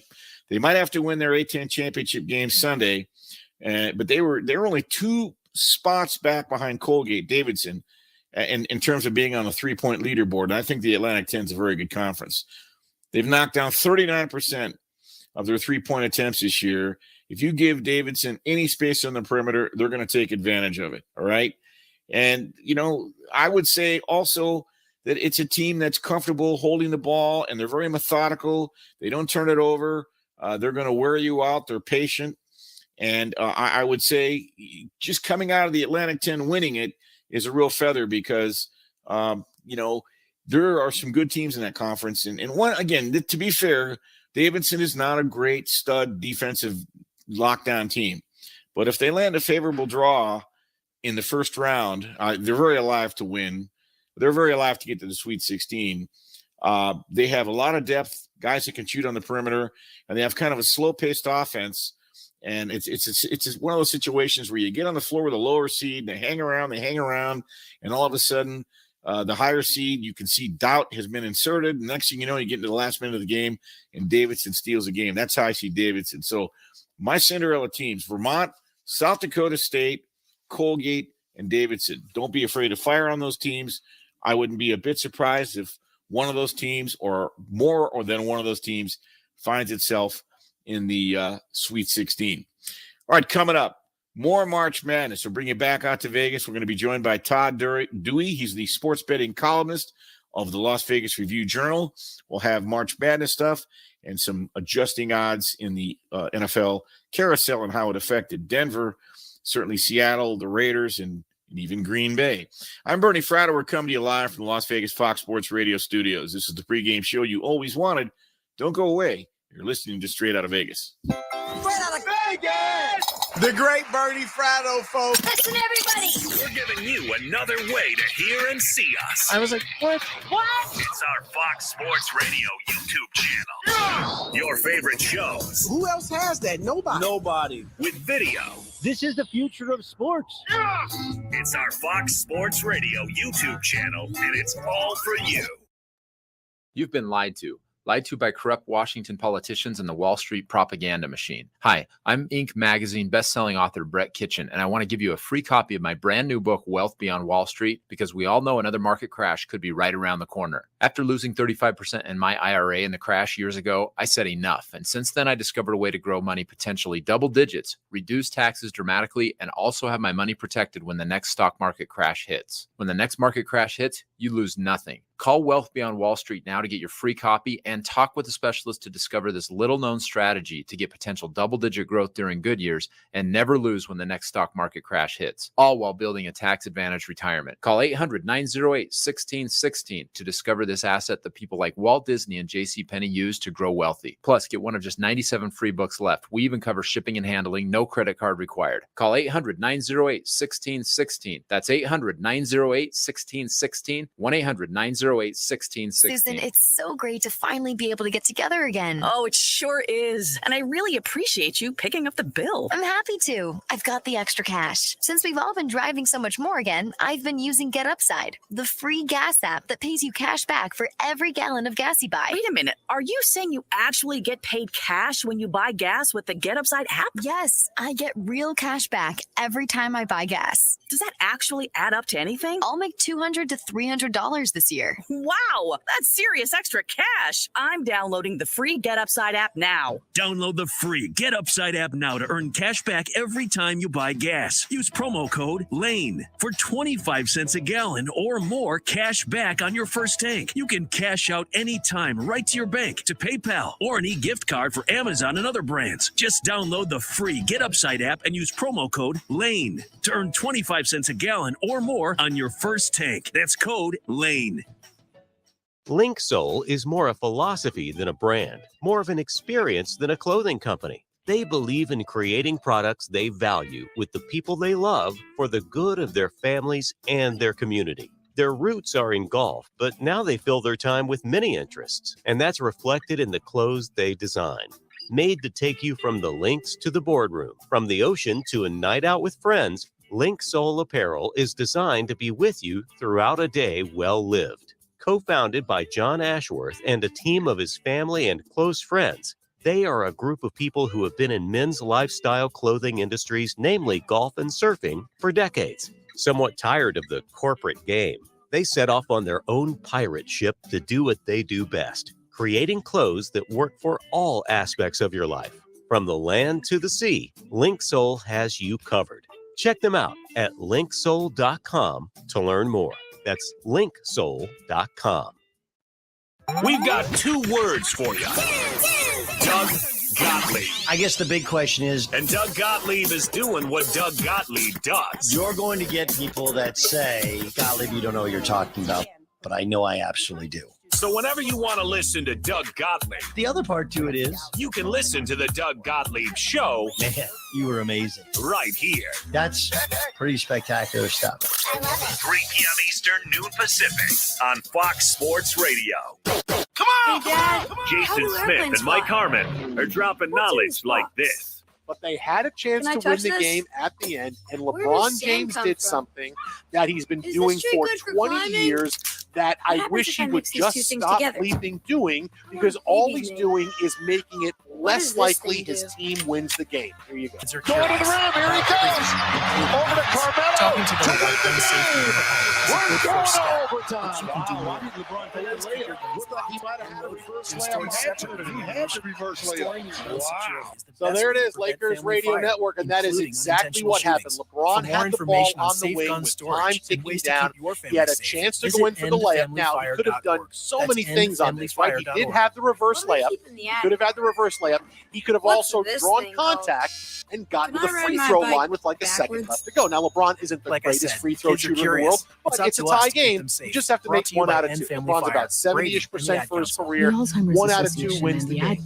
But what does he do? I'm going to dribble under the hoop, pass it out to Carmelo, who's open for a 3. That Melo misses. Now, honestly, what's a more high-profile chance to win? What's a better chance to win the game? LeBron James with the ball a couple of feet from the basket, or Carmelo Anthony shooting it. It's LeBron. It's always been LeBron. But he does this, and he's been doing this for 20 years, and it doesn't make any sense. Because you know why he does this? I'll tell you exactly why.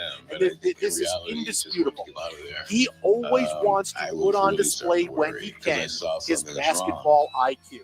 He wants to make sure people know. See, at the end of games, I always make the right play. To get the rest of what Jason Smith and Mike Harmon said, podcast it by searching The Jason Smith Show with Mike Harmon. And as always, you can hear The Jason Smith Show with Mike Harmon weeknights at 10 p.m. Eastern, 7 p.m. Pacific, right here on Fox Sports Radio. Time now for a little self-reflection with Jason Smith. I hate the guy. Hate him. I hate him. And what does best friend Mike Harmon think? Look, on the positive side, these guys really know how to push the sports and entertainment envelope and gaze lovingly into their crystal balls. That's the beauty of making predictions. Mike Harmon, Jason Smith. Yes, well played. It's the Jason Smith Show with Mike Harmon. Weeknights at 10 p.m. Eastern, 7 Pacific on Fox Sports Radio. Husker football talk. You know who's sexy? Topics in the Dan Patrick on FM from 8 until 11 every morning. 93.7 The Ticket. Lincoln's Ticket to Sports. Parker, Chris Broussard, Brady Quinn, LeVar Arrington, Jonas Knox, Jason Smith, Mike Harmon, Ben Maller, and the sexiest one of them all, RJ Bell. Are we sure RJ is the sexiest? I'm not sure why. What do you think? All this sexy pouring through your speaker on Fox Sports Radio. One. FS1. To find FS1 on your television, go to foxsports.com for details. FS1. Test. 1.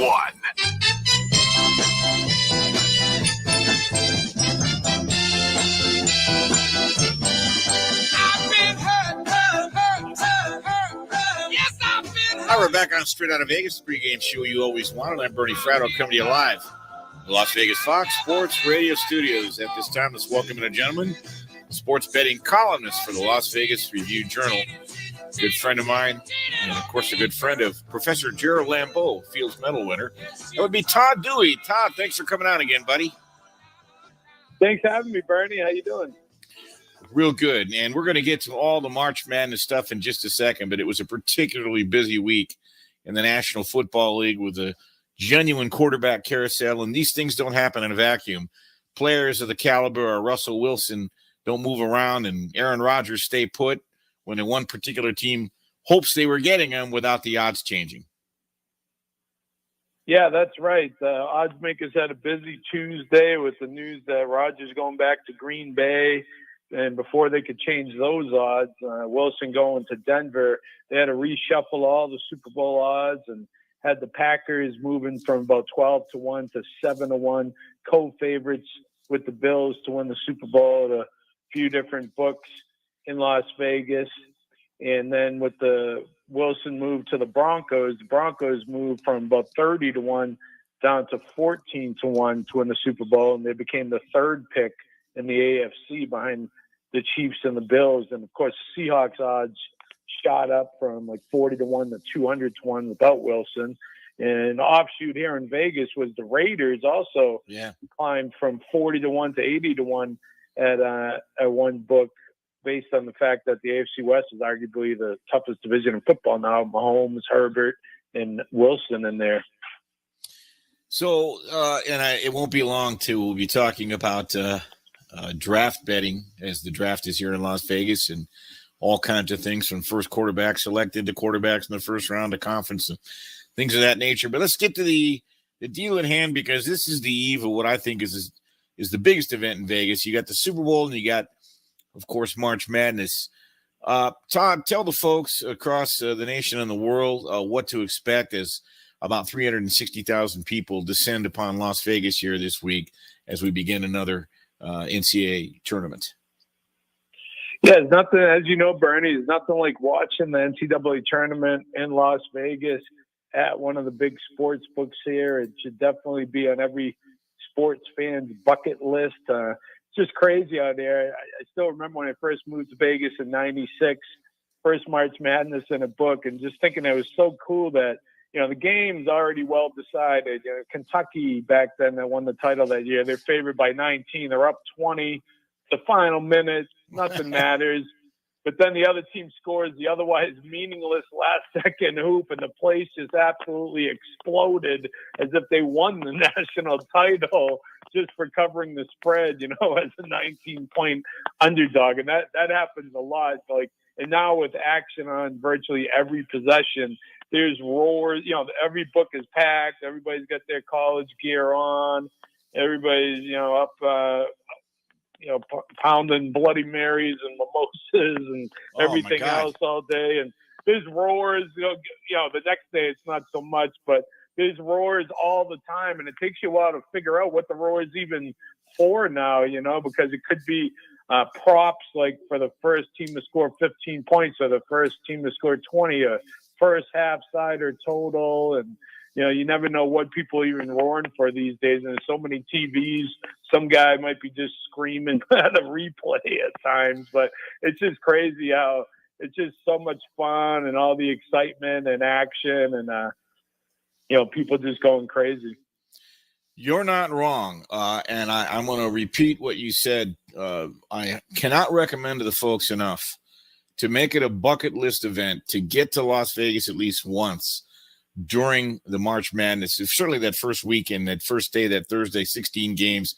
First game tips off about 9:15. I got to tell you just a quick story, Todd, and then I want to get to your thoughts on the betting handle. Are we going to set a new record and such?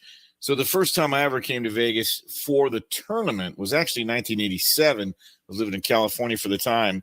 And my biggest takeaway, I was watching it at Caesar's Palace, which at the time was one of the nicest sports books, huge. You didn't have as many sports books in 87 as we have now. And anyway, Illinois was a 15-point favorite over Austin Peay in 1987. And Austin Peay just would not go away. They hung around. They ended up upsetting a very good Illinois team in the first round. And for the last 6 minutes of the game, literally, it was thundering in Caesar's Palace. The crowd was chanting, "Let's go Peay." Let's go Peay. And Austin Peay, of course, that team led by a gentleman named Darrell Bedford, they upset Illinois. And, there's going to be upsets. So let's talk about the odds a little bit. Let's talk about the handle. We did set a Super Bowl handle. I had you on the night before the Super Bowl. And we ended up setting a new Super Bowl handle. Do you expect us to set a new one for March Madness as well? Yeah, I do. If you wouldn't mind just me sharing a favorite story, too, that reminds me. In 2018, when the Maryland-Baltimore County Retrievers became the first 16 seed to knock off number 1 seed Virginia, I was working on my recap story in the sports book when I heard a UMVC chant that kept growing louder coming through the casino, and I turned around, and it was like a scene from the end of Rudy when they carry him off the field. There was a group of friends carrying this guy out of the sports book who turned out to be a UMBC alum, and he was wearing a dog mask, carrying an oversized dog bone as the crowd roared and they walked out of the sports book. And that's basically the stuff you see during March Madness out here, why it's so cool. I remember that. I watched that game at the M Resort, and I remember making a halftime bet. I said, oh my God, UMBC's getting to all the 50-50 balls. They're doing everything. And of course, remember, Tony Bennett took that with class, the Virginia head coach. There was no slapping in the handshake line, and Virginia came back the next year to win it all.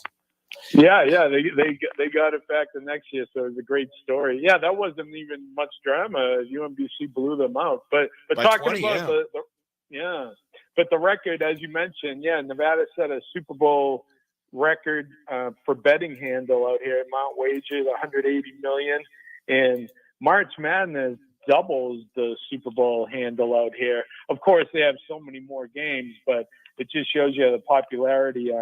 Back in 2019, it was $345 million was wagered on the March NCAA tournament out here. And then of course, they didn't have it in 2020. And then last year, it was a little bit more, $351 million in betting handle. But this year, last year was still the COVID restrictions. There was limited capacity at the different casinos. And so this year, I think they should shatter the record now that all the mask mandates have been lifted and there's no, capacity restrictions at the casinos. So the books should be back to almost normal how it was before the pandemic. And they should be packed and just a ton of action now that the mobile apps are so prevalent and betting's everywhere. But definitely out here in Vegas, it should shatter the previous record for betting handle and should set a record. Todd, final thought. Do you have a favorite you believe will win it all, and which team is the books most concerned about in terms of liability? Well, Gonzaga's been the favorite all year, so since they've been kind of a low number, the books don't have that much liability. I know Duke will be a big popular team, and they'll probably get a pretty good path with being Coach K's last year. Kind of spread around. There's not really one big liability right now. But fair enough. Yeah, I'm not quite sure there really hasn't been a team that through the conference tournaments has really stood out as a dominant team besides Gonzaga. So I'm not. Let's see. I'll have to give you a pick there, Bernie. What about Kentucky? I think Kentucky might pull it out. They could. They got get the beat big today guy by there. Tennessee. Yeah, right. And of course, John Calipari. You can never count him out. All right, good stuff, Todd. Let's talk to you around draft time. But thanks again for coming on.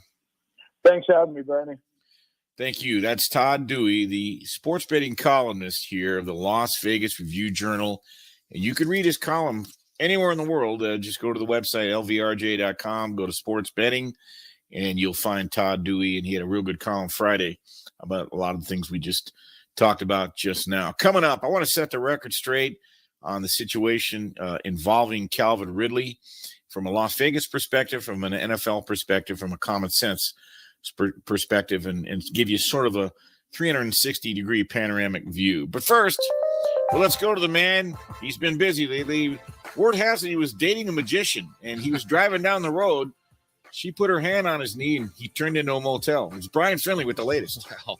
All right, Bernie, thank you so much. College basketball conference tournament finals happening all over the place on Saturday. And the latest entrant into the big dance, Cal State Fullerton. Yes, they are victorious over Long Beach State, 72-71. My alma mater, man. I was about to say, Bernie, I thought you went there and you played baseball. I redshirted there in 78. Yeah, I transferred from Chapman. Yep. That's right. I do recall, and that out of the Big West. So that will be Fullerton, I believe, their fourth trip ever to the NCAA tournament. In the Pac-12, Arizona takes down UCLA 84-76. So Zona picks up the automatic bid out of the Pac-12. Virginia Tech, the 7th seed in the ACC, they steam past Duke 82-67. And the Hokies, as the 7th seed, are the lowest seed to ever win that prestigious conference tourney. Out of the Big 12, Kansas gets the job done against Texas Tech 74-65. Ochaye Obaji, 16 points. Tight. Yeah, exactly. How about that? Villanova Big East champs over Creighton, 54-48. Boise State out of the Mountain West Conference, as Bernie was talking about, victorious over San Diego State, 53-52. Bernie, I believe you were there on hand in Las Vegas. So, and then some of the other conferences, Alcorn State out of the SWAC, they are going on to the Big Dance. So is Akron winning the MAC.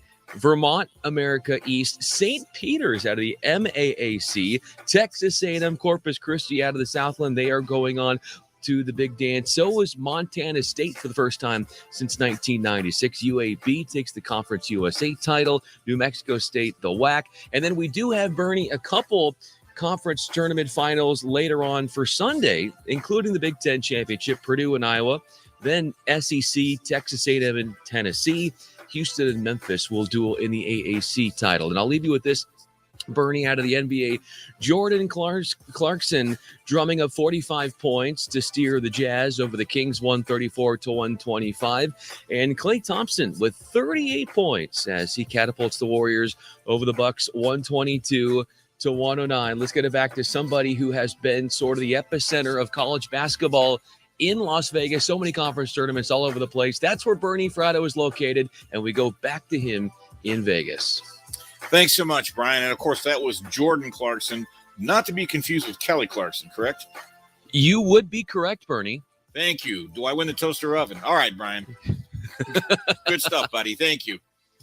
I want to talk a little bit about Calvin Ridley because there's been a lot of fodder flying around. First of all, let's take this in sort of a linear order. Number one, the NFL has a simple league policy. It forbids any of their players from betting on NFL games. End of story, period.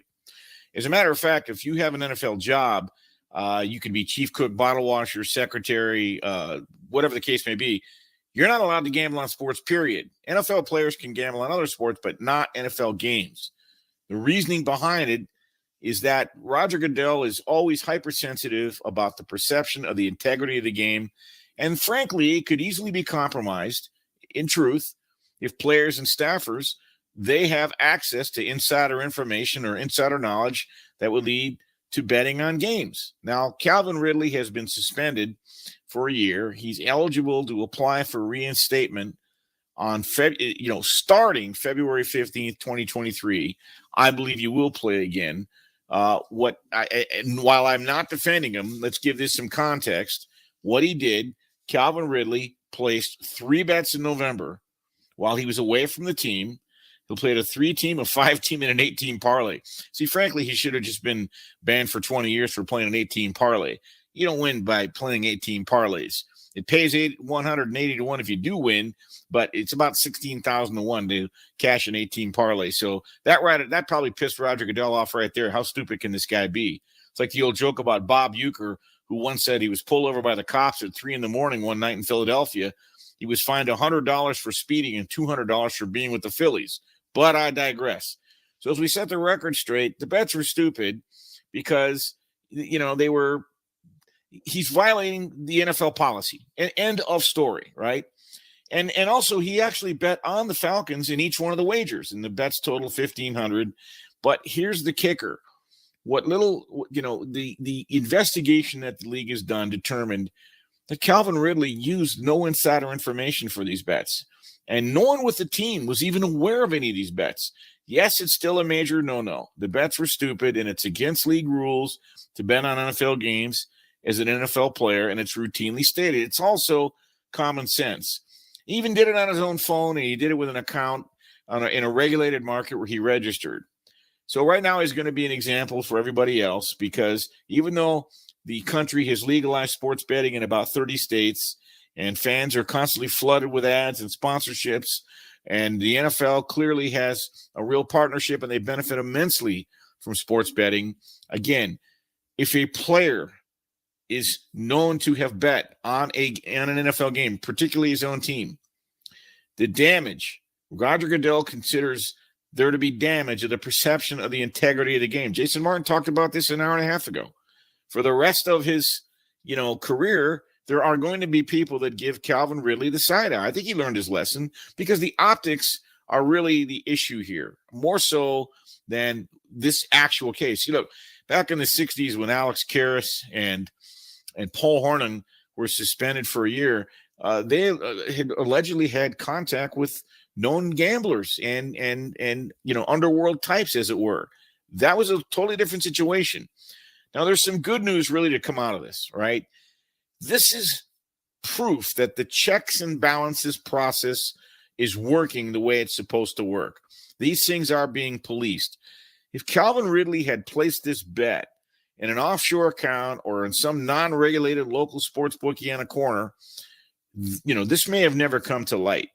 But thanks to the relationships the NFL now has and they've fostered with very integrity monitors like our very own U.S. Integrity here in Las Vegas, my good buddy Matt Holt, who also has relationships with all the major conferences, Pac-12, etc., this now provides a degree of oversight and regulation. So the NFL was immediately informed, and this is a much better situation now. There's a stigma and there's a negative connotation, but in the grand scheme, because the system worked the way it's supposed to work and legalized betting, now that it's been brought out from under the shadows, doesn't have anywhere the same stigma that it used to have. This is all to the good. In my humble opinion, and again, this is a fairly harsh suspension. The man is going to lose a year out of his career. He's going to lose $11 million and in salary. And I would just say that this is an infraction that, even though it didn't, in this particular case, jeopardize the on-field product, it's a situation now where I would say that he's learned his lesson. The optics are bad. I do think he'll come back and play. Look, Alex Karras, Paul Hornung, I mentioned him. In 1983, Art Schleister was suspended. Josh Shaw, you keep hearing that name as if he's a household name. He wasn't. I think he was on somebody's practice squad. I don't think he ever came back. And now you've got Calvin Ridley.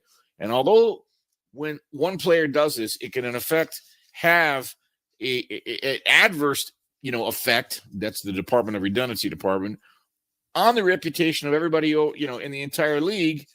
I would just say that in time, I think this will pass. I really do. Roger Goodell actually wrote a letter to Calvin Ridley notifying him of the suspension. And he told him, quote, "This is the responsibility of every player, coach, owner, game official, and anyone else employed in the league.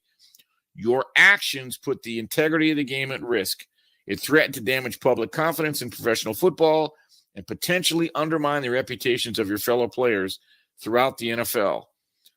Goodell went on to say, "For decades, gambling on NFL games has been considered among the most significant violations of league policy, warranting the most substantial sanction. In Ridley's case, $11 million large. In your case, quote, I acknowledge and commend you for promptly reporting for an interview and admitting your actions. Like I said, Ridley will apply for reinstatement on February 23rd. Check that, February 15, 2023.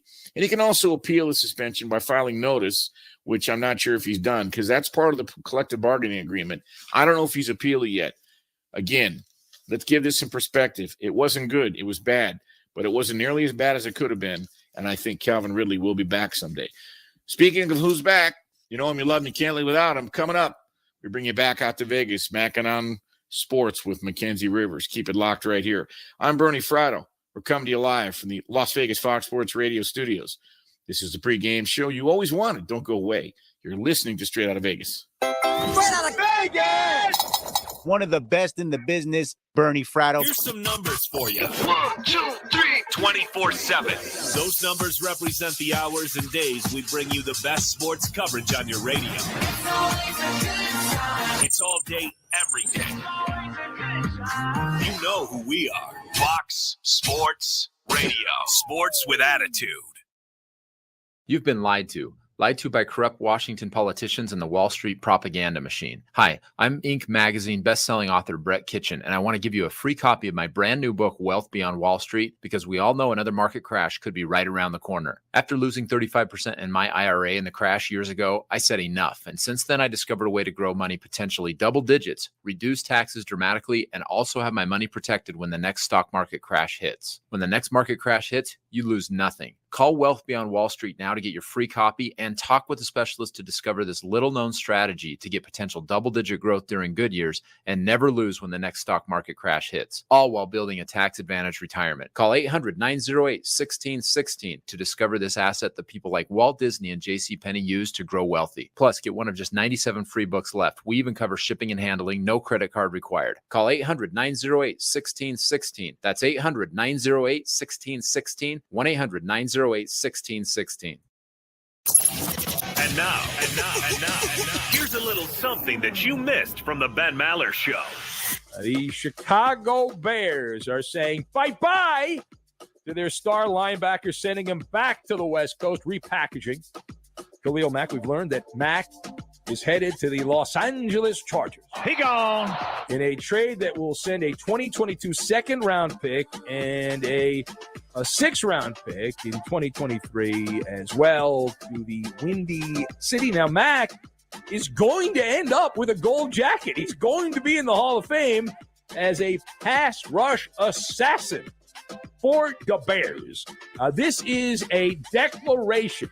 It is a declaration of suck, is what it is. Chicago is announcing, they are screaming that they are officially out of the winning business. Now, it has been trending that way slowly and sure. Things have not been smelling particularly good.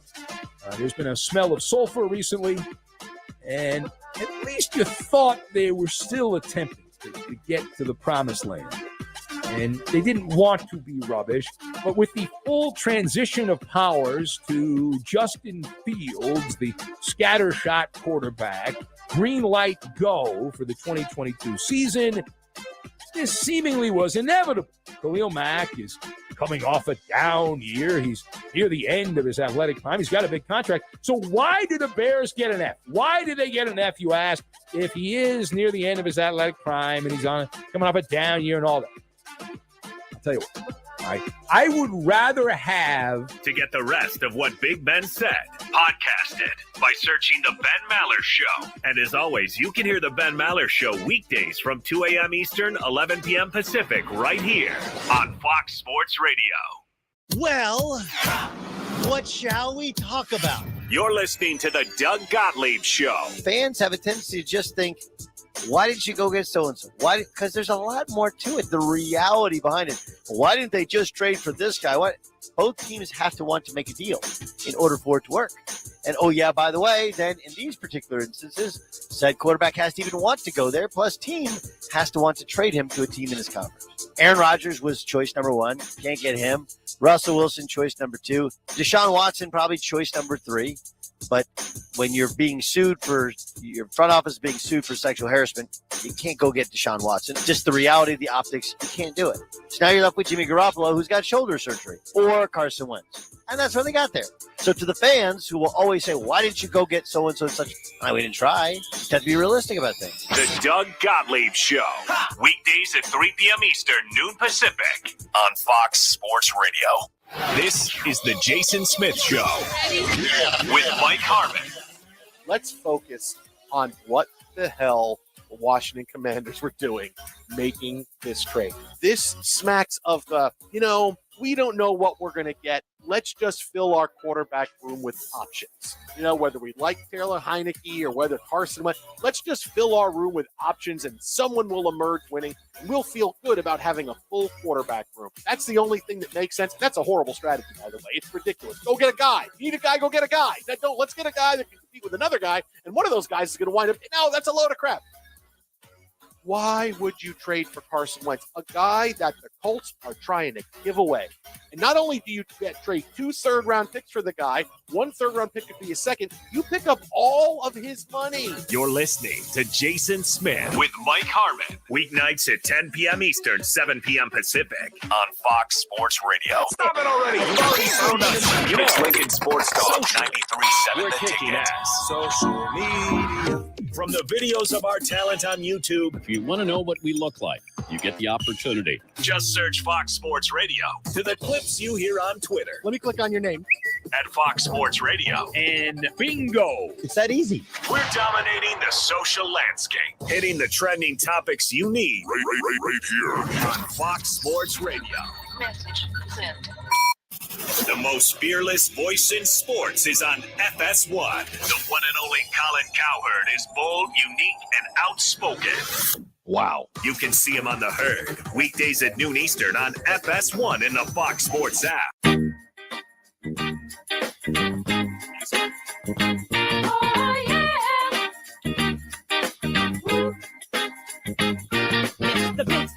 We're back on Straight Out of Vegas, the pregame show you always wanted. Bernie Fratto coming to you live from the Las Vegas Fox Sports Radio studios. Before we go any further, I want to thank my broadcast team back in Los Angeles. Brian Finley on the updates, Chris Perfett, and Ricky Herrera. And tonight for Bo Benson. And the guys will be with me until 3 a.m. Pacific. Just a little spoiler alert, a little tease. That last hour could be a real blur. We'll get to that in a minute. But first, let's bring you back out to Vegas. You know him, you love him, you can't live without him.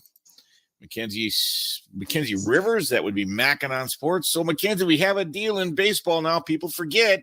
They bet that as well. And even though there won't be the bigger bases or a pitch clock or the banning of the shift until 2023 at the earliest, we do have some other rule changes that could affect the markets. Yes, most importantly, the pitcher, the terrible, terrible batting pitcher will be a thing of the past. Since the days of Babe Ruth, 538 posted an article about this. Every single decade, the pitcher has gotten worse and worse at batting to the point where it was 125% less effective to have a pitcher up at bat than any other player. So I think from a big picture perspective, and you talked about the future changes that I'm really excited about, the pitch count, the bigger bases. I just think from a big perspective, starting with the DH right now, it's going to be a more action-packed, the kind of sport that people like to bet, faster pace. So you're a stalwart of the industry. As a bettor, do you find yourself perhaps more keen to lay down some dough with more scoring, with a more action-packed sport? I take it on an individual basis, Mackenzie, quite honestly, and I look at pitching. Pitching is everything to me. It sets the tone. If you got a pitcher throwing strikes, players know the defense is on their toes. They can hit the ball every 20 seconds. So a lot of times I look at the wind at Wrigley, because if it's blowing in, it's not going over. If it's blowing out, it's going over. A routine fly ball lands on the other side. So it's a little nuanced, but to your point, it's almost like the inverse proportion of what you're asking me. I really focus on pitching. I'm with you, man. I've watched, classic Wrigley Field fall baseball, in that cold, stormy Chicago weather when it's 2-1. And yeah, that's the kind of thing that I gravitate to when it's a chess match out there. But the pitcher is not the highest paid athlete in the sport. It's actually the designated hitter of any positional group. That's the highest paid position group. I have to ask you, as someone that knows the industry, do you think that's the biggest reason why the players wanted the universal DH so much, just because Nelson Cruz wanted a payday? Well, it's going to help guys like Nelson Cruz. It's going to help Kyle Schwarber, Jorge Soler. What has happened, Mackenzie, from Little League to high school to college to the American League to Korea to Japan, the National League was the lone holdout. Every other league has a DH. So it was just a matter of coming down the pike, and we've had interleague play for 25 years now, and in the American League Park, you've had National Leagues employing the DH. One final thing, if you're paying your stud, Jacob deGrom, $30 large a year, and he swings a bat and tweaks his oblique, and that leads to an injury later that all started with a swing of a bat, there's too much money now. You just don't want your pitchers hitting anymore, and I kind of swallowed hard. I was on The Odd Couple with Chris and Rob the other day, and I know Rob hates it, and I get it. I get that. I very much do. But I think given the money in the game and the way the game is played now, it's just an idea whose time has come. Yes, I agree with you. And I also think that money should be able to buy certainty, and it's hard to buy certainty when all your pitchers are in for half the season. And what the kind of odds that have been affected, I think, since the start of the lockout is teams that have been the ability to pay up for pitchers, DH, and et cetera, have seen their odds tick up.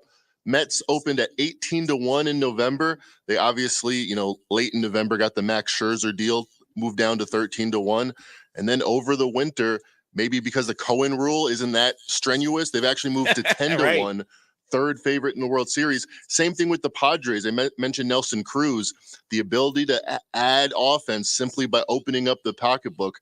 We've seen their odds tick up 16-1 in November, now down to 14-1, fourth favorite to win the World Series. You think they live up to the hype this year, Mets or McKenzie? I mean, they've got enough athletes out there. They have enough material to work with Tatis. I mean, they'll be fun to watch and they'll be fun to bet on. But like a lot of offensive teams with a lot of dollars, they probably will wilt when it comes to pitching time in the fall.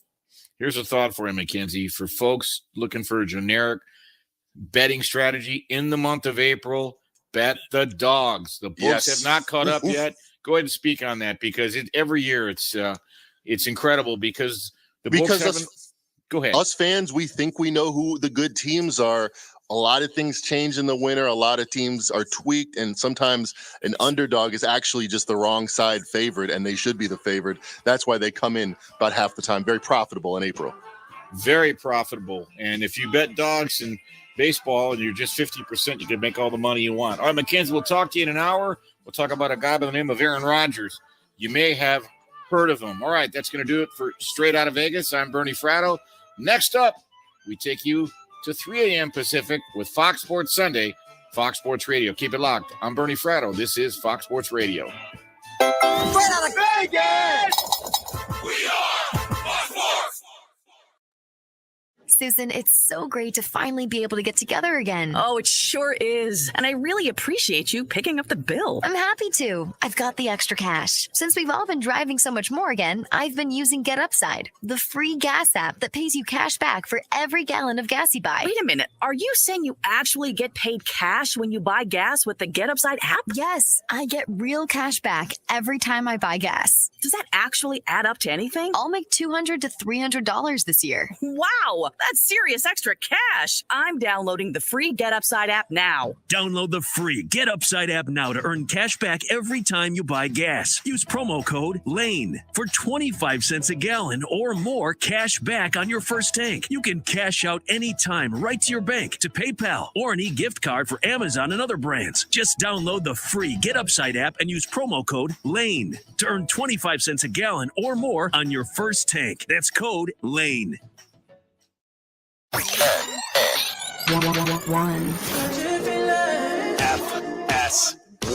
To find FS1 on your television, go to foxsports.com for details. FS1. Are you ready? Now, here's a taste of something that you missed from the Doug Gottlieb Show. There is still one gigantic quarterback potentially out there. We don't know about Deshaun Watson, but to me, the story of Carson Wentz and what took place yesterday, where Wentz was dumped, just a year into his tenure with the Colts.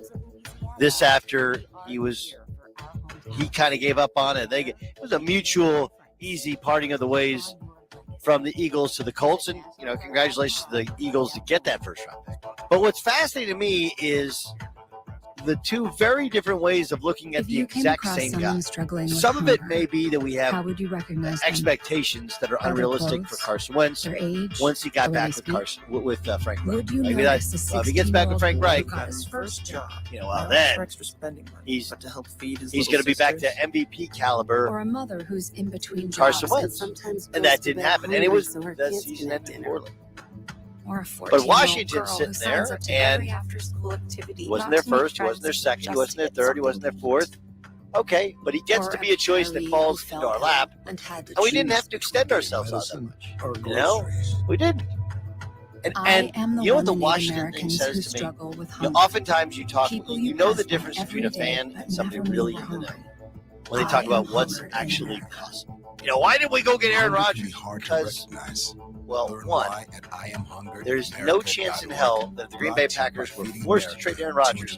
They're going to trade him to an NFC team, especially when they're going to play this season. To get the rest of what Doug said, podcast it by searching The Doug Gottlieb Show. And as always, you can hear The Doug Gottlieb Show weekdays at 3 Eastern, noon Pacific, right here on Fox Sports Radio. This is The Odd Couple with Chris Broussard and Rob Parker. There was a story in The Athletic that said that Russ, and I think we all had heard inklings of this, sure, but that he didn't like Pete Carroll's philosophy of, running the ball first. And he wanted to cook. We all know that. He wanted Carroll to let him throw the football.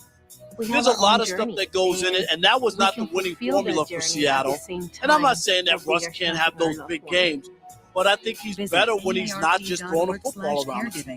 I think he's better when he has a better defense, like every coach or every quarterback. We found that out with Patrick Mahomes this year.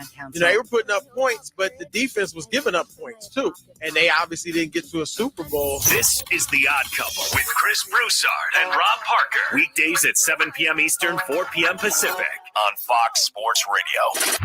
Chris Broussard. All right. Rob Parker. And this is the thing. Some say they're odd. Can we all agree now? Yes. You say Chris Broussard is Captain Obvious. they're the best to ever do it. Mic drop. They may not always agree, but that's why we love them. Love your show. I listen to it every day. The Odd Couple with Chris Broussard and Rob Parker. Weekdays at 7 p.m. Eastern, 4 p.m. Pacific on Fox Sports Radio. FS1. Please me, baby. One. To find FS1 on your television, go to foxsports.com for details. FS1.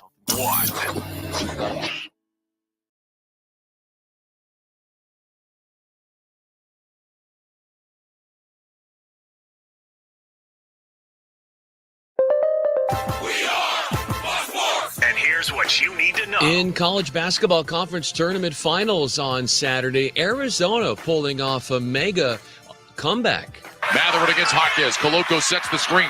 Matherin dribbles left. Bernard steps out of the help. Here's Larson down to Koloko. Right block. Powers up and jams it in. Christian Koloko with a right hand hammer. Arizona Radio Network, the Wildcats had 11 blocks on the way to their win against UCLA in the Pac-12 final, 84-76. Also, Virginia Tech unseats Duke. ACC crown, 82-67, the final score there, while Kansas withstands Texas Tech 74-65 out of the Big 12. The Big East champion Villanova, after they stave off Creighton 54-48. Boise State has reservations for the Big Dance after they won out of the Mountain West and took down San Diego State by 1. I'm Brian Fenley. This is Fox Sports Sunday. Fox Sports Sunday is on. The plays, the interviews, the players, the coaches, the breaking news, the top stories. When it goes down, we will cover it all. You better step up and get control. Fox Sports Sunday is right now. Live from the studios of Fox Sports Radio. Here's Bernie Prado. Do not touch that dial. You heard the man. It's time for Fox Sports Sunday. We've got a lot on the docket tonight, so let's get busy. On that note, please put your seat backs forward, your tray tables upright. We are ready for takeoff. My name is Bernie Frano. I'm coming to you live from the Las Vegas Fox Sports Radio studios. I'll take you up to 3 a.m. Pacific. Just a little teaser. That last hour might be a bit of a blur. I think you can figure out why. I'll be, of course, joined with my savvy and capable crew, Ricky Herrera in tonight for Bull Benson, Chris Perfett, and Brian Fenley on the updates as they will man the ship from our Los Angeles compound, turning all the dials, keeping us glued together. Man, we've got Selection Sunday just hours away. 14 hours away by my calculator, and most of us can't wait. It is that time of year. Things feel normal again. We've got to talk about the NFL quarterback carousel tonight, how that affected the odds. Hey, Major League Baseball, they now have a CBA. Today, March 13th, the mandatory report date for spring training. They're back in spring training. You'll have regular season games starting April 7th. I think you'll have 8 games April 7th. The rest will start April 8th. We are off and running. In about 15 minutes, we'll be joined by the great Steve Fezzik, a March Madness version of the Fezzik 5. Get your pens and pencils ready. Get ready to drink through a fire hose. He'll have some great tips for you as it comes to betting March Madness. Plenty of names in the news.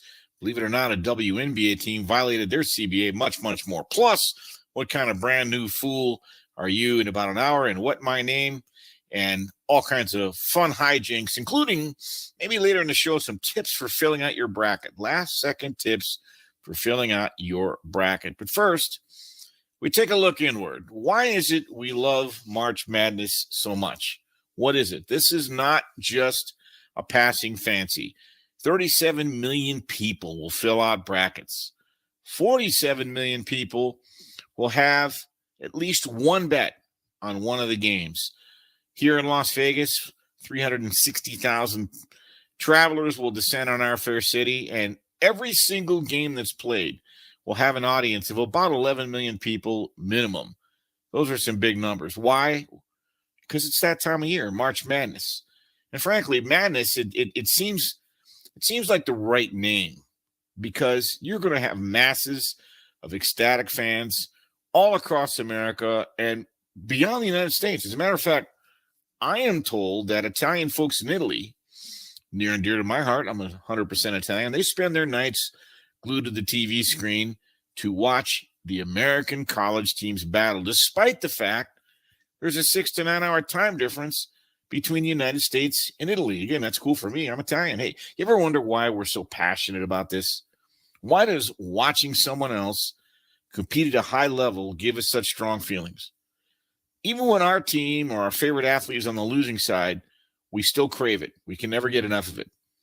Despite any negative emotion, we really can't wait for the next game or the next match or the next NCAA tournament, especially if we've taken the time to wager a shekel or two on the affair. Now, we live and die on the ups and downs, and there's no two ways about it. It creates nervous tension, which creates an addiction. Now, I've talked about this before using baseball as an example. Every 15 seconds, there's failure in baseball. The pitcher fails to throw a strike. The hitter fails to make contact. The fielder fails to make a play. The hitter fails to reach base. The vicious cycle repeats itself for 3 hours until someone wins the game. So it teaches us two things. One, failure is never final. And two, you can never reach the promised land without setback. Now, nothing exemplifies that more than March Madness. 68 teams enter, one remains. 20 gut-wrenching days later. This whole thing, this whole process, it starts in our brain. See, our brains, they contain these things called mirror neurons. And these brain cells fire when we watch the players battling on the court. You watch a guy cutting across the defense with a no-look pass, or taking a shot from the three-point line, or blocking the shot of another player.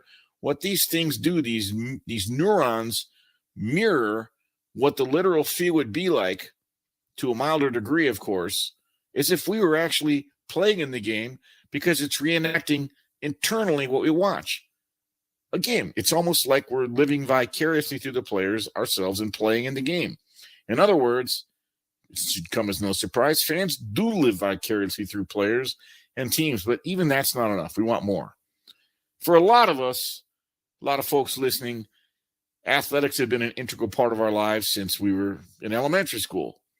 And no matter how far you advanced in your athletic career, it's usually never enough. So we examine how our treatment of athletes borders on hero worship, and how people go from being competitors themselves to becoming spectators who project their hopes and fears and passions on the players they watch, whether it's in person or on TV.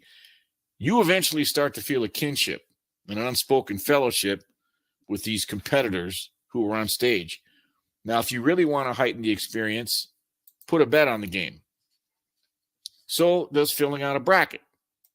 That clearly enhances the viewing participation in the event, and very much feeds our competitive spirit. All kinds of buzzer beating, one and done formats that can turn unknown college kids into larger than life heroes, celebrated programs into jealous bridesmaids. March Madness has a broad something for everybody appeal. As anyone who's ever filled out a bracket or an office pool can attest, fans feel as though they're sharing in something bigger than the games. It's infectious. The underdog, you root for the underdog. And then there's the agony of defeat. There's soul searching, and then finally one shining moment. And no matter how faithful the loyalty to fans or their alma maters or how close they sit to the court, fanatics always want to be a step removed from those who are actually competing.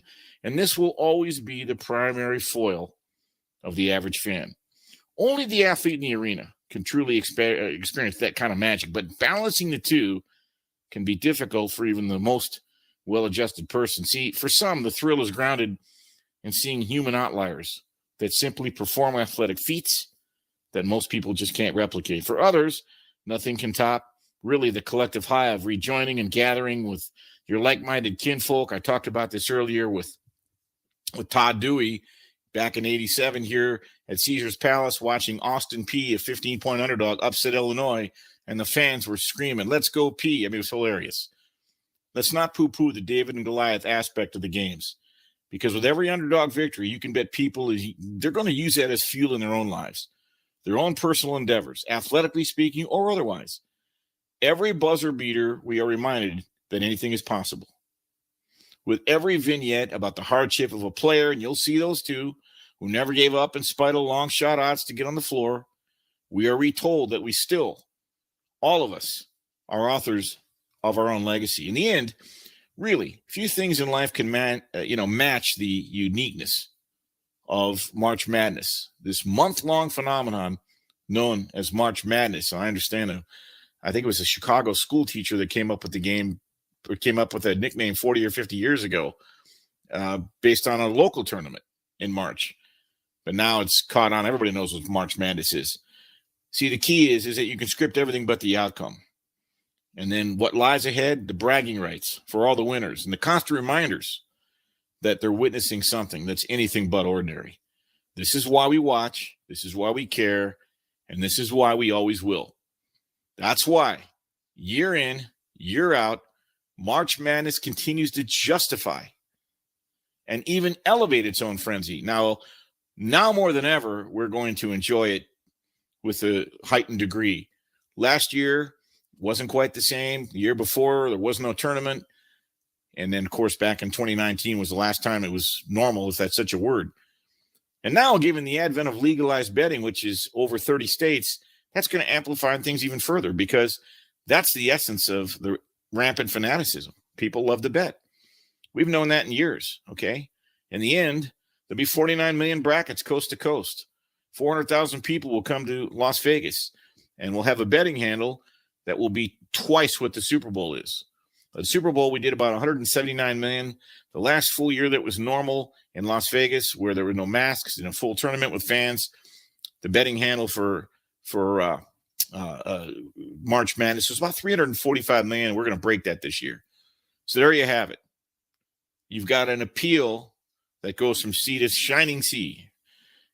Fierce rivalries, bitter defeats, sensational victories when it looked like all was lost, which all leads to our belief that there's always hope for a better day. So there you have it. In the end, March Madness is life. Coming up, if you intend to bet March Madness, then you don't want to miss this next segment. Bring you back out to Vegas. You know him as Steve Fezzik, the Fezzik 5. He was with us every Saturday night during the NFL season. Tonight we've got a special March Madness edition of the Fezzik 5.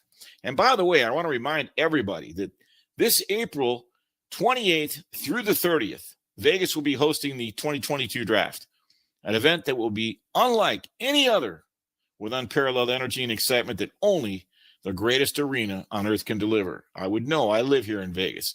The best part is, now through March 13th, we're giving away a trip for two to be a part of the energy and excitement. That's right. You and the lucky person of your choosing can win a trip to Las Vegas during draft weekend, April 20th, 30th, sponsored by the Las Vegas Convention and Visitors Authority. The prize package includes round-trip airfare to Vegas, a hotel stay on the Strip, access to Fox Sports Radio's draft broadcast, and much, much more. To enter and get rules, visit foxsportsradio.com. That's foxsportsradio.com to win a trip to Vegas during draft weekend. Again, the deadline is March 13th. That's today. Coming up, bring you back out to Vegas, and we'll talk to Steve Fezzik for our March Madness version of the Fezzik Five. I'm Bernie Fratto, coming to you live from the Las Vegas Fox Sports Radio studios. Keep it locked. You're listening to Fox Sports Sunday on Fox Sports Radio. Finally, play ball! The lockout is over. The boys agree. The bosses agree. We all agree. Play ball! Thank God it's back. Major League Baseball.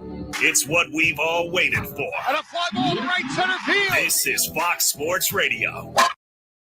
Susan, it's so great to finally be able to get together again. Oh, it sure is. And I really appreciate you picking up the bill. I'm happy to. I've got the extra cash. Since we've all been driving so much more again, I've been using Get Upside, the free gas app that pays you cash back for every gallon of gas you buy. Wait a minute. Are you saying you actually get paid cash when you buy gas with the Get Upside app? Yes, I get real cash back every time I buy gas. Does that actually add up to anything? I'll make $200 to $300 this year. Wow, that's serious extra cash. I'm downloading the free Get Upside app now. Download the free Get Upside app now to earn cash back every time you buy gas. Use promo code LANE for 25 cents a gallon or more cash back on your first tank. You can cash out anytime right to your bank, to PayPal, or an e-gift card for Amazon and other brands. Just download the free Get Upside app and use promo code LANE to earn 25 cents a gallon or more on your first tank. That's code LANE.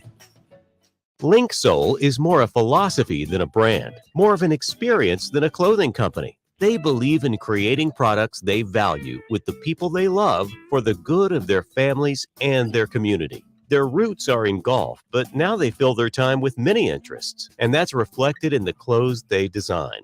Made to take you from the links to the boardroom, from the ocean to a night out with friends, Link Soul apparel is designed to be with you throughout a day well lived. Co-founded by John Ashworth and a team of his family and close friends, they are a group of people who have been in men's lifestyle clothing industries, namely golf and surfing, for decades. Somewhat tired of the corporate game, they set off on their own pirate ship to do what they do best, creating clothes that work for all aspects of your life.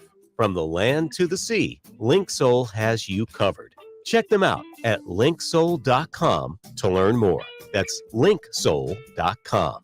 You've been lied to by corrupt Washington politicians and the Wall Street propaganda machine. Hi, I'm Inc. magazine bestselling author Brett Kitchen, and I want to give you a free copy of my brand new book, Wealth Beyond Wall Street, because we all know another market crash could be right around the corner. After losing 35% in my IRA in the crash years ago, I said enough. And since then, I discovered a way to grow money potentially double digits, reduce taxes dramatically, and also have my money protected when the next stock market crash hits. When the next market crash hits, you lose nothing. Call Wealth Beyond Wall Street now to get your free copy and talk with a specialist to discover this little-known strategy to get potential double-digit growth during good years and never lose when the next stock market crash hits, all while building a tax-advantaged retirement. Call 800-908-1616 to discover this asset that people like Walt Disney and JCPenney use to grow wealthy. Plus, get one of just 97 free books left. We even cover shipping and handling, no credit card required. Call 800-908-1616. That's 800-908-1616, 1-800-908-1616.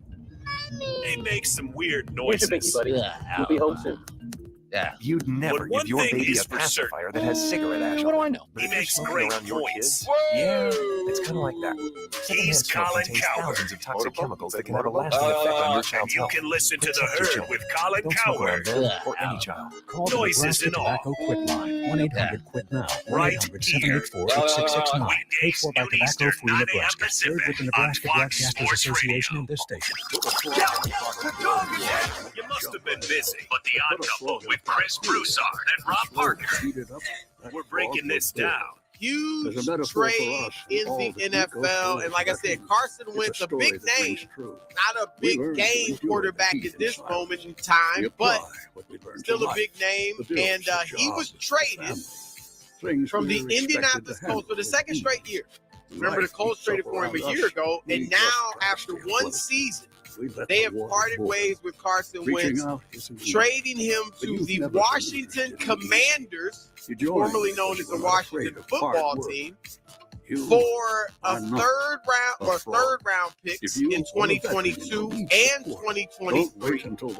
And the 2023 pick could become a second round pick if Wentz plays 70% of Washington's snaps. They also swapped second-round picks this year, Rob. So the Colts will get Washington's and vice versa. And so that moves the Colts up from number 47 to number 42. And that's it. That's the deal. What are your thoughts? I don't know what the Indianapolis Colts are doing. I guess my question would be, so had they made the playoffs, would this still have happened? I know they needed to win one of their final two games. They didn't win either game. It was a terrible loss to Jacksonville. And I just wonder, is that a knee-jerk reaction, or was it just easier to blame the quarterback? This is 5 quarterbacks in 5 years. To get the rest of what The Odd Couple said, podcast it by searching Odd Couple. And as always, you can listen to The Odd Couple with Chris Broussard and Rob Parker weekdays at 7 p.m. Eastern, 4 p.m. Pacific, right here on Fox Sports Radio. Anyone can be the pro, and anyone can be the Joe. Who is Joe? So it's up to you to decide. LeVar Arrington, Brady Quinn, Jonas Knox. Hey, how about that? You haters out there, how about y'all pass on? It's two pros and a cup of Joe. This show is what you need to start your day. I'm hoping to have the Listen right here, 6 a.m. Eastern, 3 a.m. Pacific, on Fox Sports Radio. And the Ad Council. You want to know how we roll? This is a classic sports tale. We're rolling like this. From the mornings I'm feeling reality to the late nights. Our business is sports. There's no question about it. We drive in the fast lane all night long here hanging out. You know our lineup. It ain't about anything else. And you know what we can do. We're rolling nonstop. Keep doing it. Who do you think you are? We are Fox Sports Radio. The most fearless voice in sports is on FS1. The one and only Colin Cowherd is bold, unique, and outspoken. Wow. You can see him on The Herd, weekdays at noon Eastern on FS1 in the Fox Sports app.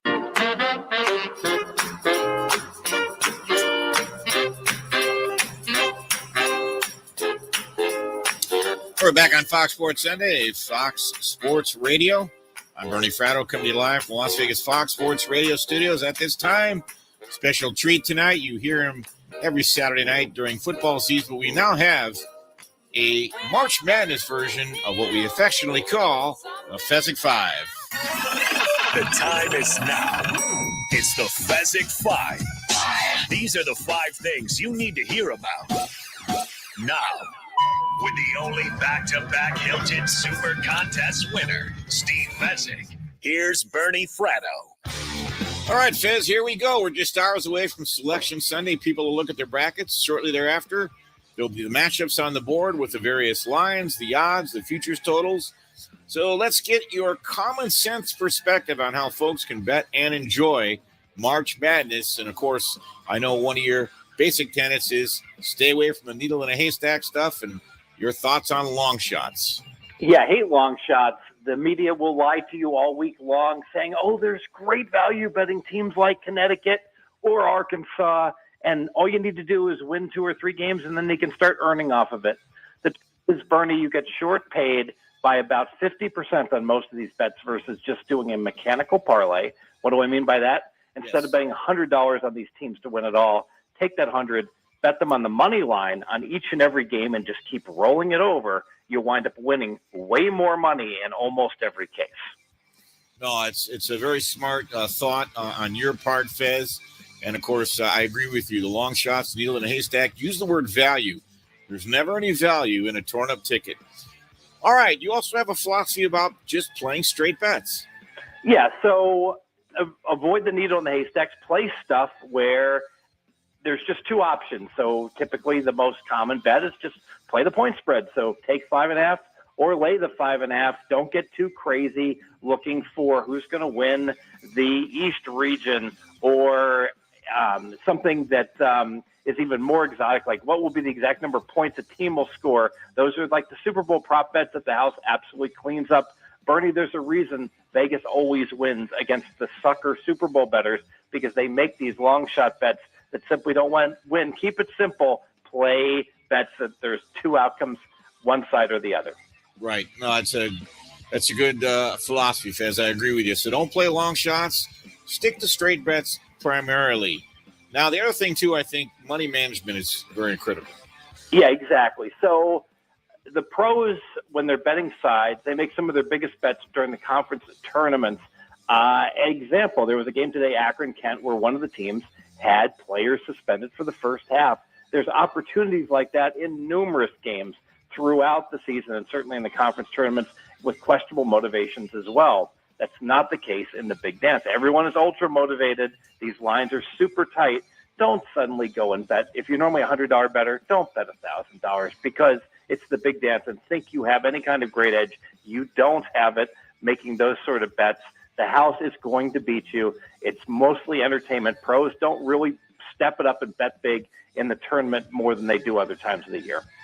Talking with Steve Fezzik, the March Madness edition of the Fezzik 5. Again, don't play long shots. Focus your money on straight bets. Don't bet them too large. Manage your bankroll. Enjoy what you're doing. Be smart with your money. And now this one is near and dear to your heart because you're a legend when it comes to identifying props. I believe you had, over 75 prop bets on the Super Bowl alone. But the good news is you can play prop bets in March Madness as well. Talk about your philosophy in prop bets in March Madness, Fez. Now, do play prop bets. That's where you can get obscene advantages. These bookmakers, they are overrated. I hear all the time, the bookies are so sharp, and whenever a game lands on the number, the bookies, they know what they're doing. No, they don't know what they're doing. The bettors know what they're doing. So when you have a game that lands right on the number, like Long Beach State did this evening, oftentimes it's because the bettors have massaged the number and bet into a soft number by the bookies, and the bookies make egregious mistakes oftentimes when it comes to setting proposition bets. What do I mean by that? Things like exactly how many games will the Big Ten win? Not that you're going to forecast they'll win 12 games, but they'll put an over-under. You can go over or under, say 12.5. Those are the sort of bets where there's only two bets that you can make, over or under. The bookies oftentimes make large mistakes, and you can take advantage of them. No, that's very true. Now, the fifth one, before I get to some open-ended subject matter, you talked about the brackets depending on the number of entries. Explain what that means. Yeah, so if you tell me, someone told me, I filled out the best bracket ever, and I was like, well, for what contest? And he goes, well, I'm going to use it for all my contests. And that's completely wrong. So it depends how many people are in a contest. Let's say you have 10 people, for instance, that are in a contest. It would be foolish to pick a team like Connecticut to win it all, because they're not going to win it all 1 out of 10 times. And to win your bracket, you're going to have to get the tournament winner. So if you think Connecticut has value in terms of a long shot, that's fine to use them if there's 1,000 people or even 300 people in your bracket, in your contest. But if it's a very small, like a small little office pool, you have to go more chalk. The most extreme, Bernie, if you and I had a contest, who could pick the better bracket? I will take the team that will be favored in each and every game, and there's nothing you can do to get an edge against me. I will have the edge against you if you pick any upsets. That's the extreme example of just a two-person bracket contest. All right, Fez, all good stuff. Now, I want to drill down on a couple of these things because I'm in firm agreement about needle in the haystack bets and long shots, but there are an occasional exception that you might want to do that. Talk about those exceptions and when they would be advantageous. Against the openers, because the bookmakers oftentimes, when they're first putting out something, they can make a mistake. I know that the year Loyola made the Final Four, I had a friend of mine did catch Loyola 75-1 to make it to the Final Four, and they were an 11 seed, so they had a favorable draw where they didn't have any really tough games the first couple rounds, and they were going to be lying close to pick them in those. Having said that, Bernie, leave that one up to the experts. The experts can find those needle in the haystacks that have value. You won't find it if you're a casual bettor. Don't be looking for that. It's too difficult to find value.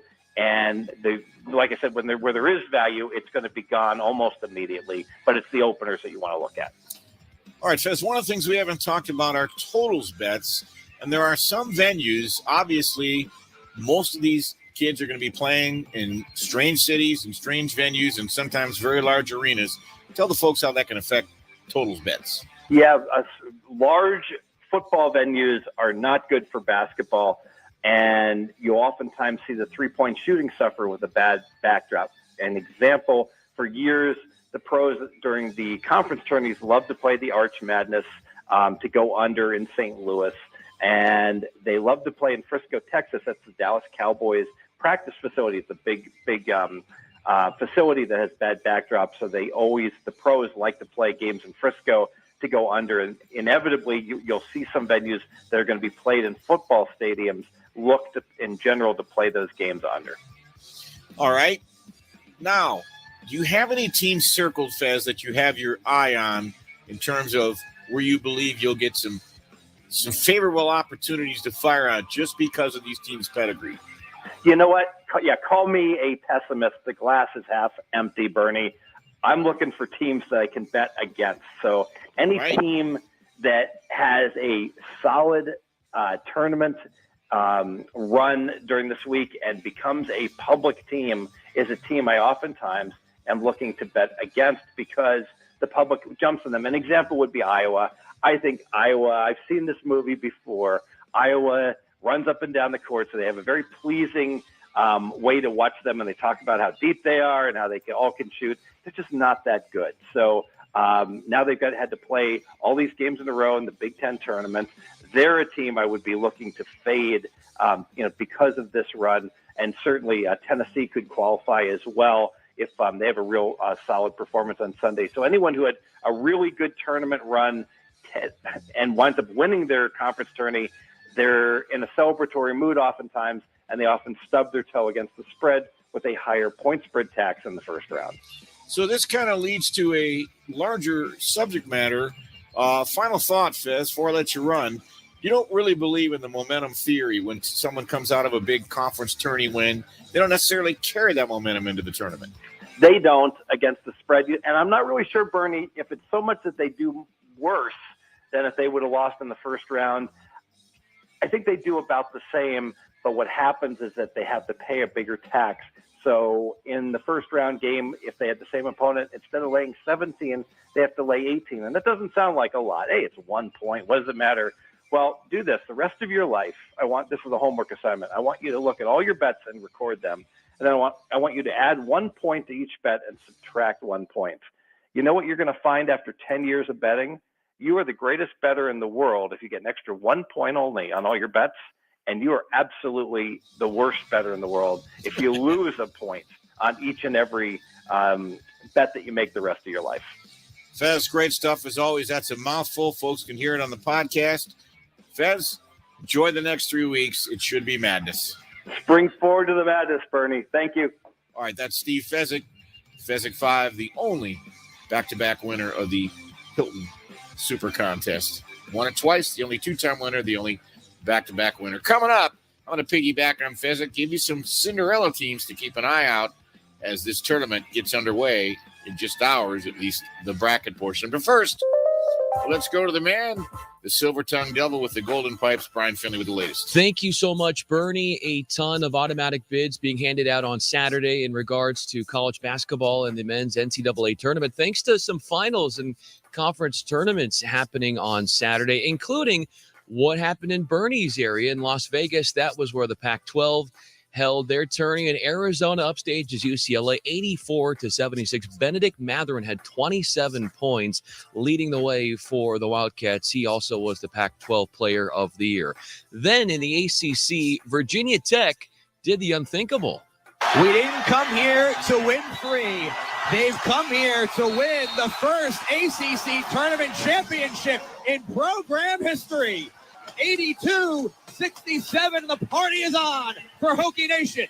Virginia Tech Radio Network, yes, they get the convincing win over Duke in the ACC. Also with the Big 12, Kansas is victorious over Texas Tech 74-65. Ochai Agbaji, 16 points to lead the way for the Jayhawks. The Big East winner is Villanova after they hold off Creighton 54-48. Boise State narrowly beat San Diego State 53-52 in the Mountain West. The Big West, and Bernie Fratto has a big smile planted on his face because his alma mater, Cal State Fullerton, is in after they hold off Long Beach State 72-71. The Beach had a chance with that last possession to make a shot. They couldn't get a shot off. They had about 20 seconds to do so, and the defense from the Titans was just too good. Some other notable teams getting in: Alcorn State from the SWAC, Akron from the MAC, Vermont, America East, the St. Peter's, that is, by way of the MAAC, Texas A&M Corpus Christi. Montana State is your Big Sky champ. Also, New Mexico State, UAB are in. And then we have a couple more automatic berths that will be handed out later today. Purdue and Iowa will meet in the Big Ten title, Texas A&M and Tennessee. SEC, Houston and Memphis, the AAC, as Penny Hardaway has really turned around the Tigers season since Amani Bates left the program. And then quickly in the NBA, Jordan Clarkson Ponies up 45 points to guide the Jazz over the Kings, 134-125. And Klay Thompson binging in the score sheet with 38 as he steers the Warriors over the Bucks, 122-109. Klay Thompson from Orange County. Bernie Fratto has spent a lot of time in Orange County. And with that, we get it back to our man in Las Vegas now, Bernie Fratto. All right, Brian, thanks for the update. And as you mentioned, there are still several automatic bids to be decided later today. There are 5 conference championships that remain to be played, and each of those winners will get their ticket punched to the dance. Already there have been 27 automatic bids, but there have been some big names, and these teams are getting in. But Kentucky, Auburn, Duke, San Diego State, teams that have perennially been in the have lived in the big dance, will not win their conference championship, yet they'll all get bids. And I think Kentucky is still very alive to potentially win it all. Duke, I would say doubt has been inserted, but I would still not write them off just yet. They could do it, but I don't know. How many more apologies does Coach K have in his bailiwick here, as his swan song might not be ending the way he wanted it to?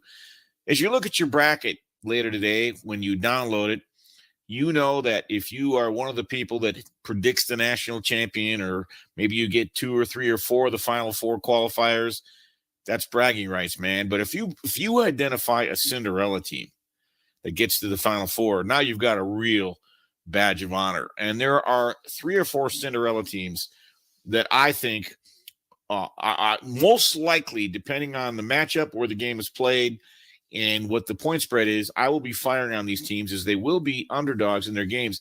These are damn good teams. The first team I'm going to talk about is Vermont, all right? Coached by a guy named John Becker. In the last 10 years, they've won at least 11 games in their conference every year in the AEC. The problem is it's a one-bid tournament, so if you don't win the tournament, you're out. They only, prior to yesterday, had only been to the March Madness dance twice in that span. But they were a number 13 seed in 2017, and they were a number 13 team in 2019. And in those respective years, they took Purdue to the wire and they took Florida State to the wire, covering the spread. If they make it, they will be a thorn in your tuchus. Vermont is a very good team. They rank 5th nationally, 58% effective field goal percentage, and 38% from behind the arc, plus the rebound rate of 54.4. They rank 28th in the country. These are very good numbers. They'll probably end up playing somewhere between a 3, 4, or 5 seed in their first round. Vermont will be an underdog. Blindly, I would just about say they'll get at least half a unit out of me, because if you get on the floor with Vermont, expect a serious fight. The RES from the America East Conference, you probably don't get to see them play a lot. Trust me, they're very good. So with South Dakota State. Now, Vermont's stock and trade, their calling card is defense. South Dakota State, their stock and trade is offense. And I don't know on paper, literally, if you can find a more efficient offense in the country than that of the South Dakota State Jackrabbits. They're 27-4 this year. They were a perfect 16-0 in Summit League play. They won their conference tournament. They lead the nation in three-point percentage. They shoot 46% from area code 3. Their effective field goal percentage, 61%. That's unheard of. They only trail Gonzaga. South Dakota State averages about 87 points a game. Gonzaga averages a little over 89 per game. They're only behind Gonzaga, South Dakota State is, in terms of points per game. Now, in fairness, the Jackrabbits, they're a little allergic to defense. Opponents end up shooting about 35% from the perimeter in the country. That defensively puts them near the bottom. They rank about 270th, and they're just 288 in turnover rates forced. So they don't turn you over a lot. They're not great defensively, but they can score. All right.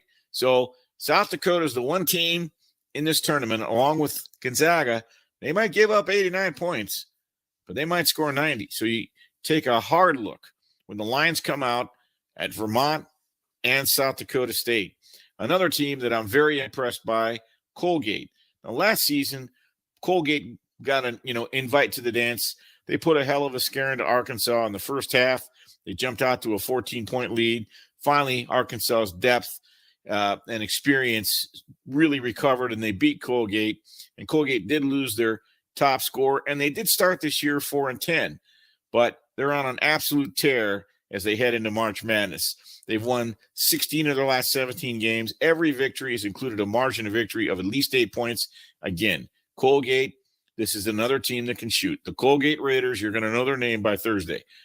They have the nation's 6th best three-point percentage. They got 5 players that average 3 triples a game. 4 of them, you hear these names, Nick Cummings, Jack Ferguson, Ryan Moffitt, Oliver Lynch.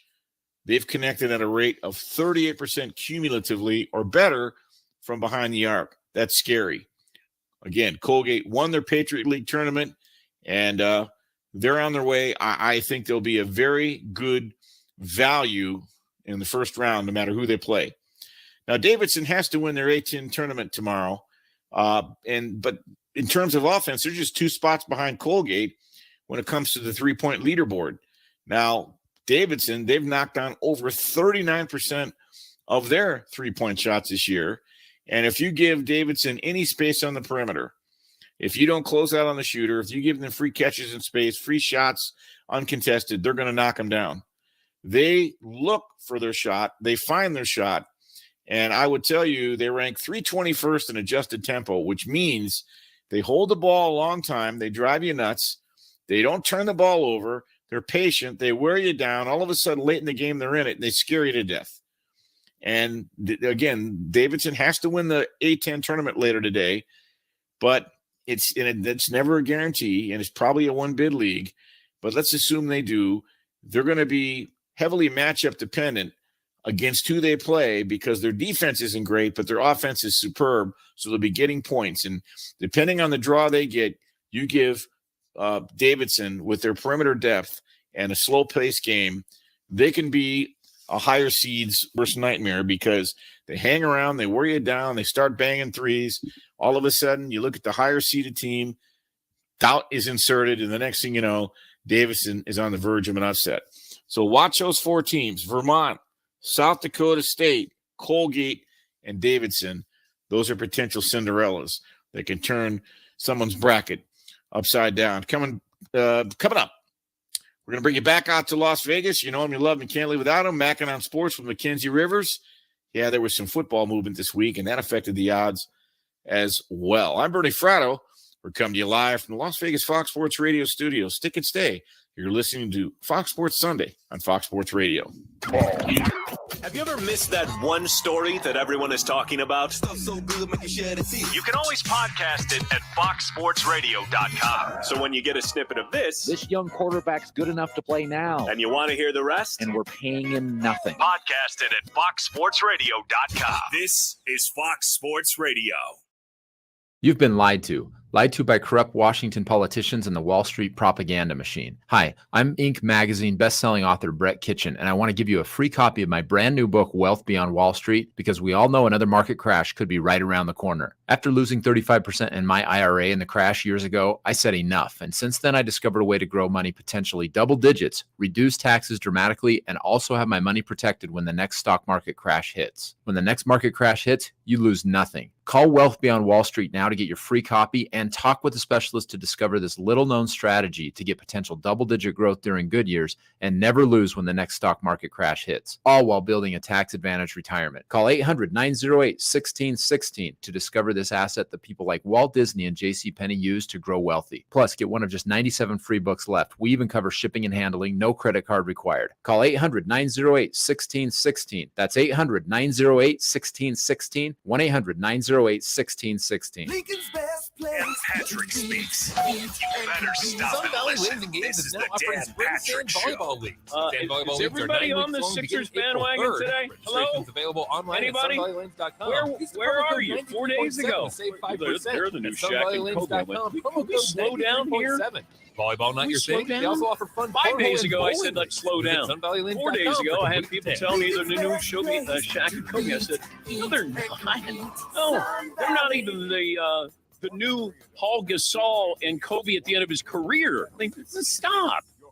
I mean, it's just silly. Here's Shaq talking about the 76ers. Right here, right now, would you be willing to crown Embiid and Harden as the next Shaq and Kobe? No. Me and Kobe had 8 years of damage together. No, not even close. Stop it. If they won one championship, would they be conversation? Listen, N-O, H-No, and F-No. Figure it out. Oh, God. This is when you have a hot take. Yeah, got your hot take. Good luck with your hot take. You got 8 games. They had 8 years. Yeah, I think they're the new Shaq and Kobe. No, they're not. Of course they're not. Until James Harden shows up in the playoffs, please, he's going to have a wonderful career. I don't know if he's going to have anything to show for. Wonderful career, and the Ad Council stat-wise. present the story of I Cynthia want to see and what Ed. you do in a big moment in a playoff game. And last night felt like a playoff game.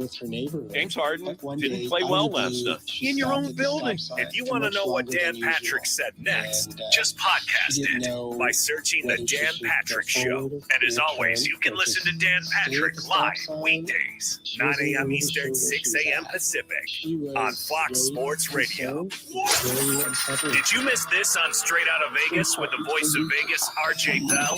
The Colts and their decision to get rid of Carson Wentz really speaks to how bad Carson Wentz must be in the locker room. When something feels If different, you look it at could be his all on-the-field Now is the performance, time to talk.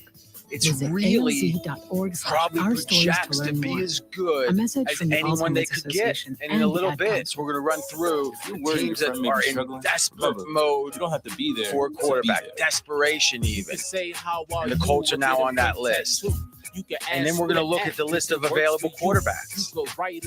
And except for Deshaun Watson, which is chock full of uncertainty, but except for Watson, there's no quarterback available that is clearly better than Wentz. It's Straight Outta Vegas, weekdays at 6 p.m. Eastern, 3 p.m. Pacific on Fox Sports Radio. This is Two Pros and a Cup of Joe. Y'all ready? Everything that comes with Kaepernick. Even if he is good, he's good enough talent-wise to even compete on a roster. He's not good enough to overcome everything that comes with him. It's better for his brand the longer he's out of the NFL, correct? Every time he posts a video, for whatever he's trying to get across, it's better. Yes, it works. Because it makes it seem like, I want to play, I'm not getting an opportunity. Dude, you had an opportunity. You had to try out for teams. You started playing some funny business. You wanted it moved. You wanted it over here. They showed up, and right then and there, it was like, all right, this guy's not about it. But then you realize a sneaker line comes out. Yeah. Then you realize a documentary was being filmed, and then the documentary comes out. If you have an ounce of intelligence, then you start to realize, like, wait, hold on. Am I getting hustled? Two Pros, LeVar Arrington, Brady Quinn, and a Cup of Joe, Jonas Knox. 6 a.m. Eastern, 3 a.m. Pacific on Fox Sports Radio. It's amazing. Amazing. The things that we do for you on a daily. Let's go, from the mornings. It's Two Pros and a Cup of Joe, Fox Sports Radio. Yeah. To the late nights. They call me Moneyball Mallard. I'm in a different part of the galaxy. Yeah. We never stop. They know they can't stop it. We're always on. We do this on a daily basis. And this amazing content is all for you on Fox Sports Radio. Start your engine! Tune in to Race Up weeknights on FS1. Get expert analysis and opinions from the best in NASCAR. Weeknights at 6 p.m. Eastern on FS1 and the Fox Sports app.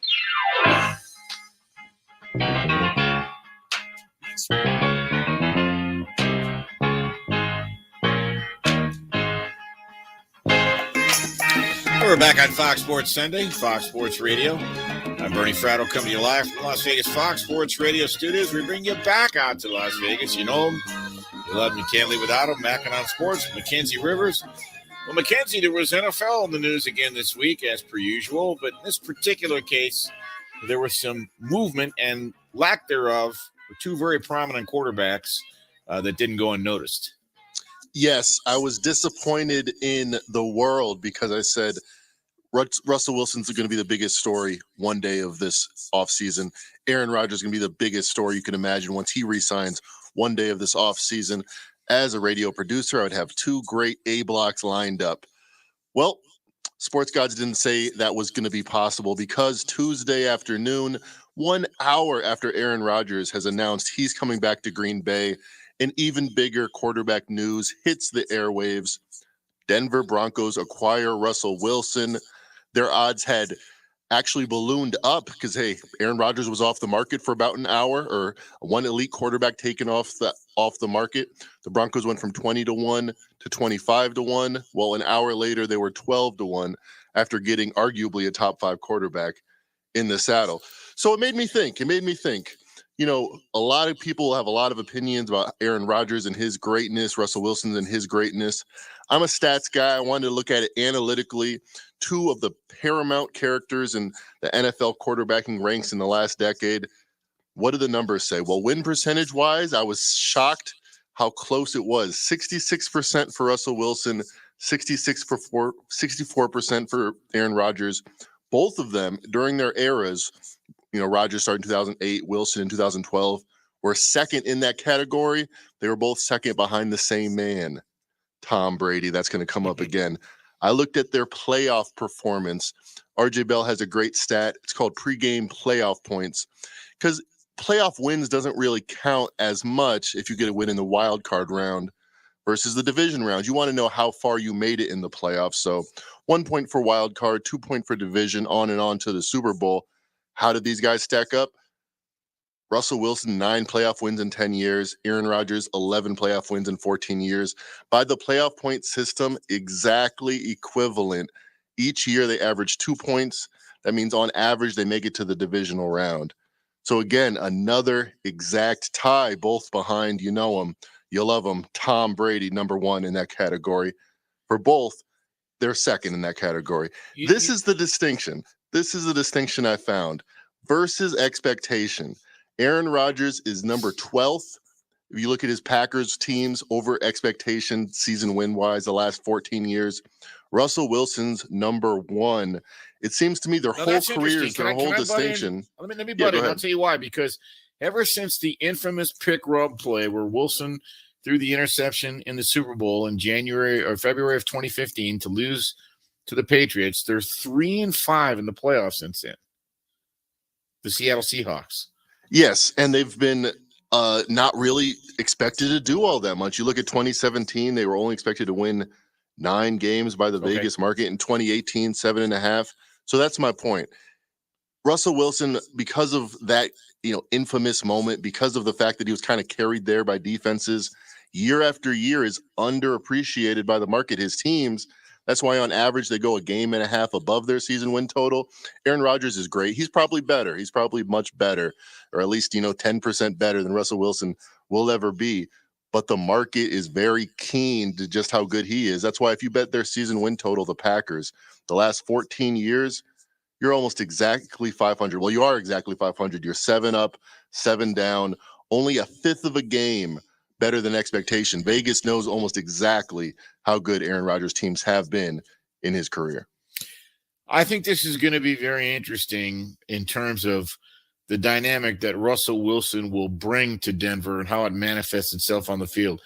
They've got weapons around him. And I'm very curious. And they're also in a brutal division with, no doubt. So anyway, Do you think the Denver money, I mean, McKenzie, they were 20-1, and then Aaron Rodgers announced he wasn't leaving Green Bay, and they went to 40-1. Then, a couple hours later, Russell Wilson, they dropped to 12-1. Do you think that's justified? Well, if you look at the other teams around them, I have a little bar bet with our guy, Steve Fezzik. The Denver Broncos also 12-1. I'm sorry, the San Francisco 49ers also 12-1. The Dallas Cowboys 13-1. They've done a lot. Those teams have done a lot more recently, but you talk about the weapons around it. If the Broncos were one piece away, if Teddy Bridgewater was just that one Achilles heel last year, then there might be some value there. You talk about the division. 6 times defending champions are the AFC West champion Chiefs. That number shocked me because Patrick Mahomes hasn't been there 6 years. It's been that dominant from Smith to Mahomes, seamless transition. Here are the updated odds. The Chiefs are down to plus 120. The Broncos went from plus 450 after Wilson to plus 230. So their odds have been cut out in half. Khalil Mack was the big news on Friday. Yes. Upgrading the Chargers odds. They went from 4-1 to plus 350. The Raiders, I mean, they're just still the Raiders, still with Carr, same old deal. Not a lot of love, not a lot of excitement. They're 10-1. I'll throw it over to you. A lot of different, opinions in the AFC West, a lot of excitement. Do you think the Chiefs repeat, or do you think there's an upset? No, I think the Chiefs are going to be right back. It's always difficult when a player goes to a new team. They caught lightning in a bottle with Tom Brady, same with Matt Stafford, the Rams. Top credit for their accomplishments. The odds that are happening 3 times in a row, I'm just not so sure. And I think to your point about Khalil Mack being paired up with Joey Bosa, the Chargers are going to be for real. The Chiefs are for real. They're the team I trust most in that division, but you can't count out Russell Wilson and Denver. All right, good stuff, McKenzie. We'll have you back in an hour. We'll talk about your 3 best NBA bets. Coming up, your favorite hour of the show. We have a little fun. What kind of brand new fool are you? Followed by What My Name. Keep it locked right here. This is Bernie Fratto. You're listening to Fox Sports Sunday and Fox Sports Radio. Link Soul is more a philosophy than a brand, more of an experience than a clothing company. They believe in creating products they value with the people they love for the good of their families and their community. Their roots are in golf, but now they fill their time with many interests, and that's reflected in the clothes they design. Made to take you from the links to the boardroom, from the ocean to a night out with friends, Link Soul Apparel is designed to be with you throughout a day well lived. Co-founded by John Ashworth and a team of his family and close friends, they are a group of people who have been in men's lifestyle clothing industries, namely golf and surfing, for decades. Somewhat tired of the corporate game, they set off on their own pirate ship to do what they do best, creating clothes that work for all aspects of your life. From the land to the sea, Link Soul has you covered. Check them out at linksoul.com to learn more. That's linksoul.com. You want to feel important.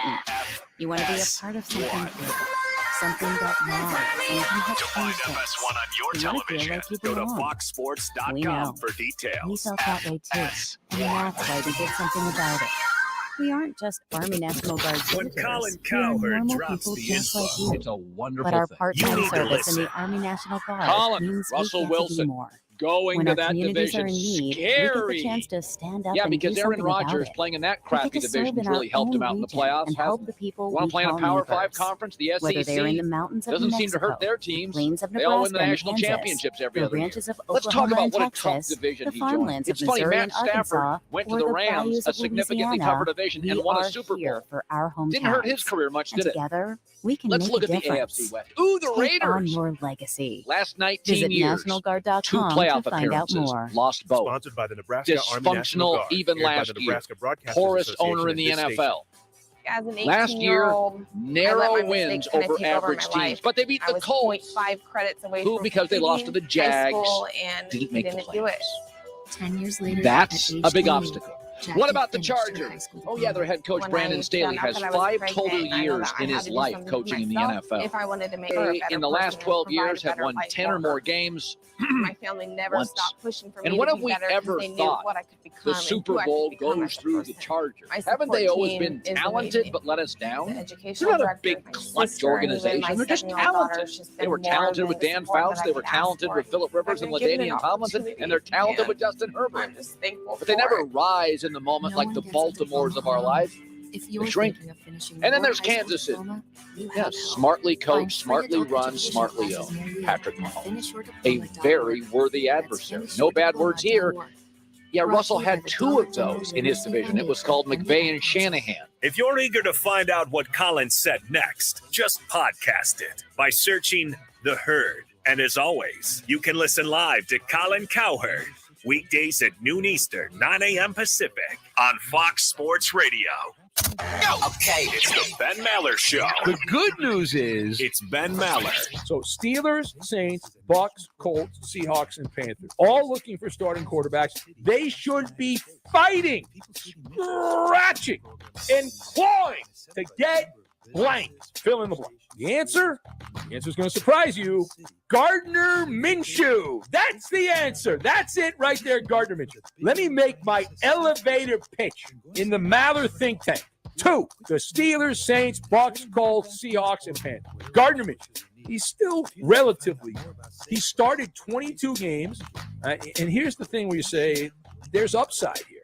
Played mostly with some wicked People do bad some pretty cool teams things in in their Jackson. 40s and 50s. Gardner Why has should someone shown for retirement be with the any Minshew different? Mania I mean, they go act, back he's to got a little college. bit of that razzmatazz. Ben Maller, weeknights, 2 a.m. Learn new Eastern, 11 instruments. p.m. Pacific on Fox Sports Radio. Start We've got skateboarding. 2 words for you.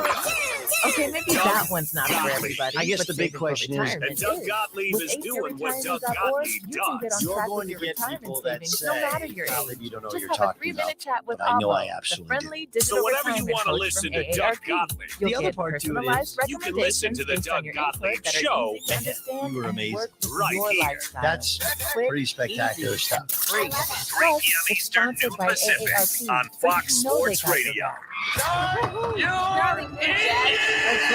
So Tune wherever in to you Race are Up in your retirement weeknights on savings journey, FS1. go to aceretirement.org Get expert and analysis start and chatting with opinions from Avo the best today. in That's NASCAR. Weeknights at 6 p.m. aceretirement.org. Eastern A on message from FS1 and the AARP Fox and the Sports Ad app. Council.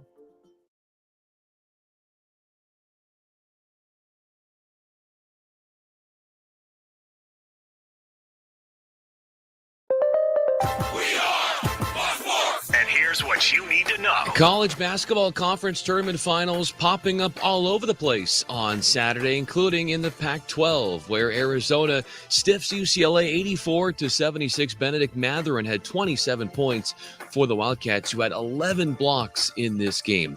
Virginia Tech, as the 7th seed in the ACC tourney, withstands Duke in the final, 82-67. Kansas victorious out of the Big 12 after they win that showdown against Texas Tech 74-65. Villanova gets hold of the Big East thanks to a 54-48 shelling of Creighton, while Boise State reigns in the Mountain West after holding off San Diego State 53-52. In the Big West, it's Cal State Fullerton on to the big dance after silencing Long Beach State 72-71. That was a game where the Beach had a chance to win it at the end, but they couldn't get a shot off. I'm Brian Fenley. This is Fox Sports Sunday. Fox Sports Sunday is on. The plays, the interviews, the players, the coaches, the breaking news, the top stories. When it goes down, we will cover it all. You better step up and get in control. Fox Sports Sunday is right now. Yeah. Live from the studios of Fox Sports Radio. Here's Bernie Fratto. The Fox Sports Sunday train keeps right on rolling. I'm Bernie Fratto, coming to you live from the Las Vegas Fox Sports Radio studios. Little different situation tonight. This will be our final hour of the show because I'm on Pacific Coast, Pacific Standard Time.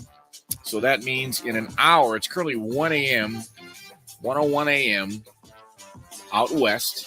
And in 1 hour, The clock magically flips from 2 to 3, and we'll hand it off to Brian Noe and Andy Furman. But we've got a raucous last hour for you, beginning with the dance sensation that is sweeping the nation. It's something we do every week. We affectionately call, What Kind of Brand New Fool Are You?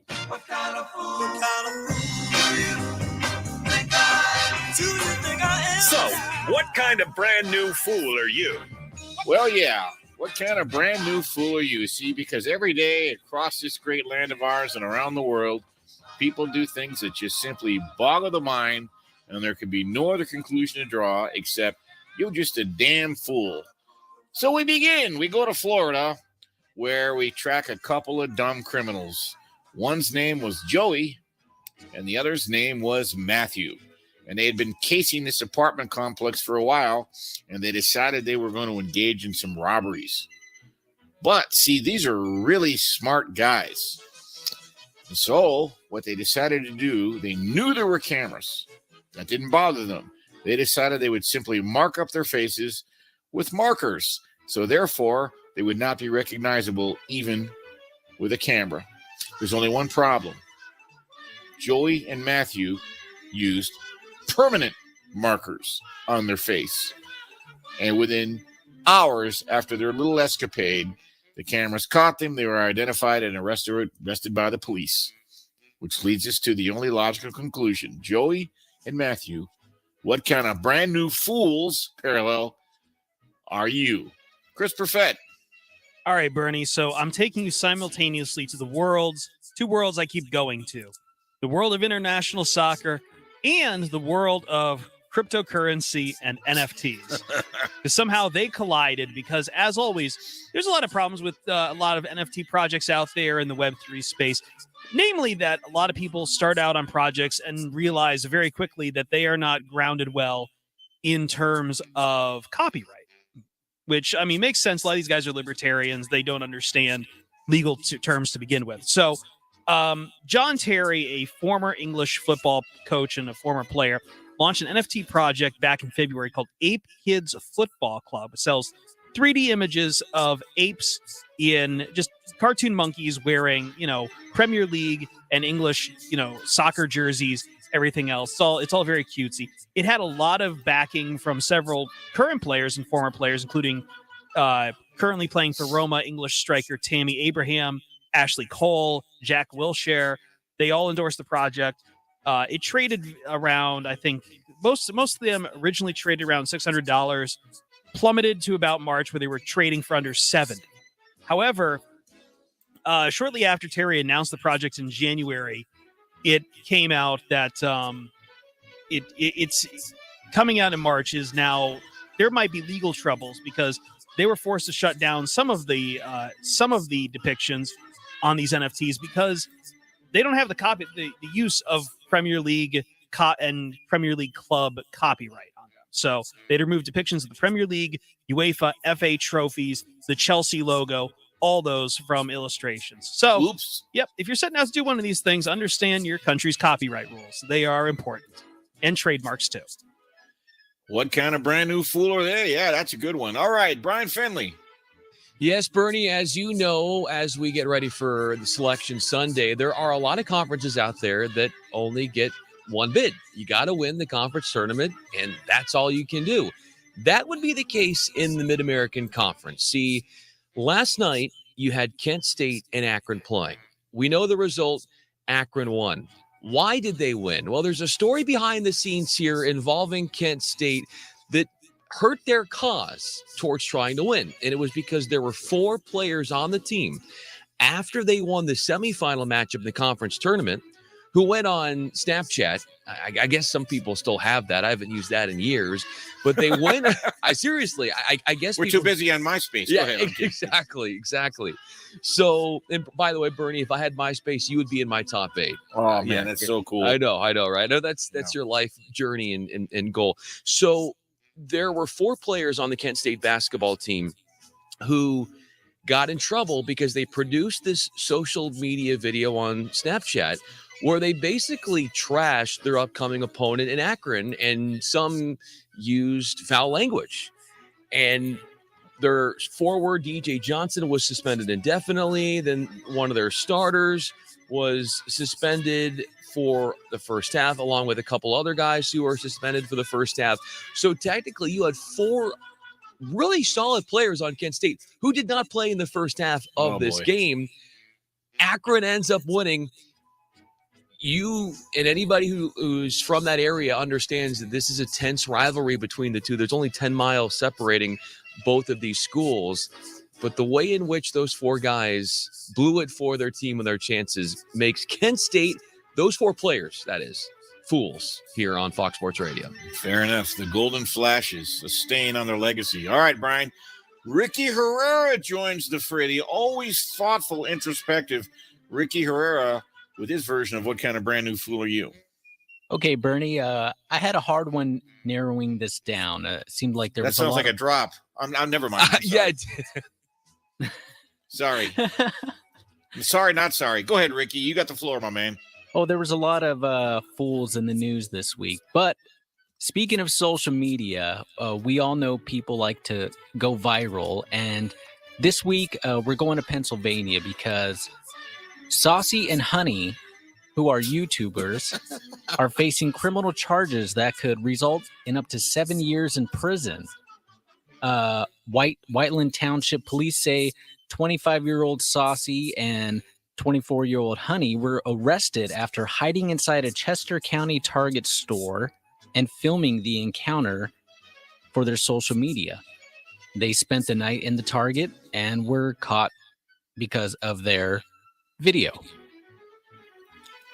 Yeah, and they got arrested, I believe, didn't they? I heard about that. Yep, they got arrested and they are facing up to Charged 7 for trespassing, right? Yep.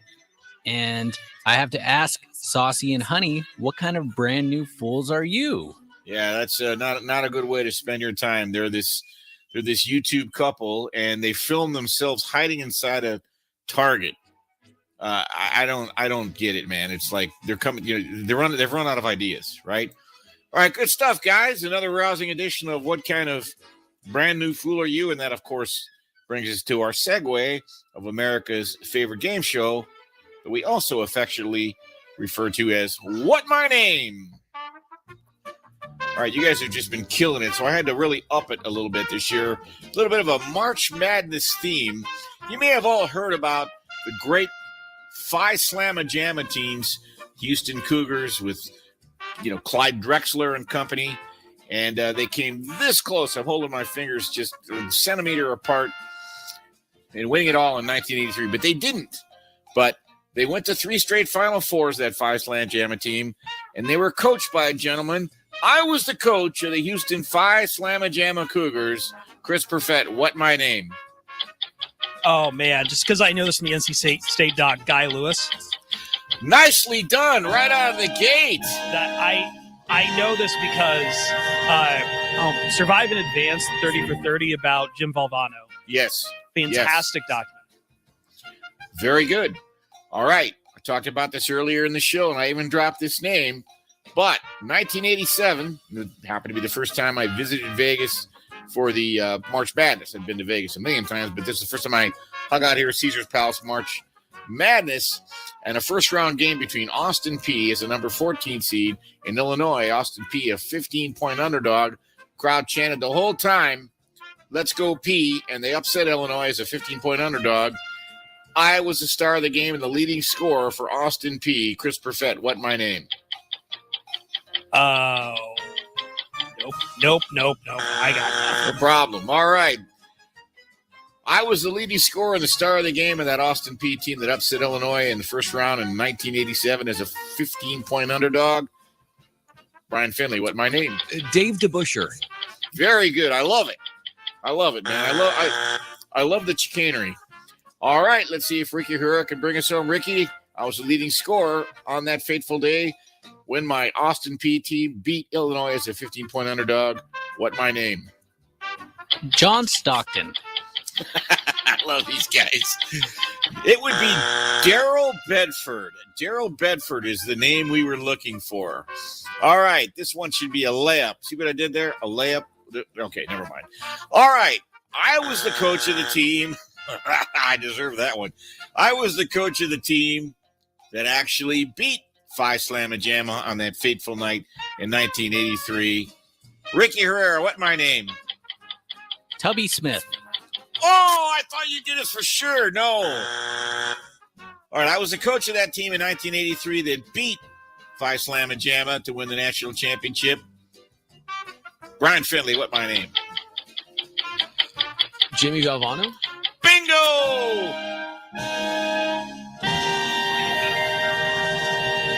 Running around looking for someone to hug. Don't you remember that? Wasn't that amazing, that scene? And I got to tell you, go ahead, Chris. No, again, like that documentary is probably the best work from 30 for 30. I saw that game live as it happened. I was at a bar in Long Beach, and it looked like it was going overtime. And Lorenzo Charles, and I mean the long lob, and all of a sudden he lays it up. It's a lob. They didn't realize it's a lob to him inside. It was an air ball. Yeah. Right, about a 28-foot shot, and we all know what happened next. Thurl Bailey, Lorenzo Charles. We just ordered a round of drinks, and it was going overtime. Like the original Cinderella team. They really were. That was incredible because I believe NC State was a 7 seed, and boy, and Jimmy Valvano, of course, the whole coach. They had to get in through the ACC tournament too, which was like brand new. And they almost didn't. Now that's a really good 30 for 30.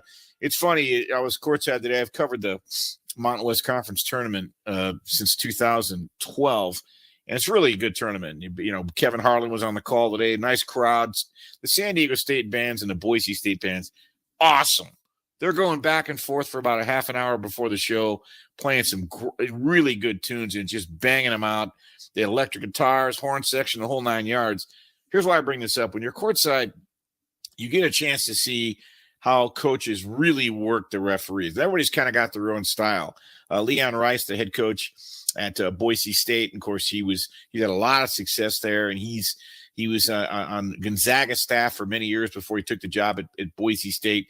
He's kind of like this didactic. He'll look at a ref and point things out like an instructor, what he did wrong. Brian Dutcher, great guy. He was the coach waiting for Steve Fisher at San Diego State all those years. He's done a phenomenal job at San Diego State as well. Both his teams are getting in. And, of course, Dutch was on the bench for the Fab Five. He was an assistant. Steve Fisher back in Michigan.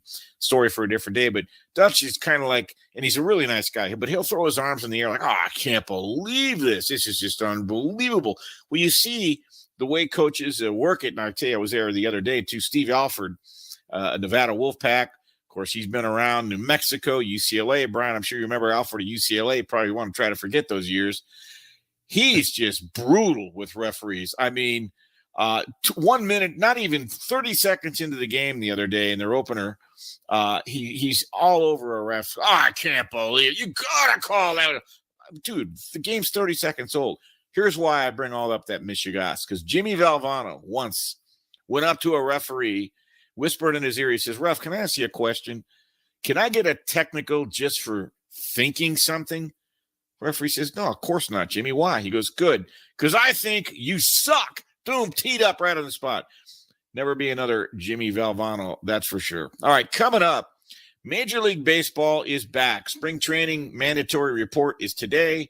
We'll have spring training games in a few days. We'll have Major League Baseball for real on April 7th, the full 162-game season. How did it happen? When everybody went to bed Wednesday night, there was predictions of doom, but cooler heads prevailed. I'll tell you what happened coming up next. I'm Bernie Fratto. We're coming to you live from the Las Vegas Fox Sports Radio studios, so keep it locked right here. You're listening to Fox Sports Sunday on Fox Sports Radio. Are you ready to hear if your school got screwed? Wait, hold on. Wait, it's okay. Don't be mad. Who are the number 1 seeds? Who are the teams that say we're better than that? Schools are being chosen soon. Damn right. Bingo. Listen as we break it down. Three left sideline. Good. On Fox Sports Radio. Link Soul is more a philosophy than a brand, more of an experience than a clothing company. They believe in creating products they value with the people they love for the good of their families and their community. Their roots are in golf, but now they fill their time with many interests, and that's reflected in the clothes they design. Made to take you from the links to the boardroom, from the ocean to a night out with friends, Link Soul Apparel is designed to be with you throughout a day well lived. Co-founded by John Ashworth and a team of his family and close friends, They are a group of people who have been in men's lifestyle clothing industries, namely golf and surfing, for decades. Somewhat tired of the corporate game, they set off on their own pirate ship to do what they do best, creating clothes that work for all aspects of your life. From the land to the sea, Linksoul has you covered. Check them out at linksoul.com to learn more. That's linksoul.com. Susan, it's so great to finally be able to get together again. Oh, it sure is. And I really appreciate you picking up the bill. I'm happy to. I've got the extra cash. Since we've all been driving so much more again, I've been using Get Upside, the free gas app that pays you cash back for every gallon of gas you buy. Wait a minute. Are you saying you actually get paid cash when you buy gas with the Get Upside app? Yes, I get real cash back every time I buy gas. Does that actually add up to anything? I'll make $200 to $300 this year. Wow, that's serious extra cash. I'm downloading the free Get Upside app now. Download the free Get Upside app now to earn cash back every time you buy gas. Use promo code LANE for 25 cents a gallon or more cash back on your first tank. You can cash out anytime right to your bank, to PayPal, or an e-gift card for Amazon and other brands. Just download the free Get Upside app and use promo code LANE to earn 25 cents a gallon or more on your first tank. That's code LANE. You've been lied to. Lied to by corrupt Washington politicians and the Wall Street propaganda machine. Hi, I'm Inc. magazine best-selling author Brett Kitchen, and I want to give you a free copy of my brand new book, Wealth Beyond Wall Street, because we all know another market crash could be right around the corner. After losing 35% in my IRA in the crash years ago, I said enough. And since then, I discovered a way to grow money potentially double digits, reduce taxes dramatically, and also have my money protected when the next stock market crash hits. When the next market crash hits, you lose nothing. Call Wealth Beyond Wall Street now to get your free copy and talk with a specialist to discover this little-known strategy to get potential double-digit growth during good years and never lose when the next stock market crash hits, all while building a tax-advantaged retirement. Call 800-908-1616 to discover this asset that people like Walt Disney and JCPenney use to grow wealthy. Plus, get one of just 97 free books left. We even cover shipping and handling, no credit card required. Call 800-908-1616. That's 800-908-1616, 1-800-908-1616.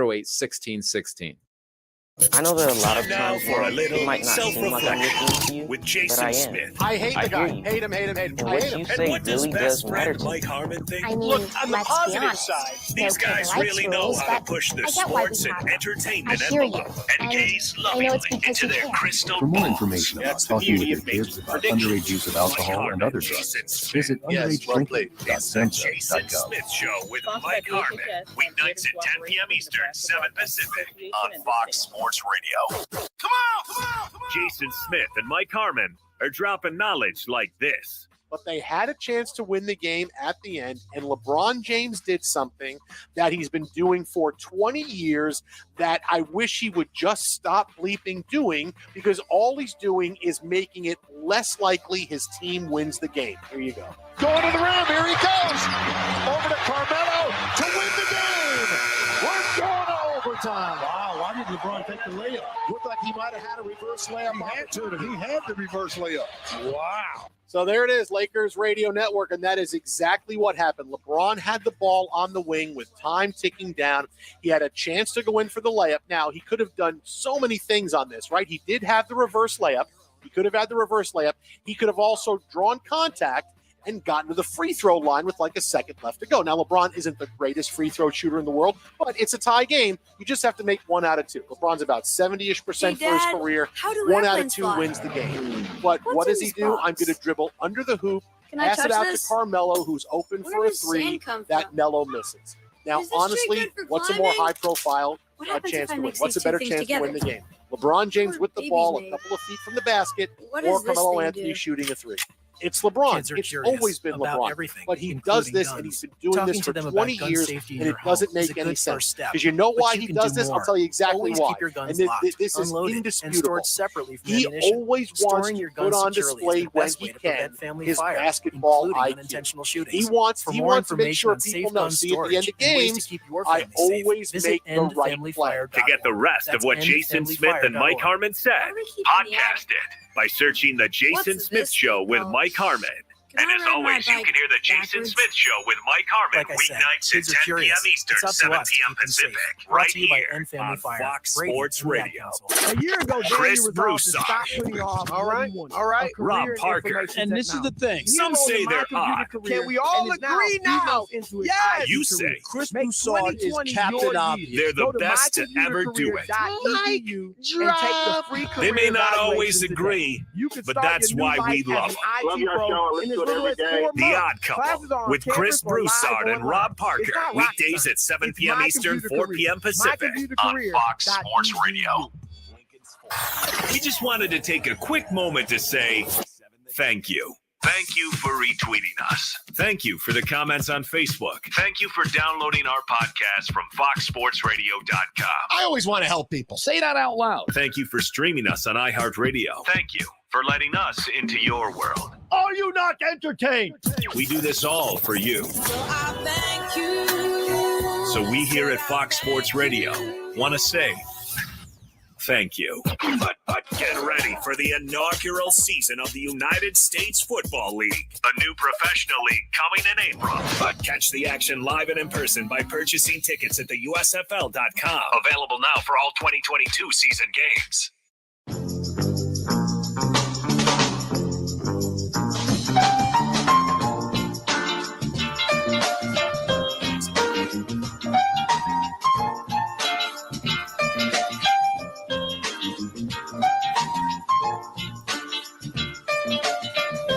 We're back on Fox Sports Sunday, Fox Sports Radio. I'm Bernie Fratto coming to you live in the Las Vegas Fox Sports Radio studios. Among the many doings this past week were the fact that the Major League Baseball Players Association and the owners finally were able to consummate an agreement, and the owners ratified it by a 30-0 vote. The team's 26-4. The executive committee voted against it. But here's what's interesting, and I consider that it's probably a win for both sides, but I really consider the players to have made up all kinds of ground that they had been looking to make up for a long time. And I know that they were very rankled by the fact that in the last 4 years, salaries have sunk 4.7% on the aggregate. The cumulative salaries for 2021 were less than they were for 2015. The game continues to grow. The revenues are at an all-time high, yet there was an increased gap between the percentage of the revenues the players saw in their paycheck and the top-line revenues for the game. Case in point, there's a thing called the luxury tax, which they've now changed the name to the competitive balance tax. The owners, it can be argued, they've been using it as a de facto salary cap, which is what they want. But just to give you some perspective before I set up what happened Wednesday night and how this thing got settled, 2008, baseball was a $5 billion industry. And the luxury tax threshold per each team was $155 million. In 2021, baseball had grown to an $11 billion industry. That's double from what it was. Yet, the luxury tax, the competitive balance tax threshold per team had only increased to $210 million per team. So the game doubles in revenues, but the luxury tax threshold only increases by 27%. And there are some other issues. I won't bore you with a bunch of numbers. The long and the short of it is, heading into this negotiating, well, actually, it was more of a game of chicken and a test of wills, but they finally started to negotiate on the 28th of February for 16 hours, and they made progress. They didn't get a deal done, but lo and behold, within another 10 days, they got this thing done. And the ideological purpose behind what the union wanted to accomplish this year was to take care of the 0 to 3 guys. And what that basically means is the guys who aren't eligible for arbitration after year 3, or certainly free agency after year 6, they wanted to create opportunities above and beyond the minimum salary. They wanted the minimum salary raised as well. They wanted to create opportunities so that breakout players and star players could get paid quicker and have an opportunity to benefit from their sensational performances. Okay. So first, let me begin by giving some final details where I believe the players made some very notable games. They created a thing called the pre-arbitration bonus pool. Now, originally the players wanted $110 million to be spread over 150 players. The owner said, okay, we'll agree to this concept. We'll put $10 million in a pool and spread it among 30 players. Well, that was negotiated out. They went from being $100 million apart to about $30 million apart. They settled on $50 million. So now there's this pool of money, $50 million, found money by the union. Over the next 5 years of the deal, it's a total $250 million.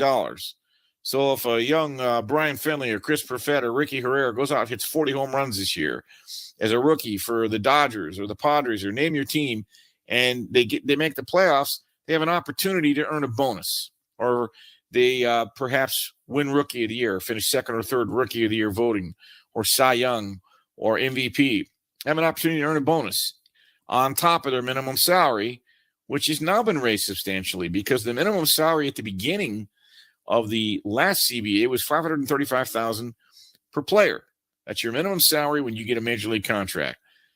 It topped out about a $575 last year in 2021. Well, now that's been increased to $700,000 for 2022, growing all the way to $780,000 in the fifth year of the deal, which is a dramatic increase. So now you've got this found money with the pre-arb bonus pool and the minimum salary increased quite a bit. So those are major gains. Now the CBT, which I've talked about, the competitive balance tax, also known as the luxury tax, it was $210 last year per team. Year one, it'll be $230 million per team, growing to $244 at the end of the deal. Now this is a $20 million increase in the competitive balance tax from 2021 to 2022, now starting at $230 million this season. That's a win for the players. It's the largest increase ever since the inception of the luxury tax, which came out of the 94-95 strike that canceled the World Series. The $130,000 increase in the minimum salary up to $700,000 for this year is also the largest year-over-year jump. And the pre-arb bonus pool, when you add it up over 5 years, $250 million in new money, found money over the course of the deal, those are gains. So what happened? Wednesday night, they went to bed. Things were looking bleak because the owners want a international draft. The players are against it. In future shows, I'll talk more at length about why. But the Rule 4 draft here in the United States, you can draft high school players, you can draft college players as long as they're 21 or they've completed their junior year of college. Not so much internationally. It's what you would call sort of the Wild West, run by rogue operators. And the country that produces the most talent, the Dominican Republic, is very corrupt. There are players that people might identify that are 14, 15 years old that can command huge money, but you've got to go through certain, de facto player agents just to get to them. We don't even know if the player gets all the money. So you draft any player, anywhere, any age, all kinds of money flying around. They want uniformity. Major League Baseball wants uniformity.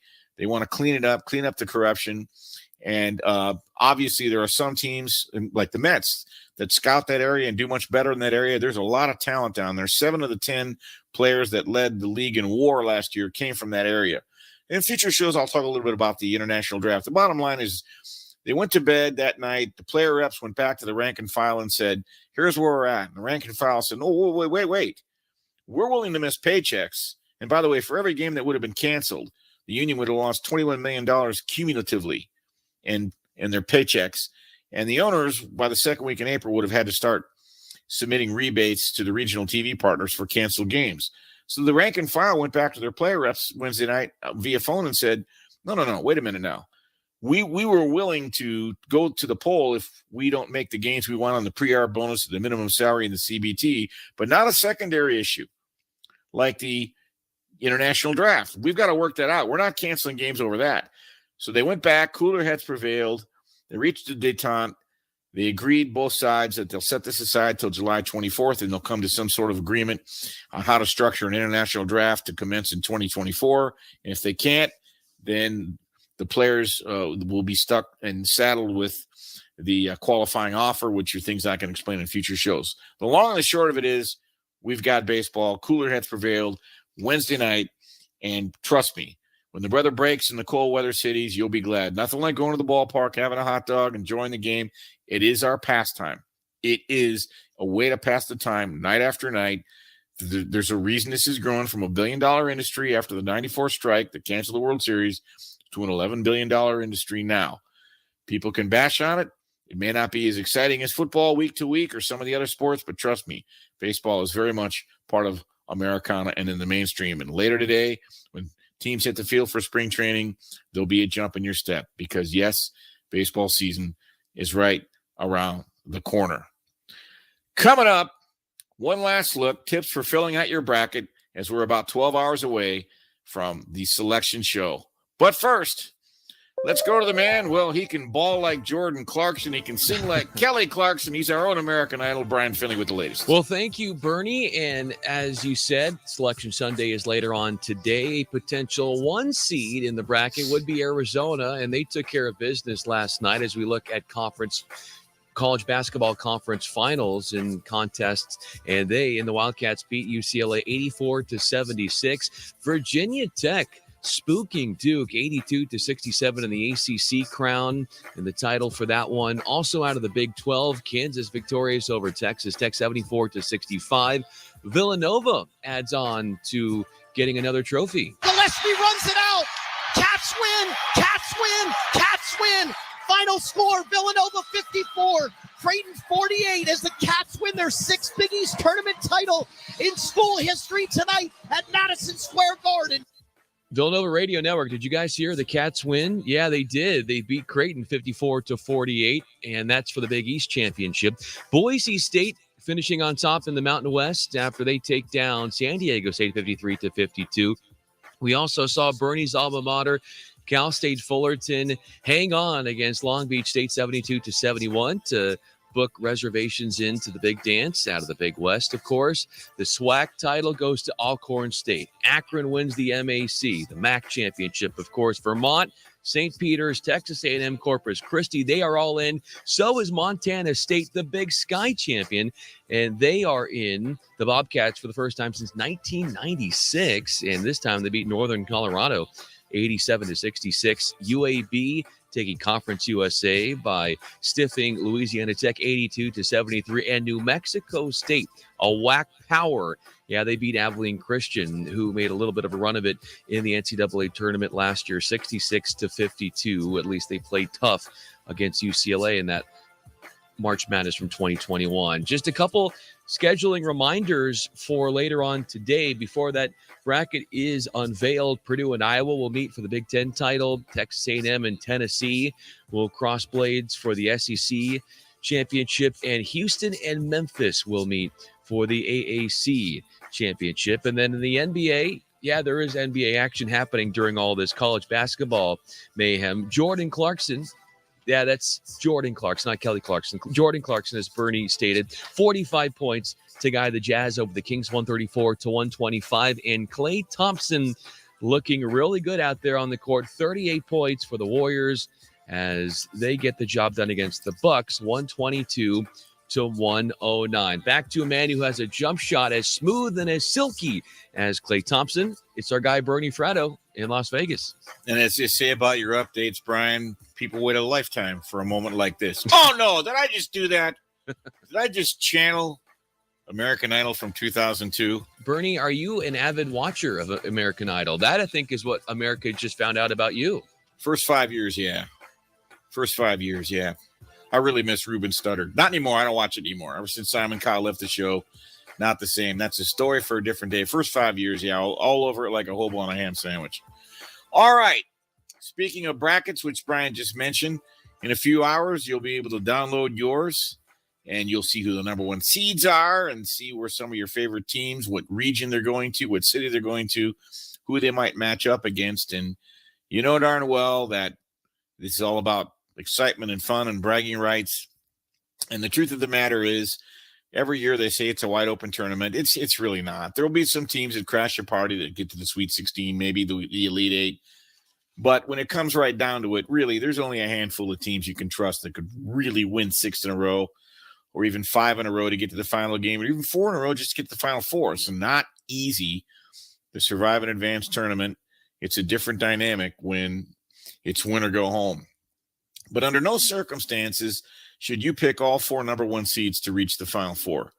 It's only happened once. It's always tempting. You're going to look at Auburn and Kansas if they're number 1, Gonzaga, Arizona. Say, hey, man, who's going to beat these guys? Well, if history shows us, and it's only happened once since 2008, so you've got to figure out who's going to crash the party. And in the 9 years, in the last 9 years, out of a potential 48 number 1 seeds, only 6 times has a number 1 seed reached the Final Four with a situation where you pick all 4 number 1 seeds. The truth of the matter is 2 or 3.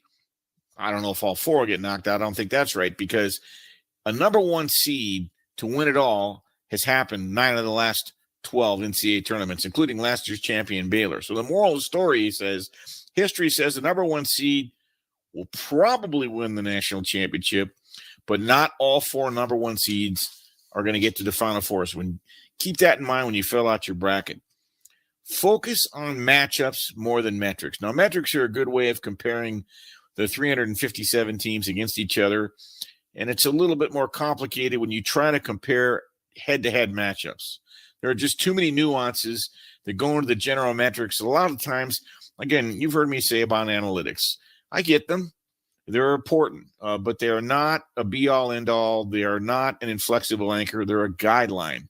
And many of these things are based on simulated matchups played 100 times, but you only get one game, one matchup, all right?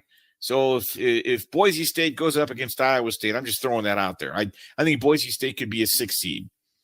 So you take 2 teams. You look at the matchups. If they play similar styles, the better team typically is at a huge advantage. However, look at the matchups. Styles make fights. If one team plays a defense that basically packs it in and dares the other team to shoot threes, and that team shoots them well, all of a sudden that advantage suddenly disappears. And if the better team, by the metrics, let's say they have kind of a small front court, but the underdog has a big backcourt or big front court that could dominate on the boards and box out and get second chances, they're going to be a more appetizing pick. So when in doubt, read up.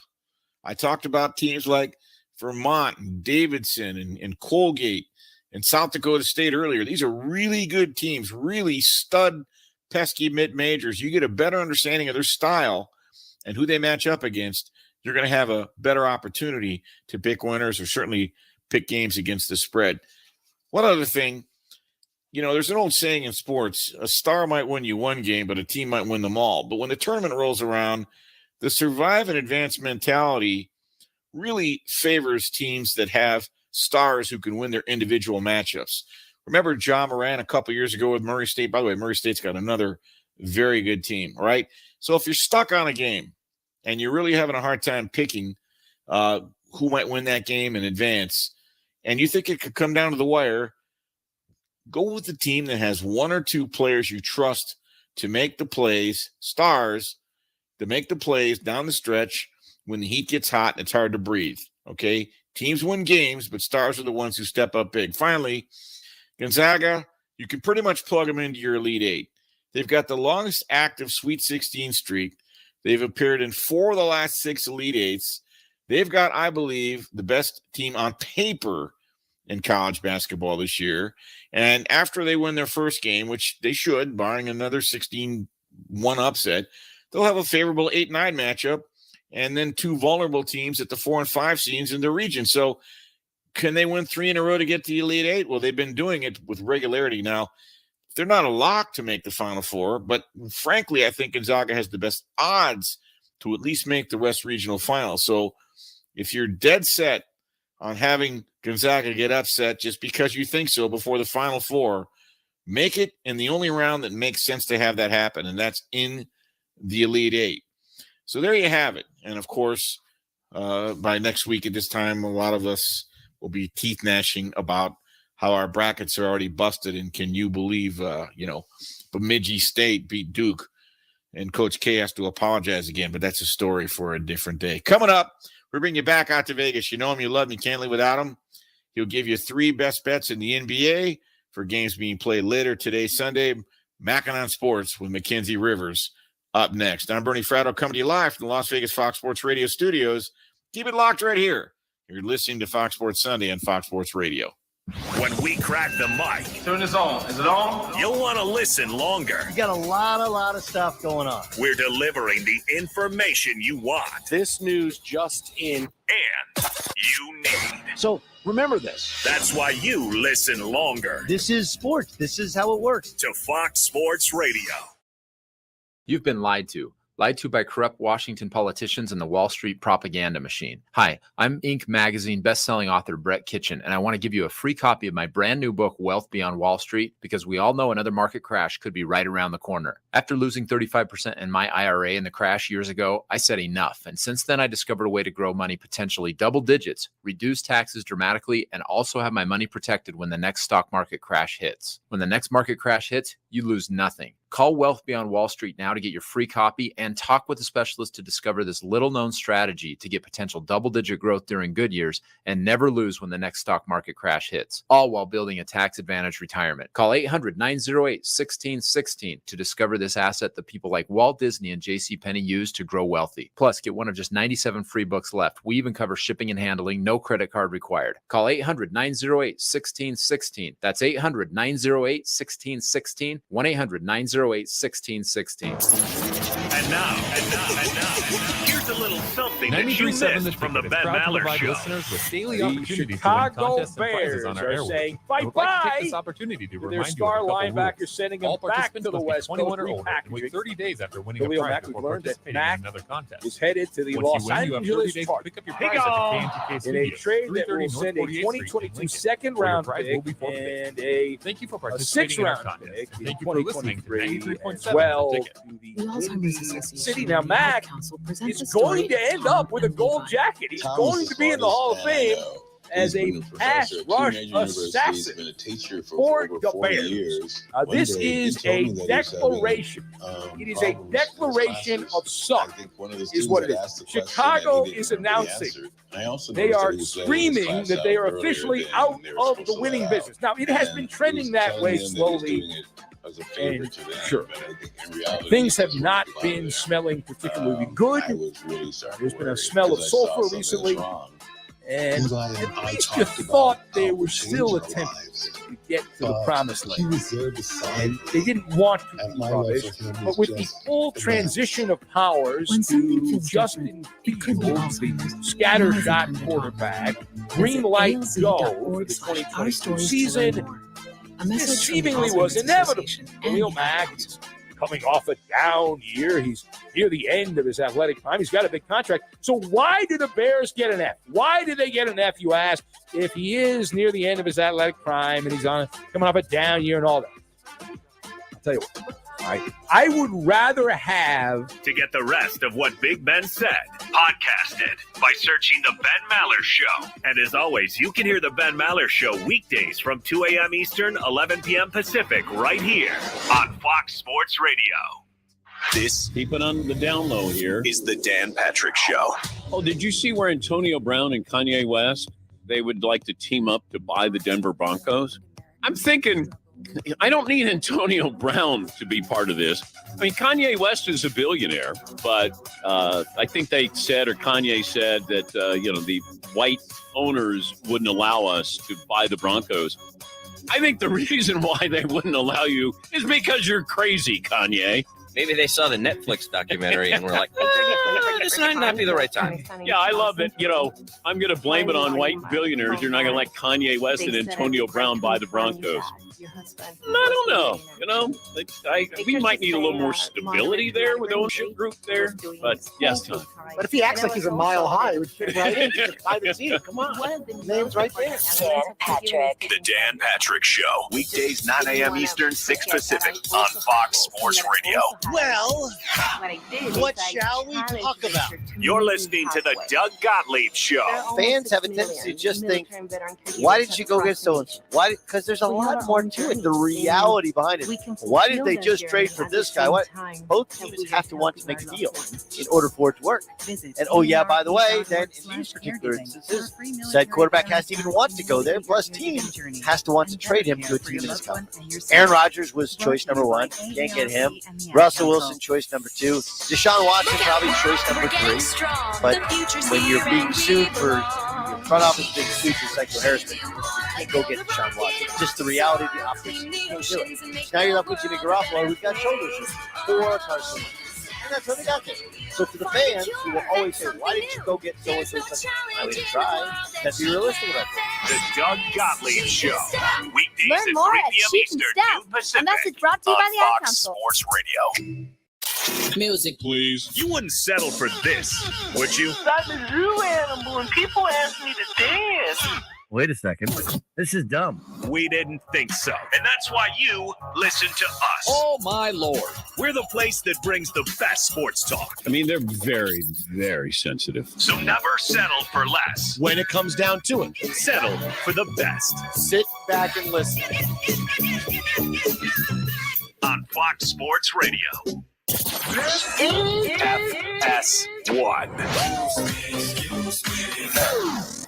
One. To find FS1 on your television, go to foxsports.com for details. FS1. I run for the bus stand, but while riding I think of us. I say a little. We're back on Fox Sports Sunday, Fox Sports Radio. Bernie Fratto coming to you live from the Las Vegas Fox Sports Radio studios. Before going any further, I want to thank my broadcast team back in Los Angeles, Chris Perfett, Ricky Herrera, and tonight for Bo Benson and Brian Finley on the updates. Great job, guys. Turning all the dials, keeping us glued together. Could not do this fine show without you. In about 12 minutes here on the left coast, we have a little thing called Daylight Savings Time. So, poof, it'll be 3 a.m. before you know it.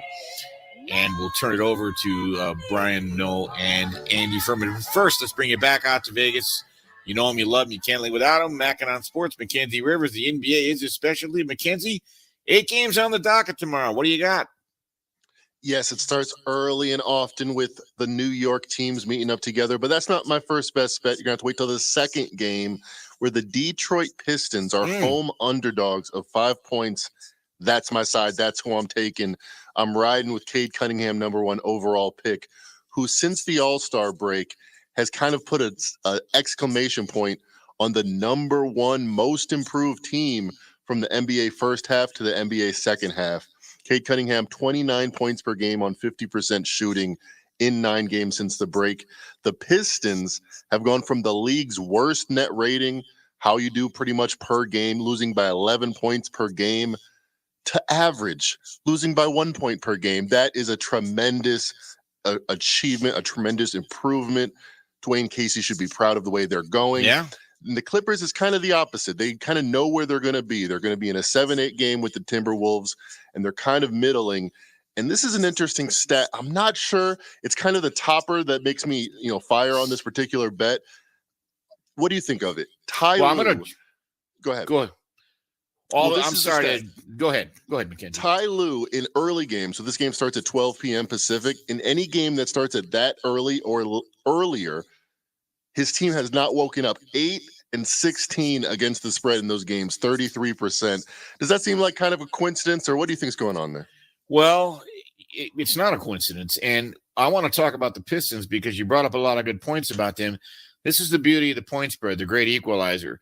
Look, the Pistons have only won 18 games all year. They're not a threat to scare anybody. But against the number, they're not only 5 games above 500 against the number at home and overall, they're 10-0 against the spread in their last 10 games. Meanwhile, the Clippers, they're under 500 on the road. They're still laying 5 points. I'm assuming that's the line you're working off, Pistons plus 5? Yes, I wouldn't be surprised if we see some dog money. The Pistons have been a wise guy's favorite since the NBA second half. A lot of their lines have gotten shorter, but plus 5 right now, widely available. I'm with you on that bet. What do you got next? I want to go to Indiana, Atlanta. No team has been more of a revolution as far as their playing style than the Indiana Pacers. They've been a very methodical team with Sabonis and Turner.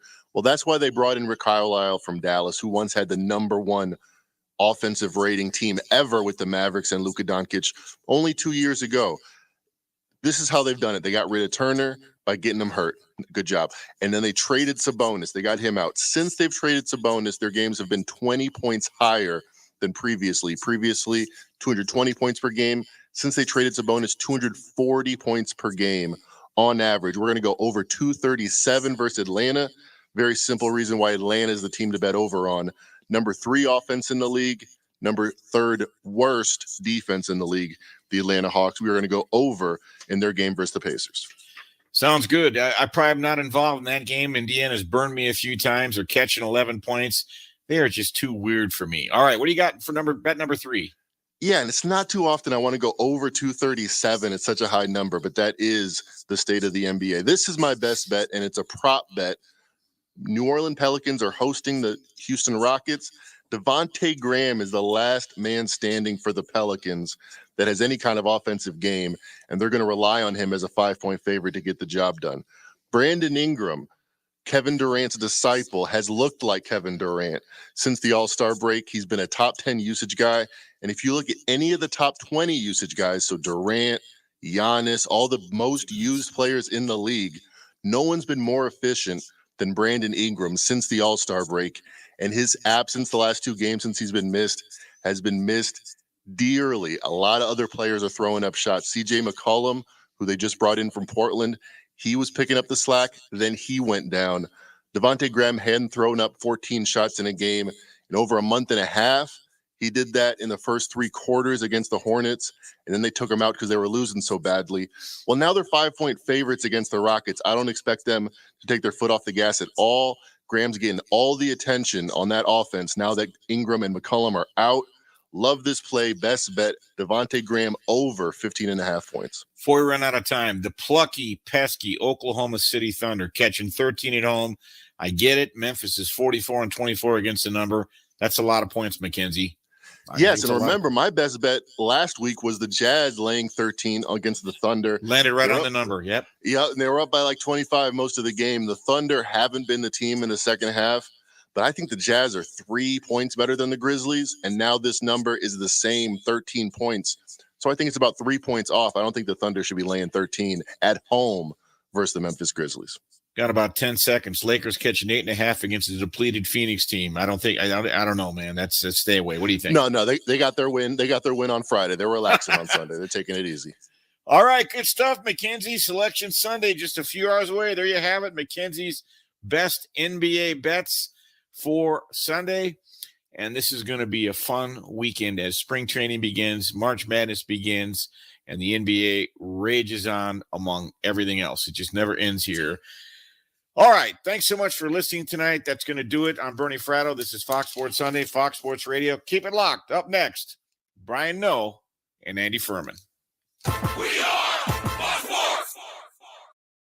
Link Soul is more a philosophy than a brand, more of an experience than a clothing company. They believe in creating products they value with the people they love for the good of their families and their community. Their roots are in golf, but now they fill their time with many interests, and that's reflected in the clothes they design.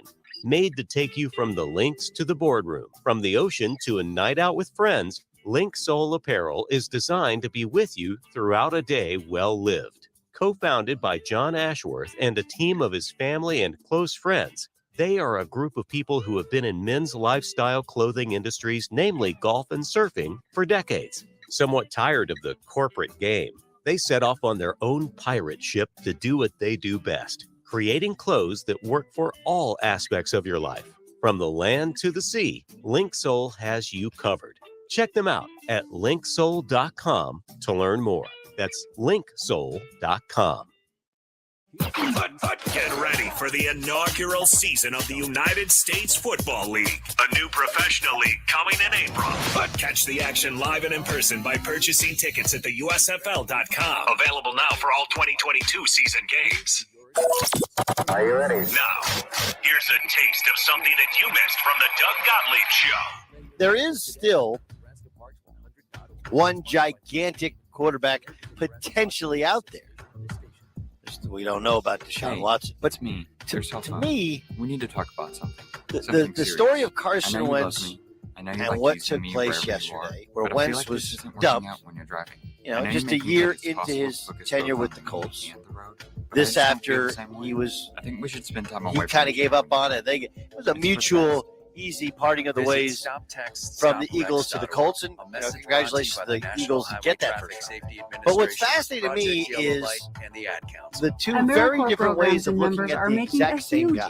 Some of it may be that we have expectations that are unrealistic for Carson Wentz once he got back with Carson. Because of a miracle, the lead for Nebraska program is fighting brain drain in Nebraska's rural communities by expanding access to broadband services and digital literacy. Learn about AmeriCorps program serving communities in your region by visiting serve.nebraska.gov. But Washington by Serve Nebraska, aired by the Nebraska Broadcasters Association. Wasn't there first, he wasn't there second, he wasn't there third, he wasn't there fourth.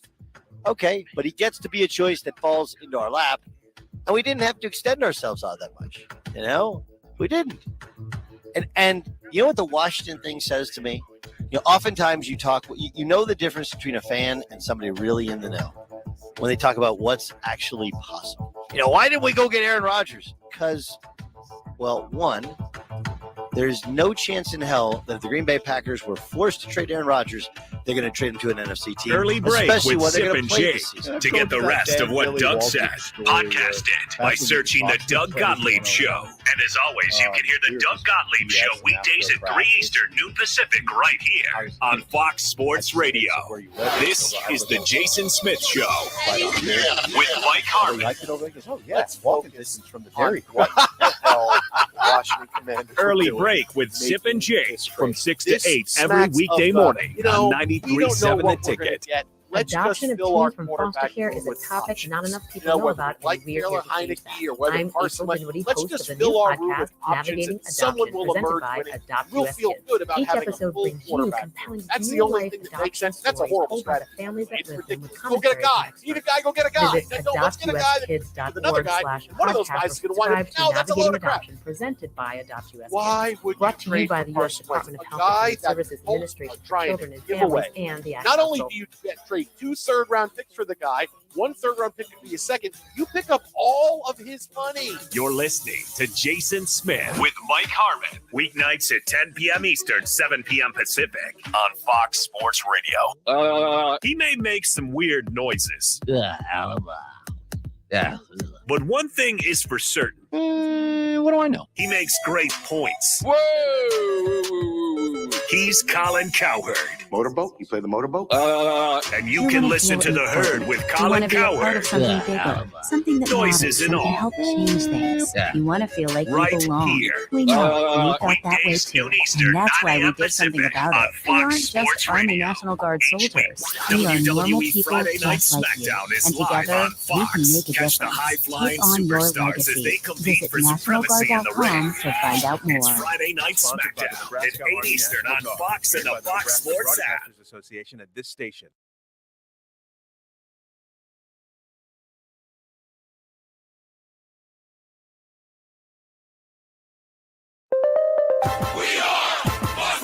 And here's what you need to know. A number of college basketball conference tournament championship games happened on Saturday, including in the Pac-12, where Arizona squeaking by UCLA 84-76. Benedict Mathurin had 27 points for the Wildcats, who continue their dominant ways. Virginia Tech upsets Duke 82-67 in the ACC. Hokies, the 7th seed in that tourney, are the lowest seed to ever win at that event. Kansas on top in the Big 12 after they finish off Texas Tech 74-65, while Villanova clings together and gets a win against Creighton 54-48 to take home the Big East, while Boise State in the Mountain West putting San Diego State in their place 53-52 the final there. Also, Cal State Fullerton from the Big West is in. I'm Brian Fenley. Fox Sports Sunday is on. One time we gon' give it to you like this. Yeah, like this. Yeah, like this. The plays, the sounds of the game, the interviews, the breaking news, the top stories. When it goes down, we'll cover it here. Your Fox Sports Sunday is right now. Live from the studios of Fox Sports Radio. Here's Andy Furman and Brian Noe. It isn't what you know. We'll explain that in just a minute. But right now, come on in. Come on in. It's that time. Yes, it is. It's Fox Sports Sunday on Fox Sports Radio. And, of course, if you hadn't realized, we have moved the clock. Spring ahead on the East Coast. It's 6:01 a.m. But right now, it is time to introduce my partner and friend, the brains of the outfit, the one, the only, my guy, Mr. Brian Noe. Hello, B. It's that time. How are you, B? I'm good, Andy Furman. You know, I'm sure we'll get into college hoops here as we go along. I just have to say, at the very top of the show, what a rousing victory by the Arizona Wildcats. Wouldn't you agree with that? Just smacking around the UCLA. I'm glad you mentioned it. Because I was going to ask Brian Finley, what did UCLA do yesterday? Yeah, I don't know. It just kind of stood out to me. Yeah, they're really good, but they're a real good team. But I just didn't get the score. Maybe Brian will give it to us at the bottom of the hour. But, How did I know this was coming from you two? I didn't start. I didn't start. I knew this was coming. I got some reasons why. All right. You know what? Someone might have thrown trash at one of the UCLA players' body bag shot, you know, because that was one of the excuses from earlier this season, Andy. Yeah. Well, we'll see. We'll get to the bottom of that in a second. By the way, I do have a question for you. There's a sportscaster in Cincinnati on the ABC affiliate. His name is Caleb Noe, N-O-E. And I'm wondering if there's any relation. How did he spell it again? N-O-E. Same thing. Not that I know of. I'm not sure, though. Sports guy. He's the sports anchor on Channel 9 in Cincinnati. Huh. I was just curious. I thought maybe, the sports genes run through the family. Okay. No, I don't believe so. Not that I know of. Well, I'll ask him when I see him. Maybe he knows. All right. He'll probably be like, who? Yeah, who's that guy? Yeah. No, he'll say, I hear him on the radio. That's what he'll say, by the way. Well, wild week in the NFL. NFL news, of course, taking center stage. A big story might very well be Deshaun Watson. The grand jury declined to indict Watson following the police investigation from lawsuits that were filed by 22 women who have accused him of harassment and sexual assault. So now I'm thinking he has 1 foot in the door of the NFL. He'll probably be back. Now there's going to be a civil case. And as you know, Zeke Elliott and Big Ben, the only 2 players who have been suspended under this policy without being charged with a crime. So it's a possibility that he can't come back, but he can have a suspension while he's back. Well, yeah, right. Both Big Ben and Zeke, as you pointed out, they were suspended for a number of games. 6 games each. Now, Big Ben's was reduced, but neither of them faced criminal charges. So we'll see. This isn't the exact same thing because we've got 22 pending civil lawsuits. But as you pointed out, being cleared of criminal charges is a huge step toward Deshaun resuming his football career. So we'll just see what happens with these pending lawsuits. And you have to wonder if there are going to be teams that are willing to proceed and offer a trade to the Texans, even with the civil lawsuits pending because he's been cleared of criminal charges. We'll see if that unfolds. I'm not sure what teams will do. Maybe they'll wait until the civil cases are ironed out. I don't know. I'm not sure what teams will do as we go forward here. From a selfish point of view, I'd like to see him back in uniform and play because I enjoyed watching him play, and I think the NFL can use him. NFL will certainly survive without Deshaun Watson. But the thing is, then you say to yourself, does he really deserve to play? Because did he, in fact, do these crimes? That's the question that I have. We'll never really know the truth, I don't think. Right. Yeah, that's what's so tricky about the whole thing because and it's hard to believe that where there's this much smoke, there's just no fire whatsoever. And I also think it's very hard to prove these things happen unless a masseuse had a hidden camera somewhere. How do you prove that this happened exactly? Right. I don't know. It's one person's word against another person's word. And I just don't know how you prove it in that case. That's why most of these lawsuits have been civil lawsuits because the standard of proof, the burden of proof is different than a criminal case. And we saw that, right? There were 9 criminal charges that were thrown out like with a snap of the fingers. So we'll see. We'll see where it's headed to next. It's just we know, Andy, without the criminal charges, proceeding that it's a big deal for Deshaun, the football player. There's no doubt about that. I like what I've read about him. He says, quote, I'm going to keep fighting to rebuild my name and rebuild my appearance in the community. First of all, you're not going to rebuild your appearance in the community because you asked to be traded, so you want to get the hell out of that community. So that's number one. And number two, I mean, how do you do that? How do you rebuild your name? I mean, it's great to say it. Talk is one thing, but, I see better than I hear at times. Right. Yeah. It's my dad always used to say about Missouri. He's like, I'm from the show me state. Right. And that's exactly what it comes down to. Like, those words sounded great, but you grit your teeth and squint your eyes like, but what does it really mean if you're facing 22 civil lawsuits and some of these allegations could very well be true? Like you said, we'll probably never know that for certain. But yeah, talk is cheap. It's all about actions, and it's going to take a lot of actions in the right way for his name to be rebuilt. That's just the reality of where we're at right now. Well, it's crazy. Last week with Lovie Smith said the Texans are hoping for a prompt resolution and a future with the team. I don't think he's going to remain there. No. And it may be healthier for him to get out of there, really, and get a fresh start somewhere else. But I would tell you this much. I don't think of any team that would not take him, I would think it would be the Raiders, because I think Al Davis and now son Mark, I don't think they're going to touch that with a hot potato. I don't think they're going to touch him. Just stay away.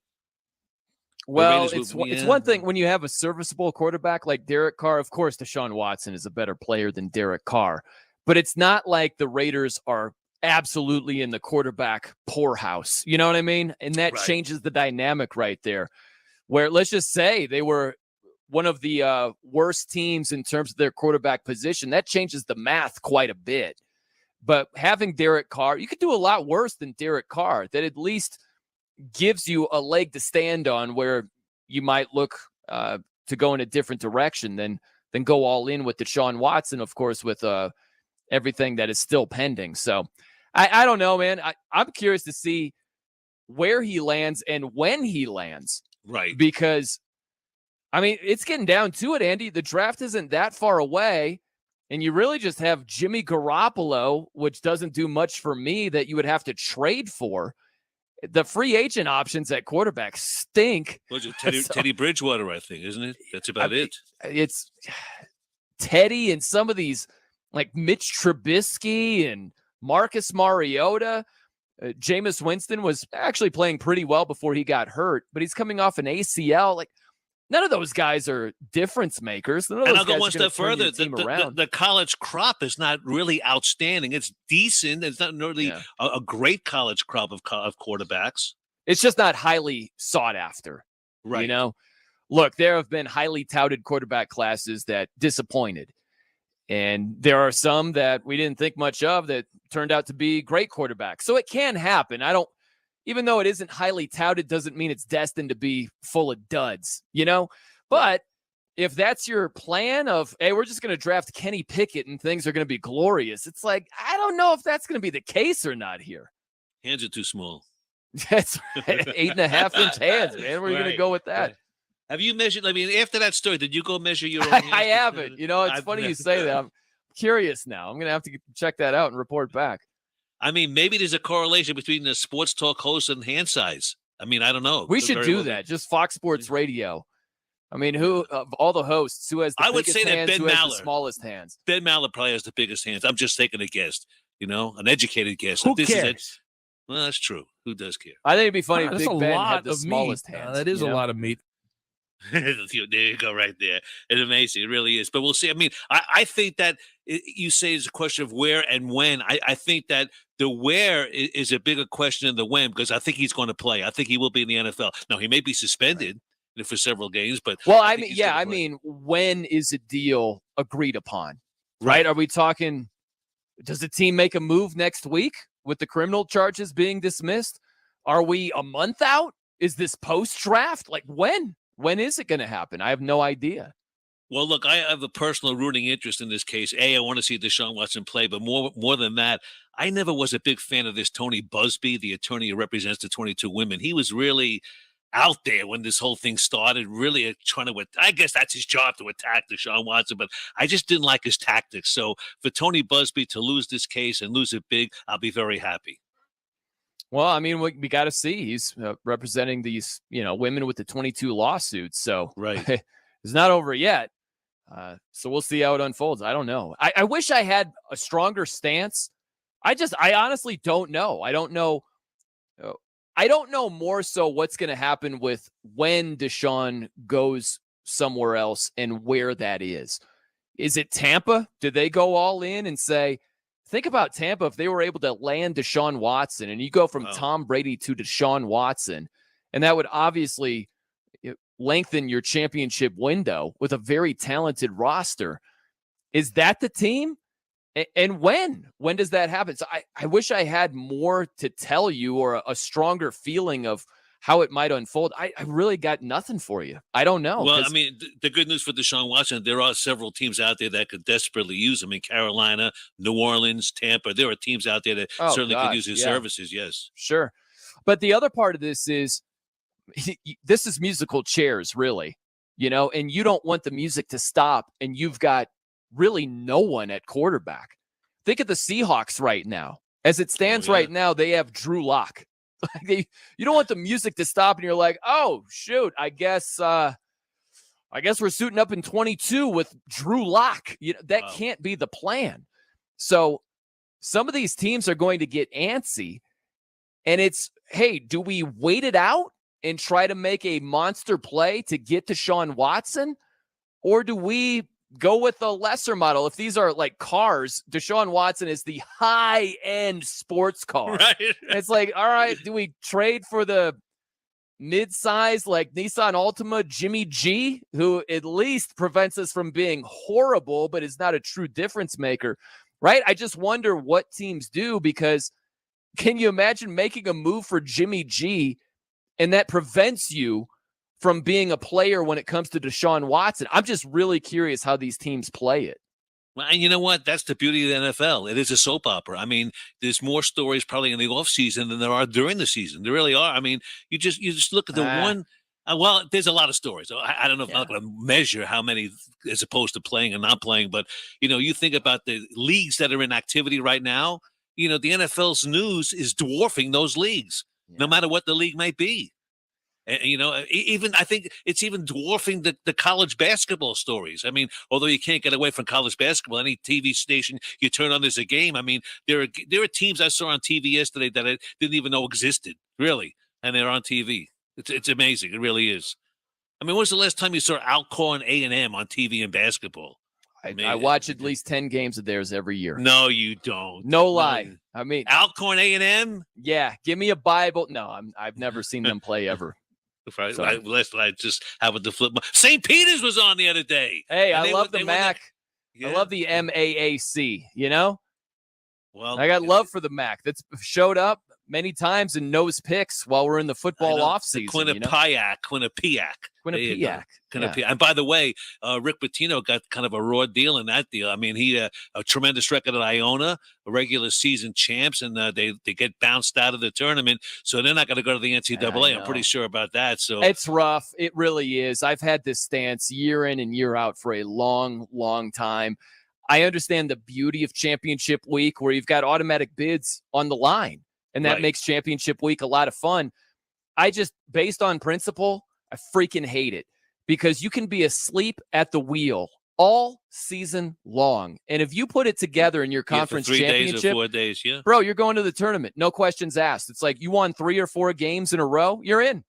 I don't care that you're 12 games under 500. Who cares? You won your conference tournament. I wish that it would be factored in heavily, but not solely, to who goes from these one bid conferences. It's a second life for those schools in the smaller conferences. That I understand, but it's not fair, because I remember one year, I think University of Wisconsin Milwaukee was like 7-19, and they got hot and they won the tournament. Yeah. In the, I think it was the Horizon League at the time. I don't even remember. And they went to the NCAA tournament. It's not right. It's not fair. And no, and think about that. Just think about the pressure aspect of it, where if you're Iona and you've been the class of your conference, it's like, we have to win this tournament or we're not going. We're the most deserving, but we have to do this. And you can waltz in as a team that's 500 or worse, and it's just not the same pressure. It's like, no one expects us to win this.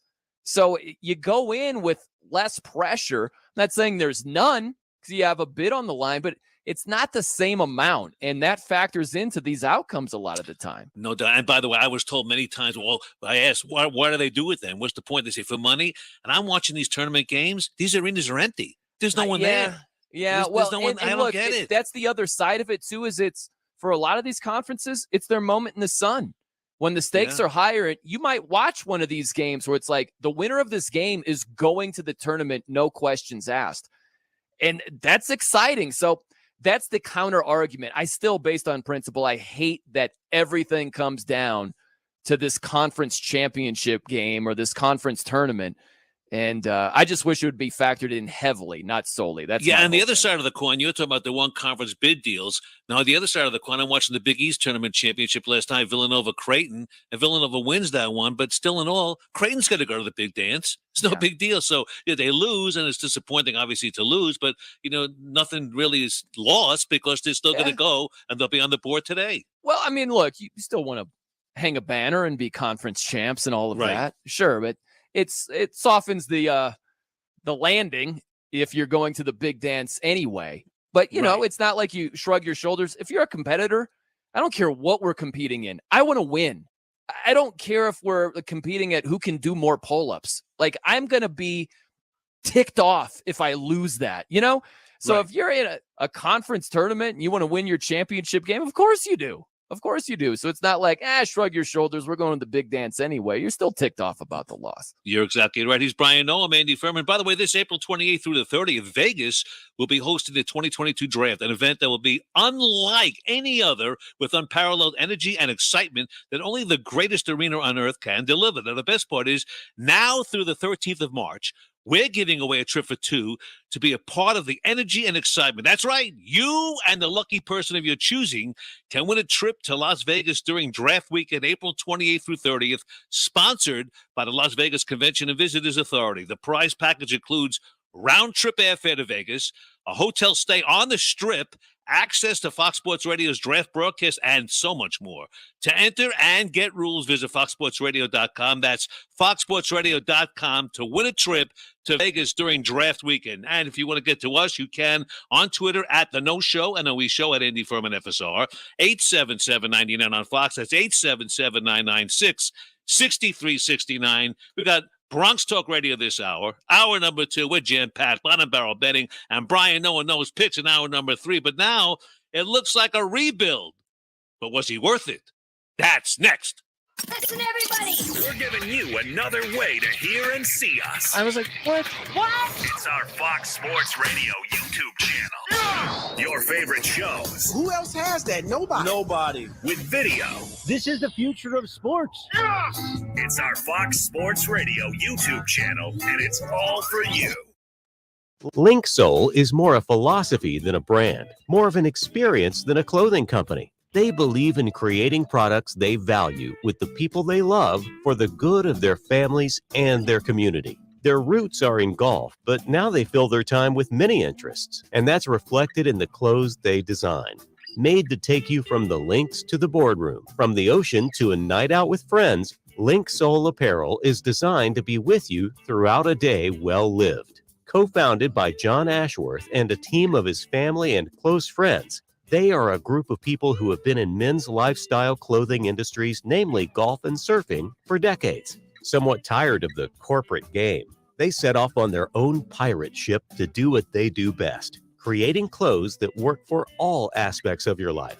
From the land to the sea, Link Soul has you covered. Check them out at linksoul.com to learn more. That's linksoul.com. Susan, it's so great to finally be able to get together again. Oh, it sure is. And I really appreciate you picking up the bill. I'm happy to. I've got the extra cash. Since we've all been driving so much more again, I've been using Get Upside, the free gas app that pays you cash back for every gallon of gas you buy. Wait a minute. Are you saying you actually get paid cash when you buy gas with the Get Upside app? Yes, I get real cash back every time I buy gas. Does that actually add up to anything? I'll make $200 to $300 this year. Wow. That's serious extra cash. I'm downloading the free Get Upside app now. Download the free Get Upside app now to earn cash back every time you buy gas. Use promo code LANE for 25 cents a gallon or more cash back on your first tank. You can cash out anytime right to your bank, to PayPal, or an e-gift card for Amazon and other brands. Just download the free Get Upside app and use promo code LANE to earn 25 cents a gallon or more on your first tank. That's code LANE.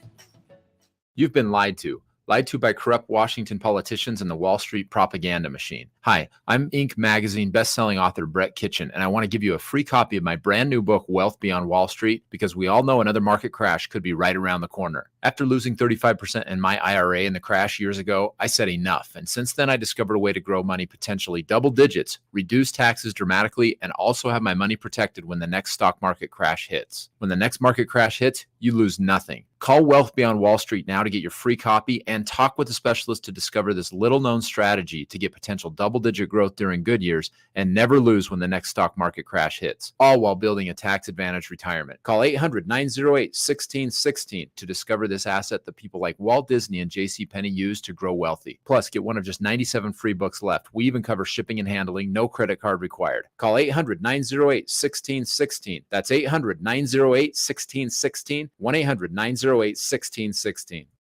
Prescription opioids can be Anyone addictive can and be the pro, and anyone can be the Joe. Who is Joe? So it's up to you to decide. LeVar Arrington, Brady Quinn, Jonas Knox. Bet on these. How about that?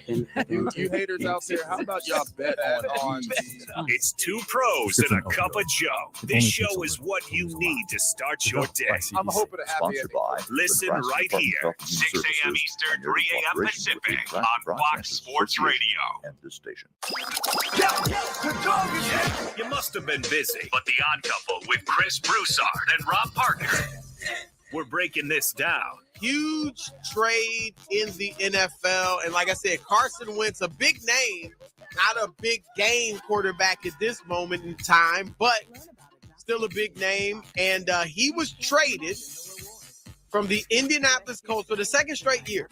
Remember, the Colts traded for him a year ago, and now after one season, they have parted ways with Carson Wentz, trading him to the Washington Commanders, formerly known as the Washington Football Team, for a third round picks in 2022 and 2023. And the 2023 pick could become a second round pick if Wentz plays 70% of Washington's snaps. They also swapped second round picks this year, Rob. So the Colts will get Washington's and vice versa. And there they go. And so that moves the Colts up from number 47 to number 42. And that's it. That's the deal. What are your thoughts? I don't know what the Indianapolis Colts are doing. I guess my question would be, so had they made the playoffs, would this still have happened? I know they needed to win one of their final two games. They didn't win either game. It was a terrible loss to Jacksonville. And I just wonder, is that a knee-jerk reaction, or was it just easier to blame the quarterback? This is what, 5 quarterbacks in 5 years? To get the rest of what The Odd Couple said, podcasted by searching Odd Couple. And as always, you can listen to The Odd Couple with Chris Broussard and Rob Parker weekdays at 7 p.m. Eastern, 4 p.m. Pacific, right here on Fox Sports Radio. Make the Bobaganoos! Ben Maller has a way with words. I've got battery salesman, action figure, and Juicy Lucy. He has all the ingredients for the Bubba Ganoush. Oh my God, no! If you're having starting troubles, come into AutoZone. And Ben Maller is the king of the late nights. Make the Bobaganoos! This is the Ben Maller Show, and you can hear him right here, weeknights, 2 a.m. Eastern, 11 p.m. Pacific, on Fox Sports Radio.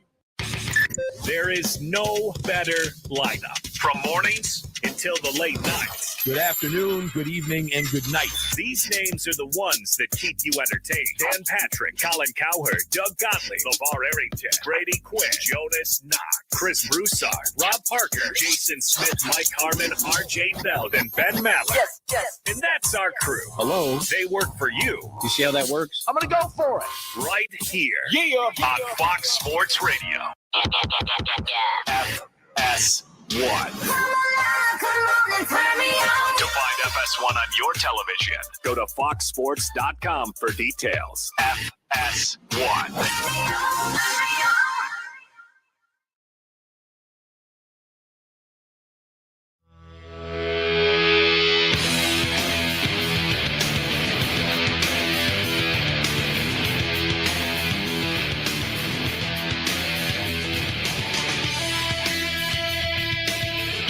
He won't be unemployed for long. We'll explain that in just about a minute. About 24 minutes after the hour, you have moved your clock, spring ahead, fall back, so spring ahead. Brian Noe, Andy Furman, Fox Sports Sunday on Fox Sports Radio.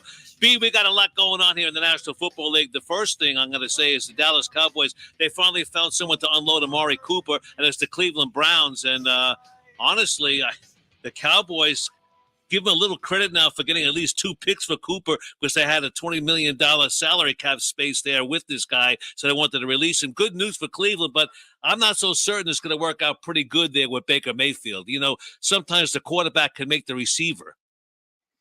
Yeah, I don't think it's an upgrade for Amari. I think it's an upgrade for the Browns for sure because Amari Cooper still has game. And gosh, what is he, 27 years old? Like, that sounds incredibly young for Amari Cooper, but that's what he is. And I think this is a bigger get for the Browns than it is a bigger destination for Amari Cooper, because to go from Dak to Baker Mayfield, it's obviously a step down. There's no doubt about that. I'm with you right there. You know, so we'll see what happens there. I could to see him twice next season in the same division as the Cincinnati Bengals. But 8-time Pro Bowler linebacker Bobby Wagner released by the Seattle Seahawks. I don't think he'll be unemployed for long. And this comes on the heels after Seattle has traded quarterback Russell Wilson to Denver. That's the big news. Wilson traded for 2 first-round picks, 2 second-round picks. Drew Lock, remember him, tight end Noah Fant, and defensive end Shelby Harris. Wilson's 33. And he ranks like 5th among active quarterbacks in passing yards, over 37,000. But he was injured last year, missed 3 games with that hand injury, maybe like 3.5 games. And it hurt. It hurt him. It hurt them. They're a losing record. But now going to Denver, he's got some weapons with him in Cortland Sutton and Jerry Jeudy. So we'll see what happens. And Denver's got a pretty good defense. And certainly I think he'll get more protection up front of the offensive line in Denver than he did in Seattle. Well, I think it's a huge move for Denver. I'm surprised. It's a mixed bag when it comes to how people evaluate Russell Wilson right now. I'm of the belief that he's still a flat-out stud. He's 33 years old. I think he's a dynamic quarterback. I think that he was sold short last season because he got injured, missed 3.5 games, we'll call it, right? Mm-hmm. And then when he came back, he wasn't playing at the same level that we're used to seeing him play at. They got shut out by the Packers 17-0, right? It took him a little bit of time to get the accuracy back to look like Russell Wilson. And I think that there are a lot of people that think that's just what Russ is going to be from here on out. I couldn't disagree with that more. So I'm not making that up out of thin air. There are a lot of people that are like, shoulder shrug, I guess Russ is still okay going forward. It's like, what? This dude hadn't missed a game until last year. He misses 3 games. He's a little inaccurate when he comes back and rushed it with that finger injury, and now he's just washed up. I don't buy that at all. And more than that, people figured he was sacked 43 times last year in Seattle. You know, some of it was his fault, maybe holding on to the ball a little too long, but he didn't get much protection up front. No, and that's been the common theme with Russ in Seattle. And, let's not make it sound like Denver's got the Colts offensive line or something like that. But he's hoping that he doesn't take as much wear and tear, right? He's hoping he doesn't get hit as much. You just have a lot to work with. You've got a solid defense. And in terms of weapons to throw to, you could do a lot worse than really the quartet of Jerry Jeudy, Tim Patrick, Cortland Sutton, KJ Hamler. That's a lot in terms of just wide receivers to throw to. You know, I'd like to see what's going to happen now in Seattle. That's the key. You talk about rebuilding. They had one of the oldest rosters in the league last year before they traded Wilson. They're $34 million below the salary cap, but certainly right now they were 7-10 last year and losing record. We'll see where they go. And again, I don't think they're going to base their future. You mentioned this early on Drew Lock at quarterback. They can't. Well, no, they absolutely can't. That's no future. That's hey, let's just bottom out in 22 and hope for a high draft pick next year. That's the only plan it could be, because he's not going to all of a sudden figure it out and be a franchise quarterback that's a difference maker. That's just not what Drew Lock is going to be in the NFL.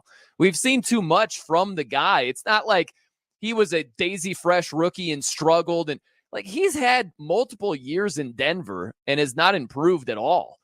So that can't be the plan for Seattle. But the question is, what is? Are they going quarterback in the first round? Well, they don't have a first round pick. Are they going quarterback in the draft? They're going to try to make a blockbuster move to get Deshaun Watson and you get younger.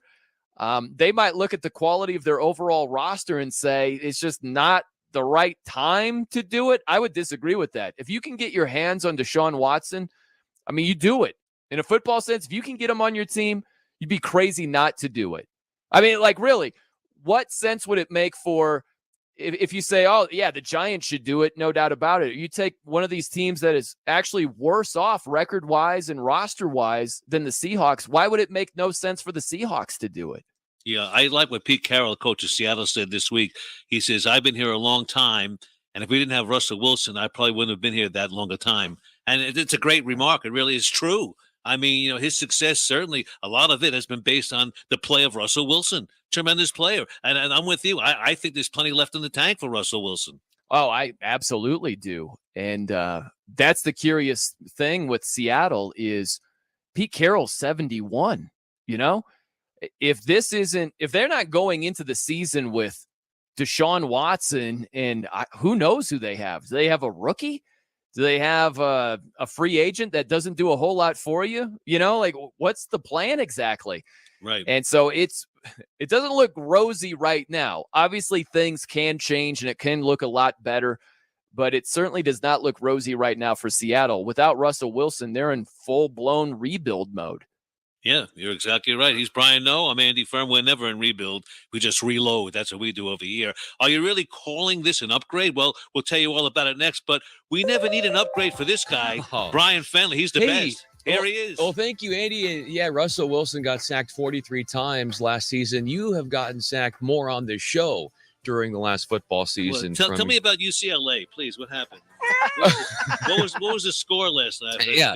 So let's get into that. Yeah, as we look at conference tournament championships from college basketball. And yeah, Arizona, they squeak on by against UCLA 84-76 to take home the Pac-12 title. And guys, the reason for this was the presence inside, the two big men for the Wildcats, and they and the team contributed to what was 11 blocks for U of A. That made a big difference in this one. Also, Virginia Tech gets the job done against Duke 82-67 in the ACC. So Mike Krzyzewski is now waiting to see where he and his team will be in the NCAA tournament. The Selection Sunday will be later on today. Big 12, Kansas winners over Texas Tech 74-65.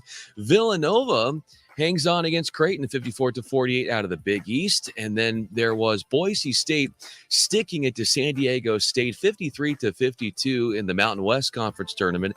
The Big West out here, Cal State Fullerton. Andy, that is actually a school. And the Titans, they triumph over Long Beach State 72-71. The SWAC title goes to Alcorn State. We've also got Akron, Vermont. Andy Furman's favorite school that he never went to, St. Peter's. The Peacocks in Jersey City. Yes, exactly. I don't think you could ever get into that school. I don't think your academics were high enough, but you're right. As a kid, yeah. Texas A&M Corpus Christi, Montana State, UAB, New Mexico State, some of the names that will hear their name called as far as burst for Selection Sunday. We do have some more college basketball games before that, and that would be Purdue and Iowa later on today. Big Ten Championship, Texas A&M and Tennessee. The SEC is what they're going to be fighting after. Houston and Memphis are going to go after an AAC title. And let's not forget about the Ivy League here, right? We've got Yale and Princeton battling it out. So that's something to watch as well. And then in the NBA from last night, Jordan Clarkson, 45 points for the Jazz as they beat the Kings 134-125. Klay Thompson had 38 points as the Warriors whipped the Bucks 122-109. As I send it back to you guys, I was just thinking, Brian, no, your Cardinals, they haven't really figured out what they're going to do with the DH for this season, designated hitter. I'm thinking, it would be great. Yeah, you're thinking Pujols. I'm thinking Pujols. Yeah. I think that'd be Bring great him for back. you guys. Yeah, bring him back. He might be 55, but hey, he can put the bat on the ball. Yeah, Good they're point. expected to be in the mix. The Mariners are in the mix. A couple of teams thinking about Pujols potentially. We'll see. We'll see what happens. Thank you. See you, Brian. See you in an hour. Bye now. Okay. Hey, maybe the third time is a charm. We'll tell you all that in about a minute. He's Brian Noah, I'm Andy Furman. And this is Fox Sports Sunday on Fox Sports Radio. And by the way, a little stat for you. I was watching that Arizona game with UCLA last night, and the announcer said that there's 104 7-footers that play Division I college basketball. Arizona has 2 of them. It's a pretty good stat, I thought. They're a good team, that Arizona team. By the way, Bronx Got Talk length. Radio. Length is important in basketball. Yes, it is. There, Andy. Yes, it is. And Bronx they Talk were Radio. using that length to swat away a bunch of Bruin They shots. Sure were. Yes, Yeah. they were.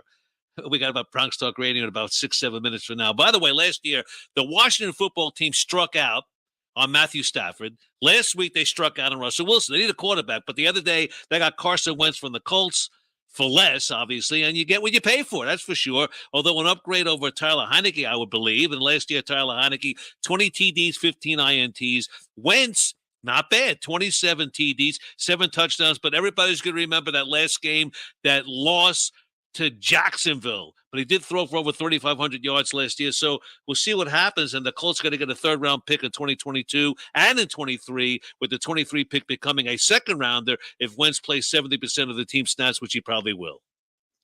I don't understand why Wentz's reputation is in the toilet. It is. There's no denying that, right? Like, I agree. If you just don't listen to sports radio or sports television for the most part, if you just go online and read a couple of opinion pieces about Carson Wentz, it's just like, what is Washington doing? Why would they trade for this hack over here? That's all I hear. There's something from Yahoo Sports puts together like a daily, I don't know, kind of like they put together a few pieces, right? Mm-hmm. Yeah. And it's kind of like a mailbag / I don't know. It's kind of like a daily newsletter, I guess is what it is. And they included this, a taste of the mailbag, right? And I didn't want to rip this off because I thought it was stated very well. It's from a guy named Herb T. And he just wrote this. He wrote, the Indianapolis Colts scored 52 touchdowns in 2021, tying them for 8th place with the Super Bowl winners, the Rams. The Indianapolis Colts allowed 32 passing touchdowns, placing them just ahead of Washington, which was in last place. Was it the offense or the defense that let the team down?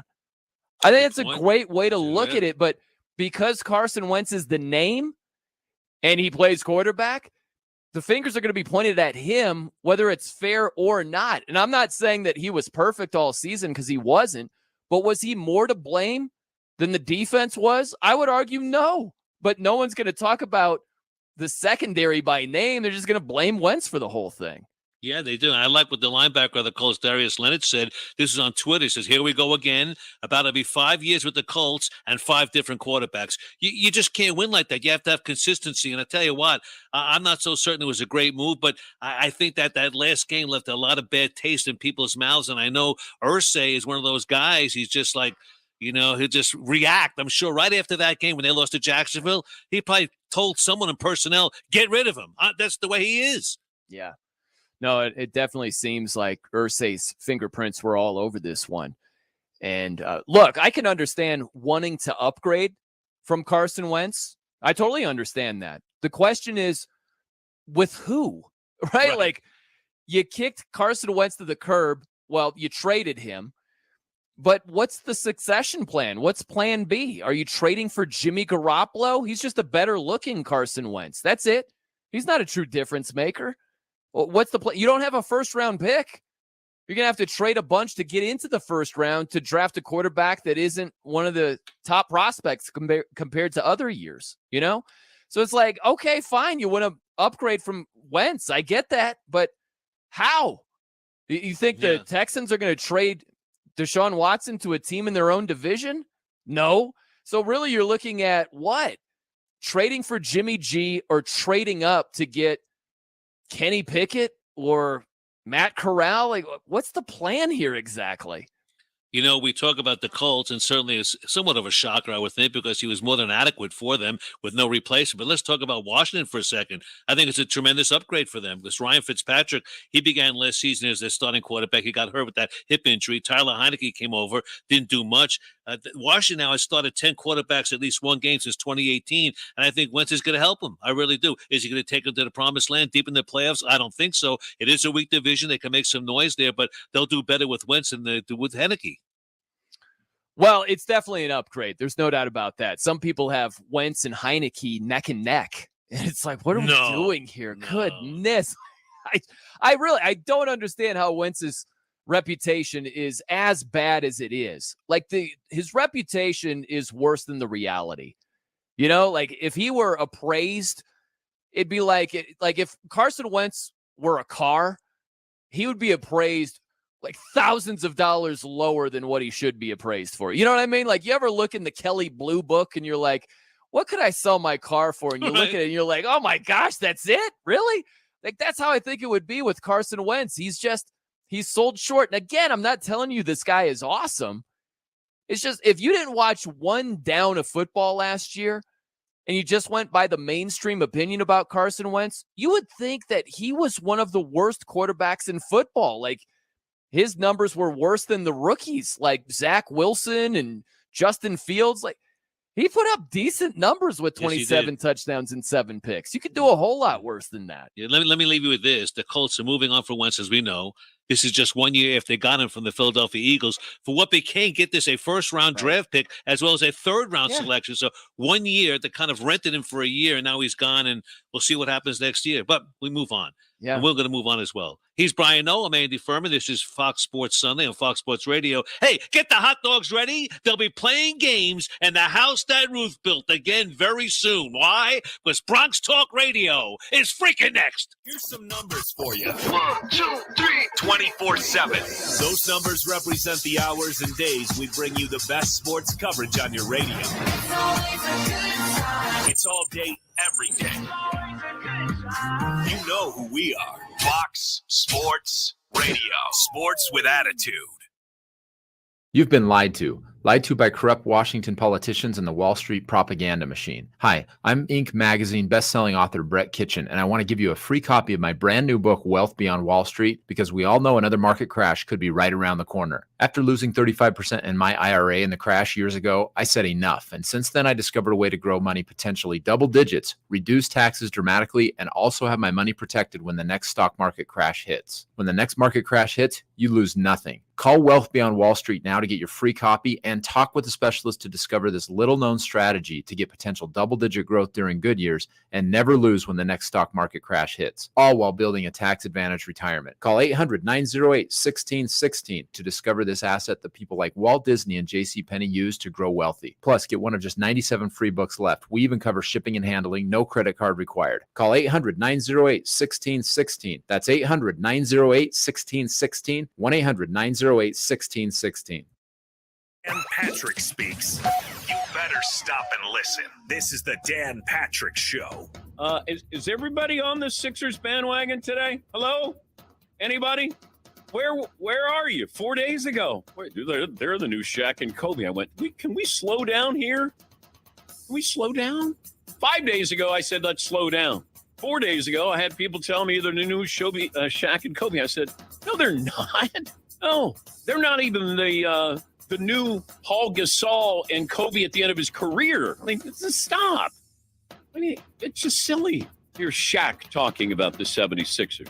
Right here, right now, would you be willing to crown Embiid and Harden as the next Shaq and Kobe? No. Ooh, Me and Cole had 8 years of damage together. No, not even close. Stop it. If they won one championship, would they be in conversation? Listen, N-O, H-No, and F-No. Figure it out. Oh, God. This is when you have a hot take. Yeah, got your hot take. Good luck with your hot take. You got 8 games. They had 8 years. Yeah, I think they're the new Shaq and Kobe. No, they're not. Of course they're not.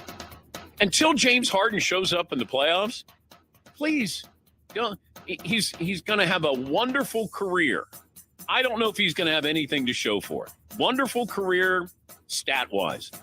I want to see what you do in a big moment in a playoff game. And last night felt like a playoff game.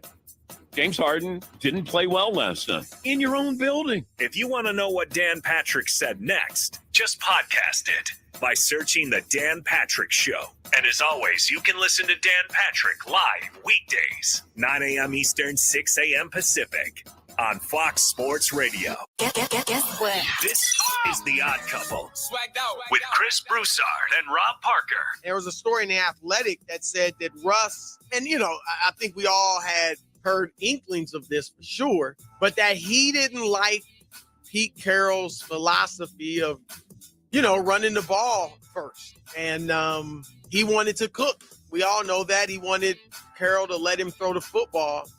There's a lot of stuff that goes in it, and that was not the winning formula for Seattle.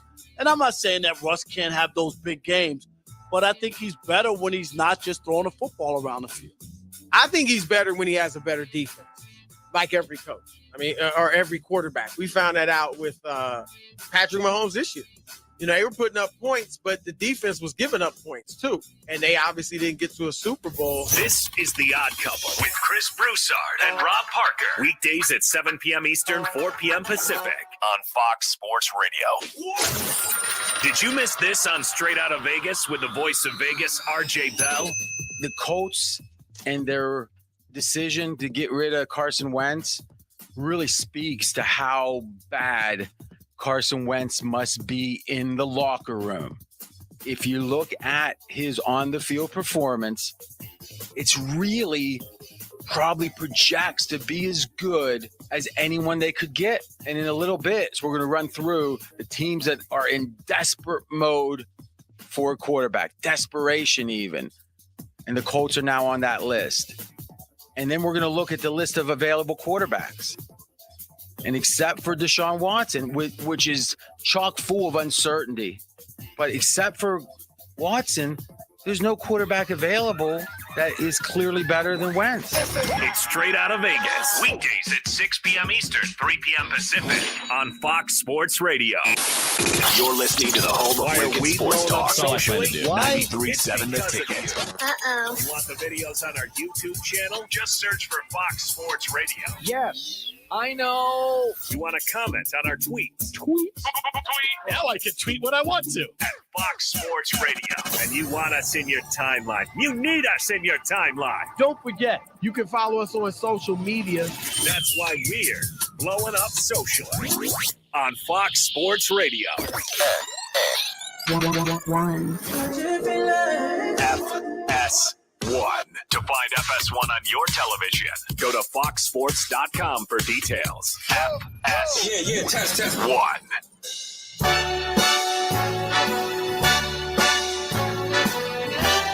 Bronx Talk Radio right around the corner. About 11 minutes now before the top of the hour. This is Fox Sports Sunday. He's Brian Noe. I'm Andy Ferber. Right now, let's go to the Bronx. Guys, it's time to channel your inner New Yorker.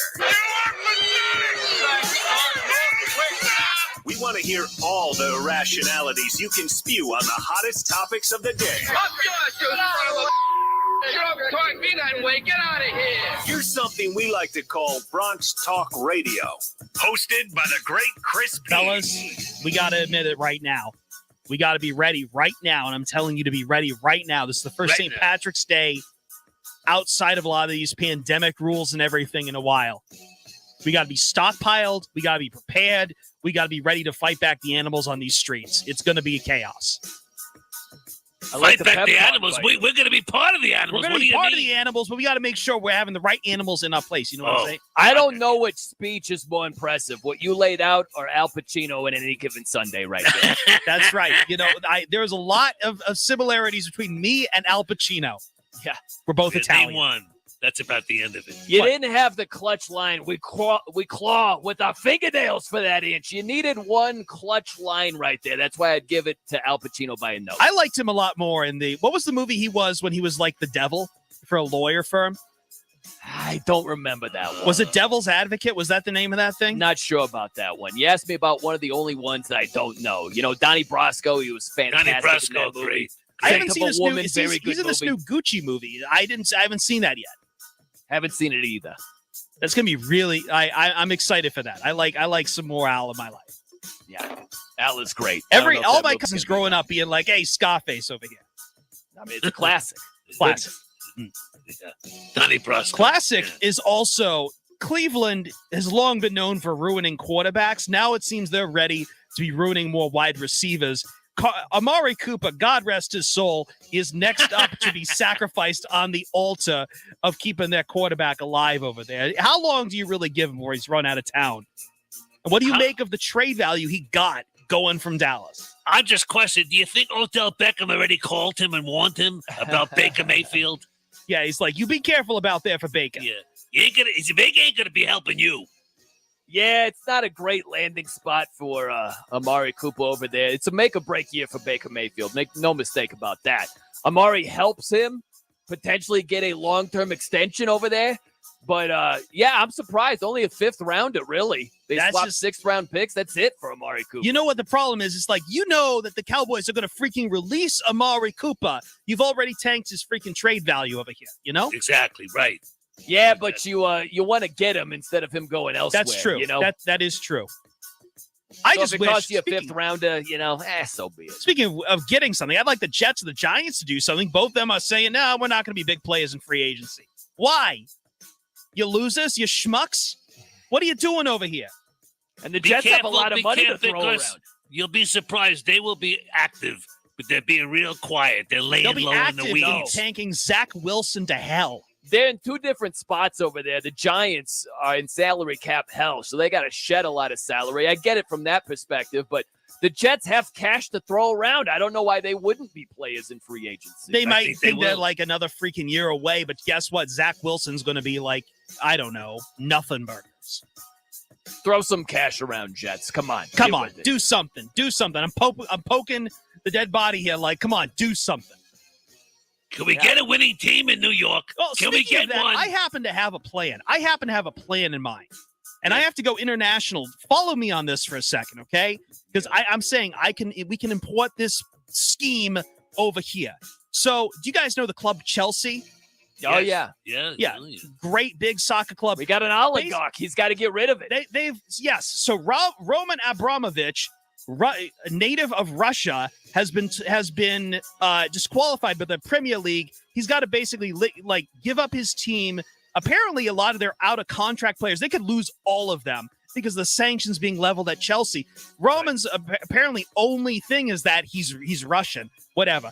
All I'm saying here, though, is looking at how Chelsea is being dismantled, and just because of Abramovich over there, I'm just saying we need to figure out some way to fudge some sort of tie between James Dolan and the Russian mafia. Who's with me?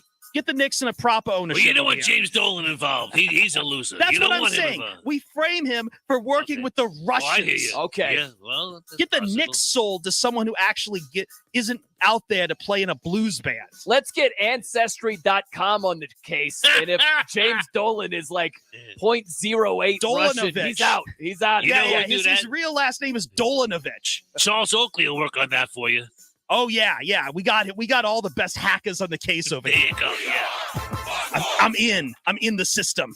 Linksoul is more a philosophy than a brand, more of an experience than a clothing company. They believe in creating products they value with the people they love for the good of their families and their community. Their roots are in golf, but now they fill their time with many interests, and that's reflected in the clothes they design. Made to take you from the links to the boardroom, from the ocean to a night out with friends, Link Soul Apparel is designed to be with you throughout a day well lived. Co-founded by John Ashworth and a team of his family and close friends, they are a group of people who have been in men's lifestyle clothing industries, namely golf and surfing, for decades. Somewhat tired of the corporate game, they set off on their own pirate ship to do what they do best, creating clothes that work for all aspects of your life. From the land to the sea, Link Soul has you covered. Check them out at linksoul.com to learn more. That's linksoul.com. Mornings on FS1. Skip Bayless and Shannon Sharp go head-to-head on the day's hottest sports topics. Undisputed with Skip and Shannon. Weekdays at 9:30 Eastern on FS1 and the Fox Sports app. When Colin Cowherd drops the info, It's a wonderful thing. you need to listen. Colin, Russell Wilson, going to that division. Scary. Yeah, because Aaron Rodgers playing in that crappy division's really helped him out in the playoffs, hasn't it? You want to play in a Power 5 conference? The SEC doesn't seem to hurt their teams. They all win the national championships every other year. Let's talk about what a tough division he joined. It's funny, Matt Stafford went to the Rams, a significantly tougher division, and won a Super Bowl. Didn't hurt his career much, did it? Let's look at the AFC West. Ooh, the Raiders. Last 19 years, 2 playoff appearances, lost both. Dysfunctional even last year. Poorest owner in the NFL. I'm Christian. Last year, narrow wins over average teams. But they beat the Colts. Who, because they lost to the Jags, didn't make the playoffs. That's a big obstacle. What about the Chargers?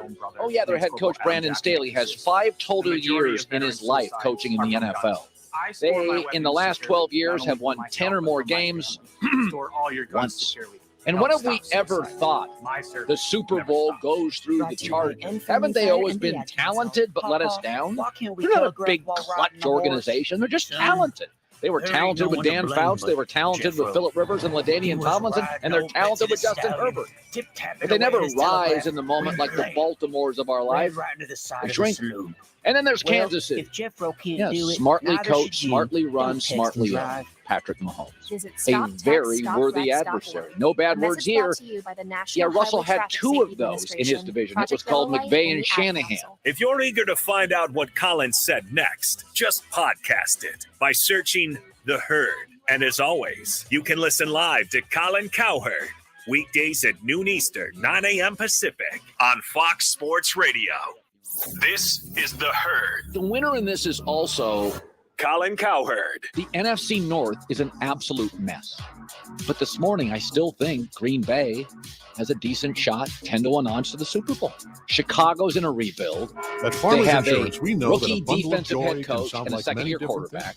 Detroit's got a goofy coach who we kind of like, but he's goofy, and an average quarterback. And Minnesota has a rookie coach and an average quarterback. Outside of the Rams, who would the Packers face in the playoffs next year in the NFC? That they'd be an underdog. The safest bet in the NFL next year is Green Bay gets a bye and wins their division. They probably don't face the Rams until the NFC Championship, and they'll face them at home. I don't think Green Bay's great. It's time for today's STEM I don't tip. think Aaron wanted any part recycling is important. of No one Mahomes, wants Herbert, plastic in Carr. the ocean. I think Russell Cool Wilson's way to built differently than repurpose Aaron plastic Rodgers. bottle. This Build an is The awesome Herd. area. And the story Fill a out large today, plastic bottle in Weekdays half at noon and fill the Eastern, base 9 a.m. with Pacific. sand, You know what? pebbles, Let's potting try soil, it. and your favorite plant. Dan I chose an Patrick. African violet. All righty. Top of the He's bottle, your over friend the on the base, radio. placed in the sun. And I The plant stand will by grow that. sealed in Dan its own Patrick. ecosystem. He's our Fun, friend right? on the radio. Learn more at She Can Sell. Dan Patrick. He's everyone's friend on the radio. Message from the ad. I'll take that. Yeah, I'll do that. You'll always be Dan Patrick's friend And you know what? Nothing would surprise me. because you listen to him right here. Weekdays at 9 a.m. Eastern, 6 a.m. Pacific on Fox Sports Radio. The most fearless voice in sports is on FS1. The one and only Colin Cowherd is bold, unique, and outspoken. Wow. You can see him on The Herd. Weekdays at noon Eastern on FS1 in the Fox Sports app.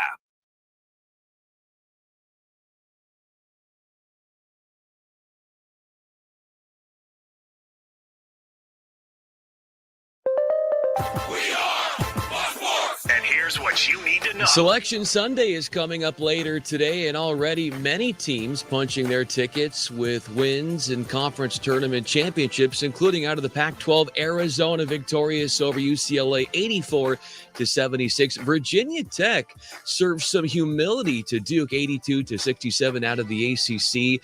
The Big 12 went to Kansas as they get the job done against Texas Tech 74-65. And then did you hear about Villanova? Gillespie runs it out. Cats win. Cats win. Cats win. Final score, Villanova 54. Creighton 48 as the Cats win their sixth Big East tournament title in school history tonight at Madison Square Garden. The Villanova Radio Network, and by now you should know that the Cats won. And yeah, they got it done against Creighton for the Big East title. Also, Boise State winners in the Mountain West against San Diego State. I'm Brian Fenley. Fox Sports Sunday is on.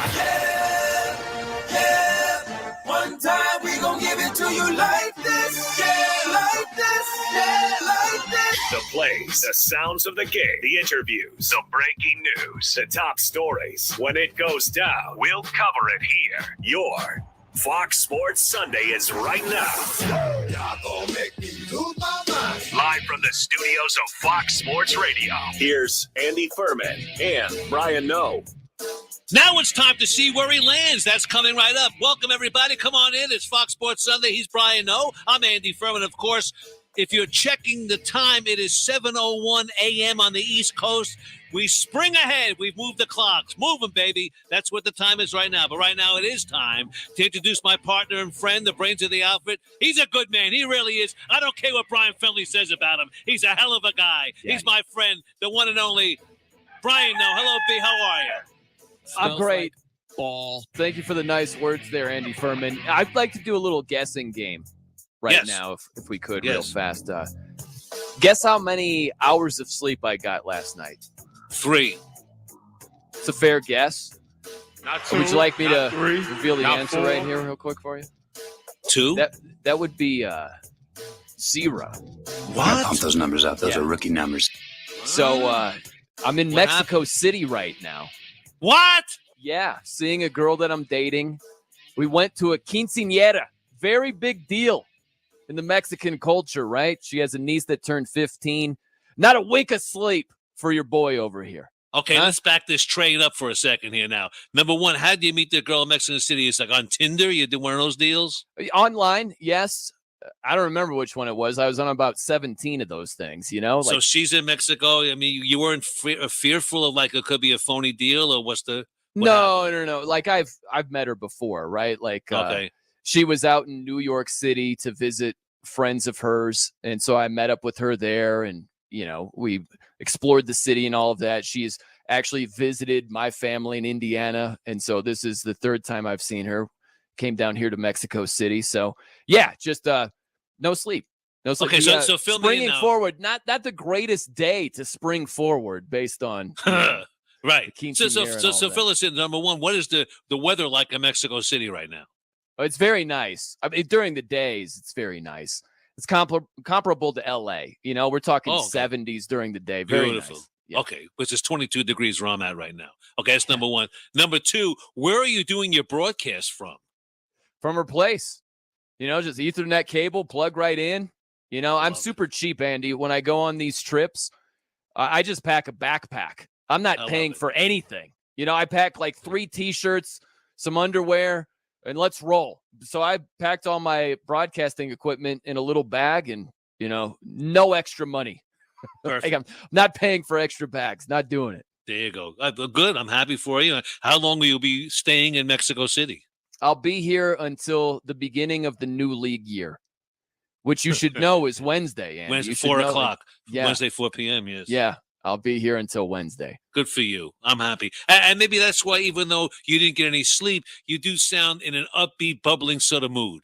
Oh, well, good. Great. Yeah, well, thank you. You know, sometimes, because I am a vampire, Andy, in terms of my sleep at night, you know, so I'll go to bed super late on Saturday night and just get a couple of hours when we do the show on Sunday. So every now and then at the beginning, I'm a little foggy. It takes me a little bit, you know.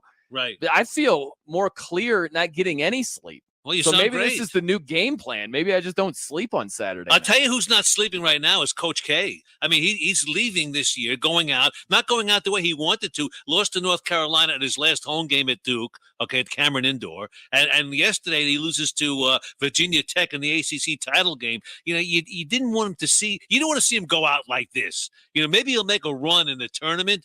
But, man, I didn't think Tech would beat him. I really didn't. Yeah, well, hey – we've got one tournament left, right? Right. He does. The regular season finale against North Carolina, that certainly was a disappointment. They got all the way to the ACC championship game and then laid an egg, right? You got to give Virginia Tech credit. They played pretty well. And this is it, man. It's down to the big dance. So see what happens. Yeah, think about that too, Andy, is let's just say Duke doesn't win a championship. The odds are better than not that they don't. Right. But what round did they go out in? Do they go down valiantly in the Elite Eight, a step away from the Final Four, or do they get bounced in the first or second round, against some way lower seeded team? I'm really curious to see how it unfolds for Coach K. Well, we'll see who they get matched up with on the board this afternoon. We move on, though, because it's football talk. It really is. And we talk about football right now with basically the quarterback carousel, which went on this week. NFL quarterback market really picked up a lot of steam leading up to your free agency. And the Packers obviously keeping Aaron Rodgers. That's not much of a surprise. The Broncos with a big surprise getting Russell Wilson from the Seahawks, and the Colts shipped off Carson Wentz to the Commanders of Washington. But Deshaun Watson may be the story because he's been looking for a trade since the start of last year. And although he got the indictment from the jury, it could be a civil case coming up, but still with the 22 women who accused him of misconduct, so to speak, I think he's going to be playing. So I think the game we should play right now is, where will he go? Where will Deshaun Watson end up? Because there's going to be teams salivating for him because he's a quarterback, and you don't win in the National Football League without a quarterback. I would say this. The teams that are out of the mix, obviously Denver, they're gone because they got Russell, right? Colts, they could use him, but I don't think they're going to deal him in the same division. I have a hard time seeing that, yeah. Okay, Commanders, they got Wentz. I think that's it for them. You get what you pay for, really. Wentz is all right, but he's no Deshaun Watson. But then Washington's not. It's over. What about your team? What about the Dolphins? What's the deal with them? Look, Chris Greer, the GM, said during the combine that Miami had moved on from pursuing Deshaun Watson, and it's like, have you though? Right? Like that might be just for public appearances to say, no, we're out of the mix here. I have a hard time believing that Miami truly is. I'll tell you this, they shouldn't be. They should not be out of the mix. You had Deshaun Watson. The only team he waived his no-trade clause for beforehand was the Miami Dolphins.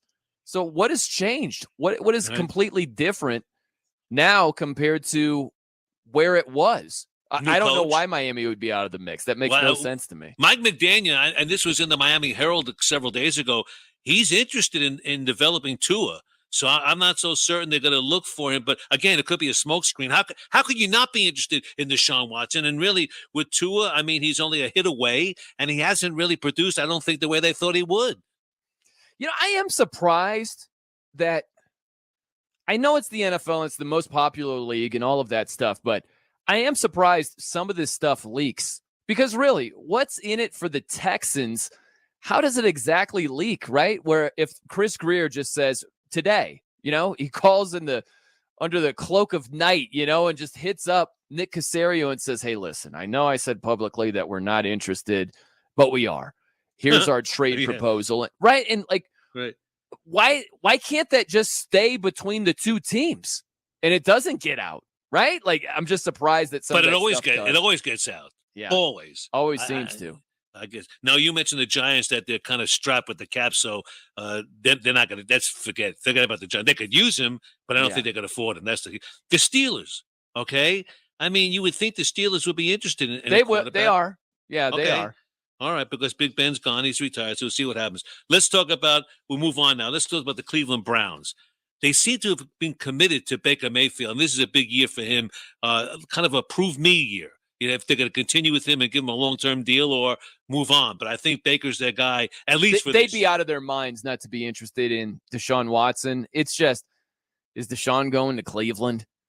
That's the whole thing. Is he's got a lot of teams after him. Tampa. You rather go to Tampa or Cleveland? You know, you're right.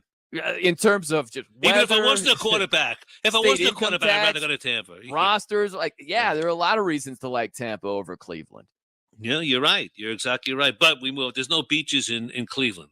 There's beaches in Tampa. Okay, talk about the Jets. I mean, they could use him. They got cap space, as you mentioned, but I think that Zach Wilson, who's only been there a year and he's a number 2 pick, I think that, ownership and guys that make the picks, the GMs, the personnel guys, they don't want to have the egg on their face saying we're moving on because it makes them look bad. It looks like we made a mistake. So I think they're going to stick with Zach Wilson just because out of fear of looking bad to the public. I don't know about that, Andy. I don't think that's what it's about. I think that you can talk yourself into, hey, if our evaluation is correct about Zach Wilson and he's a franchise quarterback, we're better off not trading all of these picks and maybe a player or two to get Deshaun Watson when we can save all of that compensation and just ride with Zach Wilson, who we're hoping is a franchise quarterback and don't know for sure that he's not that guy. I mean, that you can talk yourself into that. I'm not saying that's the proper argument to make. I think you go with Deshaun because he's a sure thing, and you don't know if Zach Wilson is. Right. But I don't know if that's how they're going to think. Right.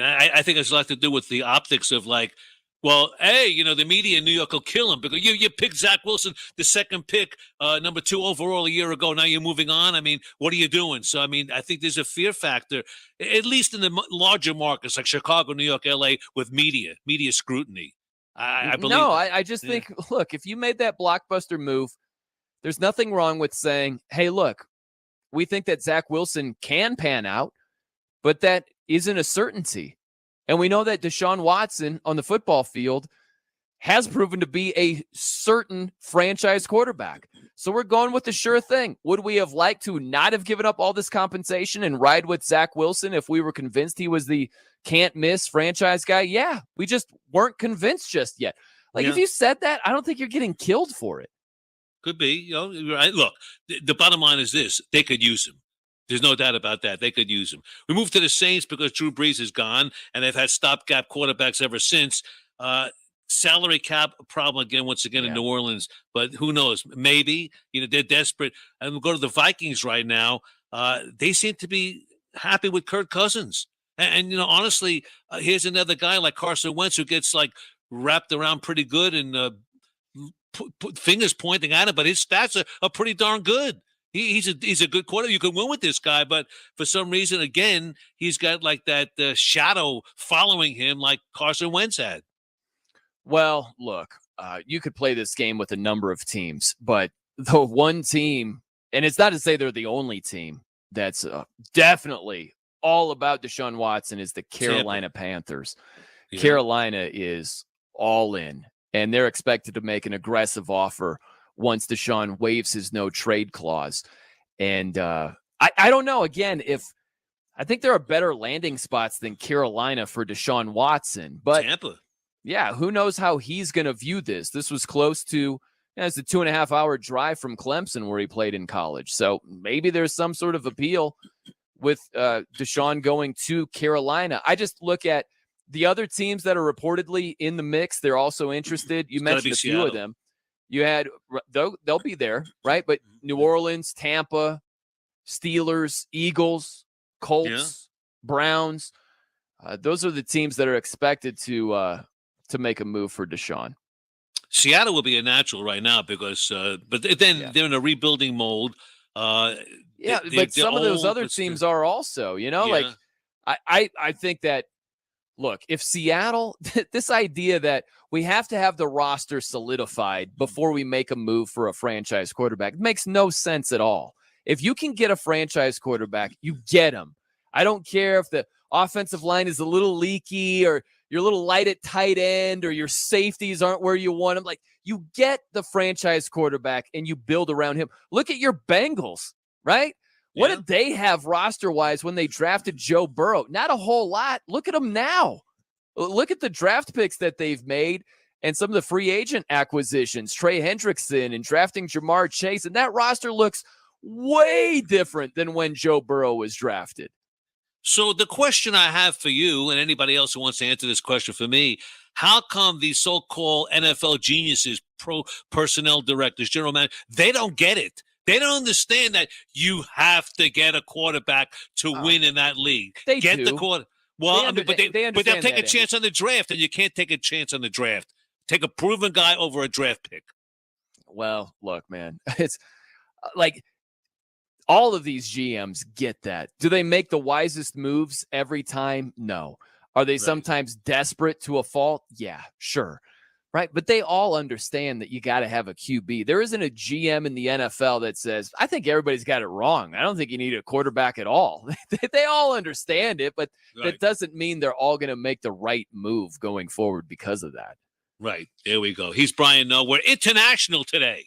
Brian Noe in Mexico. International. Fox Sports Sunday. By the way, if cold candidate calls aren't turning into hot hiring leads, then you need Indeed, because Indeed's powerful hiring platform makes it easy to attract, screen, and interview candidates all from one place. Find your next great hire visiting Indeed.com/credit. He is Brian Noe. Get him on Twitter at The Noe Show, Noe Show, at Andy Furman FSR. We'll take your phone calls at 877-99 on Fox. That's 877-996-6369. Bottom Barrel Betting in this hour. Brian Noe and Noe's Picks and hour number 3. But this team can't win. I'm going to tell you why next. Finally, play ball! The lockout is over. The boys agree. The bosses agree. We all agree. Play ball! Thank God it's back. Major League Baseball. It's what we've all waited for. And a fly ball right center field. This is Fox Sports Radio. Get help managing your money for the life and years ahead. With Fidelity Income Planning, we'll look at what you've saved, what you'll need, and build a straightforward plan to generate income, even when you're not working. A plan that gives you the chance to grow your savings and create cash flow that lasts. Plus, you can start, stop, or adjust your plan at any time without the unnecessary fees. Talk to us today so we can help you go from saving to living. Fidelity Brokerage Services, member NYSE SIPC.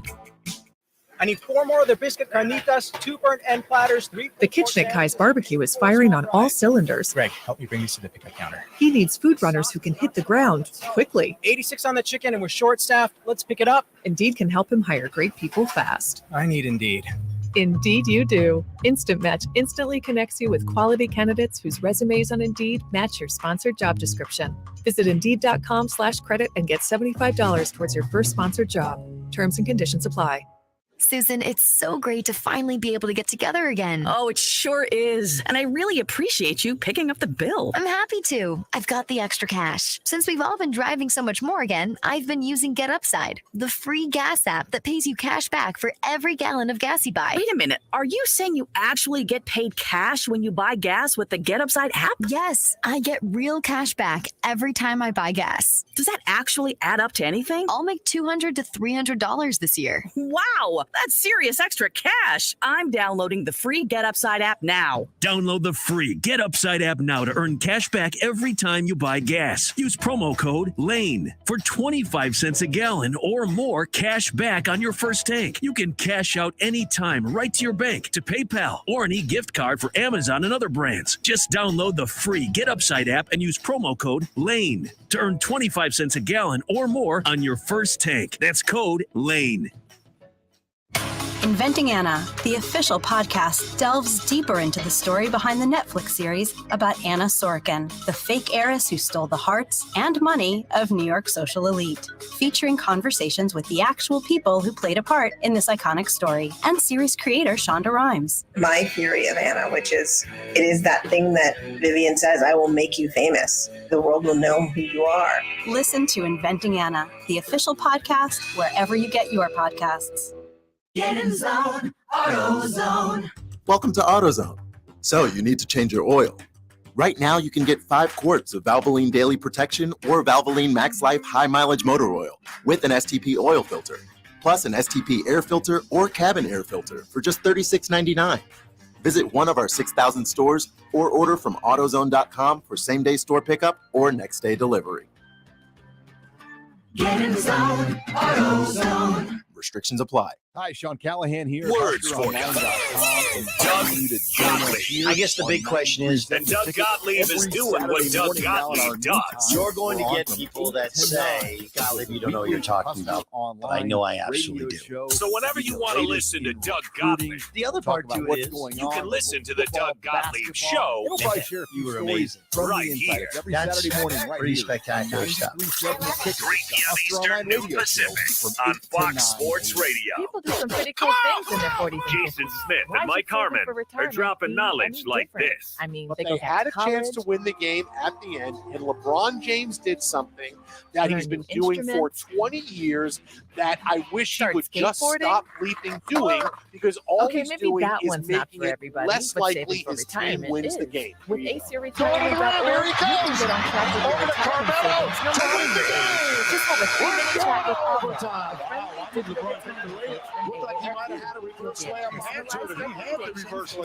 Wow. So there it is, Lakers Radio Network, and that is exactly what happened. LeBron had the ball on the wing with time ticking down.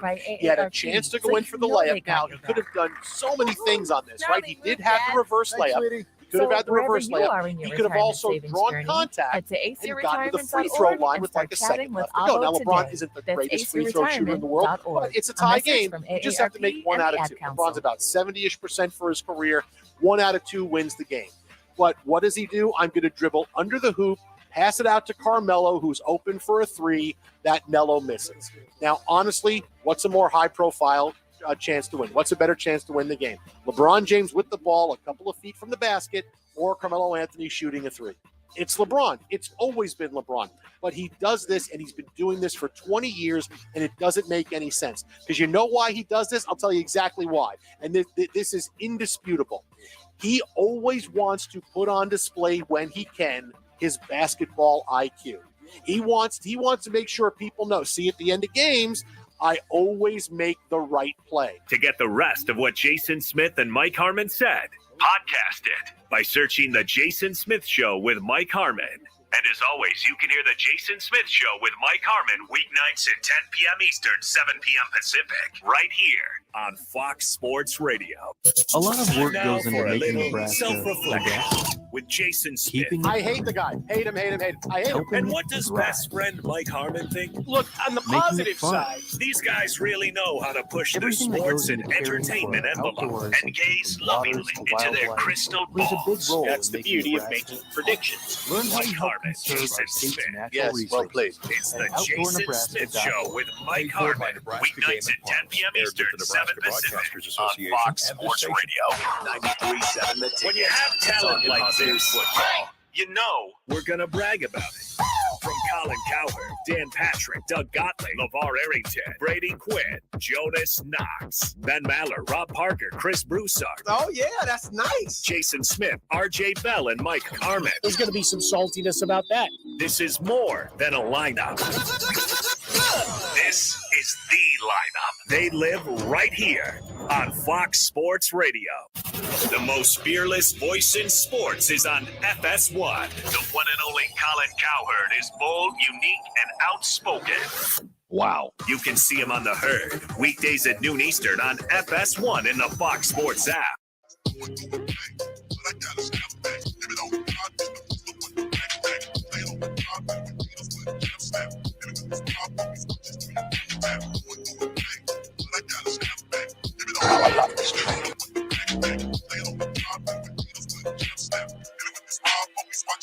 It's all about saving money. We'll get to that in just about a minute, 22 minutes past the hour. He's Brian Noe. I'm Andy Furman. This is Fox Sports Sunday on Fox Sports Radio. And before we get into the meat, before we get into the main course, we have an appetizer. It's Manuel and Gardena. Manuel, you're on Fox Sports Sunday with Brian Noe and Andy Furman. How are you? I'm just a poor schleb, and 2 guys are enough for me, huh, Andy? Well, you said it, not me, but that's fine. You know I'm quoting you. How the hell are you? I'm doing great. 2 guys are enough for me, really. And my guy, Brian Noe. How the hell are you on this Spring Forward Sunday? I'm great, Manuel. How you doing, bud? I'm good, man, but I want to hear. So, all I keep hearing about is how AFC West is going skyrocketing while my Raiders are plummeting. So what say you guys? I mean, honestly, I'm not that worried about it myself because we are a playoff squad. The Chargers have had Dan Fouts, Drew Brees, Phillip Rivers, and have won exactly squat. The Broncos, while they have upgraded with Russell Wilson, I mean, it remains to be seen. And then you got KC, which is the class of the league. So I do understand that. But I really want to know, what do you guys think would be the way to go about it if you're the Raiders? Now, for me, I think with all those moves being made, you have to beef up the defense. No doubt. You just re-up the Mad Max. I think you got to bookend him with some quality, maybe in the draft. And then also, I want to re-sign our two cornerbacks who have been our best performing corners in probably the last 15 years. But fellas, what say you? I love both of you guys. You guys are Fox Sports Net stalwarts. And I'll listen off of the air. Outro. B, I think he answered the question. I think he really did. I mean, defense is the problem over there with the Raiders. Well, but that's not the question. What are you expecting from the Raiders in a loaded AFC West? That's what he's asking. I mean, where would they end up? Where are they going to be? Yeah, what are you expecting? Oh, I'm not expecting much. I'm really not. You know, here's the thing, Andy. If I had to guess who was going to be in last place, I would guess the Raiders. But there is light at the end of the tunnel because I would go back to last year. I think the Raiders in 2022 could be this year's version of the Arizona Cardinals last year, where heading into last season, a lot of people had Arizona process of elimination finishing last, where you say, well, hey, the Rams, they just upgraded with Matthew Stafford. Right. And the Niners, they were in the Super Bowl 2 years prior, right? And they were banged up the season before. So they're probably going to be in the mix. The Seahawks, they always win double-digit games with Russell Wilson there. So it's like, I guess if I got to pick someone, it's going to be Arizona to finish last. And they went 11-6, you know? So I think the Raiders, most people are going to pick them to finish last. But they could be this year's version of Arizona last year where they surprised some people and get to 10, 11 wins. It's hard to see that, but it was also hard to see that with Arizona, and it happened. Right, and I tell you what, I think that we use it as an excuse, of course, but I think it's a legitimate excuse with the coaching fiasco, what happened there. So maybe that shook things up, so we'll see what happens. But, you know, you're dead on, but again, you really can't put a finger on it. You can't predict. You don't know. You just don't know. And think about this too. Arizona was 8-8 prior to this past season, you know, Right. and they were picked by many to finish last, and they won 11 games.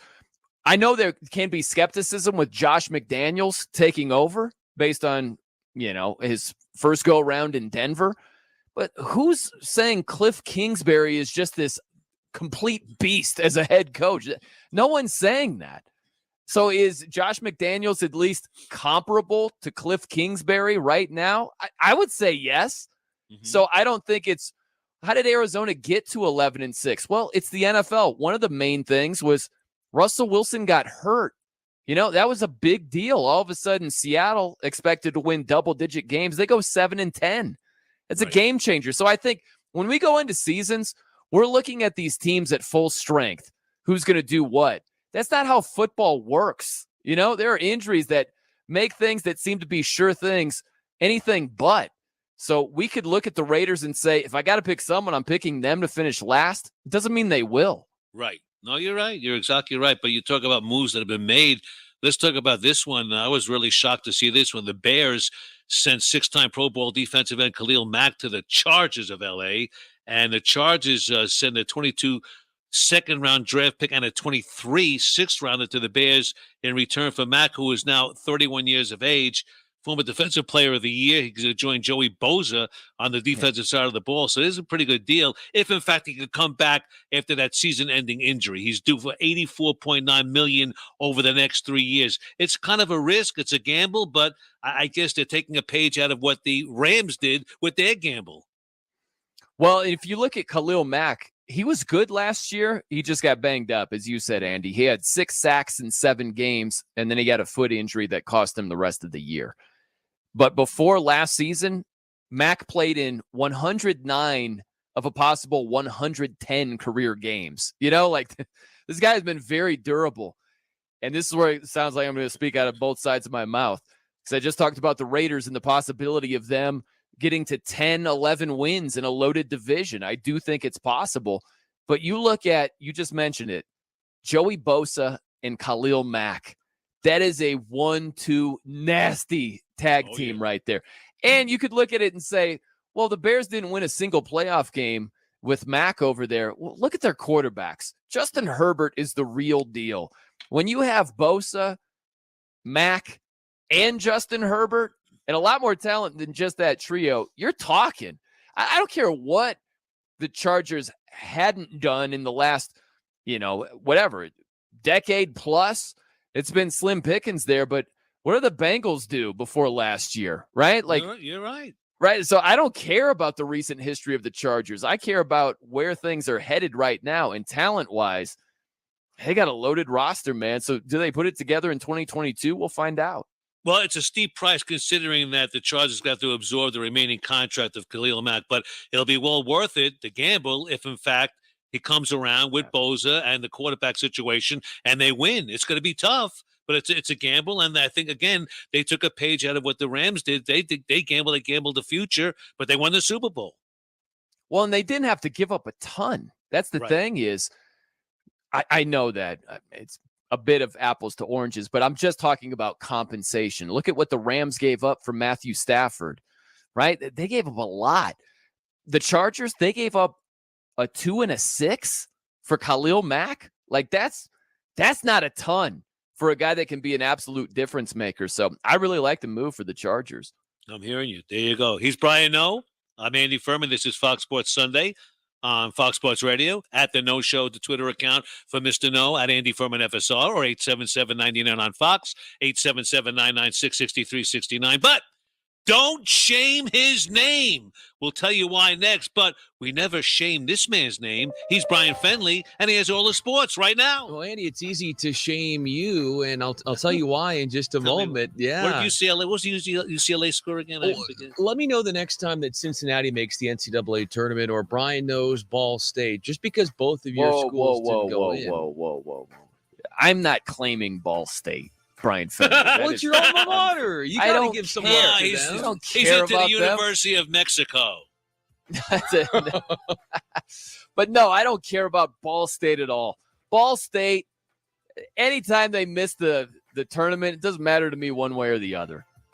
Well, I will say Me either. I will say this. You guys were talking earlier about hand size and how that's such a topic of discussion in the NFL. The reason I know that Andy Furman has really large hands is because his meaty fingers are to explain that when he tweets and he misspells coworkers at Fox Sports Radio. You're right. You're exactly right. Yeah. Anna, you're right. Yeah.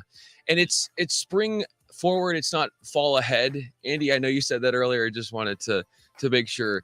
He corrected himself. Goodness, you were nitpicking today. Jeez. Okay, I'm going to start keeping a notebook on you. All right, I do it. Okay. Well, I got a diary on you. Just a little lock and key on that.